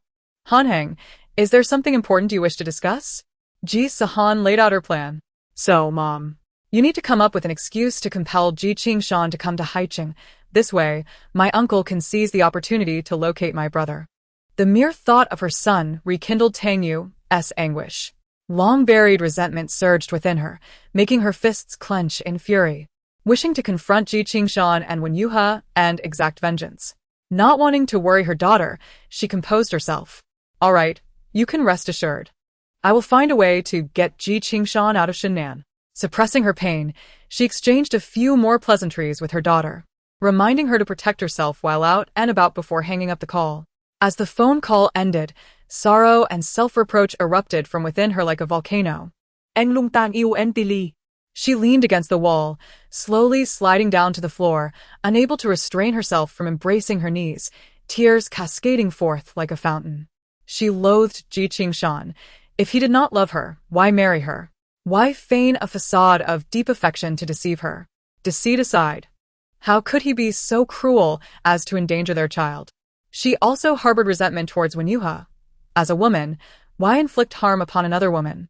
Yet, the person she despised most was herself, hating her inability to discern the truth, being blinded by Ji Sihan, and unknowingly raising another's child while her own was swapped, almost leading to the demise of her daughter and family. Overwhelmed by these thoughts, she could no longer contain her emotions and wept aloud. After an indeterminate time, Tang Yu finally expelled the turmoil within her heart. Her gaze shifted from despair to determination. She silently vowed to make Ji Sihan and Wen Yuha pay the price they deserved. Her legs had gone numb from crouching, so she sniffled and tapped her tingling thighs. As she looked up, a long, fair hand appeared before her. Raising her gaze, she found Rongheng standing there, having watched her for an unknown duration. His eyes reflected suppressed tenderness and affection as he softly spoke. Xiaoyu, let me help you up. Meeting his gaze, Tang Yu felt a tremor in her heart. Memories surged like a revolving lantern in her mind. Tang Yu and Rongheng were childhood friends, playmates since their youth. Others often jestingly referred to them as princess and knight, teasing them frequently. As they grew older, their glances lingered on one another more often, and feelings gradually blossomed, leading them to be together naturally. Tang Yu was strong-willed and assertive, while Rongheng always showed her patience and love. They had never quarreled, becoming the envy of their social circle. Their relationship deepened, and they reached a suitable age for marriage, with compatible family backgrounds, ready to discuss wedding plans. The memories she thought she had forgotten had never truly vanished. They had merely been forcibly buried by Tang Yu. She gazed at the hand Rongheng extended toward her, recalling a childhood incident where she had fallen, and he had offered to help her up in the same manner. In an instant, that small hand of childhood seemed to merge with the larger hand before her. An infinite courage blossomed within her heart as she placed her hand in Rongheng's palm. He pressed his lips together, tightened his grip, and pulled Tang Yu to her feet. She expressed her gratitude, and Rongheng discreetly stepped back. They exchanged silent glances, both enveloped in quietude. Rongheng, Tang Yu initiated, breaking the silence. If I have something to ask of you, would you help me? A warm current surged within her, bolstering her courage to face the challenges ahead. At that moment, Ji Sihan was in a meeting when an unfamiliar call interrupted his thoughts. Frowning, he silenced the phone, signaling for the presenter to continue. To his dismay, the incessant ringing continued, and feeling exasperated, he raised his hand to gesture for a break in the meeting. Answering the call, before he could voice his grievances, he heard an anxious voice on the other end. Hello, are you the father of Ji Sihan? The words caught in his throat, and he replied, I am Ji Sihan's father. May I ask who this is? The caller sighed in relief. Hello, sir. Ji Sihan is currently hospitalized and unconscious. The situation is serious, and she may require surgery. The doctor said we need a parent signature. Could you come? Zhang Ziqian quickly clarified the situation, but for reasons unknown, he did not mention Ji Sihan, only stating that Ji Sihan might have fainted due to stress. After understanding the situation, Ji Sihan frowned. I see. Please take care of Sihan in the meantime. I will come as soon as possible. Hanging up the phone, he felt a wave of agitation. Ji Sihan had been causing a ruckus at home after learning that Ji Sihan had gone to Haicheng, making his head ache, and he had reluctantly agreed to let her go. Now she had ended up in the hospital. Chapter 76. Are all these coincidences? Currently, Ji Sihan had crucial projects at hand that he could not abandon, as he could not allow the hard-earned peach trees to be plundered by others. He absolutely could not leave Shinnan, and Wenyuha could not publicly reveal her relationship with Ji Siu, even in Haicheng. Thus, he decided that Tang Yu should go. After all, she was Ji Siu's nominal mother, and it was only fitting that she visit her own daughter. Perhaps this opportunity could also help mend the relationship between Siu and Tang Yu. After all, what mother does not love her child? In a fit of anger, Tang Yu would surely feel an overwhelming surge of maternal love upon seeing Siu lying weakly in the hospital bed. The more he thought about it, the more Ji Qingshan envisioned a harmonious scene with Tang Yu and Ji Siu reconciling, their family of four joyfully united. Just as he prepared to call Tang Yu, as if by a shared intuition, she called him instead. Did she also know about Ji Siu's hospitalization? Ji Qingshan pondered as he answered the call. With a smile on his face, he was about to speak when a cold male voice interrupted. Are you a family member of Tang Yu? She has been in an accident and is currently at Xinqing Hospital. Ji Qingshan abruptly stood up, announcing a pause in the meeting, and instructed his assistant to arrange a car to Xinqing Hospital. Rushing to Tang Yu's hospital room, he found her in a hospital gown, leaning against the bed while speaking with Tang Chenfeng. Upon seeing Ji Qingshan, Tang Yu smiled at him for the first time in a long while. Qingshan, you're here. She sighed. It's my fault for not being careful while walking. She pulled back her blanket slightly. I have a fracture, but thankfully it's not a major issue. A fracture? Ji Qingshan's heart raced with concern as he leaned in to see the injured area. It's nothing serious, Tang Chenfeng interjected. Just a toe fracture, really. Tang Yu pursed her lips, her expression slightly aggrieved. I've been hurt, and you can't be a bit kinder to me, brother? Tang Chenfeng shot her a glare. Upon hearing that it was merely a toe fracture, Ji Qingshan gradually settled back down. He couldn't quite articulate his feelings, even harboring some resentment towards Tang Yu. Was it really necessary to summon him over something as trivial as a toe fracture? He feigned concern. Brother, don't be too hard on Xiao Yu. She must be feeling quite uncomfortable right now. Then he turned to her. Xiao Yu, you must be more careful in the future. Fortunately, it's just a minor injury. Otherwise, I would truly be heartbroken. Hearing this, Tang Yu lowered her head, concealing the disdain in her eyes. Ji Qingshan had intended to express a few words of concern and leave, but Tang Yu's words made it difficult for him to depart. No need to rush. Xiao Yu, how did you have the accident? Were you distracted while walking? Ji Qingshan inquired. Oh, by the way, Tang Yu seemed to suddenly remember. Qingshan, do you know that Siu is in the hospital? I only learned of this news, and it was my distraction that caused the accident. Tang Yu smirked inwardly, thinking he was truly a good actor. I don't know.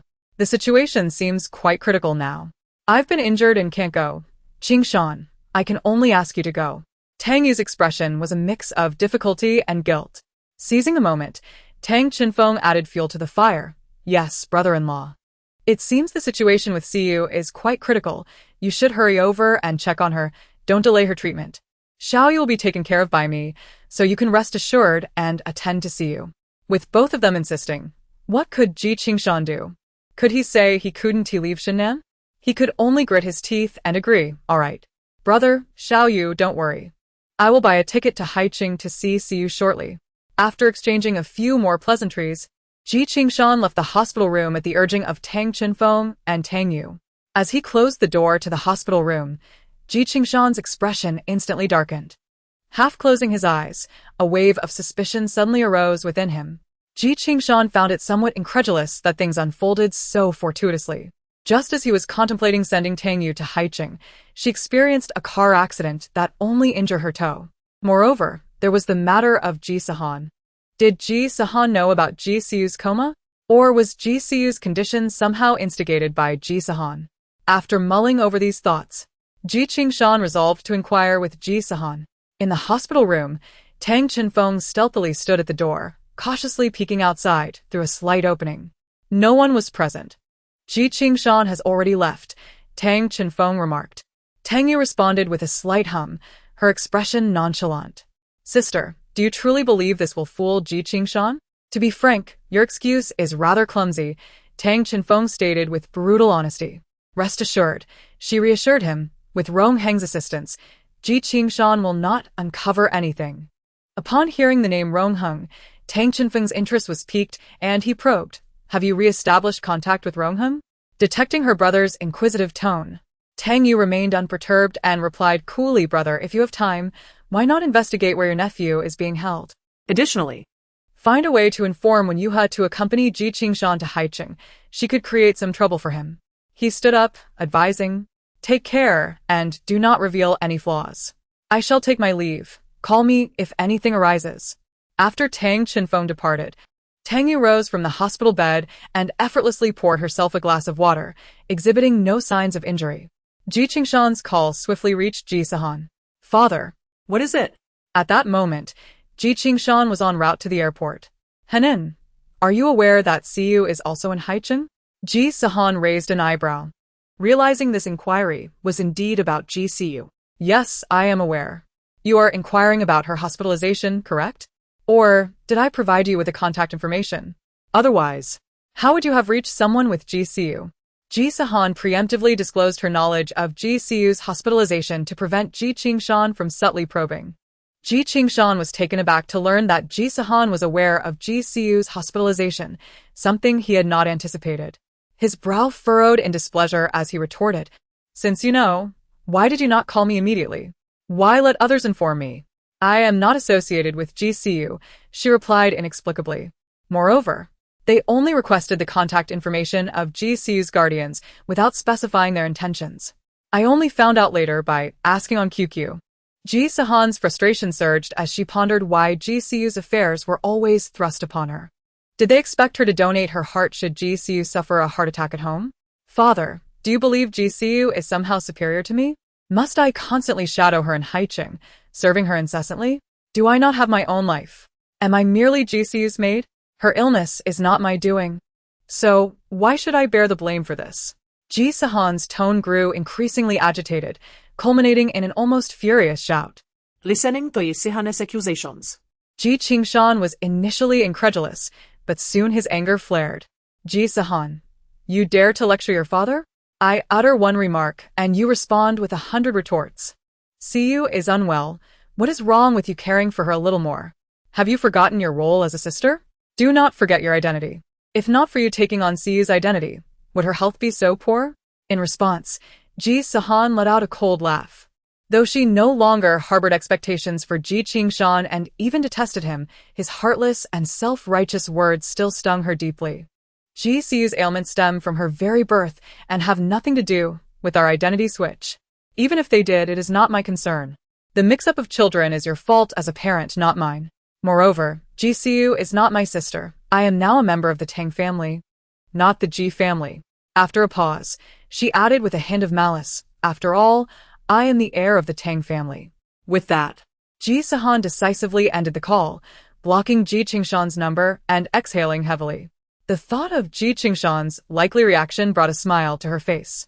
Ji Qingshan's expression was indeed remarkable. Initially, he was merely infuriated by Ji Sihan's rebuke, but as she continued speaking, his guilt intensified. Hearing her mention a name change caused him to flinch, and before he could respond, she had already hung up. When he attempted to call back, he found himself unable to reach her, realizing he had been blocked. At that moment, Ji Qingshan truly began to regret his actions. Had he known the Tang family favored Ji Sihan as the heir instead of Ji Siyin, he would have treated Ji Sihan with greater respect, playing the role of a benevolent father and waiting for her to inherit before trying to usurp her power. Feeling the weight of his missteps, Ji Qingshan lamented his lost relationship with Ji Sihan. He slapped his forehead in frustration, thinking he could only go to Haicheng and attempt to mend their relationship.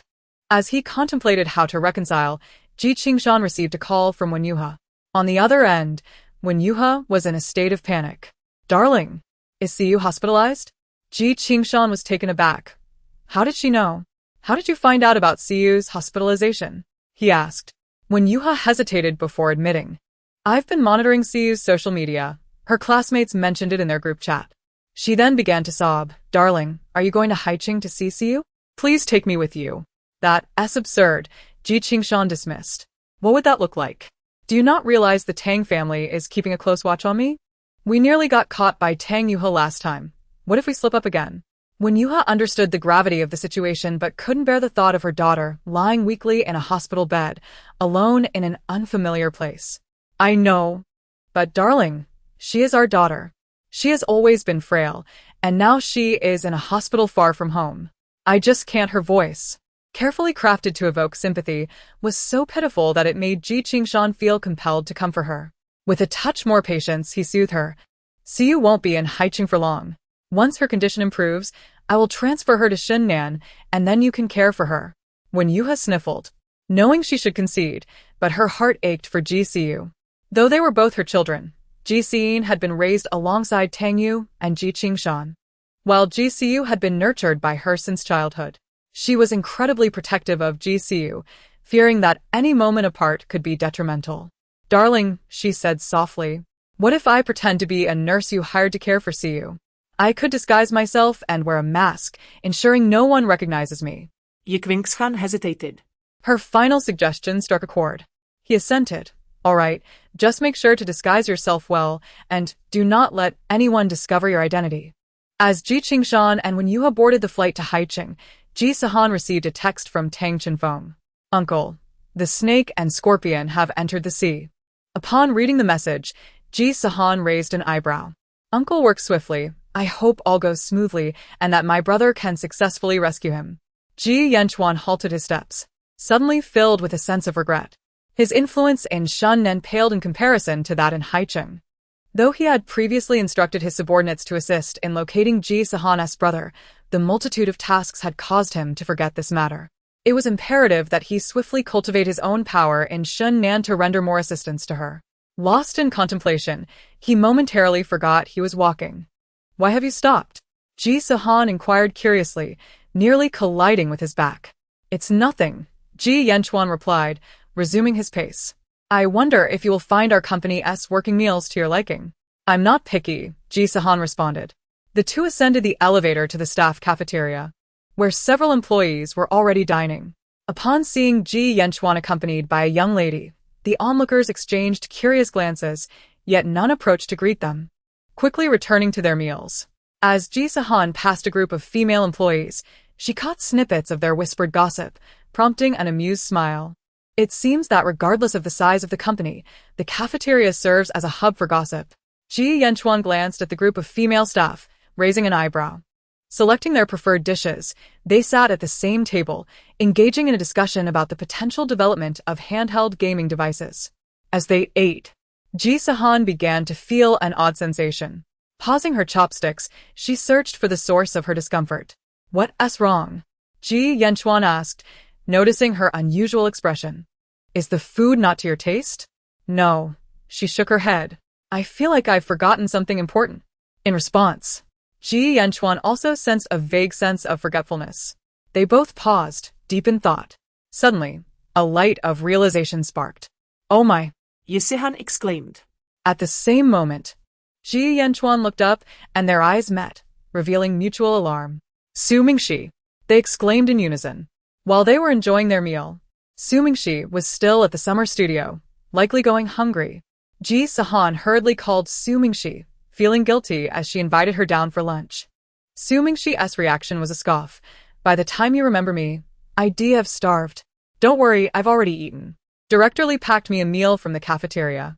Glad to hear that, Ji Sihan replied with a smile. You don't need to worry about me this afternoon. I'll be playing games in the studio. It's incredibly fun. You two enjoy your romantic escapade, don't mind me. As Ji Sihan glanced at Ji Yanchuan, she felt a mix of shyness and nervousness, her cheeks flushing. Stop saying such nonsense. I'm going to eat now. She quickly hung up, picking up her chopsticks. Su Mingxi really speaks out of turn. What romantic escapade? I wonder if Ji Yanchuan can hear her, she pondered, biting her chopsticks and stealing glances at his reaction. Though Ji Yanchuan didn't hear Su Mingxi's words, he could sense Ji Sihan's thoughts and piece together what Su Mingxi had said. Internally, he appreciated her remarks. Yet his expression remained unchanged, pretending not to notice Ji Sihan's furtive glances. This realization eased Ji Sihan's mind. Looks like he didn't hear. That's a relief. Otherwise, I do want to find a hole to hide in. Casually changing the subject, Ji Sihan asked, Are you planning to relocate the company to Shunnan? Will it be a complete move? Ji Yanchuan paused momentarily to catch up with her train of thought. We'll first relocate part of it. Eventually, the headquarters will be moved to Xinnan. I'm preparing to purchase land there to construct the group headquarters. Currently, we've rented a building in the technology district, but it's insufficiently spacious. We can only move a few major subsidiaries for now. He spoke of purchasing land as if it were as simple as buying an eraser, leaving Ji Sihan in awe of the advantages of wealth. Have you already identified the land? Ji Sihan inquired. I could help look, as I know where the most prosperous areas will be in the future. I have a few favored locations, but no final decisions yet, Ji Yanchuan replied, appreciating her willingness to assist. As a native of Xinnan, could you advise me? Absolutely.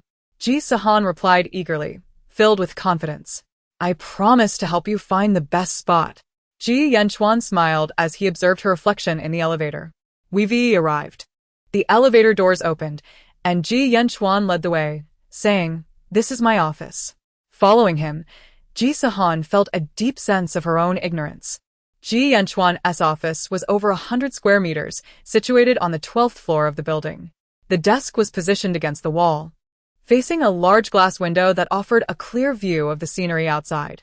The interior also featured a restroom, a lounge, and a shower, making it suitable as a bedroom. He retrieved a map from his desk and placed it before Ji Sihan, sitting closely beside her. Initially uncomfortable with his proximity, Ji Sihan soon found herself captivated by the areas he outlined. 3 sites were identified in the western, southern, and northern parts of the city, all currently undeveloped regions in Xinnan. This location won work. She decisively circled a spot in the northern area. There's underground water beneath it, making foundation work impossible. Next, she marked another location in the southern area. This one is also unsuitable. I have insider information that a large landfill will be constructed across from it. Finally, their gazes settled simultaneously on a plot in the northern area. This site isn't viable either, Ji Sihan stated bluntly. Although it appears excellent, it's uninhabitable. To be candid, the site was indeed promising, sparsely populated and flat, ideal for construction. Yet, who selected these locations? They're all unfit. Ji Yanchuan pondered the same question, curious about who had chosen such unsuitable sites. His initial preference had been the northern plot, and he had even consulted with someone who claimed it would thrive, having prepared a bid for it, only to discover it was merely a ghost town. Chapter 79. Do you believe I had no intent to take advantage of you? Ji Yanchuan rummaged through his desk and presented Ji Sihan with previously rejected land proposals. What do you think of these plots? Ji Sihan examined each one, ultimately selecting 2. One was in the eastern part, adjacent to the current landfill. The other was in the southern area, near farmland. At first glance, their locations appeared mediocre. But considering it was 2010, everything was in development. The eastern plot is near a landfill, but it will soon be relocated to the southern area. The southern site will have a new subway line opening in 2 years, along with a tech development park being built nearby. I lean towards the southern plot. While it's still suburban, it's cheaper and larger. Perhaps the government will initiate new developments here, such as opening a subway line. Ji Sihan subtly hinted. Ji Yanchuan quickly examined the southern vacant land, discovering several scattered plots, with the largest one marked on the planning document. Ji Sihan's eyes lit up. There are so many plots available. I must persuade my uncle to acquire one. Purchasing land here is bound to appreciate. Indeed, with so many undeveloped plots, I could capitalize on the information gap to buy up those that are overlooked, waiting for their value to rise. Once appreciated, I could either develop or sell them for a profit. Ji Sihan internally calculated, wholly engrossed in the land, oblivious to her closeness to Ji Yanchuan. Land in Xinnan is incredibly precious. Originally, the corporate building was so cramped that we had to place new departments in rented spaces. It would be better to establish a branch directly in the southern area. This place is quite appealing. Although it is the smallest plot, its rectangular shape and affordable price make it attractive. If my uncle disagrees, I can always use my pocket money to purchase it myself. Suddenly, Ji Sihan realized that she had unconsciously leaned toward Ji Yanchuan's knee. She straightened up abruptly, her face flushing crimson. I'm so sorry, I lost myself in thought. Ji Sihan thought, feeling utterly mortified. He mustn't think I intended to take advantage of him. Help. Not to worry, Ji Yanchuan reassured her with great tolerance. To ease the awkwardness, he turned his gaze to the map. I believe this land in the south of the city is also quite good. Let us go with this one. Mm. Ji Sihan nodded, though she hadn't really comprehended what he was saying. Thank you, Sihan, Ji Yanchuan said, gazing at her profile. Thank you for suggesting this. It's nothing, she replied shyly, lowering her head toward her chest. Sensing her embarrassment, Ji Yanchuan stood up and distanced himself to give her a moment to compose herself. Ji Sihan quietly exhaled, touching her flushed cheeks. The college entrance examination result should be out in a few days, right? Ji Yanchuan took a cup of milk tea from the small refrigerator and placed it before Ji Sihan. Have you thought about which major to apply for? I haven't decided, she admitted, her expression falling. I feel like I lack a life goal. She sipped her milk tea despondently. Ji Yanchuan chuckled at her words. If you're unsure about your major, why not consider my suggestion? Please do share. Ji Sihan looked up, her eyes filled with anticipation. She truly needed guidance from someone knowledgeable. Her fervent gaze made Ji Yanchuan instinctively avert his eyes. Clearing his throat, he feigned calmness as he lowered his gaze to his hands. Do you have plans to study abroad? There are many options overseas. Ji Sihan had never considered studying abroad. She wished to stay close to her family. Not until she resolved matters concerning Ji Qingshan would she think of going abroad. No, I prefer to study domestically, she boldly stated.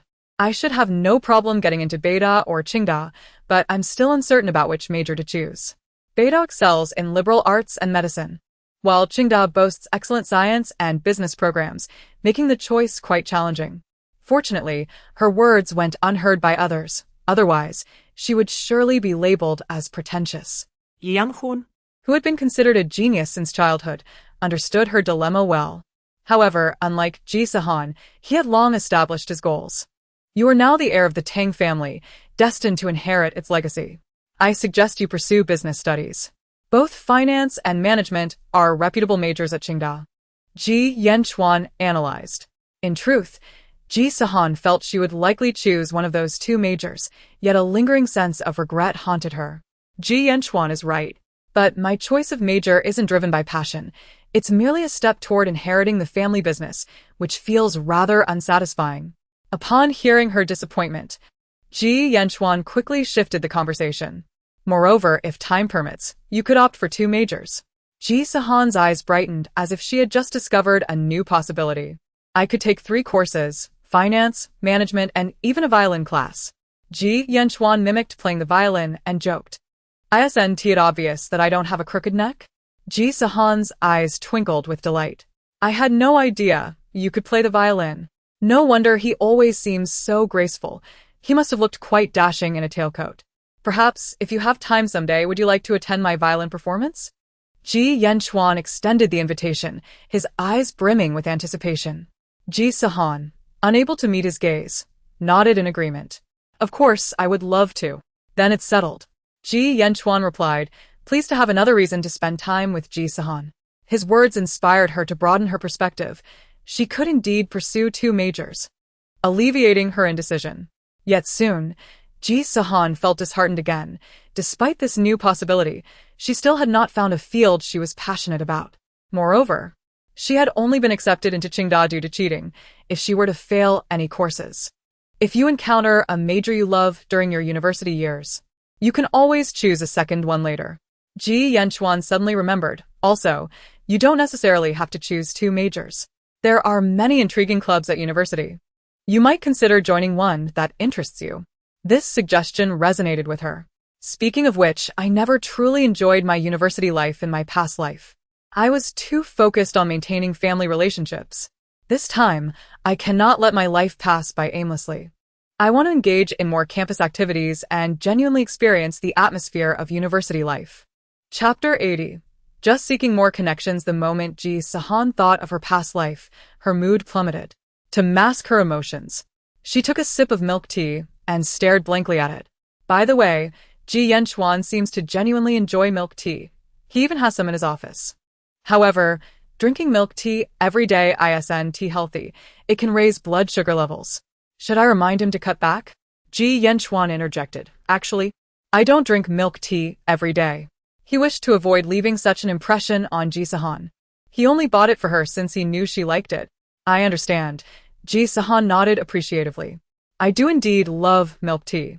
before she could relax. Ji Yanchuan heard her inner thoughts. Perhaps it's best not to mention it. What if he gets embarrassed? It must be quite awkward for the CEO to be found out enjoying milk tea. Ji Yanchuan felt a wave of embarrassment wash over him. Forget it. He decided not to explain further. If he liked milk tea, so be it, it was not a vice. With a resigned attitude, he took a milk tea from the refrigerator and took a big sip. Little did he know, his actions only served to reinforce Ji Sihan's perception. Look at that. He just claimed he doesn't love milk tea, yet he asked drinking another cup. Perhaps I should refrain from commenting. It might be best to let him be himself. After all, he likely feels the need to maintain his aloof image in public and can only indulge in private. Ji Sihan thought sympathetically. Ji Yanchuan mused, however. The milk tea-loving Ji Yanchuan seems rather endearing. Remarkably, Ji Yanchuan felt a flush creep across his cheeks. With his fair skin, the slightest hint of color was quite noticeable. He felt his face grow warm, covering half of it with his hand, appearing contemplative while actually trying to conceal his embarrassment. His gaze drifted to the milk tea, still adored with ice beads, and he pressed it against his face. The cool sensation instantly cooled his flushed cheeks. Stealthily, he took out his phone to check his reflection, relieved to see his complexion had returned to normal. Since birth, the younger generation of the Tang family had their elders invest in funds under their names, in addition to receiving a yearly allocation of valuable goods and real estate, ensuring a steady income. Once they came of age, these assets would be handed over to the children for their own management. This was also the reason Ji Sihan desperately sought to inherit the Tang family's wealth. If Ji Sihan were to inherit the Tang family, Ji Sihan would merely become a pampered rich heir, reliant on his parents for allowances, rather than enjoying the power of being the family head. In her previous life, Ji Sihan quickly lost most of her assets to Ji Qingshan through manipulation. After the Tang family went bankrupt, she spent her remaining funds caring for Tang Yu. Once Tang Yu passed away, Ji Sihan found herself utterly alone, destitute, and on the run until Ji Qingshan eventually caught up with her. In this life, Ji Sihan vowed to hold tightly to her finances. It was better to invest than let Ji Qingshan find ways to swindle her. The land she had her eye on was currently overlooked, yet it possessed immense potential for development. Ji Sihan did not delude herself into thinking she could acquire all the land. She aimed to purchase as much as possible, and once accomplished, she would wait for its appreciation. When the time was right, she could sell off a portion that was less critical to consolidate funds for other investments. Ji Yanchuan, concerned that her acquisitions might conflict with his plans, cautiously inquired, "Do you have any other intentions regarding this land?" Through Ji Sihan's unspoken thoughts, Ji Yanchuan realized that certain plots would hold significant value in the future. A flicker of inspiration crossed his mind, and he replied, "I may consider acquiring more. After all, Shunnan is developing rapidly and future policy changes could enhance the value of these lands." Observing Ji Sihan's dejected expression, he understood she had her own plans for the land. "Perhaps we could collaborate?" he suggested, proposing a possibility. Ji Sihan lifted her gaze, a glimmer of joy lighting her eyes. As Ji Yanchuan thoughtfully stroked his chin, he pondered the potential for partnership with her. He had never regarded Ji Sihan merely as a naive young woman. Her life experiences had endowed her with intellect and maturity far beyond her years, and her vision for the future was more than sufficient. "I know you have plans for this land as well. However, do not forget, bidding for land must be done through a company or group. You cannot bid alone, which means you will have to seek assistance from the Tang family." Understanding Ji Yanchuan's intentions, Ji Sihan recognized he sought to use her as a conduit for direct collaboration with the Tang family in bidding for land development. The Tang Group indeed had subsidiaries in real estate, and their standing in Shunnan was built upon rapid asset accumulation in that sector. She hesitated, biting her lip in contemplation, uncertain whether collaboration with the Tang family would be beneficial or detrimental. Ji Sihan would not naively assume Ji Yanchuan's goodness simply because of her affection for him. In the world of commerce, even the closest of kin could part ways for the sake of profit, let alone two acquaintances with mutual feelings. One thing Ji Yanchuan is correct about is that if I wish to acquire this land, I can only persuade my uncle to have the group bid on it. Even if my uncle agrees, such a large project would still require board approval. Those old men on the board are accustomed to treasuring their own interests and would reject anything that carries even the slightest risk. However, collaborating with Ji Yanchuan would mitigate half of the risk, and with my uncle's endorsement, the board would likely approve it 80% of the time. Ji Yanchuan remained composed, though a hint of tension lingered within him. In truth, whether or not to collaborate with the Tang family was of little consequence. The Ji family did not rely on real estate for profit. He merely wished to forge a deeper bond with Ji Sihan. Any connection was preferable to mere business collaboration, as profit was the everlasting secret to sustaining any relationship. Should he ever find himself at odds with Ji Sihan, he could still steal glances at her under the guise of their partnership. I am personally quite willing to cooperate with you, but whether I can persuade the group to collaborate with you is uncertain. Ji Sihan refrained from making a definitive statement. Ji Yanchuan received his answer. A smile subtly curving his lips, his deep voice tinged with satisfied joy. Even if collaboration with the Tang family falls through, I would still be more than happy to work with you. Your foresight is commendable. Should the Tang family decline, I can proceed to collaborate with you unilaterally. Upon hearing this, Ji Sihan's brows arched in disbelief. You are willing to collaborate with me unilaterally? Wait, are you referring to yourself or your group collaborating with me? She asked uncertainly, aware that the implications were vastly different. Both options are available, Ji Yanchuan replied nonchalantly. Whether personally or through the group, it depends on your preference. Ji Sihan's astonished gaze roamed his face, searching for any signs of deception. Realizing he spoke with genuine intent, her curiosity only deepened. Could it be that Ji Yanchuan is a romantic at heart? Do you trust me this much? Are you not afraid that I might be a smooth-talking fraud? She inquired, frowning. Ji Yanchuan, unfamiliar with the term romantic, contained a hint of amusement in his eyes as he replied. If someone capable of entering Qing University and Bei University were a fraud, I would genuinely lament the failure of our national education system. Ji Sihan chuckled, covering her mouth in mirth, shaking her head playfully as she winked at him. I certainly must not let you lose faith in our educational system. Their conversation swiftly solidified the general direction of their collaboration. When Ji Sihan discovered that the Ji family did not own any real estate companies, she was genuinely surprised. In her view, Ji Yanchuan was indeed venturing into diverse collaborations. She scrutinized him with intrigue. It seems the real estate industry is indeed a field where everyone wishes to have a stake. Even Ji Yanchuan is no exception. Ji Yanchuan merely curved his lips in a subtle smile, choosing not to contest this notion. The pursuit of profit was one aspect. The desire to draw closer to Ji Sihan was another. If he could achieve both, why not embrace the opportunity? As if a feather had brushed against her heart, Ji Sihan felt a shiver run through her, a blush creeping from her fair neck to her cheeks, yet she did not protest the way he addressed her. Realizing that Ji Sihan could only remain in Haiqing for a little over 10 days, Ji Yanchuan sighed in regret. What is it? Ji Sihan asked, having caught his eye. He had spent considerable time in Shennan, accumulating a great deal of work, some of which had deadlines that could not be postponed. Ji Sihan shrugged indifferently. What's the harm? Summer vacation is long. School doesn't start until September. Once you manage your work, we can inspect the land together. Without personally assessing it, I cannot draft a decent project proposal. At the thought of writing a project proposal, Ji Sihan's face wrinkled in dismay. Upon hearing her words, Ji Yanchuan's regret lessened somewhat. He noticed her scrunched-up face and couldn't help but chuckle. Are you struggling with writing project proposals? He asked with understanding. I can teach you. After all, this is our collaboration, and it wouldn't be fair for you to shoulder all the effort alone. Ji Sihan's eyes brightened, her spirits lifting as she nodded eagerly. Sure. I've never written a project proposal before, and with your help, I'll feel much more at ease. Ji Yanchuan approached his desk, casually pulling out a folder to use as a teaching example for Ji Sihan. She looked up attentively, nodding in acknowledgement as she understood. The atmosphere of learning deepened, but just as they were engrossed, Ji Sihan's phone rang at an inopportune moment. They both frowned slightly, and Ji Sihan glanced at the name on the screen, struggling to recall who it was.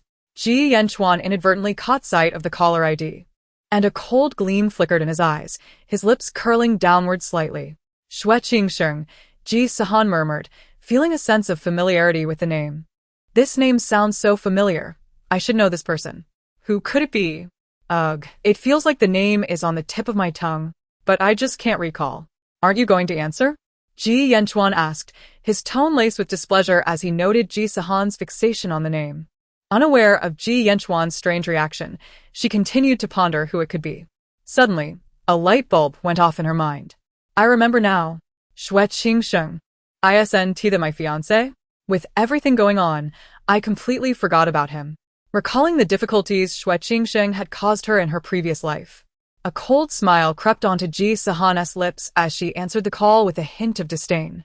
On the other end, the noise was chaotic, with upbeat music blending with the voices and cheers of both men and women, prompting her to pull the phone away from her ear. Ji Sihan. A teasing male voice resonated through the phone. Why did it take you so long to answer? The tone was tinged with mild annoyance. It's noisy on your end. Speak quickly, Ji Sihan urged coldly. Perhaps sensing the displeasure in her voice, the raucous sounds in the background gradually faded, indicating the caller had moved to a quieter location. Ji Sihan, after such a long time apart, your temper has certainly grown. He elongated his tone, and one could hear him toying with something through the microphone. Ji Sihan, disinterested in engaging with him, replied curtly, if there's nothing else, I shall hang up. Surprised by Ji Sihan's demeanor, Xue Qingsheng felt a flicker of intrigue. Hey, why the rush to hang up? Let's chat. In response, Ji Sihan promptly ended the call. The beeping sound echoed in his ear. And Xue Qingsheng raised his eyebrows in disbelief, staring at his phone. Ji Sihan had truly hung up on him. As if ignited, Xue Qingsheng coldly chuckled and dialed Ji Sihan's number again, suppressing his anger as he awaited an answer. Finally, the call connected. Ji Sihan. Did you really just hang up on me? He demanded, the irritation evident even through the phone. But once again, he was met with the sound of beeping. Chapter 82. Has Xue Qingsheng weaned off? His hand holding the phone paused. Xue Qingsheng's eyes widened like saucers, his chest heaving with rage as he glared at the device. Furious that Ji Sihan had hung up on him yet again. This was the second time. He had only uttered a single sentence. A fierce determination surged within him, and he gritted his teeth as he dialed Ji Sihan's number for the third time. This time, she answered almost immediately, leaving him momentarily speechless. His intended insults caught in his throat. As he swallowed hard, just as he was about to speak, he heard the all-too-familiar beeping once more. Xue Qingsheng was utterly defeated. This was the third time Ji Sihan had cut him off. He hadn't even had the chance to say anything. Feeling inexplicably wronged, he continued to press her number, only to discover he could no longer reach her. After a moment, a hoarse shout of despair broke the silence of the private room, revealing his utter breakdown. Ji Sihan, have you really blocked me?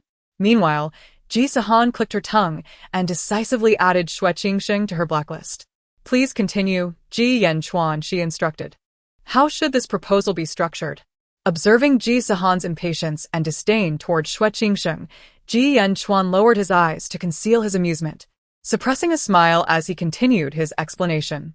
After an entire afternoon of patient instruction, Ji Sihan was now capable of drafting a complete proposal, though she struggled with field research and analysis due to the lack of specific data. Well done. Ji Yanchuan nodded appreciatively at the rough draft Ji Sihan had just completed. To achieve this in just a few hours, no wonder you managed to secure a place at Bei University and Qing University with only a month's worth of study. His words carried a hint of teasing, which made Ji Sihan shyly lower her gaze. I was just saying. It's not guaranteed that I'll be accepted into Qing University or Bei University. Although I am 80% confident, if I fail, it would be utterly embarrassing.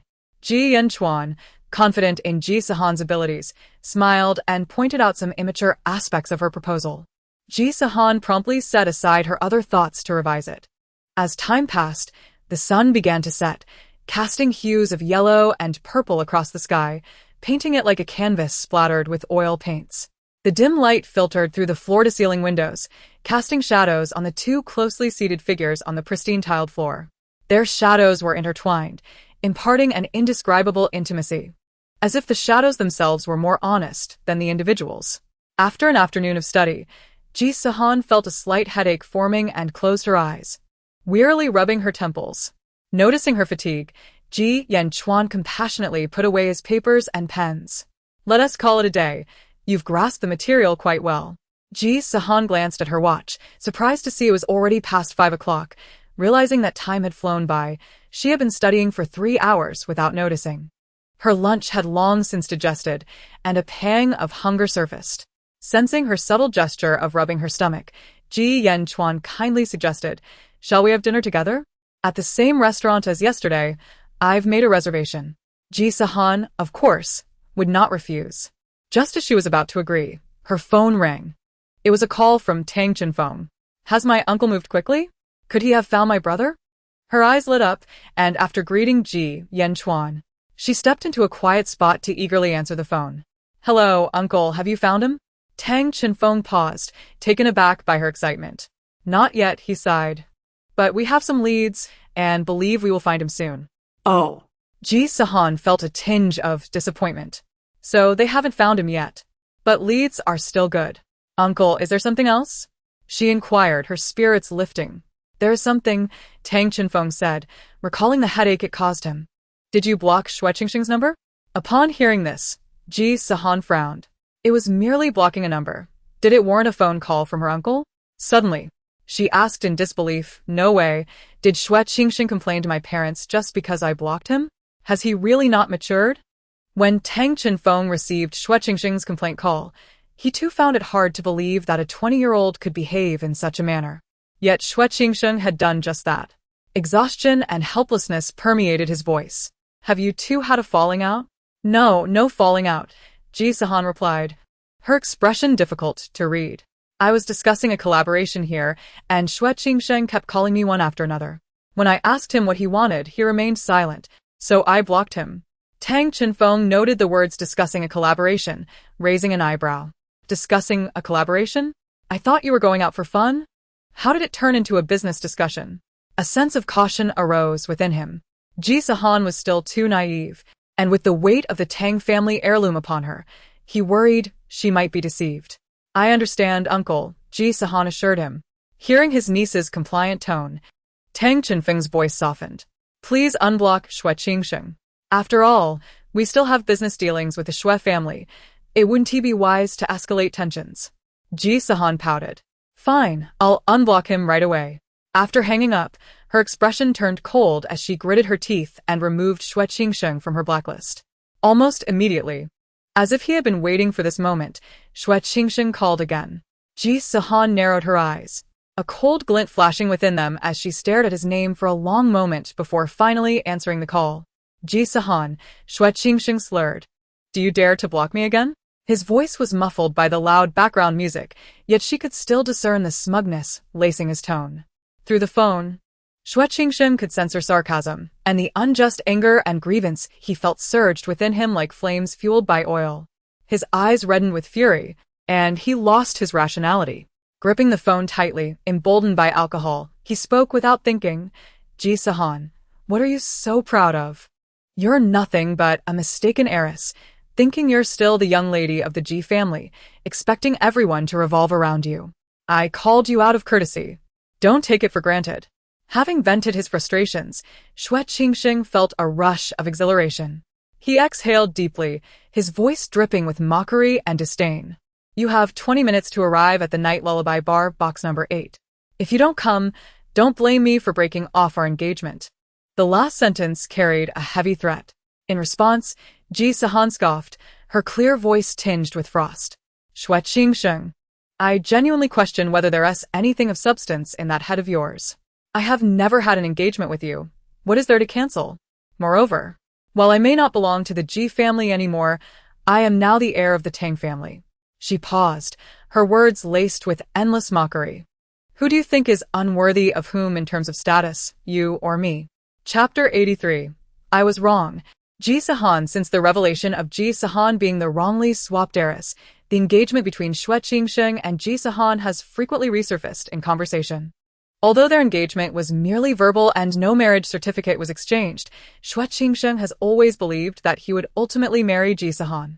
He held a certain satisfaction with her, despite her reticent nature being less appealing than the more vivacious girls outside.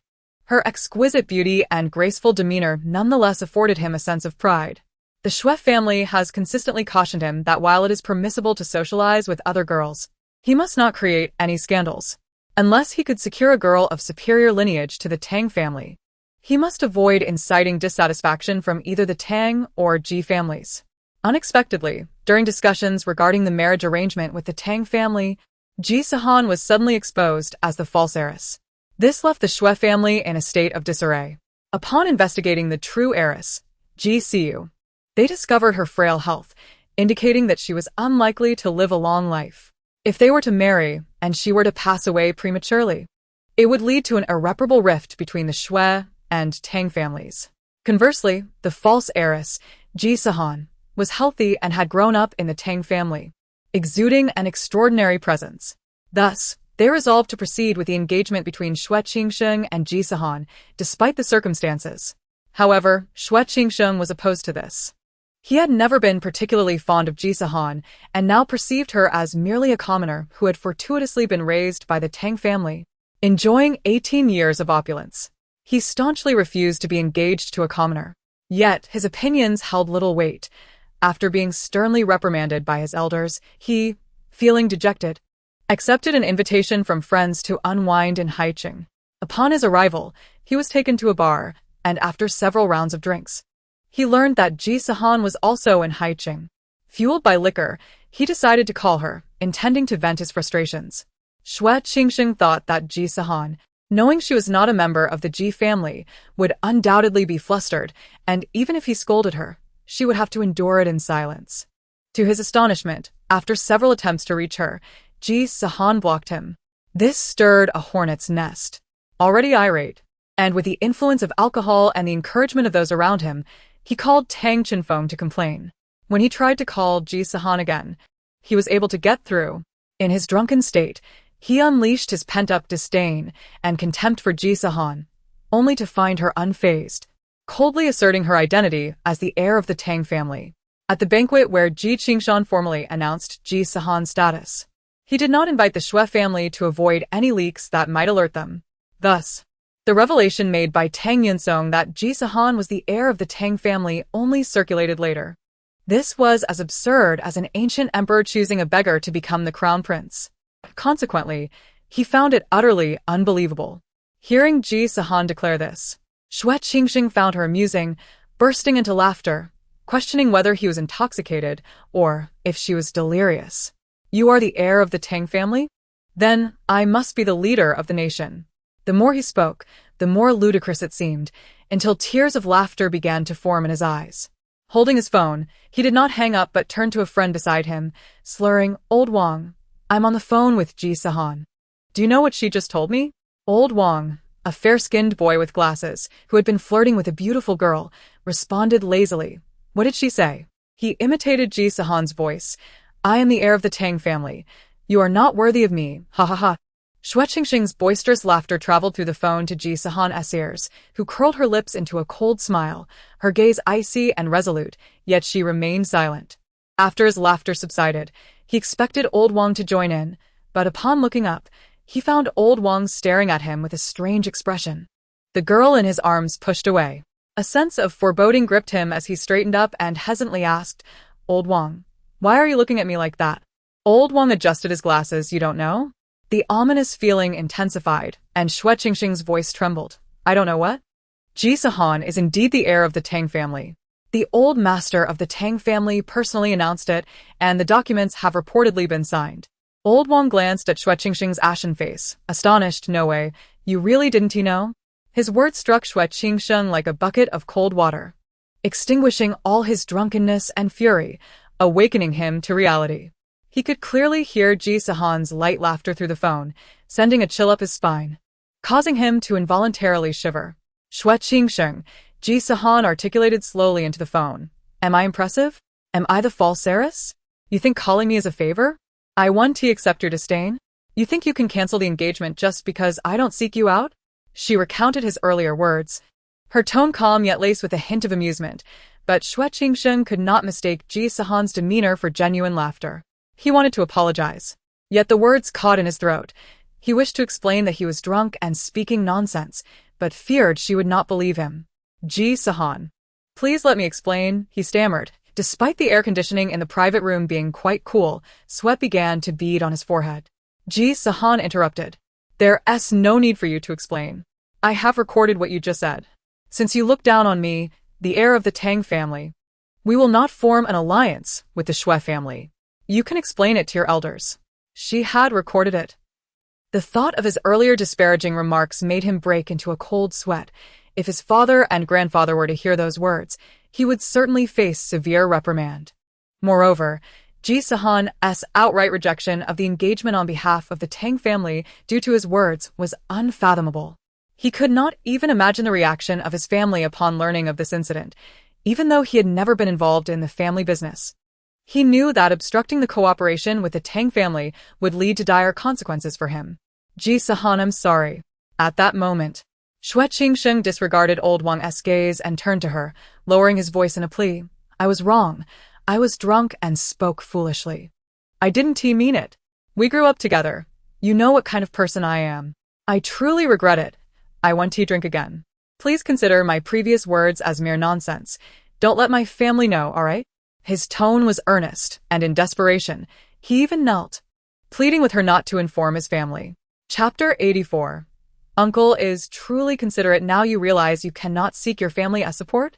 Ji Sihan retorted with a hint of amusement. I understand. He hurriedly apologized. It was my mistake. I was too immature, and it won't happen again. Listening to Xue Qingsheng's lowly apologies, Ji Sihan momentarily lost herself in thought, inevitably recalling her past life. In her previous existence, her identity had not been reversed.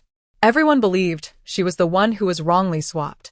Although she was not sent away, she lived under the Ji family's roof, increasingly silent, with her only solace being the sight of her mother.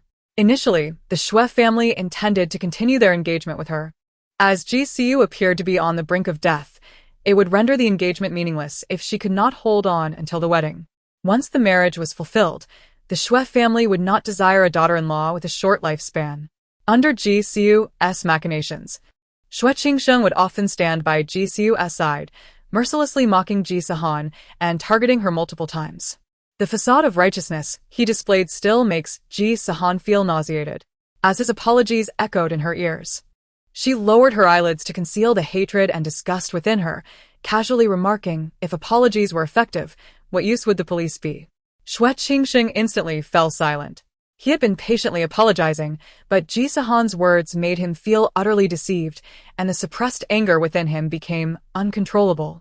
Veins throbbed at his temples as he clenched his molars and growled fiercely, Ji Sihan, you are toying with me. Ji Sihan chuckled softly, feeling a strange sense of satisfaction within her. So, what if you toy with me? Xue Qingsheng, you are merely a pawn used for the Xue family's alliance. What can you possibly do to me? Ji Sihan, don't be too arrogant. Yes, you are the heir of the Tang family, but I am also the heir of the Xue family. Who can truly dominate whom is still uncertain. Xue Qingsheng snarled, his eyes reddening with fury. With a disdainful curl of her lips, Ji Sihan mused, the heir of the Xue family? That is far from certain. This was also the reason Xue Qingsheng relentlessly pursued Ji Siu. Without an alliance with her, he would be of no value to his family. In the Xue family, a person of no use would be cast aside. Barring unforeseen circumstances, Xue Qingsheng's days of prosperity would soon come to an end. Why not hasten his downfall? Xue Qingsheng, what is the point of making threats against me? Ji Sihan replied breezily. If you have something to say, direct it to your family. I am quite busy, and will hang up now. Wait. Xue Qingsheng instinctively called after her, but all he heard was the dial tone. Ji Sihan. He grit his teeth as he uttered her name, yet a flicker of confusion and profound fear surfaced in his eyes. He knew that Ji Sihan would indeed share the recording with his family. While the recording was minor, any impact on the marriage contract was of great consequence. Ji Sihan had explicitly rejected the marriage, and the Tang family would undoubtedly respect the heir's wishes. He was truly facing impending disaster. Ji Sihan was not lying. She indeed possessed a recording. Having been wronged in the past, she had kept her phone on automatic recording mode. Taking a deep breath, she considered it a resolution to a troublesome matter. The call concluded, and she genuinely felt hungry. She anticipated that making a phone call could be so exhausting. Ji Yanchuan signed his name on the documents at hand and set them aside. Are you hungry? Let us go. The two descended the stairs to meet Su Mingxi, who was still absorbed in the joy of gaming. Upon seeing Ji Sihan, she hurriedly exclaimed about how enjoyable the game was, lamenting that she did not know when she could play the official version. Su Mingxi, engrossed in games during the day, had not chatted with her boyfriend, and in the evening was busy with video calls, leaving no time for gossip about Ji Sihan, which was a relief to her. Lying in bed, Ji Sihan felt an overwhelming sense of fatigue. Today had been quite eventful. She had argued with Ji Siu early in the morning and later clashed with Xue Qingsheng, leading her to question whether today was simply fraught with misfortune. Just as she was about to watch some television, she received a call from Tang Chenfeng. Aunt. Henin. Tang Chenfeng's voice was laced with weariness. He had a splitting headache, feeling that Xue Qingsheng was truly a source of trouble. Aunt, did you receive my message? Did you listen to the recording I sent? Ji Sihan inquired. I did receive it and listen to it. Tang Chenfeng replied thoughtfully before cautiously asking, actually, regarding Xue Qingsheng. Although he may speak harshly, he has a pure heart. Are you truly not considering the marriage? Tang Chenfeng understood that Ji Sihan would not agree, yet he still held out hope. Very well, he sighed.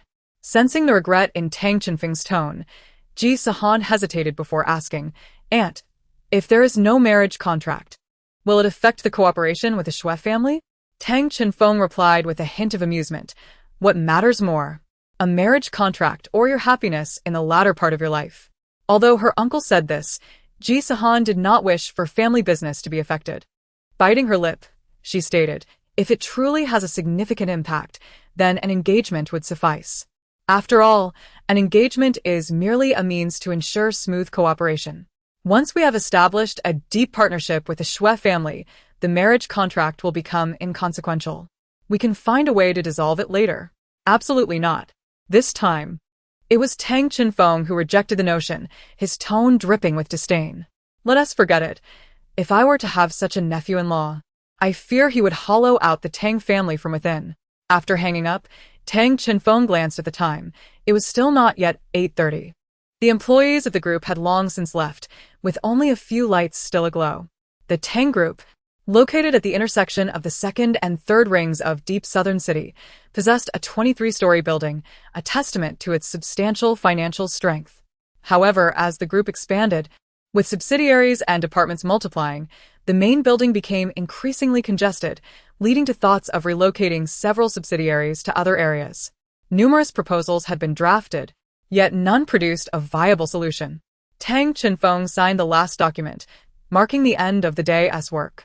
He stood up, stretching in the empty office while loosening his stiff neck, gazing out at the vibrant cityscape through the glass window. The reason he was in no hurry to leave was that he believed Xue Qingsheng, having caused such a significant mess, would certainly inform his father, the current head of the Xue family, Xue Rui, especially since Ji Sihan had openly declared her refusal of the marriage contract. As expected, no sooner had Tang Chenfeng finished stretching than he received a call from Xue Rui. Old Xue, why are you calling at this hour? The last time I invited you for dinner, didn't you say you wanted to focus on health and sleep early? Tang Chenfeng teased. Xue Rui chuckled wryly from the other end. I wish I could, but none of the younger generation can shoulder responsibilities, so I still have to step in. Indeed. Tang Chenfeng lamented. In just a couple of years, we'll be of retirement age, while others are enjoying their grandchildren. Look at Henin. She has just entered university. If I want to retire, I have quite a wait ahead. Feeling a kindred spirit, Xue Rui sighed. Qingsheng is the same. At 20 years old, he is nearing graduation, yet is still as clumsy as ever. He is truly a source of worry. It seems we will have to wait an eternity for a proper rest. Exactly. It's too hectic. I promised to let her go out and unwind, but I've been so busy that she didn't even answer my call. I called her during the day, and she even lectured me, saying I disturb her meeting. Can you believe it? This little one is quite serious about her affairs. Tang Chenfeng joked. On the other end, Xue Rui fell silent for a moment before chuckling dryly. Henin is indeed impressive. She is already contributing to the family business at such a young age. Absolutely. Tang Chenfeng praised his niece endlessly. With Henin, I truly realize how old I've become. When I was 18, I was still aimlessly wandering, yet she is negotiating cooperation for the group. As he spoke of Ji Sihan, the smile faded from Tang Chenfeng's face, and he said with a casual tone, Siu's health is poor. So, I prefer she does not engage with group matters.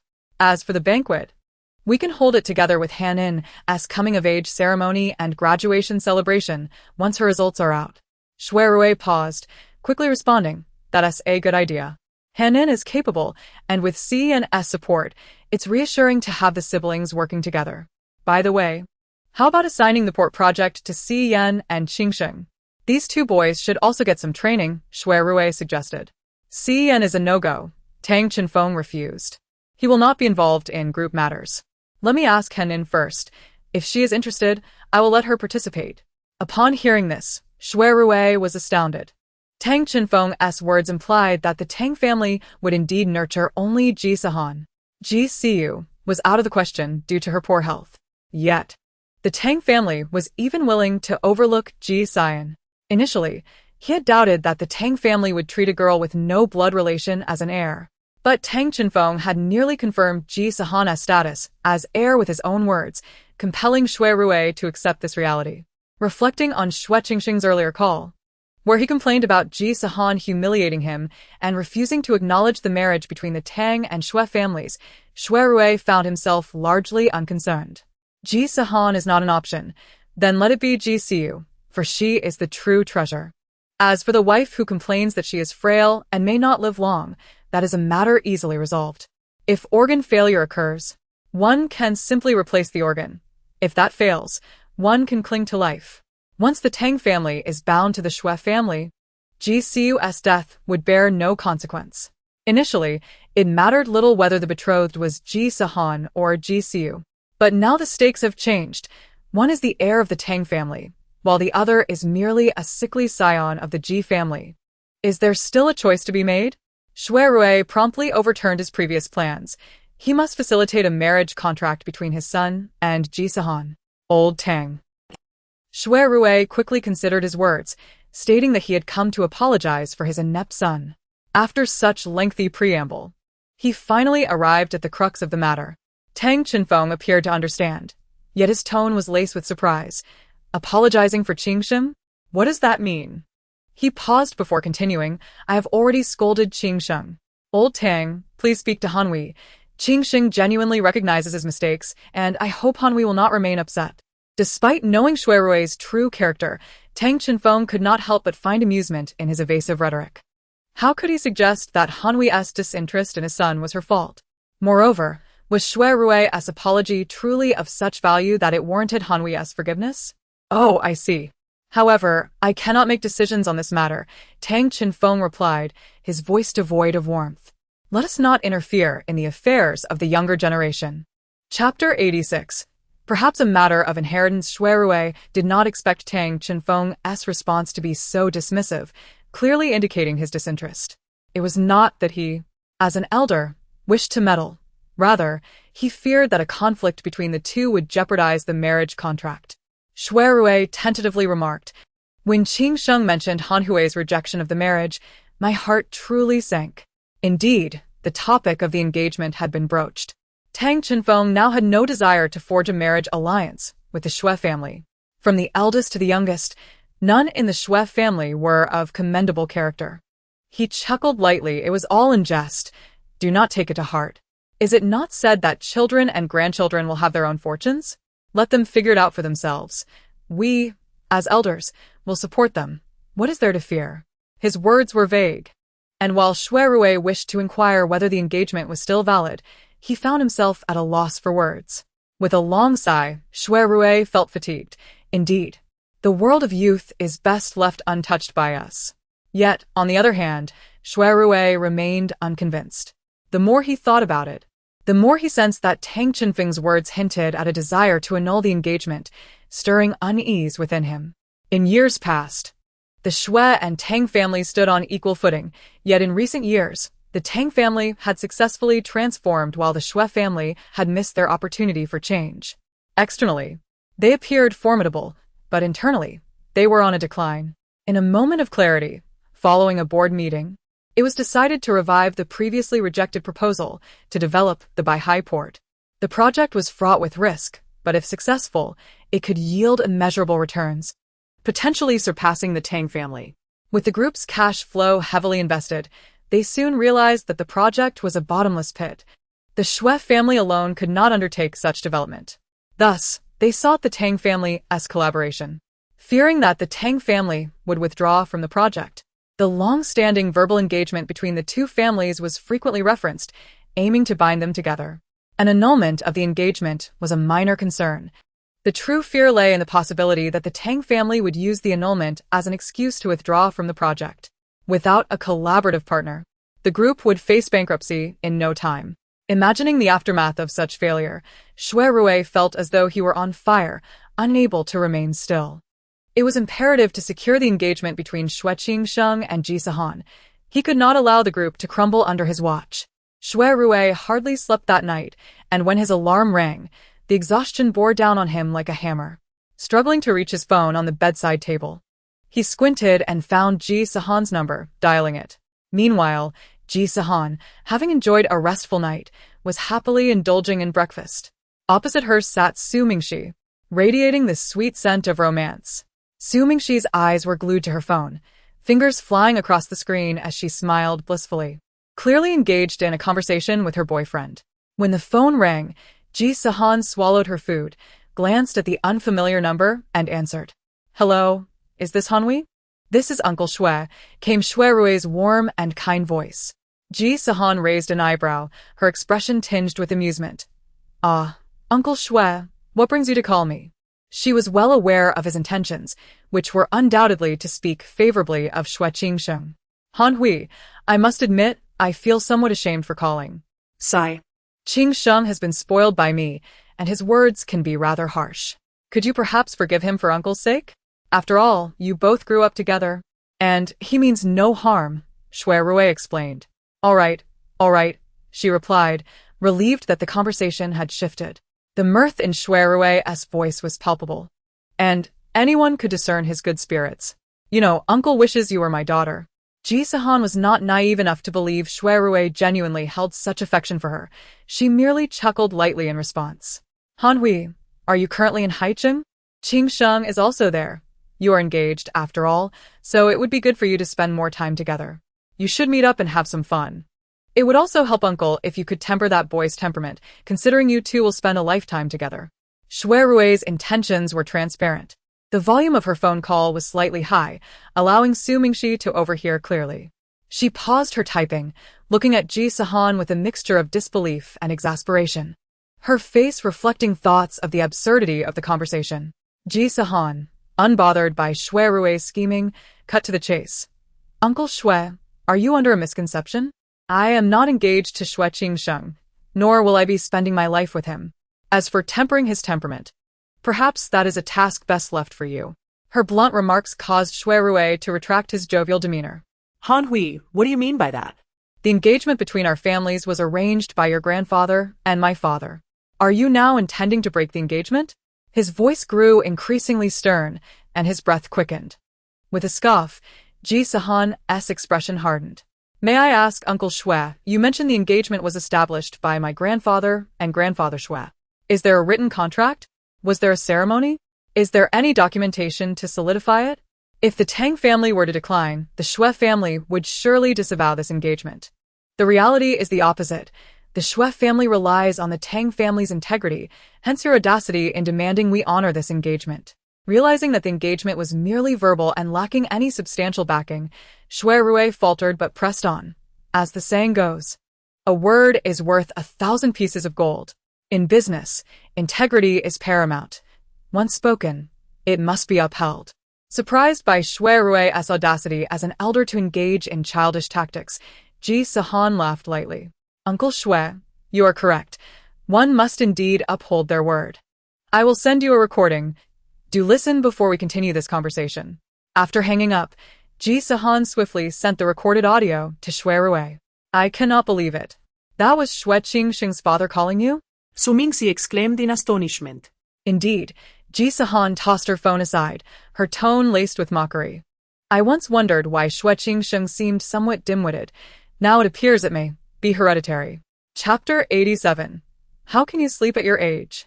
Though unaware of the specifics regarding Ji Sihan's discord with the Xue family, Su Mingxi remained steadfastly supportive of her best friend. Honestly, that engagement with Xue Qingsheng should have been annulled long ago. I've seen how he has treated you over the years. We all grew up together, yet after puberty, he transformed into a completely different person, mocking you at every turn. I cannot fathom how the Xue family can even mention the engagement. Su Mingxi's disdain was evident. Ji Sihan smiled ambiguously, stating that it was merely a jest, at most a verbal engagement. She was unsure of who had spread the rumor, but it had circulated throughout their circle. Upon hearing this, Su Mingxi expressed surprise. So, it's not a genuine engagement? Goodness. Some people are even saying that you will be engaged right after the college entrance examination and married after graduation. Such an absurd rumor. And you didn't mention it to me? Ji Sihan mirrored her astonishment. This is utterly baseless. I noticed your sudden diligence in studying and thought you were planning to resist the family engagement with your own efforts, Su Mingxi remarked, shaking her head. Just wait. I'm going upstairs to make a call to find out who started this nonsense. It's simply outrageous, she declared furiously. If I find out who it is, I'll confront them directly. Ji Sihan made no attempt to stop her. She leisurely finished her breakfast and then dialed a number for Xue Rui. It had been over 20 minutes since Xue Rui had called her. Ji Sihan allowed him ample time to fully comprehend the foolishness his son had uttered before confronting her with the authority of an elder. Xue Rui quickly picked up, but unusually fell silent, the only sounds on the line being his heavy breathing. Ji Sihan surmised that he was enraged after listening to the recording. Uncle Xue, she began nonchalantly, have you finished listening to the recording? What are your thoughts? Xue Rui was on the verge of losing his temper. Prior to hearing the recording, he had harbored considerable dissatisfaction with Ji Sihan, deeming her disrespectful of her elders and ungrateful, looking down upon the Xue family due to her status as the heir of the Tang family. He had been contemplating how to reprimand her. However, after hearing the recording, whether from anger or lack of sleep, he felt as if stars were bursting in his vision, nearly gasping for breath. What did it mean to be the mistaken daughter? What did it mean to say that the call was made out of courtesy and not to overstep bounds? The most infuriating part was that it was his own son who first suggested canceling the engagement. No wonder. Xue Rui recalled how Tang Chenfeng had been vague over the phone the previous night, avoiding any mention of the engagement. It turned out that his son had spoken carelessly, angering the Tang family, who no longer wished to acknowledge the engagement. Ironically, when he called Ji Sihan, he had accused her of being untrustworthy, only to realize that she had done nothing wrong. Who could remain calm when being scolded like that? Not to mention that the engagement between the Xue and Tang families was merely verbal. Whether it existed depended entirely on a single word from the Tang family. Xue Rui felt a surge of indignation. He called Xue Qingsheng and, upon connection, unleashed a torrent of scolding. Xue Qingsheng remained silent on the other end, not uttering a word. Xue Rui initially thought his son was reflecting on his mistakes and felt a flicker of relief. Just as he was about to say something, he heard a loud snore from the phone. Xue Rui clutched his chest, his lips trembling in anger. How could this wretched boy fall asleep after causing such a disaster? After hanging up, Xue Rui felt an overwhelming fatigue wash over him as he sat on the edge of his bed, troubled and contemplating how to mend relations with the Tang family. Before he could devise a solution, Ji Sihan called him. Her tone revealed no emotion. Yet Xue Rui inexplicably felt mocked. He suppressed his anger, attempting to sound amiable. Han Heng, I've listened to the recording. I truly did not expect Qingsheng would say such things. Apologies are unnecessary. Ji Sihan was indifferent to his apology. What Xue Qingsheng said is not entirely untrue. I am indeed the mistaken daughter, and it is only reasonable for the esteemed young master of the Xue family to look down upon me. Though her words were humble, the sarcasm was palpable.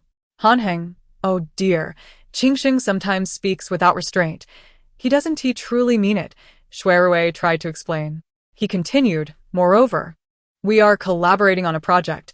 We shouldn't let such matters cause discord. He emphasized this point with a drawn-out tone. The project to develop the Baihai port had been sought after by companies for years, but due to the immense investment required, no one dared to pursue it. In recent years, with policy changes and the economic boost following the Olympics, the Xue family, eager to transform their industry, ambitiously prepared to take on the project, but soon found themselves overwhelmed, enlisting the Tang family as help. Initially, the development progressed smoothly, and once completed, Baihai Port would surpass Xinghua as the largest deepwater port in the strait, with a third of the world's oil tankers passing through. The Xue family's ambitions extended beyond mere industrial transformation. They sought to establish new shipping routes and delve into the oil business. The Tang family was eager to get involved, not only due to a favor owed by Tang Yunsong to Xue Azizi, but also driven by greed for the oil business. Everyone coveted the oil industry. The wealth of the Arabian region stemmed from its possession of liquid gold. The development had been going well until an unforeseen event caused the project's funding chain to collapse, leading to the Tang family's bankruptcy amidst internal and external turmoil, severely injuring the Xue family's vitality. Has the partnership between the Tang and Xue families been finalized? Ji Sihan inquired of Xue Rui, her tone tinged with uncertainty. Xue Rui replied earnestly, Han Heng, our families have been friends for generations. You and Xingsheng have grown up together, knowing each other well. Once the collaboration succeeds, it will be a joyous occasion for us all, won't it? A thought crossed Ji Sihan's mind. In her past life, Xue Xingsheng had shown interest in being with Ji Siu. Now that the two were still unentangled, perhaps she could assist the star-crossed lovers. After a moment's contemplation, Ji Sihan spoke. Uncle Xue, please don't think I'm being ungrateful. What Xue Qingsheng said truly hurt my feelings. Regardless of whether he meant it or not, the engagement between us cannot proceed. Upon hearing this, Xue Rui grew anxious. Han Heng, please don't say that. However, she continued, but you do have a point. Our families are indeed old friends, and with the upcoming collaboration, it might not be wise to cancel the engagement. Ji Sihan paused for effect before suggesting, why not let my sister, Ji Siu, take my place in this engagement? Xue Rui was taken aback. He had not expected Ji Sihan to propose that Ji Siu become engaged to Xue Qingsheng. After a moment of silence, he weighed the implications. Given Tang Chenfeng and Ji Sihan's current attitudes, it was clear that an engagement with Xue Qingsheng was out of the question. Yet he was also reluctant to simply let the engagement slip away. In the current scenario, forming a marriage alliance with the Tang family would be more beneficial than detrimental for the Xue family. With the Tang family's backing, Xue Qingsheng's future inheritance of the group would have additional security. Noticing Xue Rui's silence, Ji Sihan tactfully retreated. If Uncle Xue disagrees, then let the engagement go. Rest assured, the collaboration will not be affected by this matter. Xue Rui was adamant against canceling the engagement. Ji Sihan and Ji Siu represented two different paths. One was the mistaken daughter, while the other was the genuine heir of the Tang family. It was evident to anyone which would bring greater benefits to the family. Yet, they were unwilling.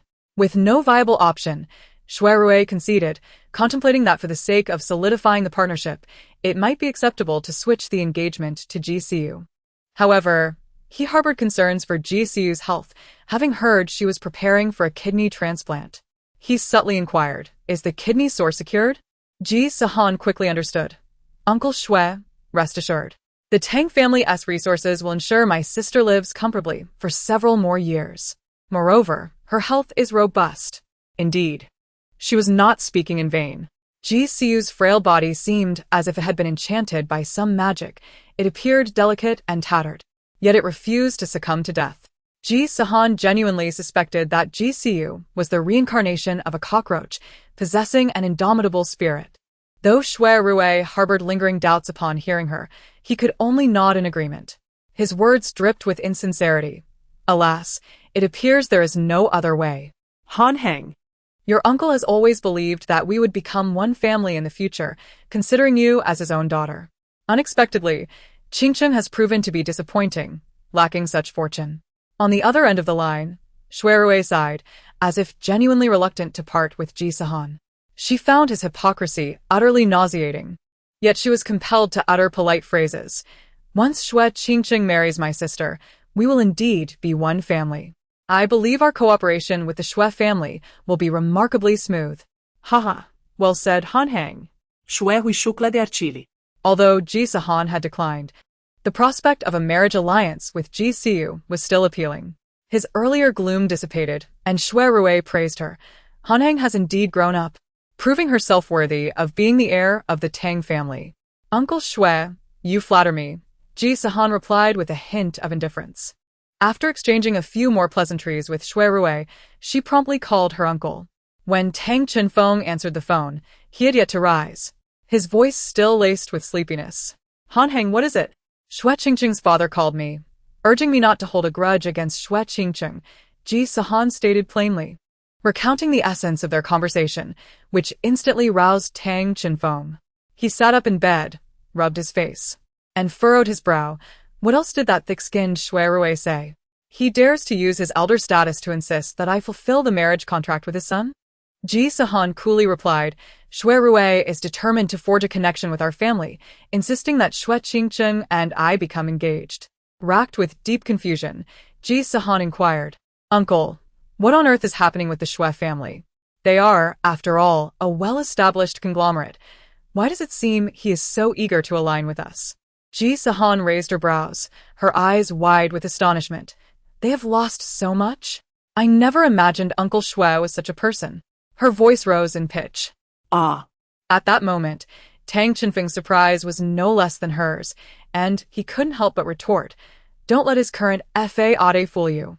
He was the most reckless in his youth, squandering everything and indulging in debauchery. Had he not been the only son, the Xue family would never have entrusted him with their legacy. I am not the least surprised that he could lose 600 million. Tang Chenfeng's words shattered the idealized image of the previous generation in Ji Sihan's mind, finally revealing the origins of Xue Qingqing's hedonistic demeanor. However, was Xue Rui truly the only son of the elder Xue? It seemed unlikely that this would remain the case for long. Detached from the matter, Ji Sihan couldn't help but chuckle at their misfortune. Tang Chenfeng remained oblivious, continuing, moreover, it is said this is not his first time losing money. He simply hasn't lost this much before. Ji Sihan winced involuntarily at this revelation. It wasn't his first time? The Xue family must be quite affluent to endure such losses without facing bankruptcy. Her unrelenting jests amused Tang Chenfeng, who shook his head with a smile. Xue Rui still possesses some capability, albeit limited. Otherwise, the elder Xue wouldn't have entrusted his life's work to him, even considering adopting a son. Ji Sihan pondered this thoughtfully. Chapter 89. You already have teacher Ji since you refused to fulfill the marriage contract. Xue Rui so readily acquiesced? No way, Ji Sihan candidly replied. He was so anxious he looked ready to bite. I dared not provoke him. I simply suggested that since I cannot be with his son, we should find someone else to fulfill the contract. Someone else? Tang Chenfeng instantly grasped her meaning. Are you suggesting Ji Siu should be engaged to Xue Qingqing? That is a path I have never considered. Did Xue Rui agree? He had no choice but to agree. Ji Sihan stated with calm assurance, I played him the recording to show that Xue Qingqing has no interest in me, and that he was the one who first proposed to annul the engagement. If Xue Rui isn't foolish, he must realize that I would never tolerate marrying his son. She elongated her final syllable. Unexpectedly, Ji Sihan's assertiveness impressed Tang Chenfeng. She declared she would not marry Xue Qingqing, and to silence Xue Rui, she proactively devised a solution. After contemplating for a moment, Tang Chenfeng responded, that is acceptable. Truth be told, I do not support your engagement with the Xue family. Had it not been for our long-standing friendship, I would have stated this plainly. However, regarding Ji Siu, you have made a unilateral decision. What if she disagrees? Ji Siu's opinion is inconsequential. What truly matters is whether Ji Qingshan agrees. Ji Sihan cut to the chase. Uncle, do you think Ji Qingshan will consent? Without a moment's hesitation, Tang Chenfeng asserted, he will undoubtedly agree. In fact, he would welcome it. Then that settles it. Ji Sihan shrugged. Currently, Xue Rui is unaware that we intend to oust Ji Qingshan from the corporation. He will only assume that an engagement with Ji Siu is akin to one with me, thereby linking the Xue family to the Tang family. Meanwhile, Ji Qingshan remains oblivious to the Xue family's decline. He will believe that a union with them will greatly benefit his career. Both parties envision a promising future. All we need to do is extend our blessings. Ji Sihan's analysis compelled even the cynical Tang Chinfeng to marvel at the rising generation. Indeed, she was worthy of being a member of the Tang family. As for the project involving the development of the Baihai port in collaboration with the Shui family, Tang Chinfeng held high hopes. Primarily because he yearned to secure a pathway for oil trade, which had long tantalized him. Regarding this project, Ji Sihan stated earnestly, "Uncle, if you trust me, refrain from participating in this project." Upon hearing this, a grave expression settled on Tang Chinfeng's face. Is there an issue with the project? If the problems are manageable, can we find a way to circumvent them? He understood that Ji Sihan was privy to numerous insider details, and if the problems were preventable, he wished to salvage the project. Ji Sihan recognized Tang Chinfeng's intentions and shared his regret. If the project had internal issues, her past experiences would allow her to anticipate and avert them. However, the cause of the project's failure was not human error, but rather a natural disaster. At that time, the Tang group had already been nearly drained by Ji Qingshan, with all funds rendered useless, additionally facing compensation for injured workers, further exacerbating their financial woes, leading to bankruptcy before they could even struggle. Although Ji Sihan knew the underlying issues, she was unable to speak candidly to Tang Chinfeng. Instead, she cryptically stated, "This is not something we can avoid. Regardless, uncle, let us abstain from participation." After ending the call, Ji Sihan realized she had been seated on the dining chair for too long, causing her posterior and thighs to go numb. She stood up to stretch and soon heard Su Mingxi racing down the stairs, her face alight with excitement. Han Heng. "I have discovered who has been spreading those rumors about you." Ji Sihan raised an eyebrow, intrigued. "Who is it?" With an air of mystery, Su Mingxi teased, "You would never guess who it is. It's Shui Qingcheng." Su Mingxi revealed a name Ji Sihan could never have anticipated. Her mouth fell agape in disbelief. "Shui Qingcheng? Is that true?" She asked suspiciously. "You haven't been deceived, have you? How could it possibly be Shui Qingcheng? Unbelievable, right?" I was equally astonished when I saw his name, but trust me, it is indeed him. Su Mingxi was well-liked, renowned in their circle for her gossip skills. No rumor escaped her notice. With her unique network and accurate information, Ji Sihan often jested that she would make an excellent journalist. With Su Mingxi's assertion, Ji Sihan slowly closed her gaping mouth, her emotions suddenly growing complex. The individual responsible for spreading rumors about her engagement after the college entrance examination and marriage following graduation is none other than Shui Qingsheng. Who would have thought? What could Shui Qingsheng possibly want? Han, do you think Shui Qingsheng might actually have feelings for you? Su Mingxi proposed a hypothesis. Surely not. The mere thought of such a possibility made Ji Sihan's delicate face scrunch up in distress. If Shui Qingsheng truly liked her, that would be utterly revolting. Not to mention, in their previous life, Shui Qingsheng had been complicit in numerous harassments against Ji Sihan, even this lifetime. His flippant and contemptuous remarks were more than enough to ensure she never wished for his affection. Being liked by someone is typically a source of joy. But the mere notion of Shui Qingsheng harboring feelings for her filled Ji Sihan with a nauseating sensation. Regardless of his motives, the fact that he has spread this news indicates he is quite eager to formalize a marriage contract with you, Su Mingxi analyzed. It doesn't matter.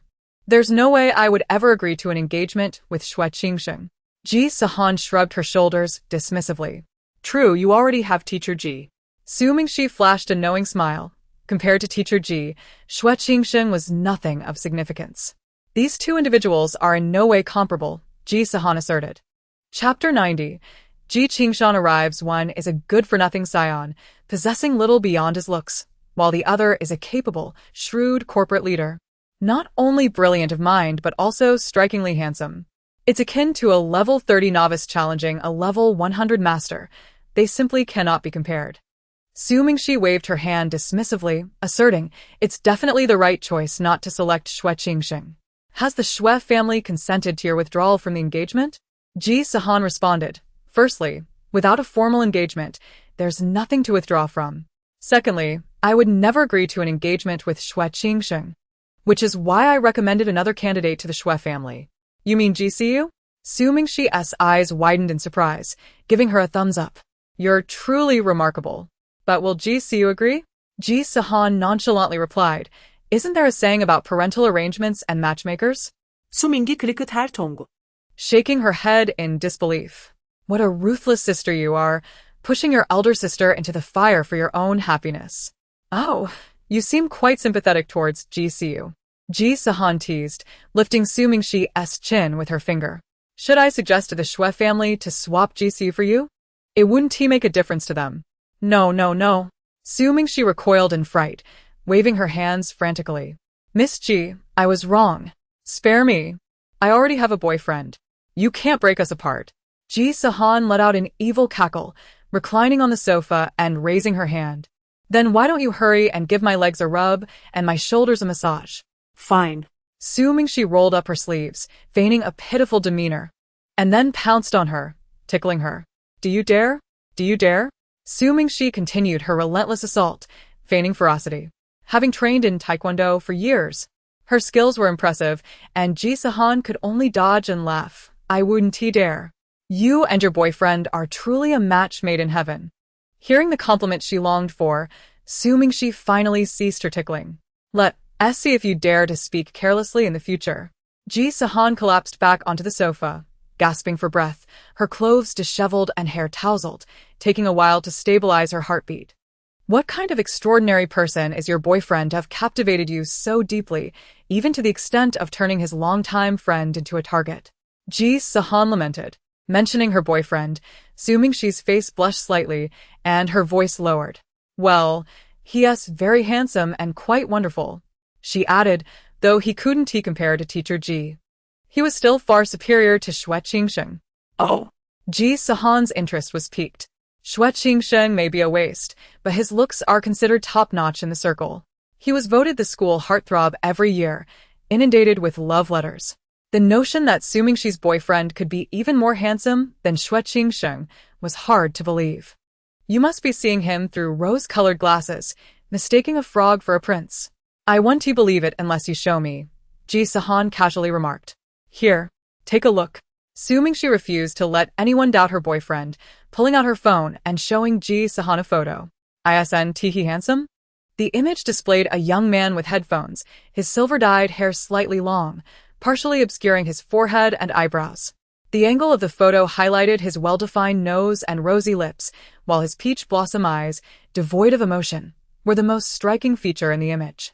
He embodied the trendy flower boy aesthetic of recent years. Ji Sihan thought the face looked somewhat familiar, but couldn't quite place it. He does have something about him, she commented. If he were to make a living based solely on his looks, he would certainly thrive. He is handsome. But are you sure it's not a deceptive photo? Ji Sihan still suspected this person might just be a social media influencer from a future era.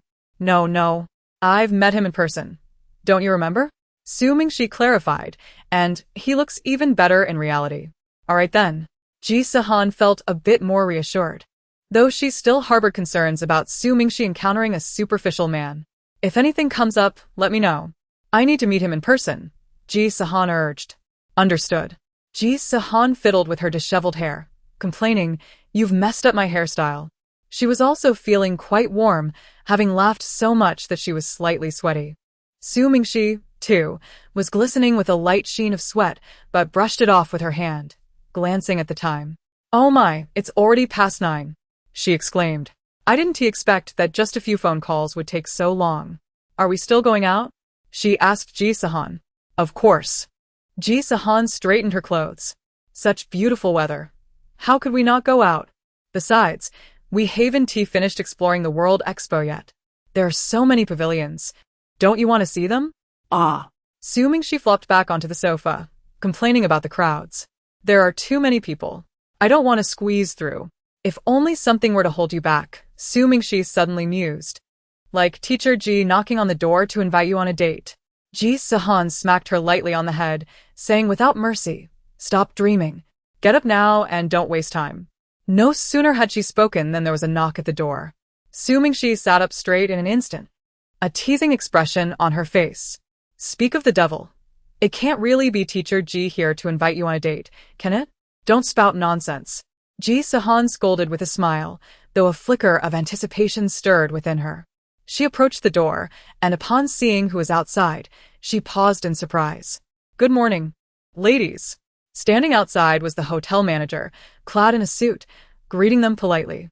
"Good morning, manager," Ji Sihan replied with a distant yet courteous smile. "May I ask what brings you here?" The manager looked somewhat troubled. "I apologize for the intrusion, Miss Ji. A guest has arrived at the hotel claiming to be your father. Would you like to meet with him?"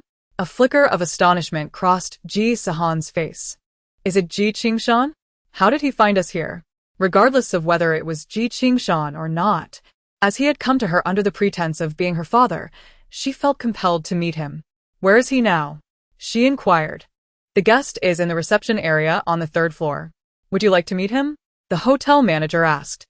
"I'll change my clothes and go." "What's the manager doing here?"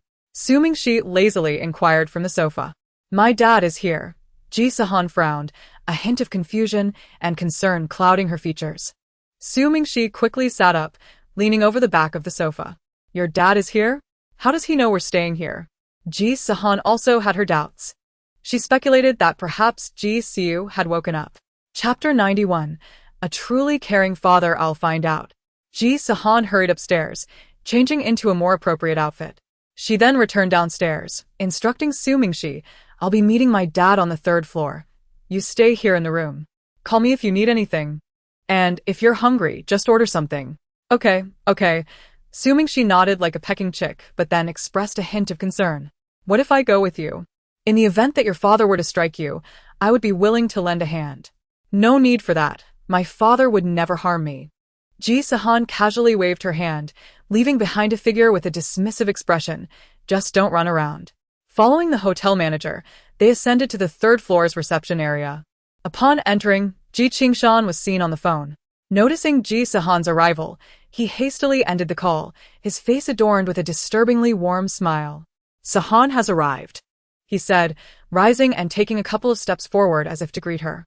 The paternal demeanor displayed by Ji Sihan sent a chill down her spine, and the wariness in her eyes was nearly impossible to conceal as she called out, "Dad." Ji Sihan responded with a sigh and beckoned her, "Come sit down." "No need to stand." The reception area was furnished solely with a sofa, a curved couch surrounding a marble coffee table. Ji Sihan settled into the 3-seat sofa, while Ji Sihan chose the single seat furthest from him. He gazed at her with paternal affection, while Ji Sihan remained silent, contemplating what Ji Sihan might say next.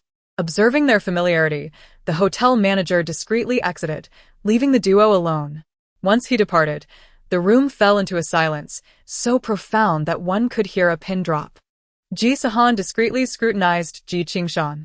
Today, he donned a meticulously tailored gray suit, his hair impeccably styled, and his shoes shined to a mirror-like finish, betraying no hint of sorrow for Ji Siu. However, this did not signify anything. Ji Sihan was known for his callousness.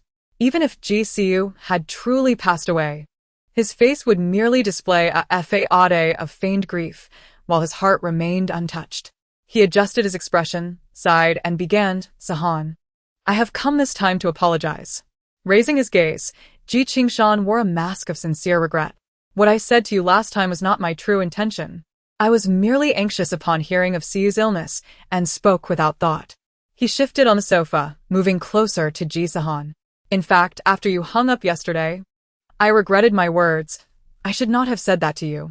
Siu is my daughter, but you are also my treasure. If either of you were to be hurt, I would feel distressed.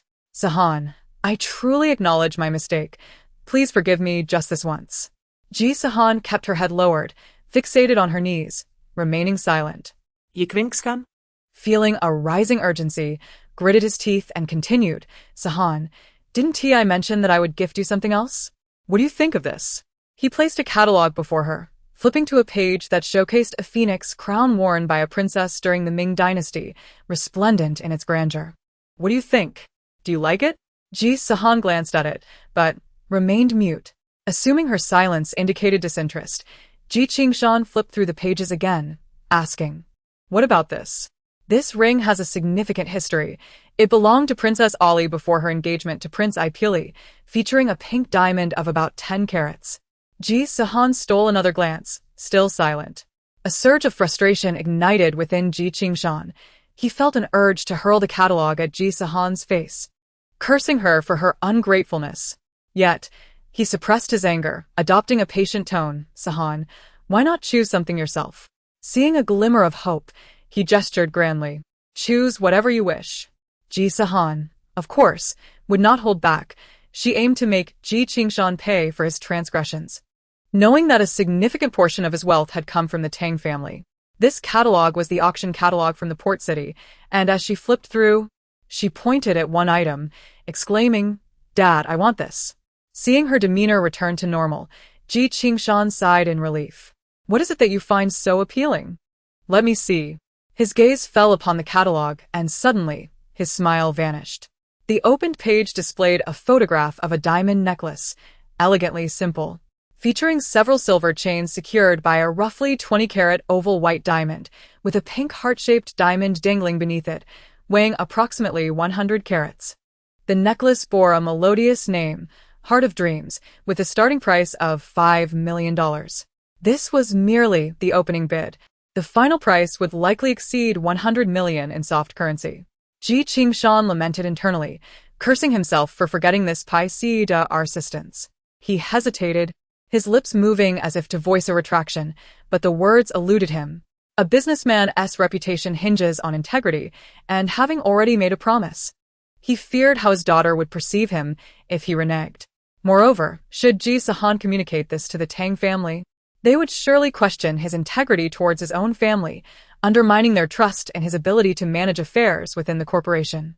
In his quest to portray himself as a commendable father in the eyes of the Tang family, Ji Qingshan had momentarily set aside his own projects and traveled to Haicheng. Fortunately, Ji Siu had shown resilience, regaining consciousness after emergency treatment without requiring surgery, and would soon be transferred to another hospital.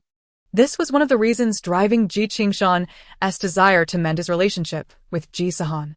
He could not afford to let their bond deteriorate, especially as Ji Sihan appeared poised to inherit the Tang family legacy. Regret consumed Ji Qingshan. He deeply regretted listening to Wen Yuha's provocations and tampering with Ji Sihan's paternity test, thereby severing their connection. Had he known better, he would have adhered to the Tang family's advice, publicly claiming that Tang Yu had given birth to twins. Unbeknownst to Ji Sihan, who observed his waning complexion, she could not suppress a smirk. She had intentionally selected the most expensive Heart of Dreams necklace, recalling that in her past life, it had fetched an astonishing $15 million at the Port City auction, equivalent to over 100 million in soft currency, making headlines. Ji Qingshan could undoubtedly afford it, but doing so would likely deplete a considerable portion of his private funds. No problem, he responded before fully grasping what it was, readily agreeing. Chapter 92. She is not my sister. What Ji Sihan desired was to exhaust Ji Qingshan's private fortune. Once he had been financially drained, he would seek ways to recover his wealth, and in doing so, he might even resort to illegal means. If he broke the law, it would be quite straightforward. Iron bars would await him. Observing Ji Qingshan's hesitance, she feigned concern, asking, Dad, what's wrong? Do you have something to say? Ji Qingshan had a myriad of thoughts he wished to express, but found himself unable to voice them. He felt utterly despondent, forcing a smile as he replied, Nothing at all. I simply believe your taste is exquisite, having chosen the centerpiece of this auction. He emphasized centerpiece, hoping Ji Sihan would grasp the underlying significance. Feigning ignorance, Ji Sihan beamed. It's all right. I don't really mind whether it's the centerpiece or not. I just instantly took a liking to this necklace. Ji Qingshan's smile faltered, appearing quite strained. Dad, why does your smile look so forced? Ji Sihan suddenly became perceptive, frowning in feigned realization. Is it that the necklace is too expensive? Are you reluctant to part with it? Her expression shifted dramatically, her voice growing cold. If you're hesitant, then never mind. Ji Sihan's demeanor changed instantly. She pushed the catalog aside and stood to leave. Ji Qingshan, alarmed, grasped Ji Sihan's arm, explaining, You child, I haven't even said anything yet. Oh, dear, I never implied that. He was flustered, holding her back. You know who I am. If I say I'll buy it, I will. With determination, he gritted his teeth. Is it just the Heart of Dreams? I will certainly purchase it for you. Upon hearing this, Ji Sihan turned her face, feigning uncertainty. Really? You will buy it? Absolutely. Ji Qingshan's tone was resolute. Ji Sihan chuckled. a sense of satisfaction swelling within her. No woman could ever refuse a heart-shaped pink diamond necklace weighing over 100 carats. She gazed dreamily at the catalog showcasing the enchanting Heart of Dreams necklace, envisioning how splendid and ethereal the actual piece would be. Unbekannst to Ji Sihan. Ji Sihan wore a frown as he calculated the funds remaining after his bid for the Heart of Dreams. Upon concluding his calculations, he felt as though his heart had taken a severe blow, akin to a drill burrowing into his chest, causing him to slightly bend over and clutch his heart. "Father, what is the matter?" Ji Sihan noticed her father's unease and quickly adopted a concerned demeanor.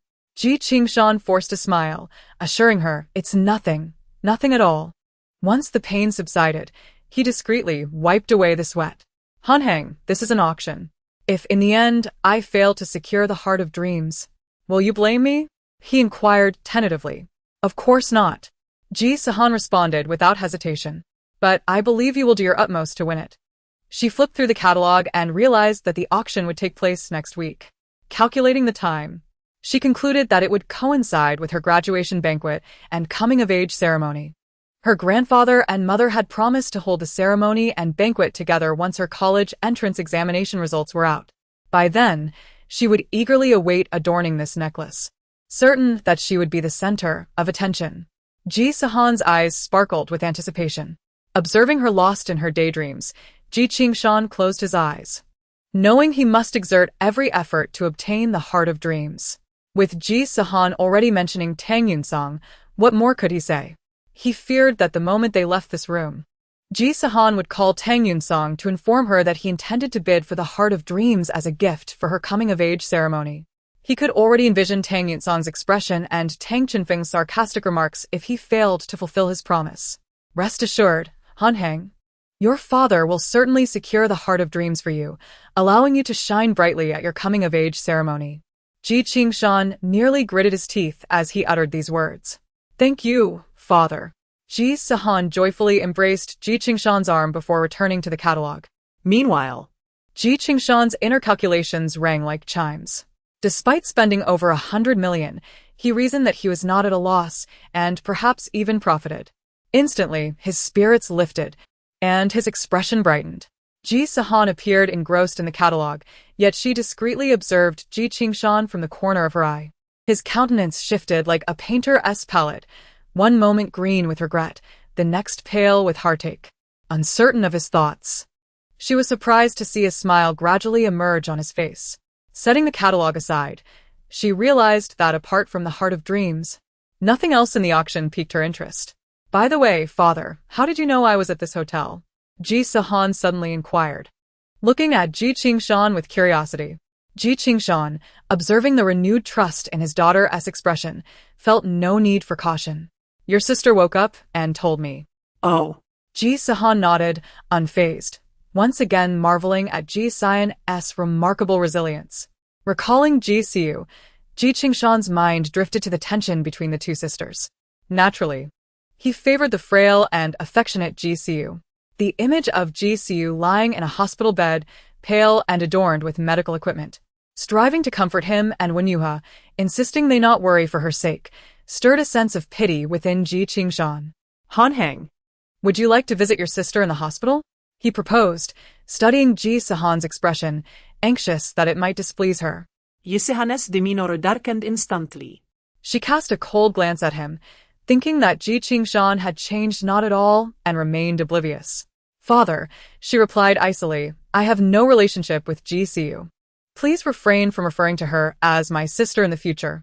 This was the first time Ji Sihan had witnessed such overt resistance from Ji Sihan toward Ji Siu. In that moment, all his plans crumbled. He wished to avoid any further rift in their recently mended father-daughter bond, hastily assuring, all right, I won't mention it again." Ji Sihan shot him a sidelong glance and added, "Father, it's not that I lack compassion. You have no idea what Ji Siu has done to me." Ji Sihan gazed at her in bewilderment. Ji Sihan offered no explanation, merely glancing at the time and realizing that an hour had slipped away unnoticed. Rising to her feet, she stated, "Father, I have matters to attend to and must take my leave. I will have the hotel manager provide you with a video. Once you see it, you will understand why I say this." Ji Sihan had initially hoped to share a meal with Ji Sihan. But now his curiosity about what transpired between Ji Sihan and Ji Sihan took precedence, so he did not stop her. Before departing, Ji Sihan reminded him not to forget to bid for the heart of dreams. Ji Sihan promised to do so, but as soon as she left, his expression darkened. Though he felt he hadn't lost out, the thought of parting with such a substantial sum still pained him. With no one else in the room, Ji Sihan let his guard down. He slumped on the sofa, massaging his chest as if that would alleviate the impending agony. After a brief wait, he saw the hotel manager enter with a laptop. "Sir, this is what Miss Ji requested you to view." The hotel manager operated the device and, after pulling up the video, exited the room, casting a complex look at Ji Sihan as he left. Ji Sihan felt a wave of discomfort at the manager's gaze, which only intensified as he watched the footage. The video was a surveillance recording with poor audio quality, yet he could discern that Ji Sihan was the sole aggressor targeting Ji Sihan. Now, he understood why Ji Sihan reacted so coldly when he mentioned visiting Ji Sihan. He recalled how, the day before, upon waking, Ji Sihan had dodged Yuha's inquiries about her fainting spell, her demeanor evasive. The four boys surrounding Ji Sihan had also shifted uncomfortably at Yuha's questions, unable to articulate a response. It became evident that Ji Sihan had brought this upon herself. If Ji Sihan were healthy and standing before him, Ji Sihan would have certainly slapped her. He had expressly instructed her to mend her relationship with Ji Sihan first. Upon entering, he slammed the hospital room door, startling Ji Sihan, who was sipping chicken soup, into a fit of coughs. When Yuha quickly set the bowl aside, one hand patting Ji Sihan's back while the other wiped the soup that had spilled from her mouth. "Dear," when Yuha admonished Ji Sihan in an unusually reproachful tone, "close the door gently. You frightened Sihan." Ji Sihan stood at the foot of the bed, silent, his icy gaze fixed on Ji Sihan, his anger palpable, causing her to involuntarily shudder. Only then did when Yuha sensed the tension. She glanced between Ji Sihan and Ji Sihan, a sense of foreboding creeping into her heart. "Dear, what is the matter? Why are you looking at Sihan like that? That is a question for your beloved daughter." Ji Sihan coughed lightly. Her already pale face growing even more ashen, her brows knitting together in weakness and barely concealed pain. "Father, what are you talking about? I don't understand." Seeing her daughter's distress shattered Yuha's heart, she quickly helped Ji Sihan lie down, her delicate brows furrowing. "Dear, Sihan is still unwell. Can't we wait until she recovers to discuss whatever it is?" Ji Sihan scoffed. "Why don't you ask your precious daughter what caused her illness?" At his words, Ji Sihan's heart raced, the emotional turmoil prompting a fit of violent coughs that filled the entire room with the sound of her choking.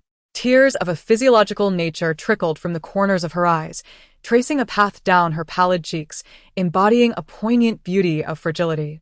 "Father, I truly do not comprehend what you're saying." "Oh dear, have you been influenced by the words of others?" When Yuhua harbored no doubt regarding her daughter's integrity. "Do you not know or see you? She has always been well-behaved and obedient. What could she possibly do?" Ji Sihan gazed at Ji Sihan with a countenance filled with sorrow and helplessness, feeling wronged. Yet, Ji Sihan could not muster any sympathy for her. Even at this juncture, "You continue to lie." He hurled his phone with great force towards Ji Sihan, who was caught off guard as it struck her chest.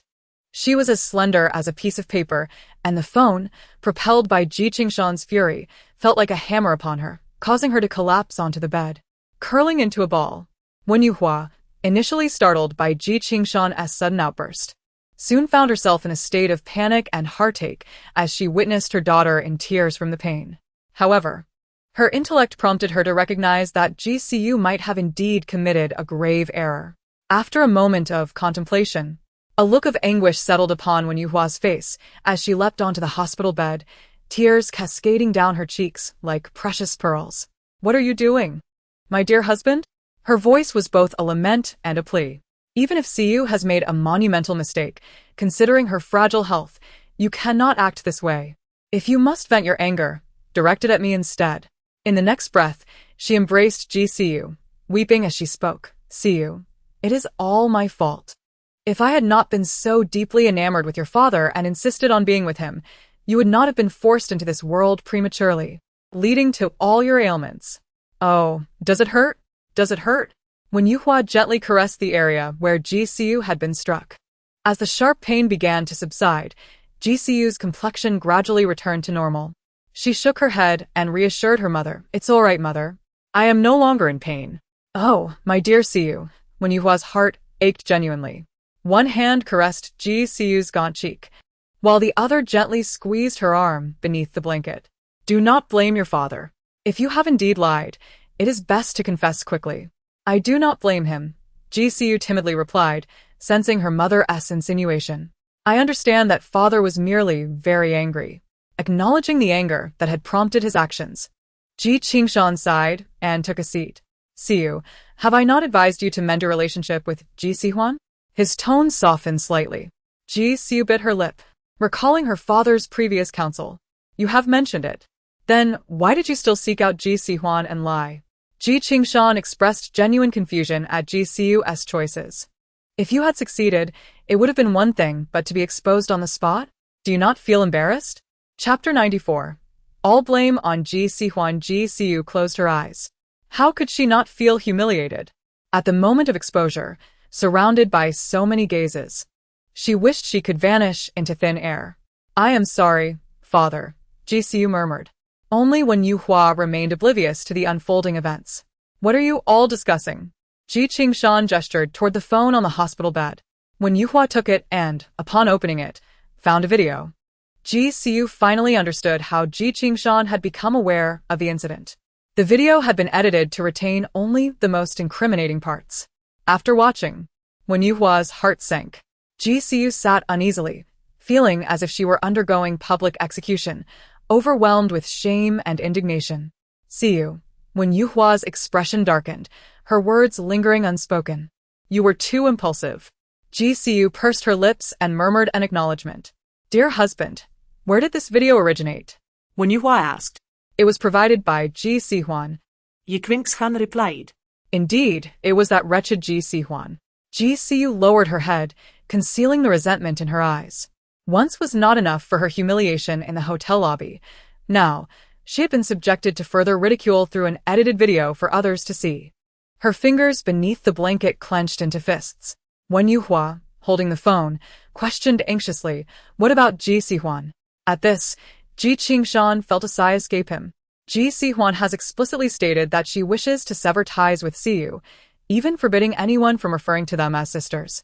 It seemed that Siyu had truly offended Ji Sihan gravely.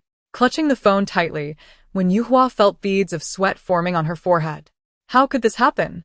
She had hoped for Siyu and Ji Sihan to reconcile, perhaps persuading Ji Sihan to offer her organs for Siyu's use. Now, Siyu had muddied their relationship completely. What would happen with the organs? Siyu's kidney surgery could not be delayed any longer. When Yuhua approached Ji Qingshan, her eyes glistening with sorrow. Dear husband, what shall we do about Siyu's surgery? Ji Qingshan furrowed his brows, feeling the gravity of the situation. What else can we do? We must seek another kidney source. Upon hearing this, when Yuhua covered her mouth, tears welling up in her eyes. But time is running out. She leaned against Ji Qingshan's shoulder, sobbing. You cannot just stand by and watch our daughter perish. Ji Qingshan patted her shoulder, remaining silent for a moment. Do not worry. I will find a way to ensure Siyu's well-being. A glimmer of determination flashed in his eyes. After a week filled with early mornings and late nights, Ji Sihan and Su Mingxi finally visited all the pavilions at the World Expo, capturing countless photographs, even exhausting several memory cards.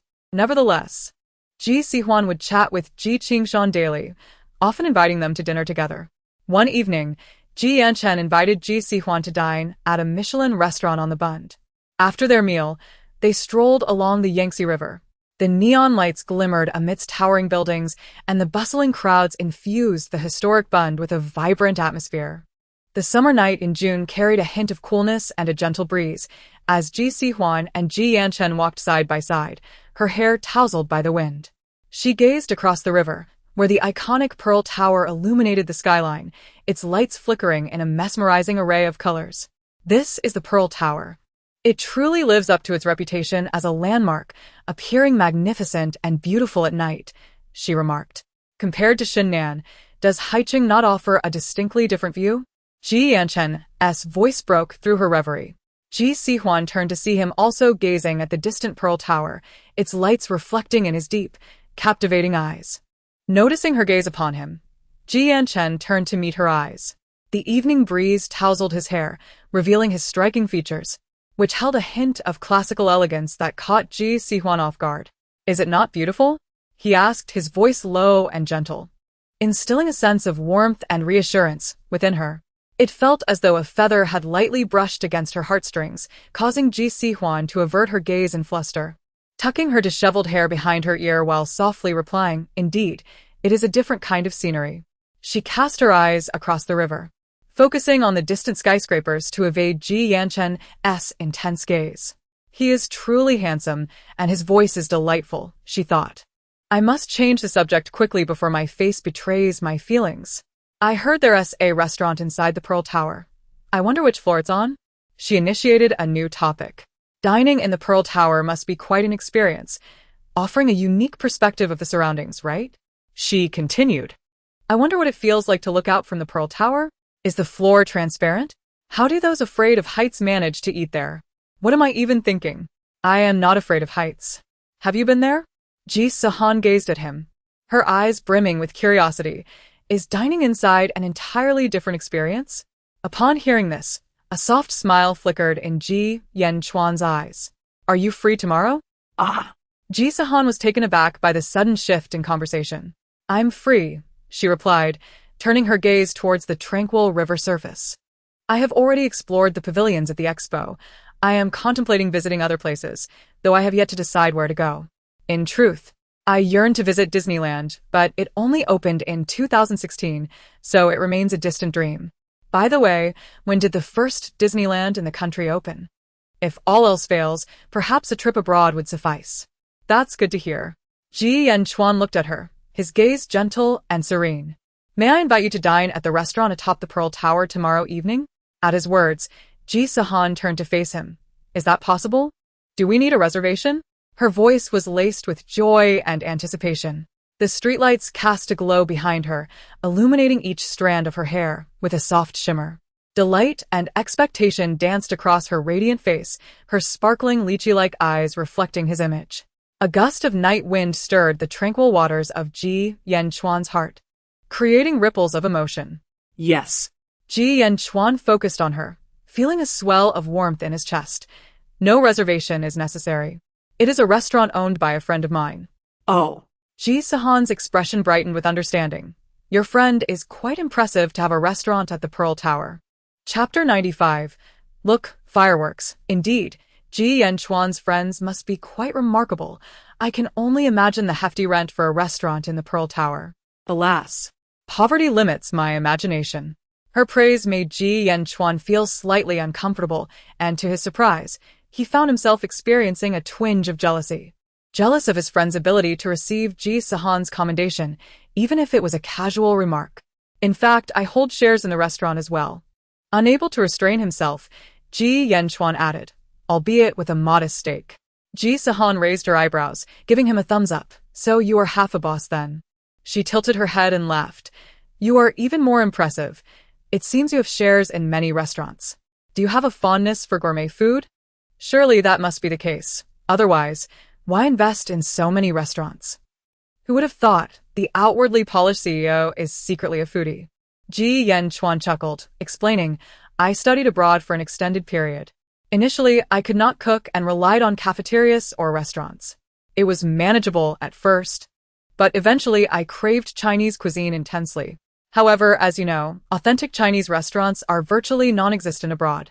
The dishes in those establishments are adapted to suit foreign palates. Perhaps it is some obsession of mine. Once I took over the family business, I invested in numerous restaurants to ensure I could enjoy a specific dish without needing a reservation. Is it really that exaggerated? Is food abroad truly unpalatable?" Ji Sihan inquired. "Not unpalatable. It is more about being unable to adapt. It is hard to swallow," Ji Yanchuan replied. "I have Chinese classmates who adore Western cuisine, but I simply cannot. My stomach seems to prefer Chinese food." Ji Sihan could envision Ji Yanchuan's feelings at that time, and sympathy flickered across her face. I never realized he had such a difficult time abroad, struggling even with meals. Ji Sihan could also cook, a skill she had painstakingly acquired during her previous life on the run. Yet, unlike Ji Yanchuan's nostalgia and gratitude, memories of how she learned to cook brought her sorrow. Back then, to evade Ji Sihan, while also needing to earn money, I could only find jobs washing dishes in the back kitchen, where I wouldn't be seen, minimizing the chances of being discovered. To save money, I had to live in a basement. Although I could eat lunch and dinner at work, I still went to bed hungry at night. Later, I found an electric cooker by a dumpster, enabling me to cook for myself.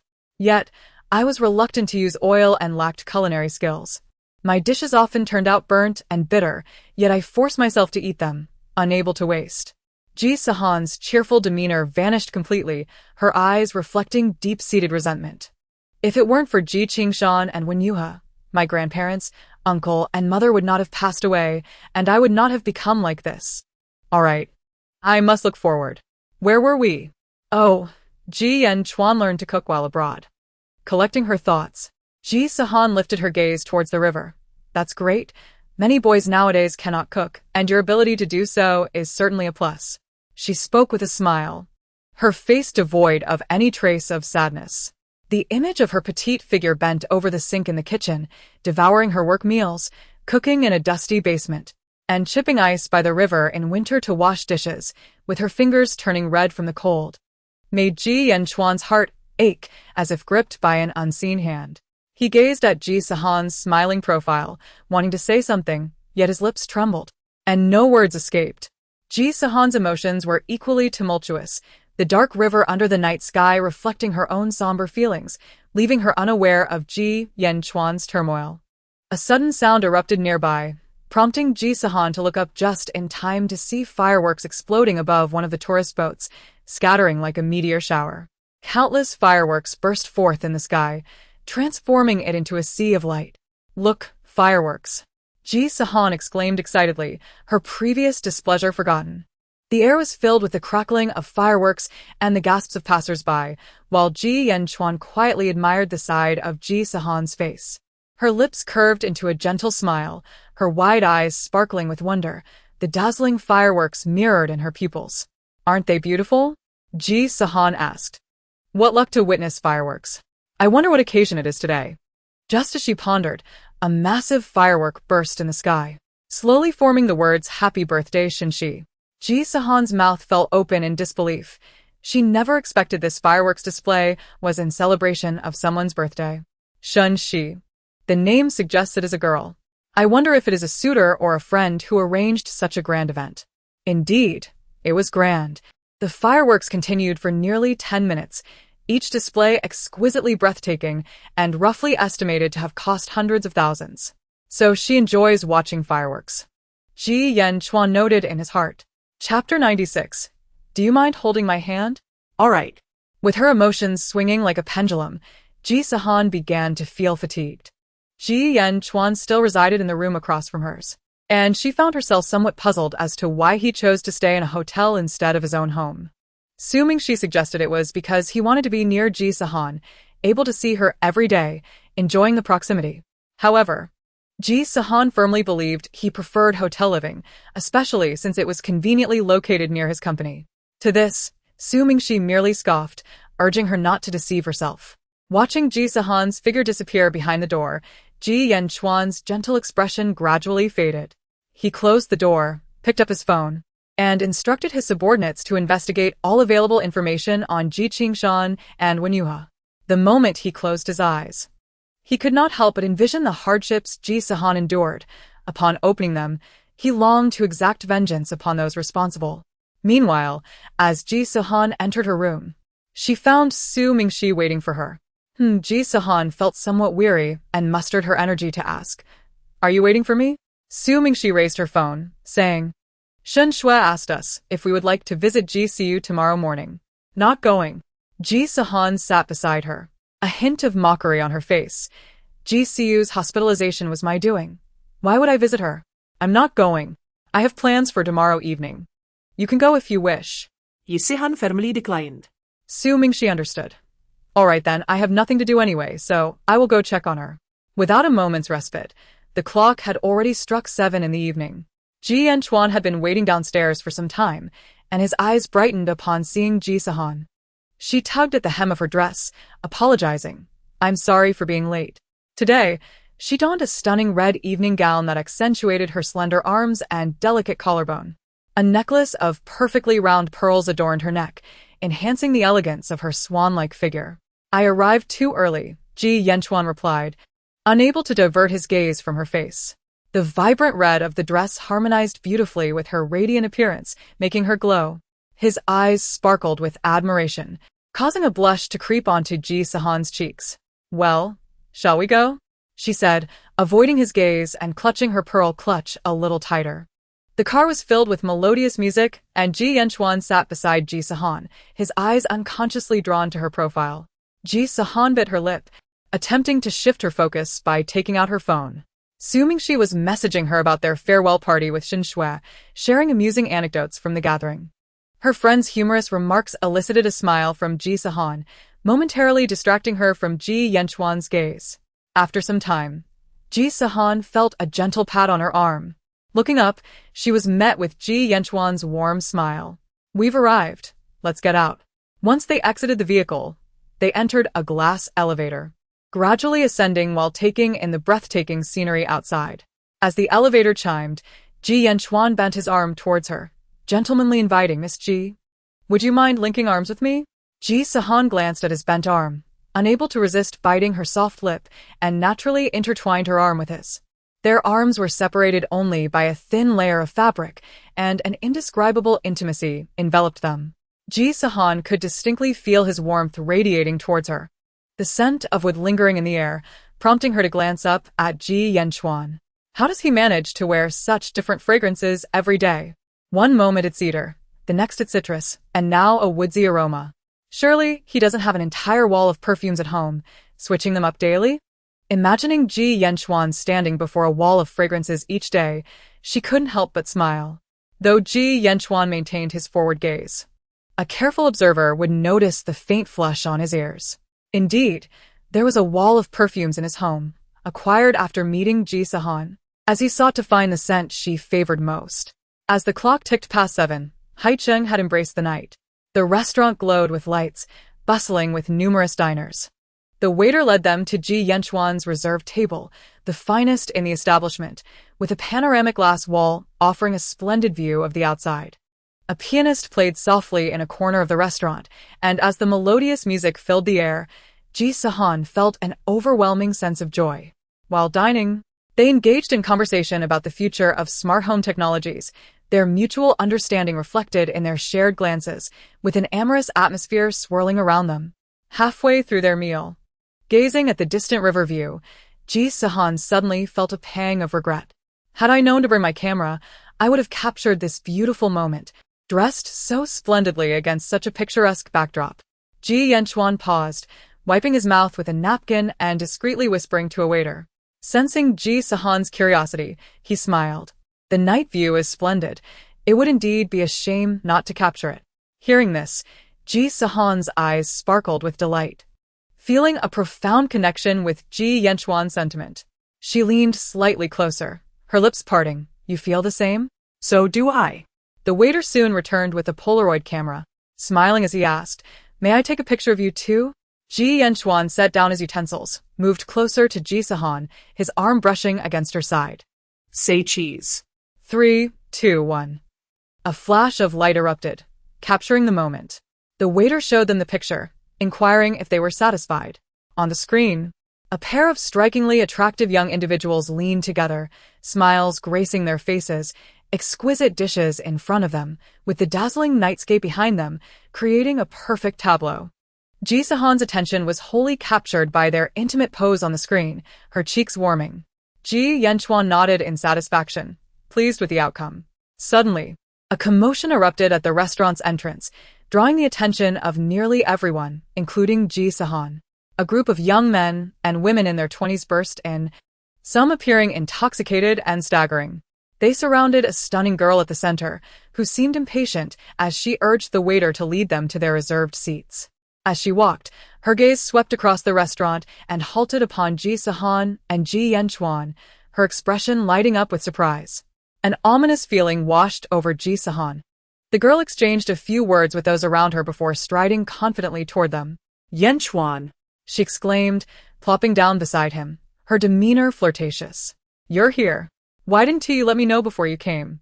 Her eyes sparkled with unabashed admiration, leaning forward as if to drape herself over Ji Yanchuan. Witnessing this scene, Ji Sihan's smile faded, her grip tightening around her cutlery as any warmth she felt vanished.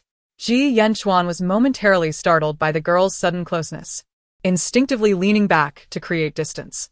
He glanced at Ji Sihan, noting her expressionless demeanor as she continued to eat, causing a pang of concern in his chest.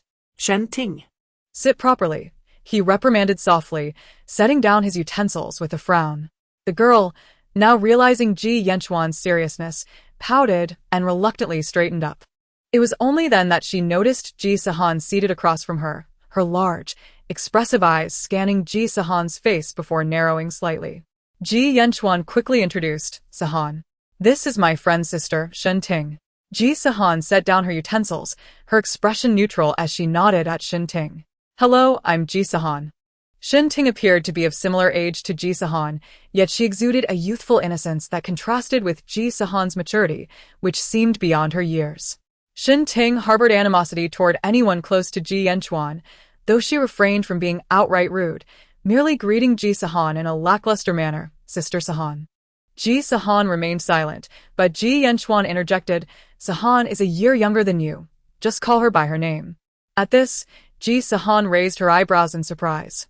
Shen Ting, however, was taken aback, scrutinizing Ji Sihan until she recognized the youthful beauty beneath her sophisticated appearance. Confident in her own looks, Shen Ting believed herself to be the most beautiful girl in Haiching's upper circles, second only to her sister. Yet when compared to Ji Sihan, her self-proclaimed charm seemed utterly diminished.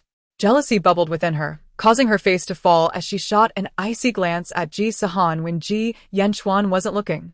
Oh. I see you're the younger sister. No wonder. With how heavily Sihan has applied her makeup, I couldn't tell how young she truly is, she remarked, her tone dripping with sarcasm. Ji Yanchuan's brow furrowed tightly, as if he could crush a fly, and he cast a stern gaze at Shen Ting, ready to reprimand her. However, his attention was swiftly diverted by Ji Sihan's actions. Upon examining the damp towel in her hand, he noticed it was impeccably clean, with only a faint trace of lip gloss remaining. Shen Ting, witnessing this, felt a surge of shock and jealousy.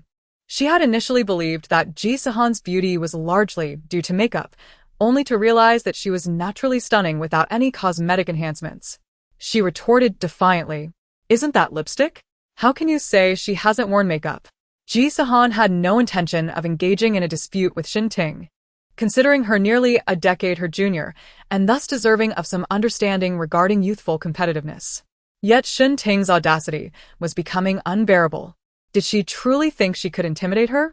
Ji Sihan's gaze sliced through Shen Ting's face, meticulously cataloging the layers of makeup she wore: foundation, brows, eyeliner, mascara, contour, blush, lipstick, and even hairline powder. Sister Shen Ting, when it comes to makeup, you are far more proficient than I am. Unlike me, who barely knows how to apply lipstick. Ji Sihan said with a playful flutter of her bright, round eyes. You? Shen Ting's face flushed with anger as she pointed an accusatory finger at Ji Sihan, her eyes darting towards Ji Yanchuan, fearful he might discover that her beauty was merely a fade enhanced by cosmetics. Sister Shen Ting, why are you staring at me? Is it because I've spoken the truth? Ji Sihan teased, sticking out her tongue and making a face. Having been pampered since childhood, Shen Ting had never experienced such humiliation.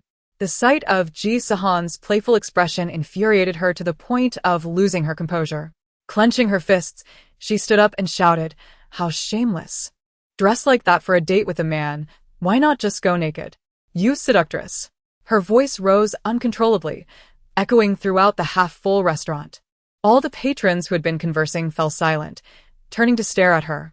Only after her outburst did she realize the gravity of her words and, horrified, covered her mouth, looking helplessly at Ji Yanchuan. His expression remained impassive, his deep-set eyes dark and cold as they bore into her. Yenchuan Shinting stood there, flustered, her gaze shifting as she contemplated an excuse. She pointed at Ji Sihan, her voice laced with a pleading tone. Yenchuan, don't blame me. You heard her provoke me first. I couldn't hold back.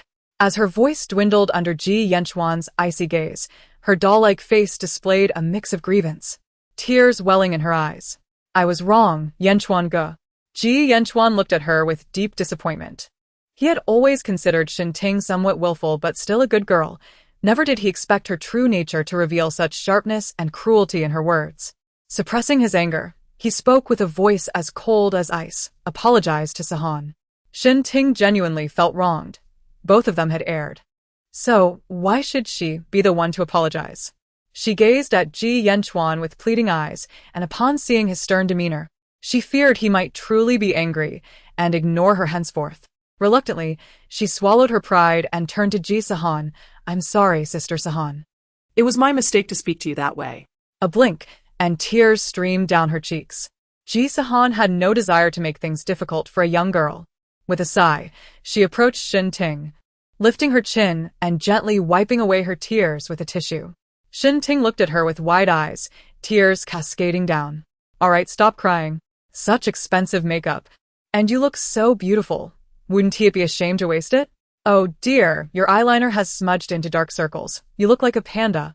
Ji Sihan said in an exaggerated tone. Concerned about her appearance, Shinting quickly pulled out a mirror from her bag. Relieved to find that she hadn't actually developed dark circles. You're lying, she pouted, her voice still nasally. With her sweet, doll-like face, large eyes resembling a doll's. She appeared even more endearing with her flushed cheeks and nose from crying. It's good that you've stopped crying. In truth, I also bear some responsibility. I shouldn't have engaged with you like that. But your earlier words were truly hurtful. Look at me. How am I revealing anything? Everything covered nicely? Exposing an arm hardly counts as revealing, right? You can be sarcastic with me, but you cannot insult my attire. Everyone has the freedom to dress as they please. Do you understand? Ji Sihan spoke patiently. Shinting was not unreasonable.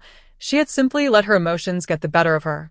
Seeing Ji Sihan's calm demeanor as she reasoned with her, coupled with the fragrant scent around her and the gentle way she wiped her tears, made Shinting reflect on Ji Yenchuan's intimidating gaze.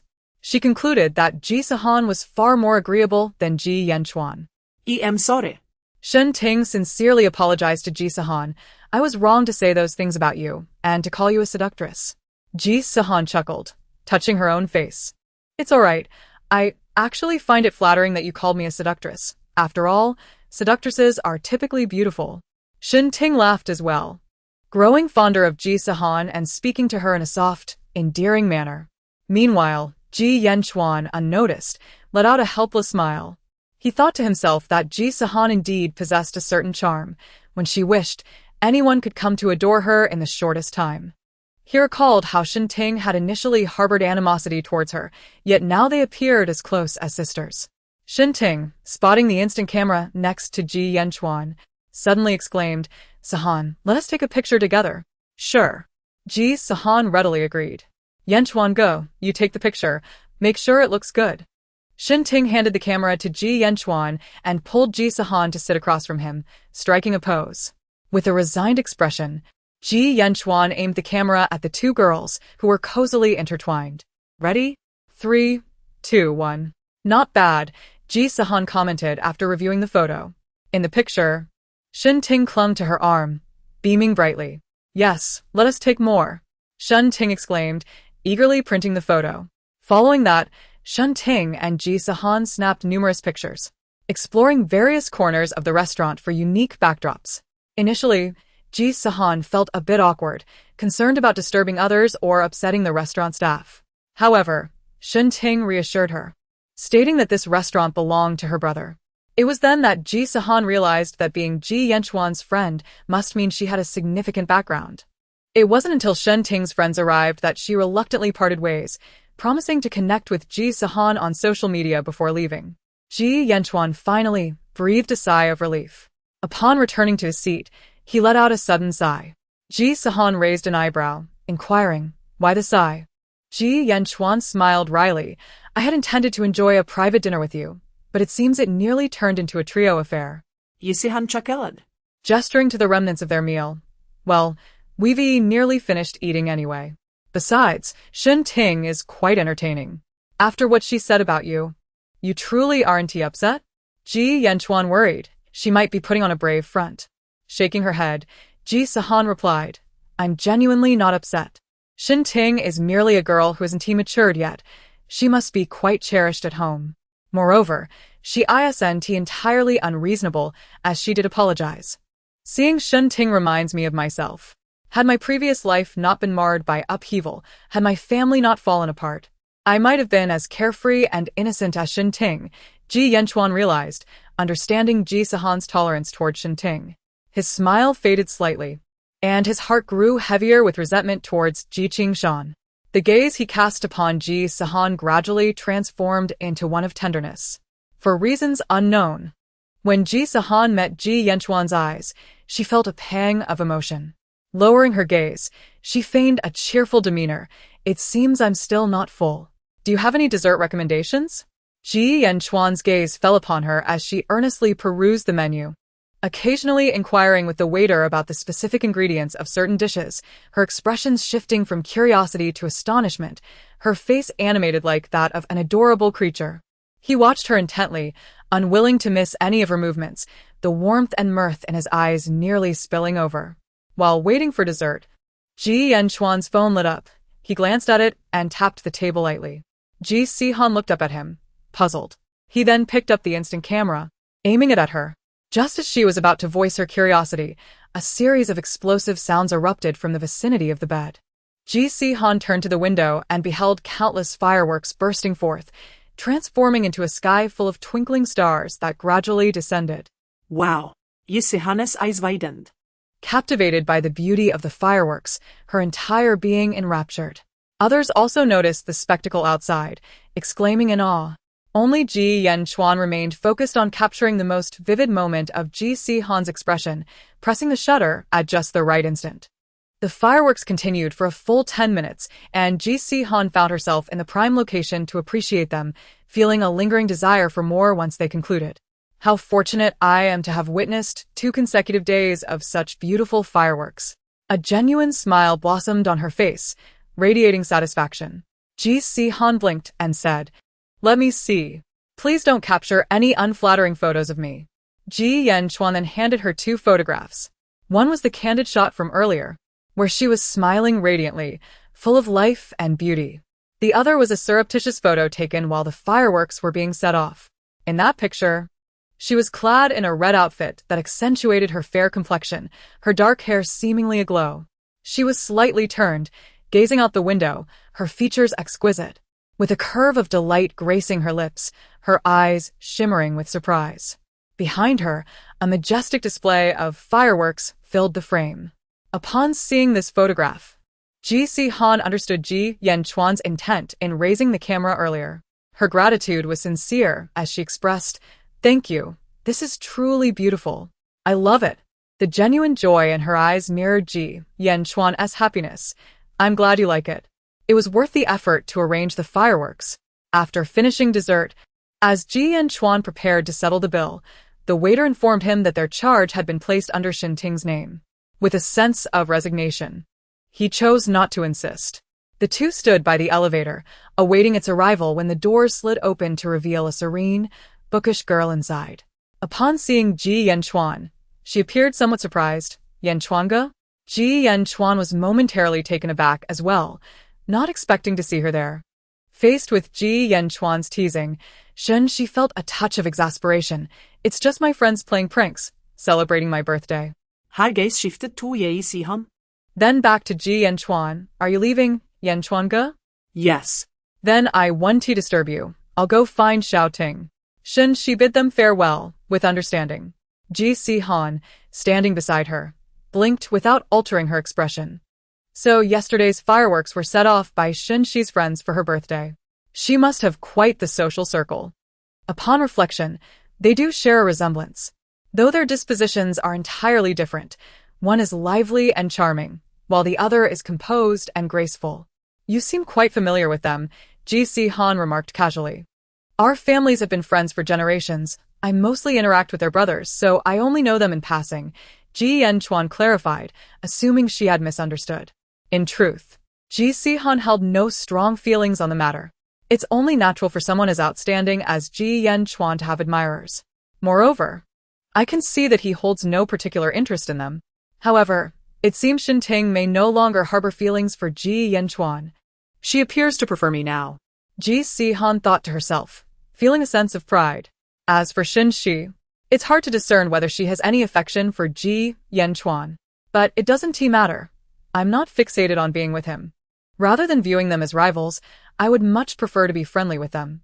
After all, if a man doesn't suit, one can always find another. Girls are far more endearing and delightful. In her previous life, Ji Sihan had received kindness and assistance predominantly from girls, so she tended to be more forgiving toward them. Of course, GCU is an exception. It's better for her to be gone. She internally sentenced GCU to death, considering her a nuisance, feeling relieved at the thought of her early demise.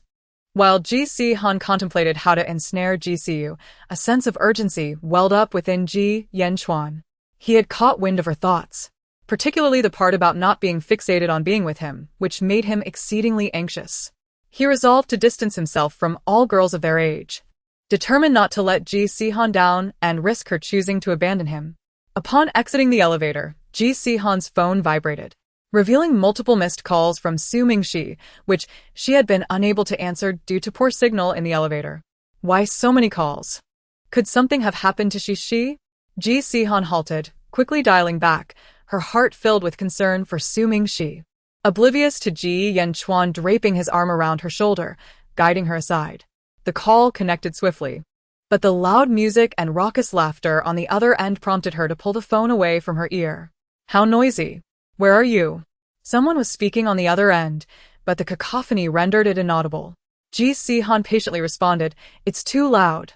I can't hear you." The volume was overwhelming, and she felt her ears might suffer. Where are you? She raised her voice slightly, fearful of being unheard. I'll send you the address. Shin Shui elongated her words. Ji Sihan quickly ended the call, unable to resist rubbing her ears, feeling as though her hearing had been compromised. Soon, a message from Shin Shui popped up on Ji Sihan's QQ. We're at Bad Aina. Here's the address. It was a nightclub, and Ji Yanchuan, inadvertently catching sight of the address on her phone, interjected, I just heard. Su Ming, she must be drunk, right? That place can get pretty rowdy. I'll take you there. Ji Sihan did not decline, and they both got into the car. She messaged Shin Shui, inquiring how much Su Ming she had drunk and how she was faring. Honestly, I forgot to remind Shi not to wander off. She's unfamiliar with Haicheng. What if something happens? And those people daring to enter a nightclub right after turning 18. It's not like it's 10 years later. How chaotic. Aren't they afraid of anything happening? She gazed anxiously out the window. At 8:30, Haicheng was still bustling with traffic, the colorful neon lights only adding to her agitation. Xiao Wang, please drive faster, Ji Yanchuan instructed the driver. The driver complied, accelerating toward their destination. Don't worry, Ji Yanchuan reassured her. The regulations here are quite strict. There's nothing too chaotic. Su Ming, she will be fine. Upon arrival, Ji Sihan immediately exited the car, eager to rush into the nightclub. The place was filled with ear-splitting energetic music, the air thick with smoke, sweat, and an assortment of overpowering perfumes. Ji Sihan grimaced as she navigated through the throngs of people dancing wildly, searching for Su Mingxi's figure amidst the dim lights. Ji Yanchuan followed closely behind, his arms shielding Ji Sihan from unwelcome advances, warding off many hands that sought to take advantage. While protecting Ji Sihan from harassment, he scanned the crowd for Su Mingxi. There, Ian huntept Ji Sihanes shoulder. Pointing to a girl slumped on a sofa in the corner.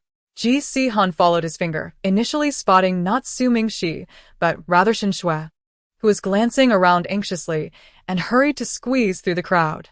Shin Shui also noticed Ji Sihan and waved frantically at her. Ji Sihan, you finally made it. Shin Shui seemed to have found a savior. Su Mingxi was here. Su Mingxi lay half reclined on the sofa, her eyes tightly shut, her cheeks flushed. exuding a strong smell of alcohol. See. She. Ji Sihan gently tapped her cheek, but Sumingshi showed no response. Appearing as if she were in a deep slumber. Furrowing her brows, she asked Shen Shui with concern, what happened to her? Shen Shui shook her head. I don't know either. She only had half a cup of fruit tea. She pointed to the half-empty glass of juice on the coffee table. Ji Yanchuan approached to inspect the juice and explained to Ji Sihan, this is Long Island iced tea. Although it's called tea, it contains a high alcohol content. Sumingshi likely didn't understand that and drank it like juice, which is why she got drunk. Hearing this, Ji Sihan sighed in relief. She reached out and poked the inebriated Sumingshi, watching her sway unsteadily, which eased her frustration slightly. Only then did Shen Shui notice Ji Yanchuan. The moment she saw his face, her eyes sparkled with intrigue. Observing the formal attire both he and Ji Sihan wore, it seemed as though they had just rushed over from a meeting. Noticing the way Ji Yanchuan occasionally glanced at Ji Sihan, Shen Shui instantly grasped the situation and wore a knowing smile. Chapter 100. A matchmaker's craft. As soon as Ji Sihan raised her eyes, she caught sight of Shen Shui's gossiping smile, instantly feeling a headache coming on. There was reason behind Shen Shui and Sumingshi's camaraderie. Both were exceedingly inquisitive, capable of gossiping for an entire afternoon. Weren't you all supposed to be dining? How did you end up here? Ji Sihan inquired. Shen Shui sighed. It was Zhao Jinwu's suggestion. He said it was fun here the last time.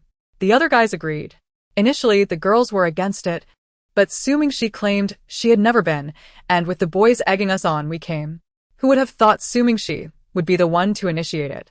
Ji Sihan felt a surge of anger, wishing to strangle Sumingshi for disregarding her previous advice.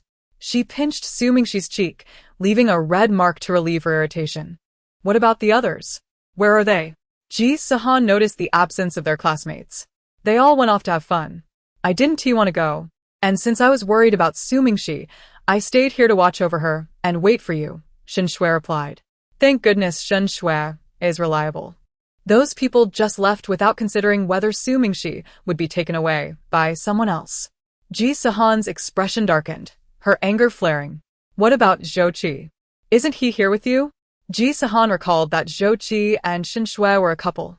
Why was she left alone now? He went to play with Zhao Jinwu and the others, Shen Shui said, her demeanor slightly melancholic. She forced a smile and sat beside Sumingshi, adding, Yes, just having fun.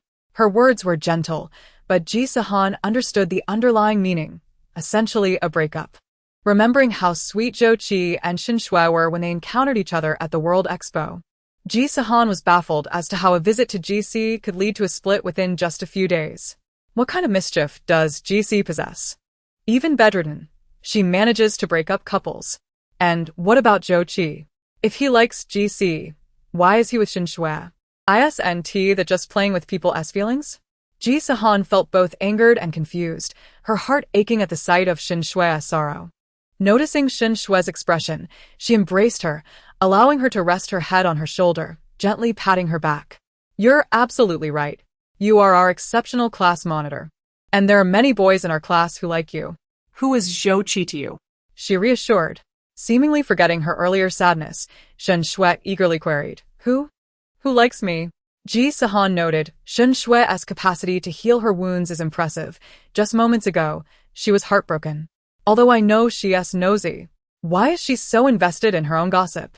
I think it's Fang Qianan. A tall boy squeezed through the crowd and approached, seemingly oblivious to anyone else as he focused intently on Shen Shui, asking, Why are you here alone? Upon seeing the boy, Ji Sihan instinctively blurted out, Fang Qianan.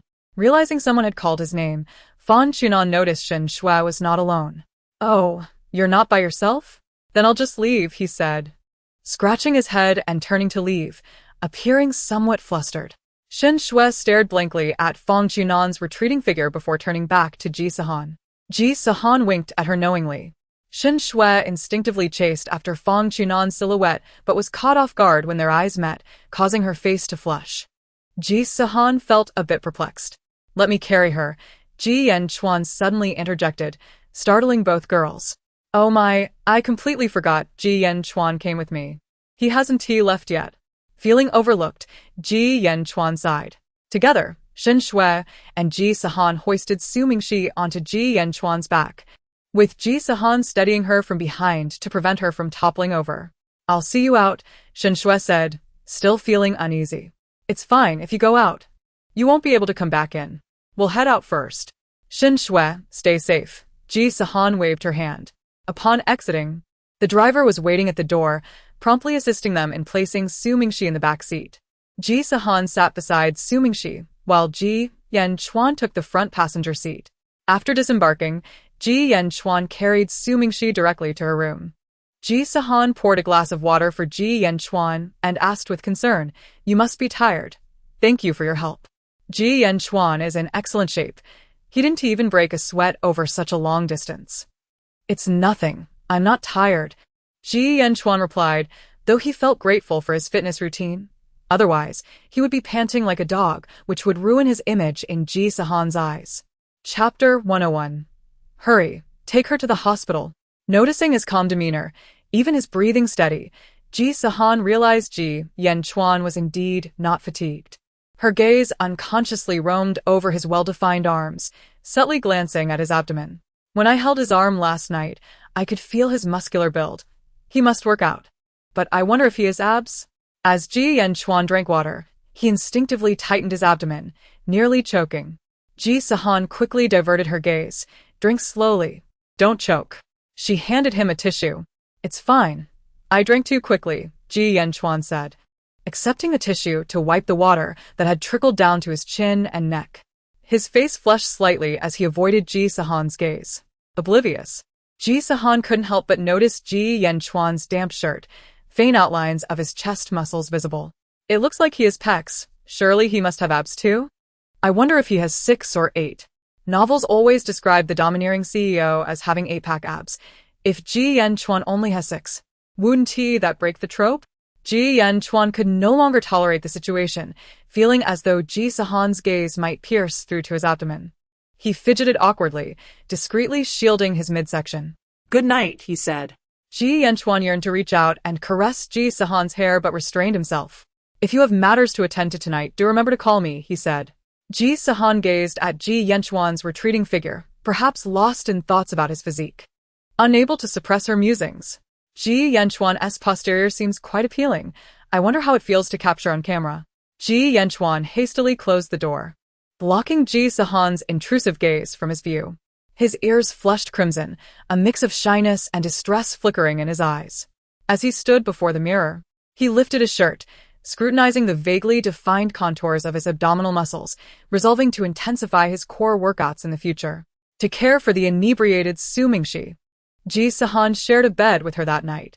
In the midst of the night, Ji Sihan felt as though a blazing inferno lay beside her, threatening to scorch her. When she reached out to touch, she jolted awake, flicking on the light. Su Mingxi lay with her eyes tightly shut, her breaths nearly imperceptible, her cheeks flushed, forehead beaded with sweat, and her entire body radiating heat. "Wake up, she." Ji Sihan anxiously slapped Su Mingxi's face, yet received no response. She dashed downstairs, rousing the bodyguards, instructing them to move Su Mingxi in preparation for a hospital visit. Ji Sihan hurriedly returned to Su Mingxi's room, hastily grabbing a few articles of clothing to take to the hospital. Upon reopening the door, she encountered Ji Yanchuan, clad in disheveled sleepwear, evidently awakened by the commotion. "Sihan. What's wrong?" he inquired, noticing her anxious expression. She is burning up. We must get her to the hospital." Ji Sihan bezkonetto a berli bodydart. Who swiftly scooped up Su Mingxi and hurriedly exited. Ji Yanchuan furrowed his brow, snatching the car keys from beside the door, and followed Ji Sihan. "I'll drive. My car is in the parking lot on the 3rd basement level." Once in the car, Ji Yanchuan made a call to arrange for the hospital while accelerating, disregarding the traffic lights, racing toward their destination. Upon their arrival, doctors and nurses swiftly approached with a stretcher, collaboratively lifting Su Mingxi onto it, all the while conducting rapid assessments of her condition. To the emergency room, the attending physician shouted, "The patient is experiencing acute allergic reactions. Quickly, summon Dr. Hao." The stretcher was wheeled into the emergency room, the red light above the door illuminating, while Ji Sihan stood outside, her eyes glued to the door. tears cascading down her cheeks. She clasped her hands together, silently praying for Su Mingxi's safety. Please take a seat. A warm coat draped over her shoulders as Ji Yanchuan guided her to a chair, reassuring her, rest assured, Su Mingxi will be fine. His gentle voice roused Ji Sihan from her despair, and she covered her face with her hands, weeping soundlessly. I'm so terrified, so afraid of losing Shishi again. In my past life, Shishi perished in her attempts to protect me, leaving no trace behind. Just now, I nearly lost her again. I am truly frightened. Ji Sihan's shoulders trembled with sobs, revealing her profound fear of losing Su Mingxi. Ji Yanchuan felt an overwhelming empathy, as if his heart were being pierced by a blade. For the first time, he crossed the boundary with Ji Sihan, enveloping her in his embrace, softly patting her frail back, offering silent comfort.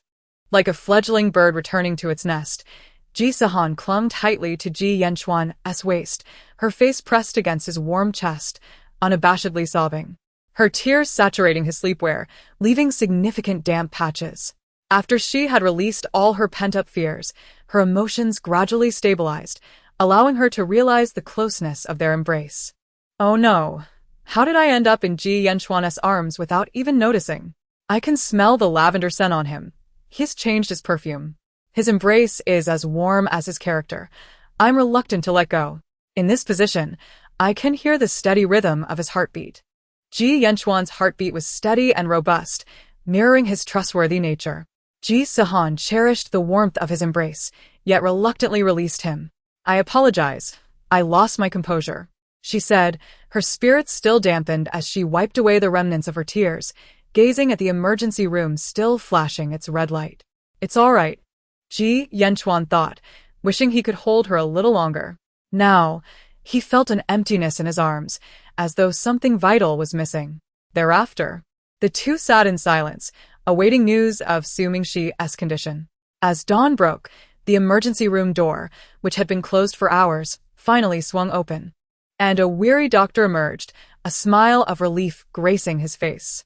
Ji Sihan's heart lifted, and she hurried to inquire about Su Mingxi's status. I'll go, Ji Yanchuan offered, patting her shoulder. You stay here and wait for Su Mingxi. Chapter 102. Someone approaches you. Ji Sihan did not refuse, retreating to the restroom to change her clothes before joining Ji Yanchuan for breakfast. Ji Yanchuan, did you ask the doctor what caused Shishi's allergic reaction? They spoke in hushed tones to avoid disturbing Su Mingxi. The doctor said she is allergic to lysergic acid diethylamide. The term was both unfamiliar and vaguely recognizable to Ji Sihan, momentarily eluding her memory. It's a primary component of a new type of hallucinogen, Ji Yanchuan frowned. This hallucinogen is quite rare and hasn't circulated in the domestic market yet. How could she have been exposed to a hallucinogen? Ji Sihan's brow furrowed, a sudden realization striking her as she recalled the half-drunk glass of wine Su Mingxi had left behind the previous night. Could there have been something amiss with the drink she had last night? She speculated. His thoughtful insight warmed Ji Sihan's heart. Thank you, Ji Yanchuan, she said softly. No need for thanks, Ji Yanchuan replied earnestly. I should be the one thanking you for allowing me to assist. Ji Sihan lowered her gaze, concealing her embarrassment. Ji Yanchuan truly knows how to express himself. It's as if he has made my assistance seem like a favor to him. Regardless, I will cherish this friendship deeply and repay him when the opportunity arises. Ji Yanchuan longed to convey that he sought no repayment, only that she recognize her own feelings and embrace her affection for him more openly. He pressed his lips together, refraining from voicing his inner thoughts, and simply said, You didn't sleep much last night. Why not take a nap? I will keep watch over Su Mingxi, and I'll inform you the moment she wakes. Ji Sihan shook her head. I'm not tired. Rather, you've been busy attending to us and haven't rested much. Please sleep a little. You have work during the day, don't you? It's fine. The company will not halt for my absence. You're still in your developmental phase. Insufficient sleep will hinder your growth, Ji Yanchuan joked. As they engaged in light-hearted banter, Su Mingxi on the hospital bed suddenly stirred, her voice hoarse as she called out, Water! Water! Ji Sihan's attention was instantly captured. She poured a glass of warm water while Ji Yanchuan adjusted the bed. Ji Sihan carefully assisted Su Mingxi in drinking. Take it slow, she said tenderly, watching as Su Mingxi finished the glass. Do you want more? Su Mingxi shook her head, her gaze still dazed. She looked around at the unfamiliar DCOR, catching the distinct scent of antiseptic in the air, and asked in confusion, "How did I end up in the hospital?" Ji Sihan countered with a question. "Do you remember what happened yesterday?" Su Mingxi squinted, trying to recall, her mind foggy, making her fragmented memories even more chaotic. After a moment, she replied, "I seem to have a vague memory. After dinner, our group went to the disco, and I ordered a fruit tea. After drinking it, I think I lost consciousness. Perhaps I got drunk. I can't possibly have alcohol poisoning, right?" Su Mingxi exclaimed in alarm. "No, it's not alcohol poisoning," Ji Yanchuan remarked. "You have consumed a drink laced with hallucinogens, causing an allergic reaction." Hallucinogens? Before Su Mingxi could fully process why Ji Yanchuan was present, the implication of his words startled her. Was it the addictive kind of hallucinogen? Indeed, Ji Sihan replied coolly. "After your discharge, you will be heading to a rehabilitation center. Are you pleased?" Su Mingxi gasped, her eyes rolling back as she fainted. "Enough with the pretense," Ji Sihan declared, exposing her ruse. "Fortunately, you only consumed a half glass, so the quantity was relatively small. The most severe consequence is the allergic reaction. You won't develop an addiction." Su Mingxi opened her eyes, complaining, "You are merely trying to scare me." "You should be frightened," Ji Sihan admonished sternly. "Do you still dare to venture into those chaotic places? I told you not to wander off. You even dared to visit a nightclub, where all sorts of people congregate. Thankfully, I found out in time. Otherwise, just imagine the consequences." The more Ji Sihan contemplated, the more terrified she became. Had she not been concerned that Su Mingxi might vomit from intoxication while sharing a bed with her, she might have discovered the next day that Su Mingxi was beyond saving. Su Mingxi recognized the gravity of the situation, her head drooping in resignation. "I understand. I will never go to such places again." "No need to overreact," Ji Yanchuan interjected fairly. "In the presence of responsible adults, it's still permissible to go out, but only to legitimate venues. The place you visited last night was not reputable." Su Mingxi stole a glance at Ji Sihan, who shot her a warning look yet did not contest Ji Yanchuan's assertion. "Han Heng, you haven't informed my parents about this, have you?" Su Mingxi asked cautiously. "Of course not." Ji Sihan snapped. Good. Good. Su Mingxi sighed in relief. "I'm afraid they would break my legs if they found out." Ji Sihan replied ominously. "I might just want to break your legs right now." Su Mingxi quickly fell silent, gazing at her timidly, resembling a chastised child. Ji Yanchuan chuckled softly, advising, "Sihan, "Don't scare her any further." Ji Sihan exhaled heavily, reluctantly conceding, "Fine, I'll let it slide for your sake." Ji Yanchuan smiled gently.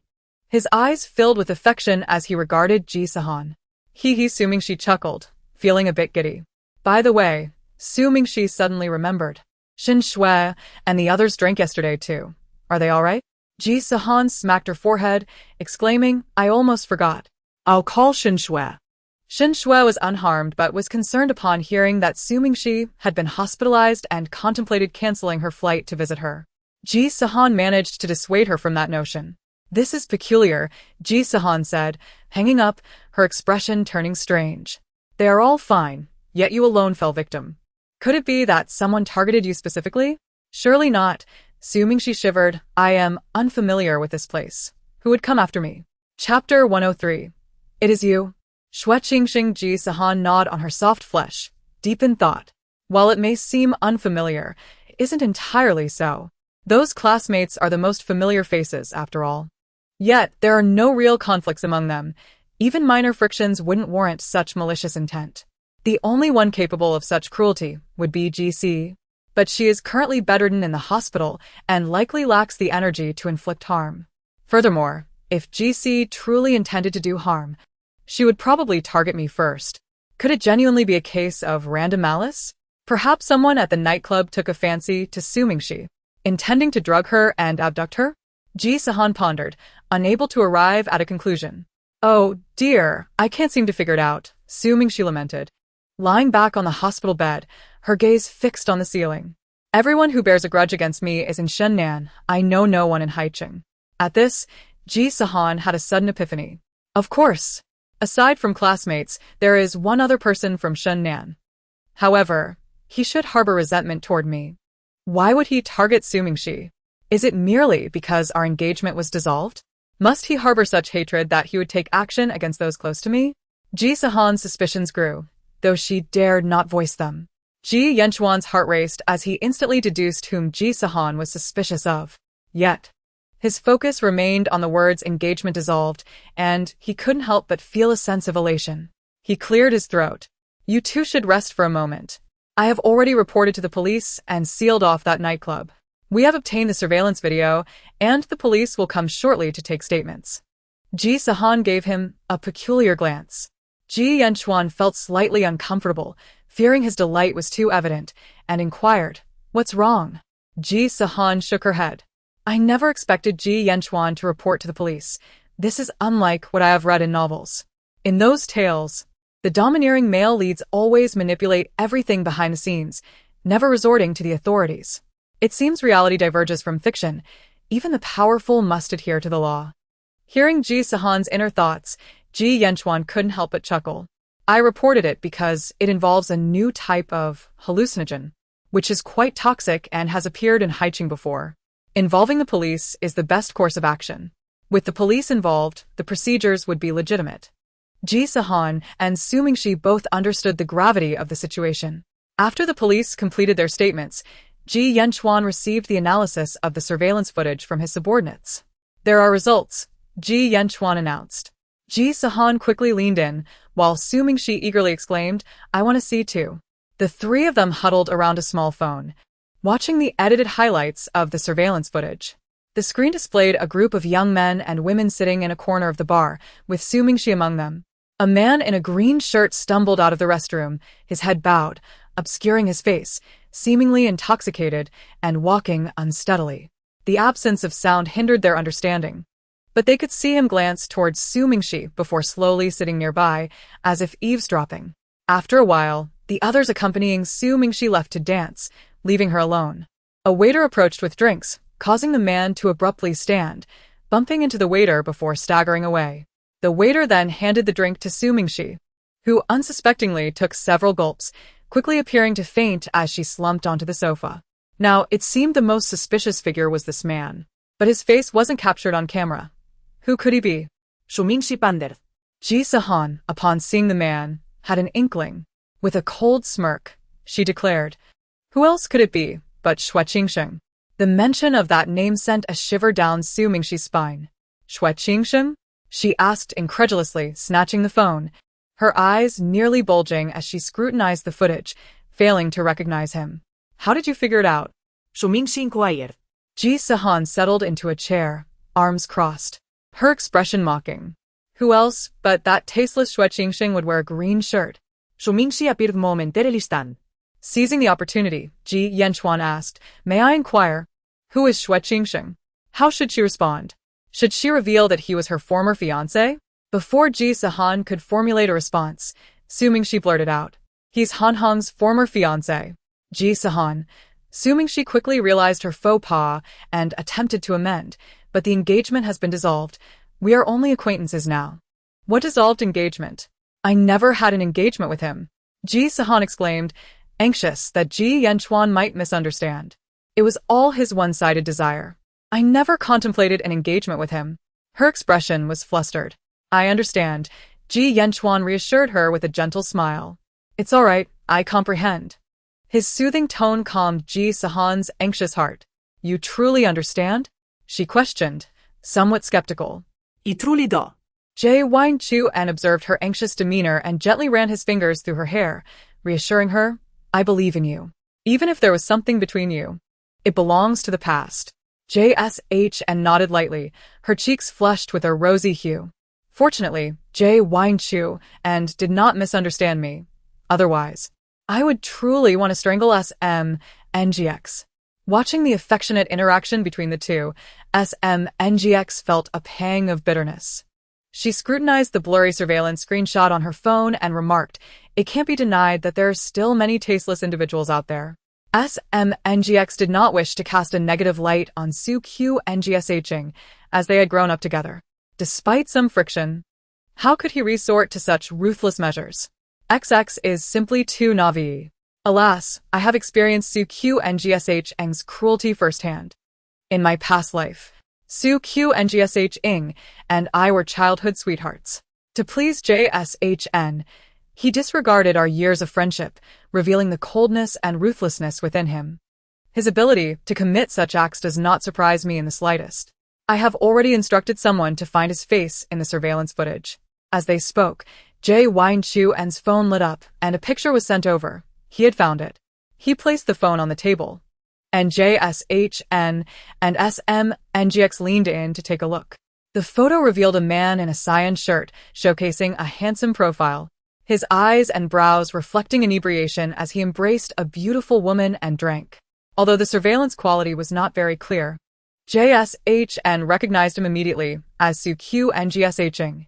See, I told you it is that scoundrel Soo Q and GSH Ng. With her heart settling, JSH n'est songé dépend. Chapter 104, I am SHN's pursuer. SMNGX looked at the image in disbelief. A mix of disappointment and sadness flooding her thoughts. How could it really be him? How could he do this to me? She genuinely felt sorrowful. Although she was closer to JSHN and often looked down upon Soo Q and GSH Ng's careless demeanor, they had shared a childhood bond, which held a different significance.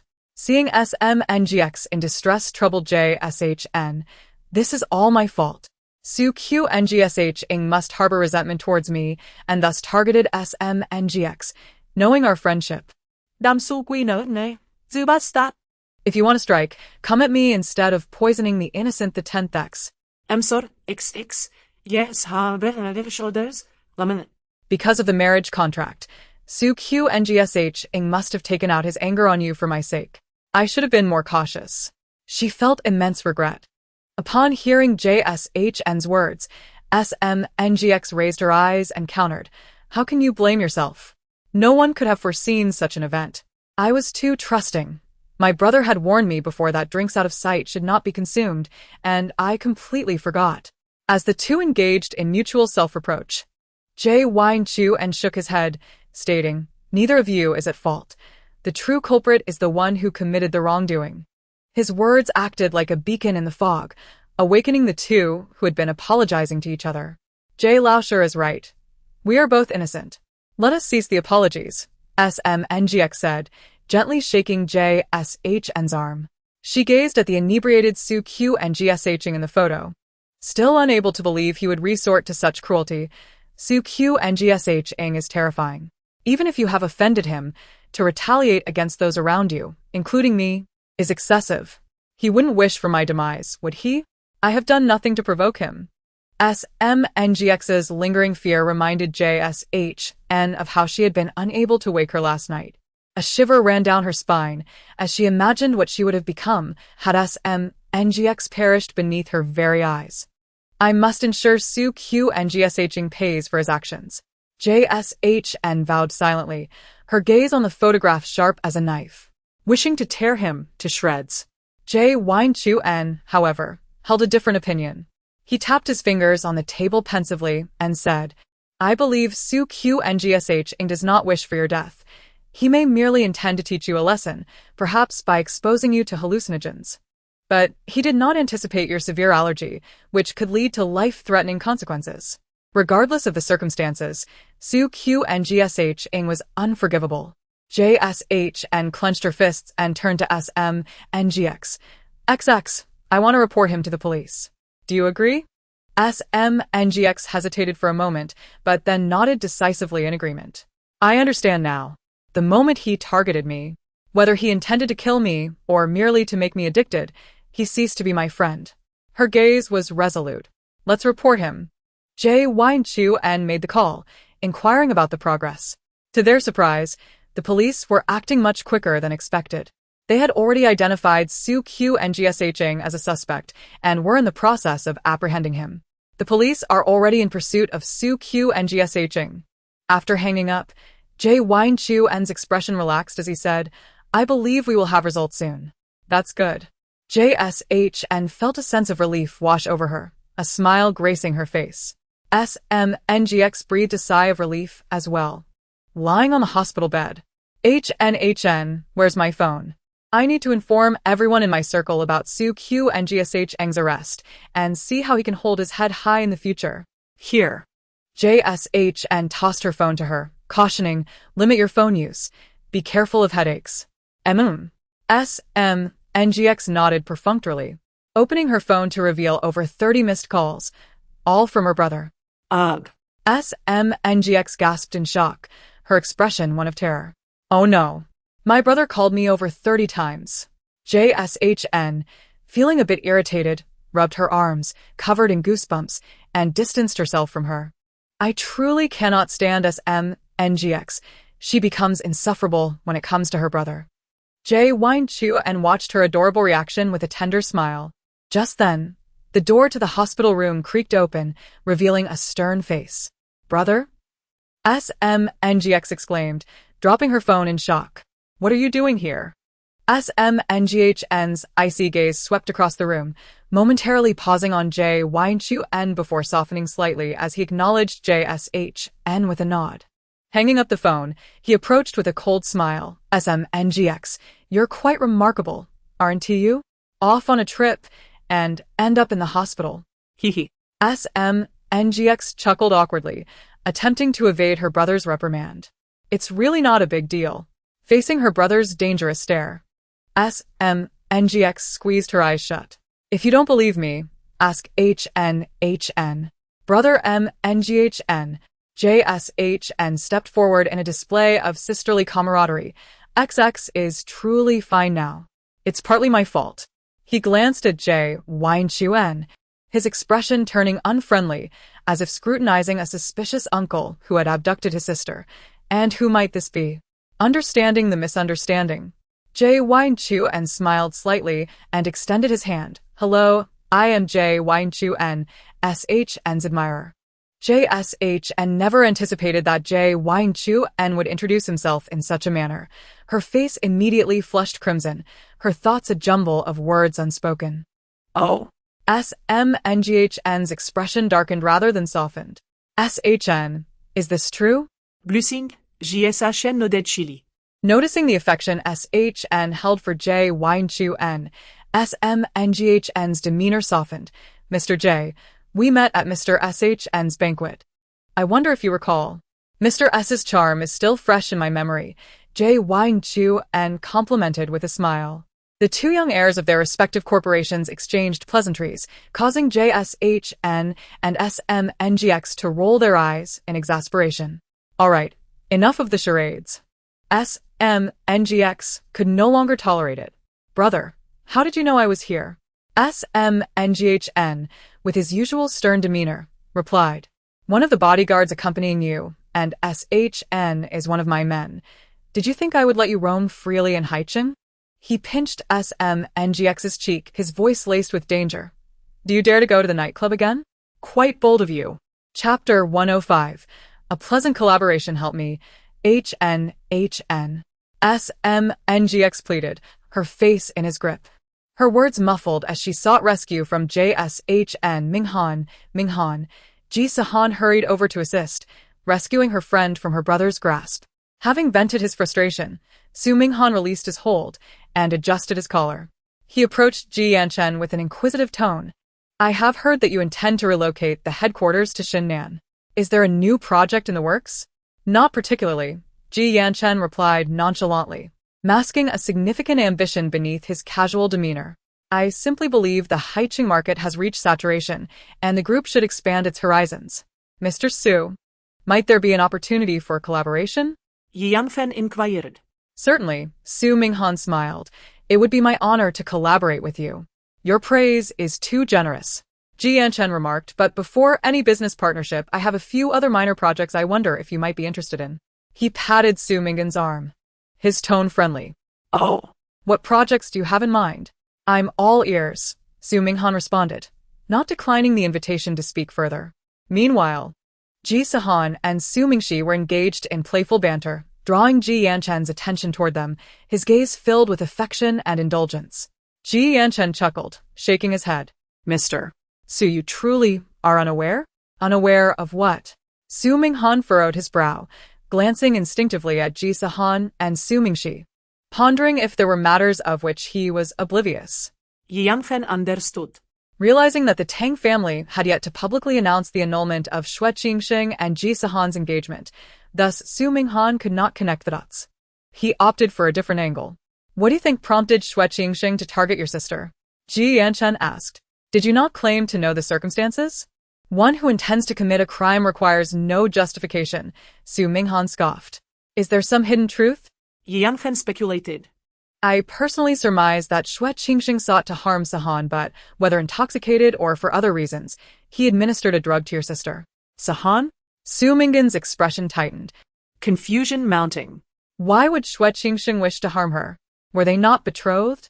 To my knowledge, Sihan and Xue Qingxing have dissolved their engagement, Ji Yanchen candidly stated. Su Minghan grasped the implication in his words, that Xue Qingxing's dissatisfaction over the engagement's termination had incited a desire for revenge against Sihan and those close to her. It was no wonder Ji Yanchen could not remain indifferent. Mr. Su, in this matter, both Sihan and your sister are innocent victims. I hope you will not direct your ire toward her, Ji Yanchen cautioned. Su Minghan shook his head. Sihan is my sister as well. My heart aches for her. How could I possibly be angry with her? The Su and Tang families had collaborated for many years, and the younger generation had grown close, with Su Minghan having long regarded Ji Sihan as his own sister. What course of action does Mr. Ji intend to pursue regarding Xue Qingxing? Su Minghan inquired. Raising an eyebrow, Su Minghan remarked, Is Mr. Ji truly so lenient? This seemed merely a meager form of retaliation in his view. Rest assured, it is far from merely that. However, it does require your assistance, Ji Yanchen explained. What assistance? Su Minghan pressed. Suddenly, he grasped the crux of the matter. Ji Yanchen aimed to utterly tarnish Xue Qingxing's reputation, ideally stripping him of his status as the heir of the Xue family. He shook his head, subtly implying Mr. Ji may not be aware, but the Xue family has a singular lineage, and Xue Qingxing's father can no longer sire children, nor are there any illegitimate offspring. This approach is unfeasible. Ji Yanchen smiled confidently. What if the Xue family is not limited to a single lineage? Su Minghan's eyes widened in shock, instinctively glancing back to ensure Ji Sihan and Su Mingxi were oblivious to their conversation, and whispered, Is this true? I am 80% certain, Ji Yanchen replied, lowering his voice in turn. Ji Yanchen suspected foul play and had enlisted his grandparents to investigate. Discovering that a foreign woman had disguised herself to undergo an abortion before vanishing shortly thereafter, he surmised that the child must still be alive. If we locate this child, regardless of gender, Xue Qingxing will no longer be the sole heir. Su Minghan, impressed by Ji Yanchen's assuredness, found his opinion of Ji Yanchen's capabilities renewed. After a moment's contemplation, he agreed. Very well, let us proceed. I will take action. Then, Mr. Su, may our collaboration be fruitful, Ji Yanchen extended his hand. To a fruitful partnership, Su Minghan replied, shaking hands. On the other side, observing Su Minghan and Ji Yanchen's discussion nearing its conclusion, Su Mingxi called out, Brother, when can I be discharged? Su Minghan met his sister's gaze, his expression dropping. After you finish your 4-drip. Su Mingxi glanced at the nearly empty 4-bag, cheering. Wonderful. Once Xue Qingxing is apprehended, I will take a few photos of him and share them with everyone I know. Let the world know what sort of scoundrel Xue Qingxing truly is, she declared, her teeth clenched. Ji Yanchen raised an eyebrow, sensing that tarnishing Xue Qingxing's reputation would require only Su Mingxi's intervention. That alone is insufficient.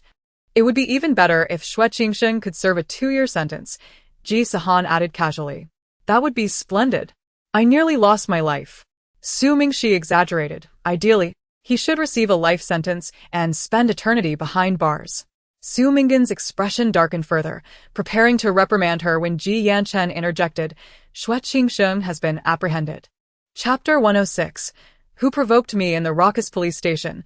A group of wealthy scions surrounded the officers, clamoring to understand why Xue Qingxing had been detained. The officers, overwhelmed by the noise, sternly instructed them to be quiet and not disturb the proceedings. The official demeanor incensed the group of entitled youths. One with dyed red hair banging on the table, angrily declaring, You little cop, don't be so arrogant. Release him immediately. or I will ensure your precinct is shut down by tomorrow. His attitude was brazen, clearly backed by someone influential. However, such entitled youths were not unfamiliar to the police. The officer, maintaining a stern expression, was about to respond when an irate male voice echoed from the entrance. Zhang Boming, does your father know you are acting so brazenly? The newcomer was Ji Yanchen, flanked by Ji Sihan and the Su siblings. Upon entering, he overheard the outlandish claims being made. The others in the group accompanying the red-haired youth sobered up considerably, lowering their heads and avoiding Ji Yanchen's gaze as they greeted him. Ji Sihan observed this scene, her understanding of Ji Yanchen deepening. Why are these individuals so intimidated by him? Is he truly that fearsome? She glanced at Ji Yanchen's composed profile, secretly contemplating. He is so gentle when he is with me. Could this be favoritism? Ji Yanchen cast a smile at the blushing Ji Sihan, exchanged pleasantries with the deputy chief of the police station, and was then led away to see Xue Qingsheng. As he passed by the red-haired youth, Ji Yanchen shot him a warning glance, causing the youth to lower his head in fear. Only after Ji Yanchen had departed did the red-haired youth exhale in relief. Upon learning that Ji Yanchen and his party were the ones who reported the incident, the red-haired youth cast a sympathetic glance at Song Zihao, who had come from Shunnan with Xue Qingsheng, shaking his head as he urged the others, "Let us go." Song Zihao hurriedly stopped him. "Zhang, why are you leaving? What about my friend?" The red-haired youth patted his shoulder, advising, "Don't think about it. With Yanchen around, your friend won't be seeing the light of day in prison. You might as well buy him something to make his stay more comfortable." With that, he shook his head and left. Song Zihao watched the retreating figure of the red-haired youth, understanding that the Yanchen he referred to as someone whom this group of wealthy youths dared not provoke, indicating that this matter was beyond their control. Grinding his teeth, he dialed Xue Ruwei. Meanwhile, the deputy chief led several individuals to the interrogation room, summoning the officers inside, and warmly addressed Ji Yanchen. "Mr. Ji, take your time to chat." With that, he closed the door. Inside the room, Xue Qingsheng sat handcuffed, head bowed, completely unaware of his surroundings. He had been captured in a private booth, intoxicated, and had offered no resistance even as he was restrained. Upon seeing him, a surge of anger ignited within Ji Sihan. She seized the cup left behind by the police officer on the table and stepped forward, dousing Xue Qingsheng's face with the icy tea inside. Xue Qingsheng sputtered and opened his eyes, still heavily intoxicated. "Who the hell splashed water on me?" he slurred, attempting to wipe his face, only to discover his hands were restrained. Upon closer inspection, he realized they were cold, metallic handcuffs. In an instant, cold sweat broke out on his forehead as clarity dawned. He was in the police station. Glancing around, apart from an unfamiliar man, Ji Yanchuan, he recognized Ji Sihan, Su Mingxi, and Su Minghan. Xue Qingsheng's mind was not dull. He quickly grasped that his actions had been uncovered. He hadn't anticipated being caught so swiftly and decided to feign ignorance. "Where's this?" he asked, casting a sidelong glance at the furious Ji Sihan. "Is this your doing? This bastard is still trying to play dumb with me." Ji Sihan grasped his collar. Her eyes narrowed dangerously. "Xue Qingsheng, do you think pretending to be ignorant will help?"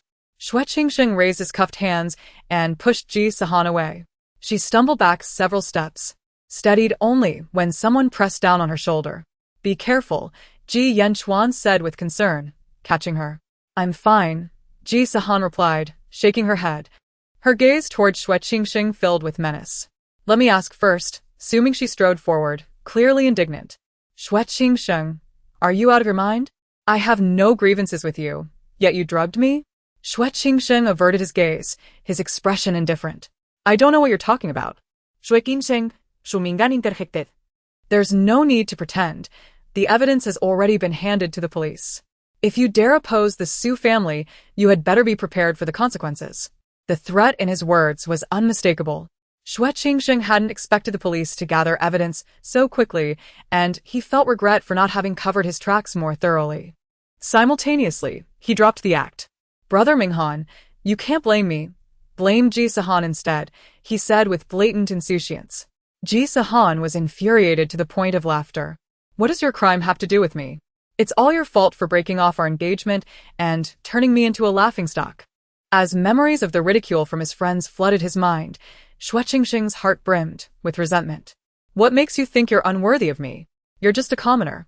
It's an honor for you to be with me, yet you dare refuse? What era is this?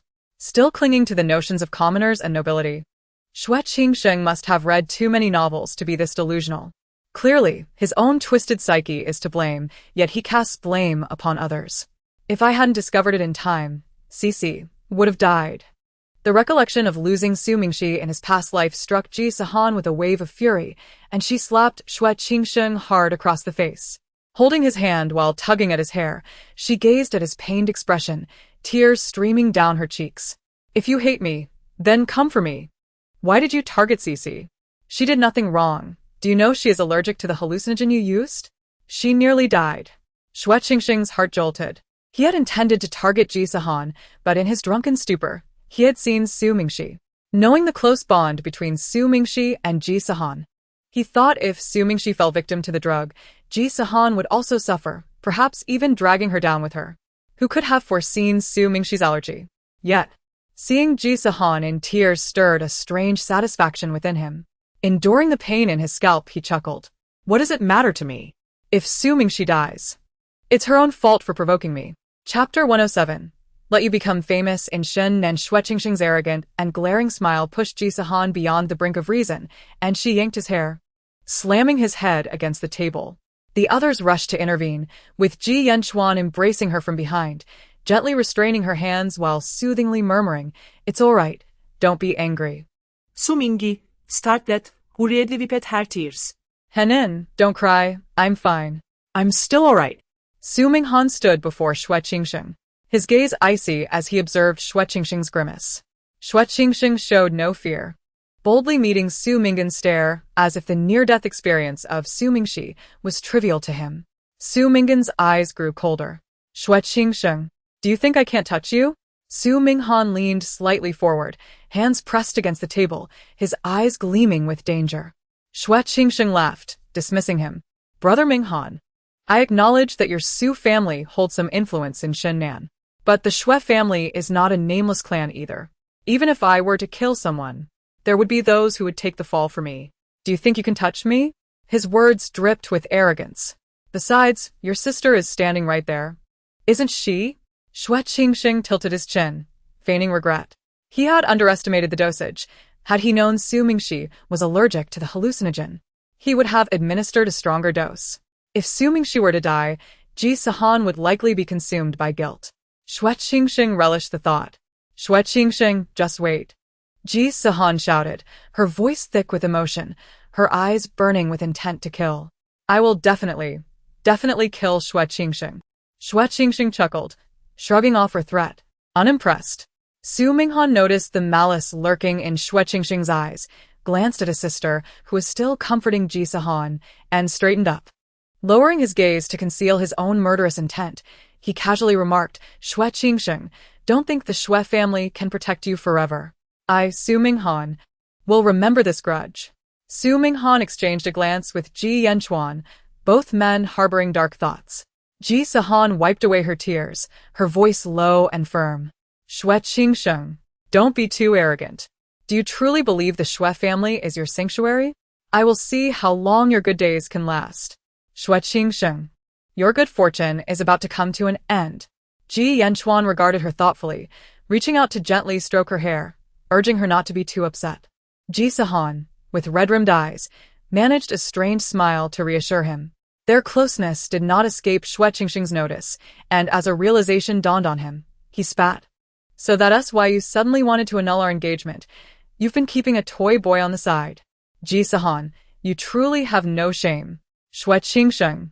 Ji Sihan's eyes blazed with fury. Are you out of your mind? There was never an engagement to begin with. It was your family's one-sided wish. Keep insulting me, and I swear I will slap you. Xue Qingxing ignored her. His eyes reddened as he shouted, shameless harlot, you promiscuous wretch. I will make you. Ji Yanchuan could no longer tolerate it. His face darkened as he stepped forward and delivered a punch to Xue Qingxing's face. He could endure the insults directed at himself, but he would not stand for those aimed at Ji Sihan. The punch came unexpectedly and landed with brutal force. Xue Qingxing felt a sharp pain in his cheek, as if his jaw might dislocate. A metallic taste filled his mouth. "Damn you, you little Xue Qingsheng," cursed, blood spilling from his split lip, still incoherently muttering as tears of pain welled in his eyes. Ji Yanchuan, seeing Xue Qingsheng still running his mouth, clenched his fist, ready to strike again. A small hand grasped his, halting him. He turned his icy gaze to the newcomer. Ji Sihan had never seen Ji Yanchuan this furious. The ferocity in his eyes sent a shiver down her spine. As it turns out, Ji Yanchuan can be quite terrifying when angered, resembling a beast ready to devour its prey. Her unspoken thoughts made Ji Yanchuan aware that he had frightened her. He quickly blinked and restored his gentle demeanor as he gazed at her. Seeing his expression return to normal, Ji Sihan let out a sigh of relief. She thought to herself, "I truly fear Ji Yanchuan's wrath. He might severely injure Xue Qingsheng. While Xue Qingsheng is indeed deserving of disdain, he should not be killed by Ji Yanchuan. After all, this is the police station. If the officers discover Xue Qingsheng has been beaten, they might apprehend Ji Yanchuan." Though she said nothing, her eyes brimmed with concern, warming Ji Yanchuan's heart. He slowly relaxed his tightly clenched fist and took Ji Sihan's hand, reassuring her that he would not strike again. She nodded appreciatively. Xue Qingsheng, witnessing this display of affection between the two, felt a surge of anger, his mouth twisting in frustration. Just as he was about to unleash a tirade, Ji Yanchuan's dangerous gaze swept over him. Fearful of receiving another punch, he obediently closed his mouth, his expression one of deep discontent. Su-Mingxi approached, snapping photos of Xue Qingsheng's injured face with wild enthusiasm. As he dodged her camera, he protested, "Su-Mingxi, what are you doing?" She zoomed in on the handcuffs binding him, smirking, "I plan to make you famous in Shunnan. How dare you harm me? I will ensure you can never hold your head high in Shunnan. Everyone will know you are a scoundrel, a failure." Panic surged within Xue Qingsheng as he instinctively reached for Su-Mingxi's phone, only to remember his wrists were shackled to the table, causing him pain. "Su-Mingxi, you dare? Do you believe I won't drug you again?" he threatened. "Oh, I am so frightened," she mocked, theatrically patting her chest. "Surely you don't think your crimes are minor? Deceiving others and attempted murder. Do you have any idea how many years you'll face in prison? We'll see what happens when you get out. Henin, brother, Mr. Ji. Let us go. Let Xue Qingsheng face the law." Su-Mingxi emphasized the gravity of the situation. Before leaving, Ji Yanchuan cast a deep glance at Xue Qingsheng and quietly warned, "This is High City. Do you still think it belongs to Shunnan? Do you believe the Xue family has such far-reaching influence?" The implications of his warning penetrated Xue Qingsheng's bravado, leaving him wide-eyed with trepidation. "I will be fine. Do not threaten me," he retorted, his bravado faltering. "My father will surely bail me out." Chapter 108.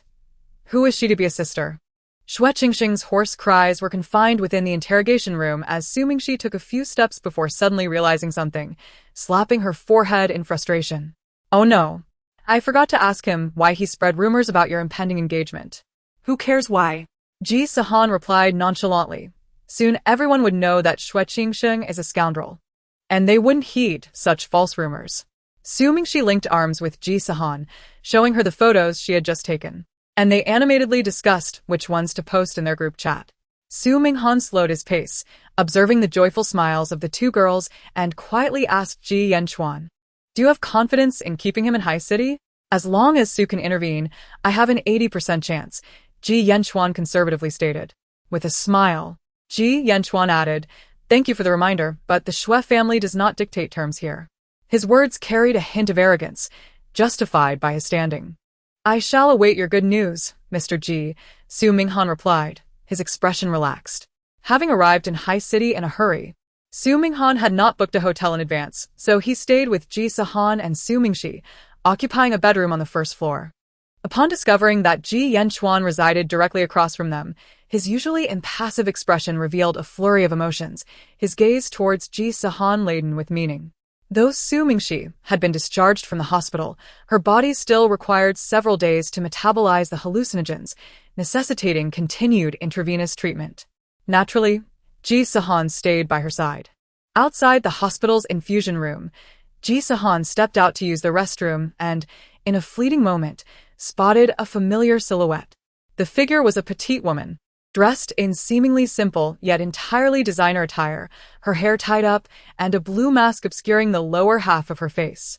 The brows and eyes revealed were eerily familiar to Ji Sihan. While her mind raced in thought, her feet instinctively followed the woman. The woman stood in line at the hospital's payment counter, and Ji Sihan concealed herself behind a pillar, observing. Feeling increasingly certain of her familiarity, yet unable to recall where she had seen her. As she pondered, she felt a light tap on her shoulder. Sihan, what are you doing here? To her surprise, it was Ji Yanchuan. Upon entering the hospital, he had spotted her lurking behind the pillar, clearly up to something. Ji Sihan cautiously peeked out, relieved to see the woman still unaware of her presence. I saw someone who looks very familiar, but I can't remember who she is. Ji Sihan confessed, exasperated. Who is it? Ji Yanchuan inquired, glancing around. Ji Sihan pointed at the woman at the payment counter. Ji Yanchuan nodded, approaching her discreetly to snap a quick photo of her face. Ji Sihan gave him a thumbs up, then studied the woman's visible features closely. I remember now. That's Wenyuha, Ji Sihan exclaimed, a spark of realization lighting up her expression. If Wenyuha is here, doesn't that mean GCU is in this hospital too? We must leave quickly. Encountering GCU would definitely spell trouble. Ji Sihan's demeanor shifted. And she hastily pulled Ji Yanchuan towards the infusion room. Regrettably, Sumingshi had not yet finished her 4-drip, and Ji Sihan grew increasingly anxious. Fearing GCU would appear at any moment, she withheld her worries, thinking if I voice them, it seems like I am afraid of GCU, really. I just want to avoid seeing her because she reminds me of past grievances. Once Sumingshi's drip was complete, Ji Sihan quickly called for a nurse to assist in removing the 4. After the procedure, she grabbed Sumingshi with one hand and Ji Yanchuan with the other, hastily heading toward the exit. Alas, fate had other plans. Scarcely had they taken a few steps when someone called out from behind, Ji Sihan, Sumingshi, resigned. Ji Sihan halted. Turning around, she saw Zhang Zihong and Zhao Jinwu approaching, each holding a bouquet. Ji Sihan heard Sumingshi click her tongue in annoyance. Ji Sihan? Sumingshi, Zhang Zihong greeted them. Are you here to see GCU as well? Sumingshi's eyes widened in surprise, clearly unaware that GCU was here. No, I'm here for my 4. Sihan is accompanying me. She raised her hand to show them the mark from the needle. GCU is hospitalized? Zhao Jinwu regarded Sumingshi and Ji Sihan with a scowl. He attributed GCU's hospitalization entirely to Ji Sihan's actions. Pulling Zhang Zihong along, he expressed his impatience. Why are we even talking to them? Let us go. Zhang Zihong hesitated, instead looking at Ji Sihan and inviting, would you like to visit GCU as well? Ji Sihan countered with a question. Are you two the only ones visiting GCU? Where is your brother? At this, Zhao Jinwu rubbed his nose. Ever since that day, his brother Zhao Jinwen seemed to have lost interest in GCU and had restricted his interactions with her. Naturally, Zhao Jinwu could not comply. Thus, he had come here secretly. He remained silent, but Zhang Zihong explained, my brother had something to attend to, so it's just me. I ran into Zhao Jinwu on the way. He glanced at Ji Sihan, suggesting, after all, you're also sisters. Zhang Zihong's words lacked any excessive tone, yet Ji Sihan's expression darkened. Chapter 109. Born enemies. Ji Sihan's expression changed too quickly, leaving Zhang Zihong momentarily stunned, unsure of what he had said to cause such a reaction. What's wrong? He scratched his head, utterly perplexed. Ji Sihan took a deep breath, crossed her arms, and wore a look of disbelief. I truly do not understand who told you that GCU and I are sisters. Her confusion was palpable. Yes, GCU and I are half-sisters, but this is a secret known only to our family. I have never disclosed my relationship with GCU to anyone except Sumingshi. Yet everyone in class claims that we are sisters. Who could have said that? Zhang Zihong blinked. It was Siu who said so. Besides, your names are only one character apart, making it easy for people to assume you are sisters. Are you not? He frowned. Could it really be GCU who said it herself? That's hard to believe. GCU despises me intensely. Would she admit our sisterhood publicly? That's odd. Last time, GCU clearly proclaimed that I was the fake daughter and she was the genuine one, severing all ties between us. Why is it different this time? Ji Sihan's surprise was evident, though her face remained impassive. How did Ji Sihan phrase it? At this, Ji Sihan almost laughed in anger. Ji Sihan is truly shameless. How could she publicly claim that we are twins?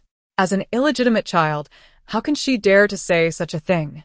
Has she forgotten that during her birthday, Ji Sihan announced to the world that she was the only daughter of the Ji family? Is she fabricating stories, relying on the ignorance of most people? Assuming she spat in disdain, rolling her eyes. When did Ji Sihan and Ji Sihan become sisters? Ji Sihan indeed had the audacity to embellish her own image. Look closely. Can you find any resemblance between my Sihan and Ji Sihan? Zhang Zihong scrutinized Ji Sihan and noticed the stark differences between her and Ji Sihan, further deepening his doubts. Though Zhao Jinwu might not be the brightest, he could see that the two girls bore no resemblance to one another. A sudden thought struck him. Twins can be either identical or fraternal, and it is entirely normal for fraternal twins to look dissimilar. Assuming she gave Zhao Jinwu a look of exasperation, shaking her head and muttering, "The moment Ji Sihan is mentioned, his brain suddenly sparks to life." Meanwhile, Ji Sihan began to grasp the crux of the matter. Unlike her previous life, after being exposed as the false daughter, she was not expelled from the Ji family, but instead adopted by the Tang family, becoming their heiress. With a changed identity came a different value. Ji Sihan is truly cunning, watching my status rise and altering her narrative. She wishes to leverage my influence to elevate her own standing. Indeed. Who wouldn't he prefer to befriend the twin sister of the Tang family heir over the frail second daughter of the Ji family? Zhang Zihong, unlike Zhao Jinwu, quickly grasped the implications of Su Mingxi's words. He stared at Ji Sihan's visage, which bore no resemblance to Ji Sihan, and felt a flicker of doubt in his heart. "Are you truly not sisters?" he pressed, reluctant to believe that Ji Sihan would lie. After all, why would anyone fabricate such a story? No. Ji Sihan decisively shattered his illusions about Ji Sihan. However, if we must speak of our connection, it is somewhat complicated. What connection? Our relationship is akin to that of a child misplaced and a child who is meant to be. In simpler terms, during my mother's delivery, the infants were swapped. And Ji Sihan is my father's biological daughter. The weight of Ji Sihan's revelation took a moment to sink in for Zhang Zihong and Zhao Jinwu, who exchanged astonished glances. Wait, your families, the Zhangs and the Zhaos, are not obscure in Shennan. Did you not attend Ji Sihan's birthday party? Ji Sihan inquired, puzzled. Both shook their heads in unison. Well, that explains why Ji Sihan felt bold enough to lie in front of them. They were completely unaware. Thus, Ji Sihan concluded, I share no bond with Ji Sihan, so do not presume that we have a good relationship. The genuine daughter and the false daughter are destined to be adversaries. She gave them a meaningful reminder, recalling their fleeting camaraderie as classmates. It's fine to like Ji Sihan. Just ensure you choose the right side. Zhang Zihong regarded Ji Sihan with a complex expression, a multitude of questions swirling in his mind. He could not comprehend why Ji Sihan would lie over such a trivial matter, and then recalled their recent confrontations, slowly grasping the essence of Ji Sihan's words about enmity. But you're the heir of the Tang family. The Tang family is your maternal side. Zhang Zihong's mind struggled to process the complexity. Ji Sihan shrugged. Yes, while I have no connection to Ji Sihan, I do have ties to the Tang family. You could say they adopted me. The convoluted intricacies of family secrets were beyond her desire to explain. In any case, I have no connection to Ji Sihan. Even if there were, we would still be enemies. Do not refer to us as sisters. Still, Zhang Zihong felt something was amiss. If the Tang family adopted you, you are technically Ji Sihan's cousin, no? Ji Sihan was too weary to continue the discussion. Cousins without a connection? Think what you will. But the moment I think of being associated with Ji Sihan, it makes me feel nauseated. Regardless, as long as you understand that Ji Sihan and I are not twin sisters, that is sufficient. Ji Sihan felt a rising irritation. If you do not comprehend, you may inquire with your brother. We shall take our leave now and not disturb you further.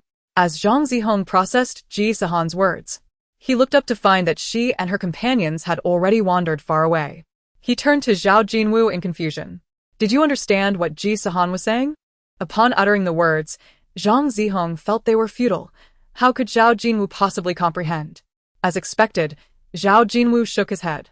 Let us ask Siyu instead, Zhang Zihong suggested.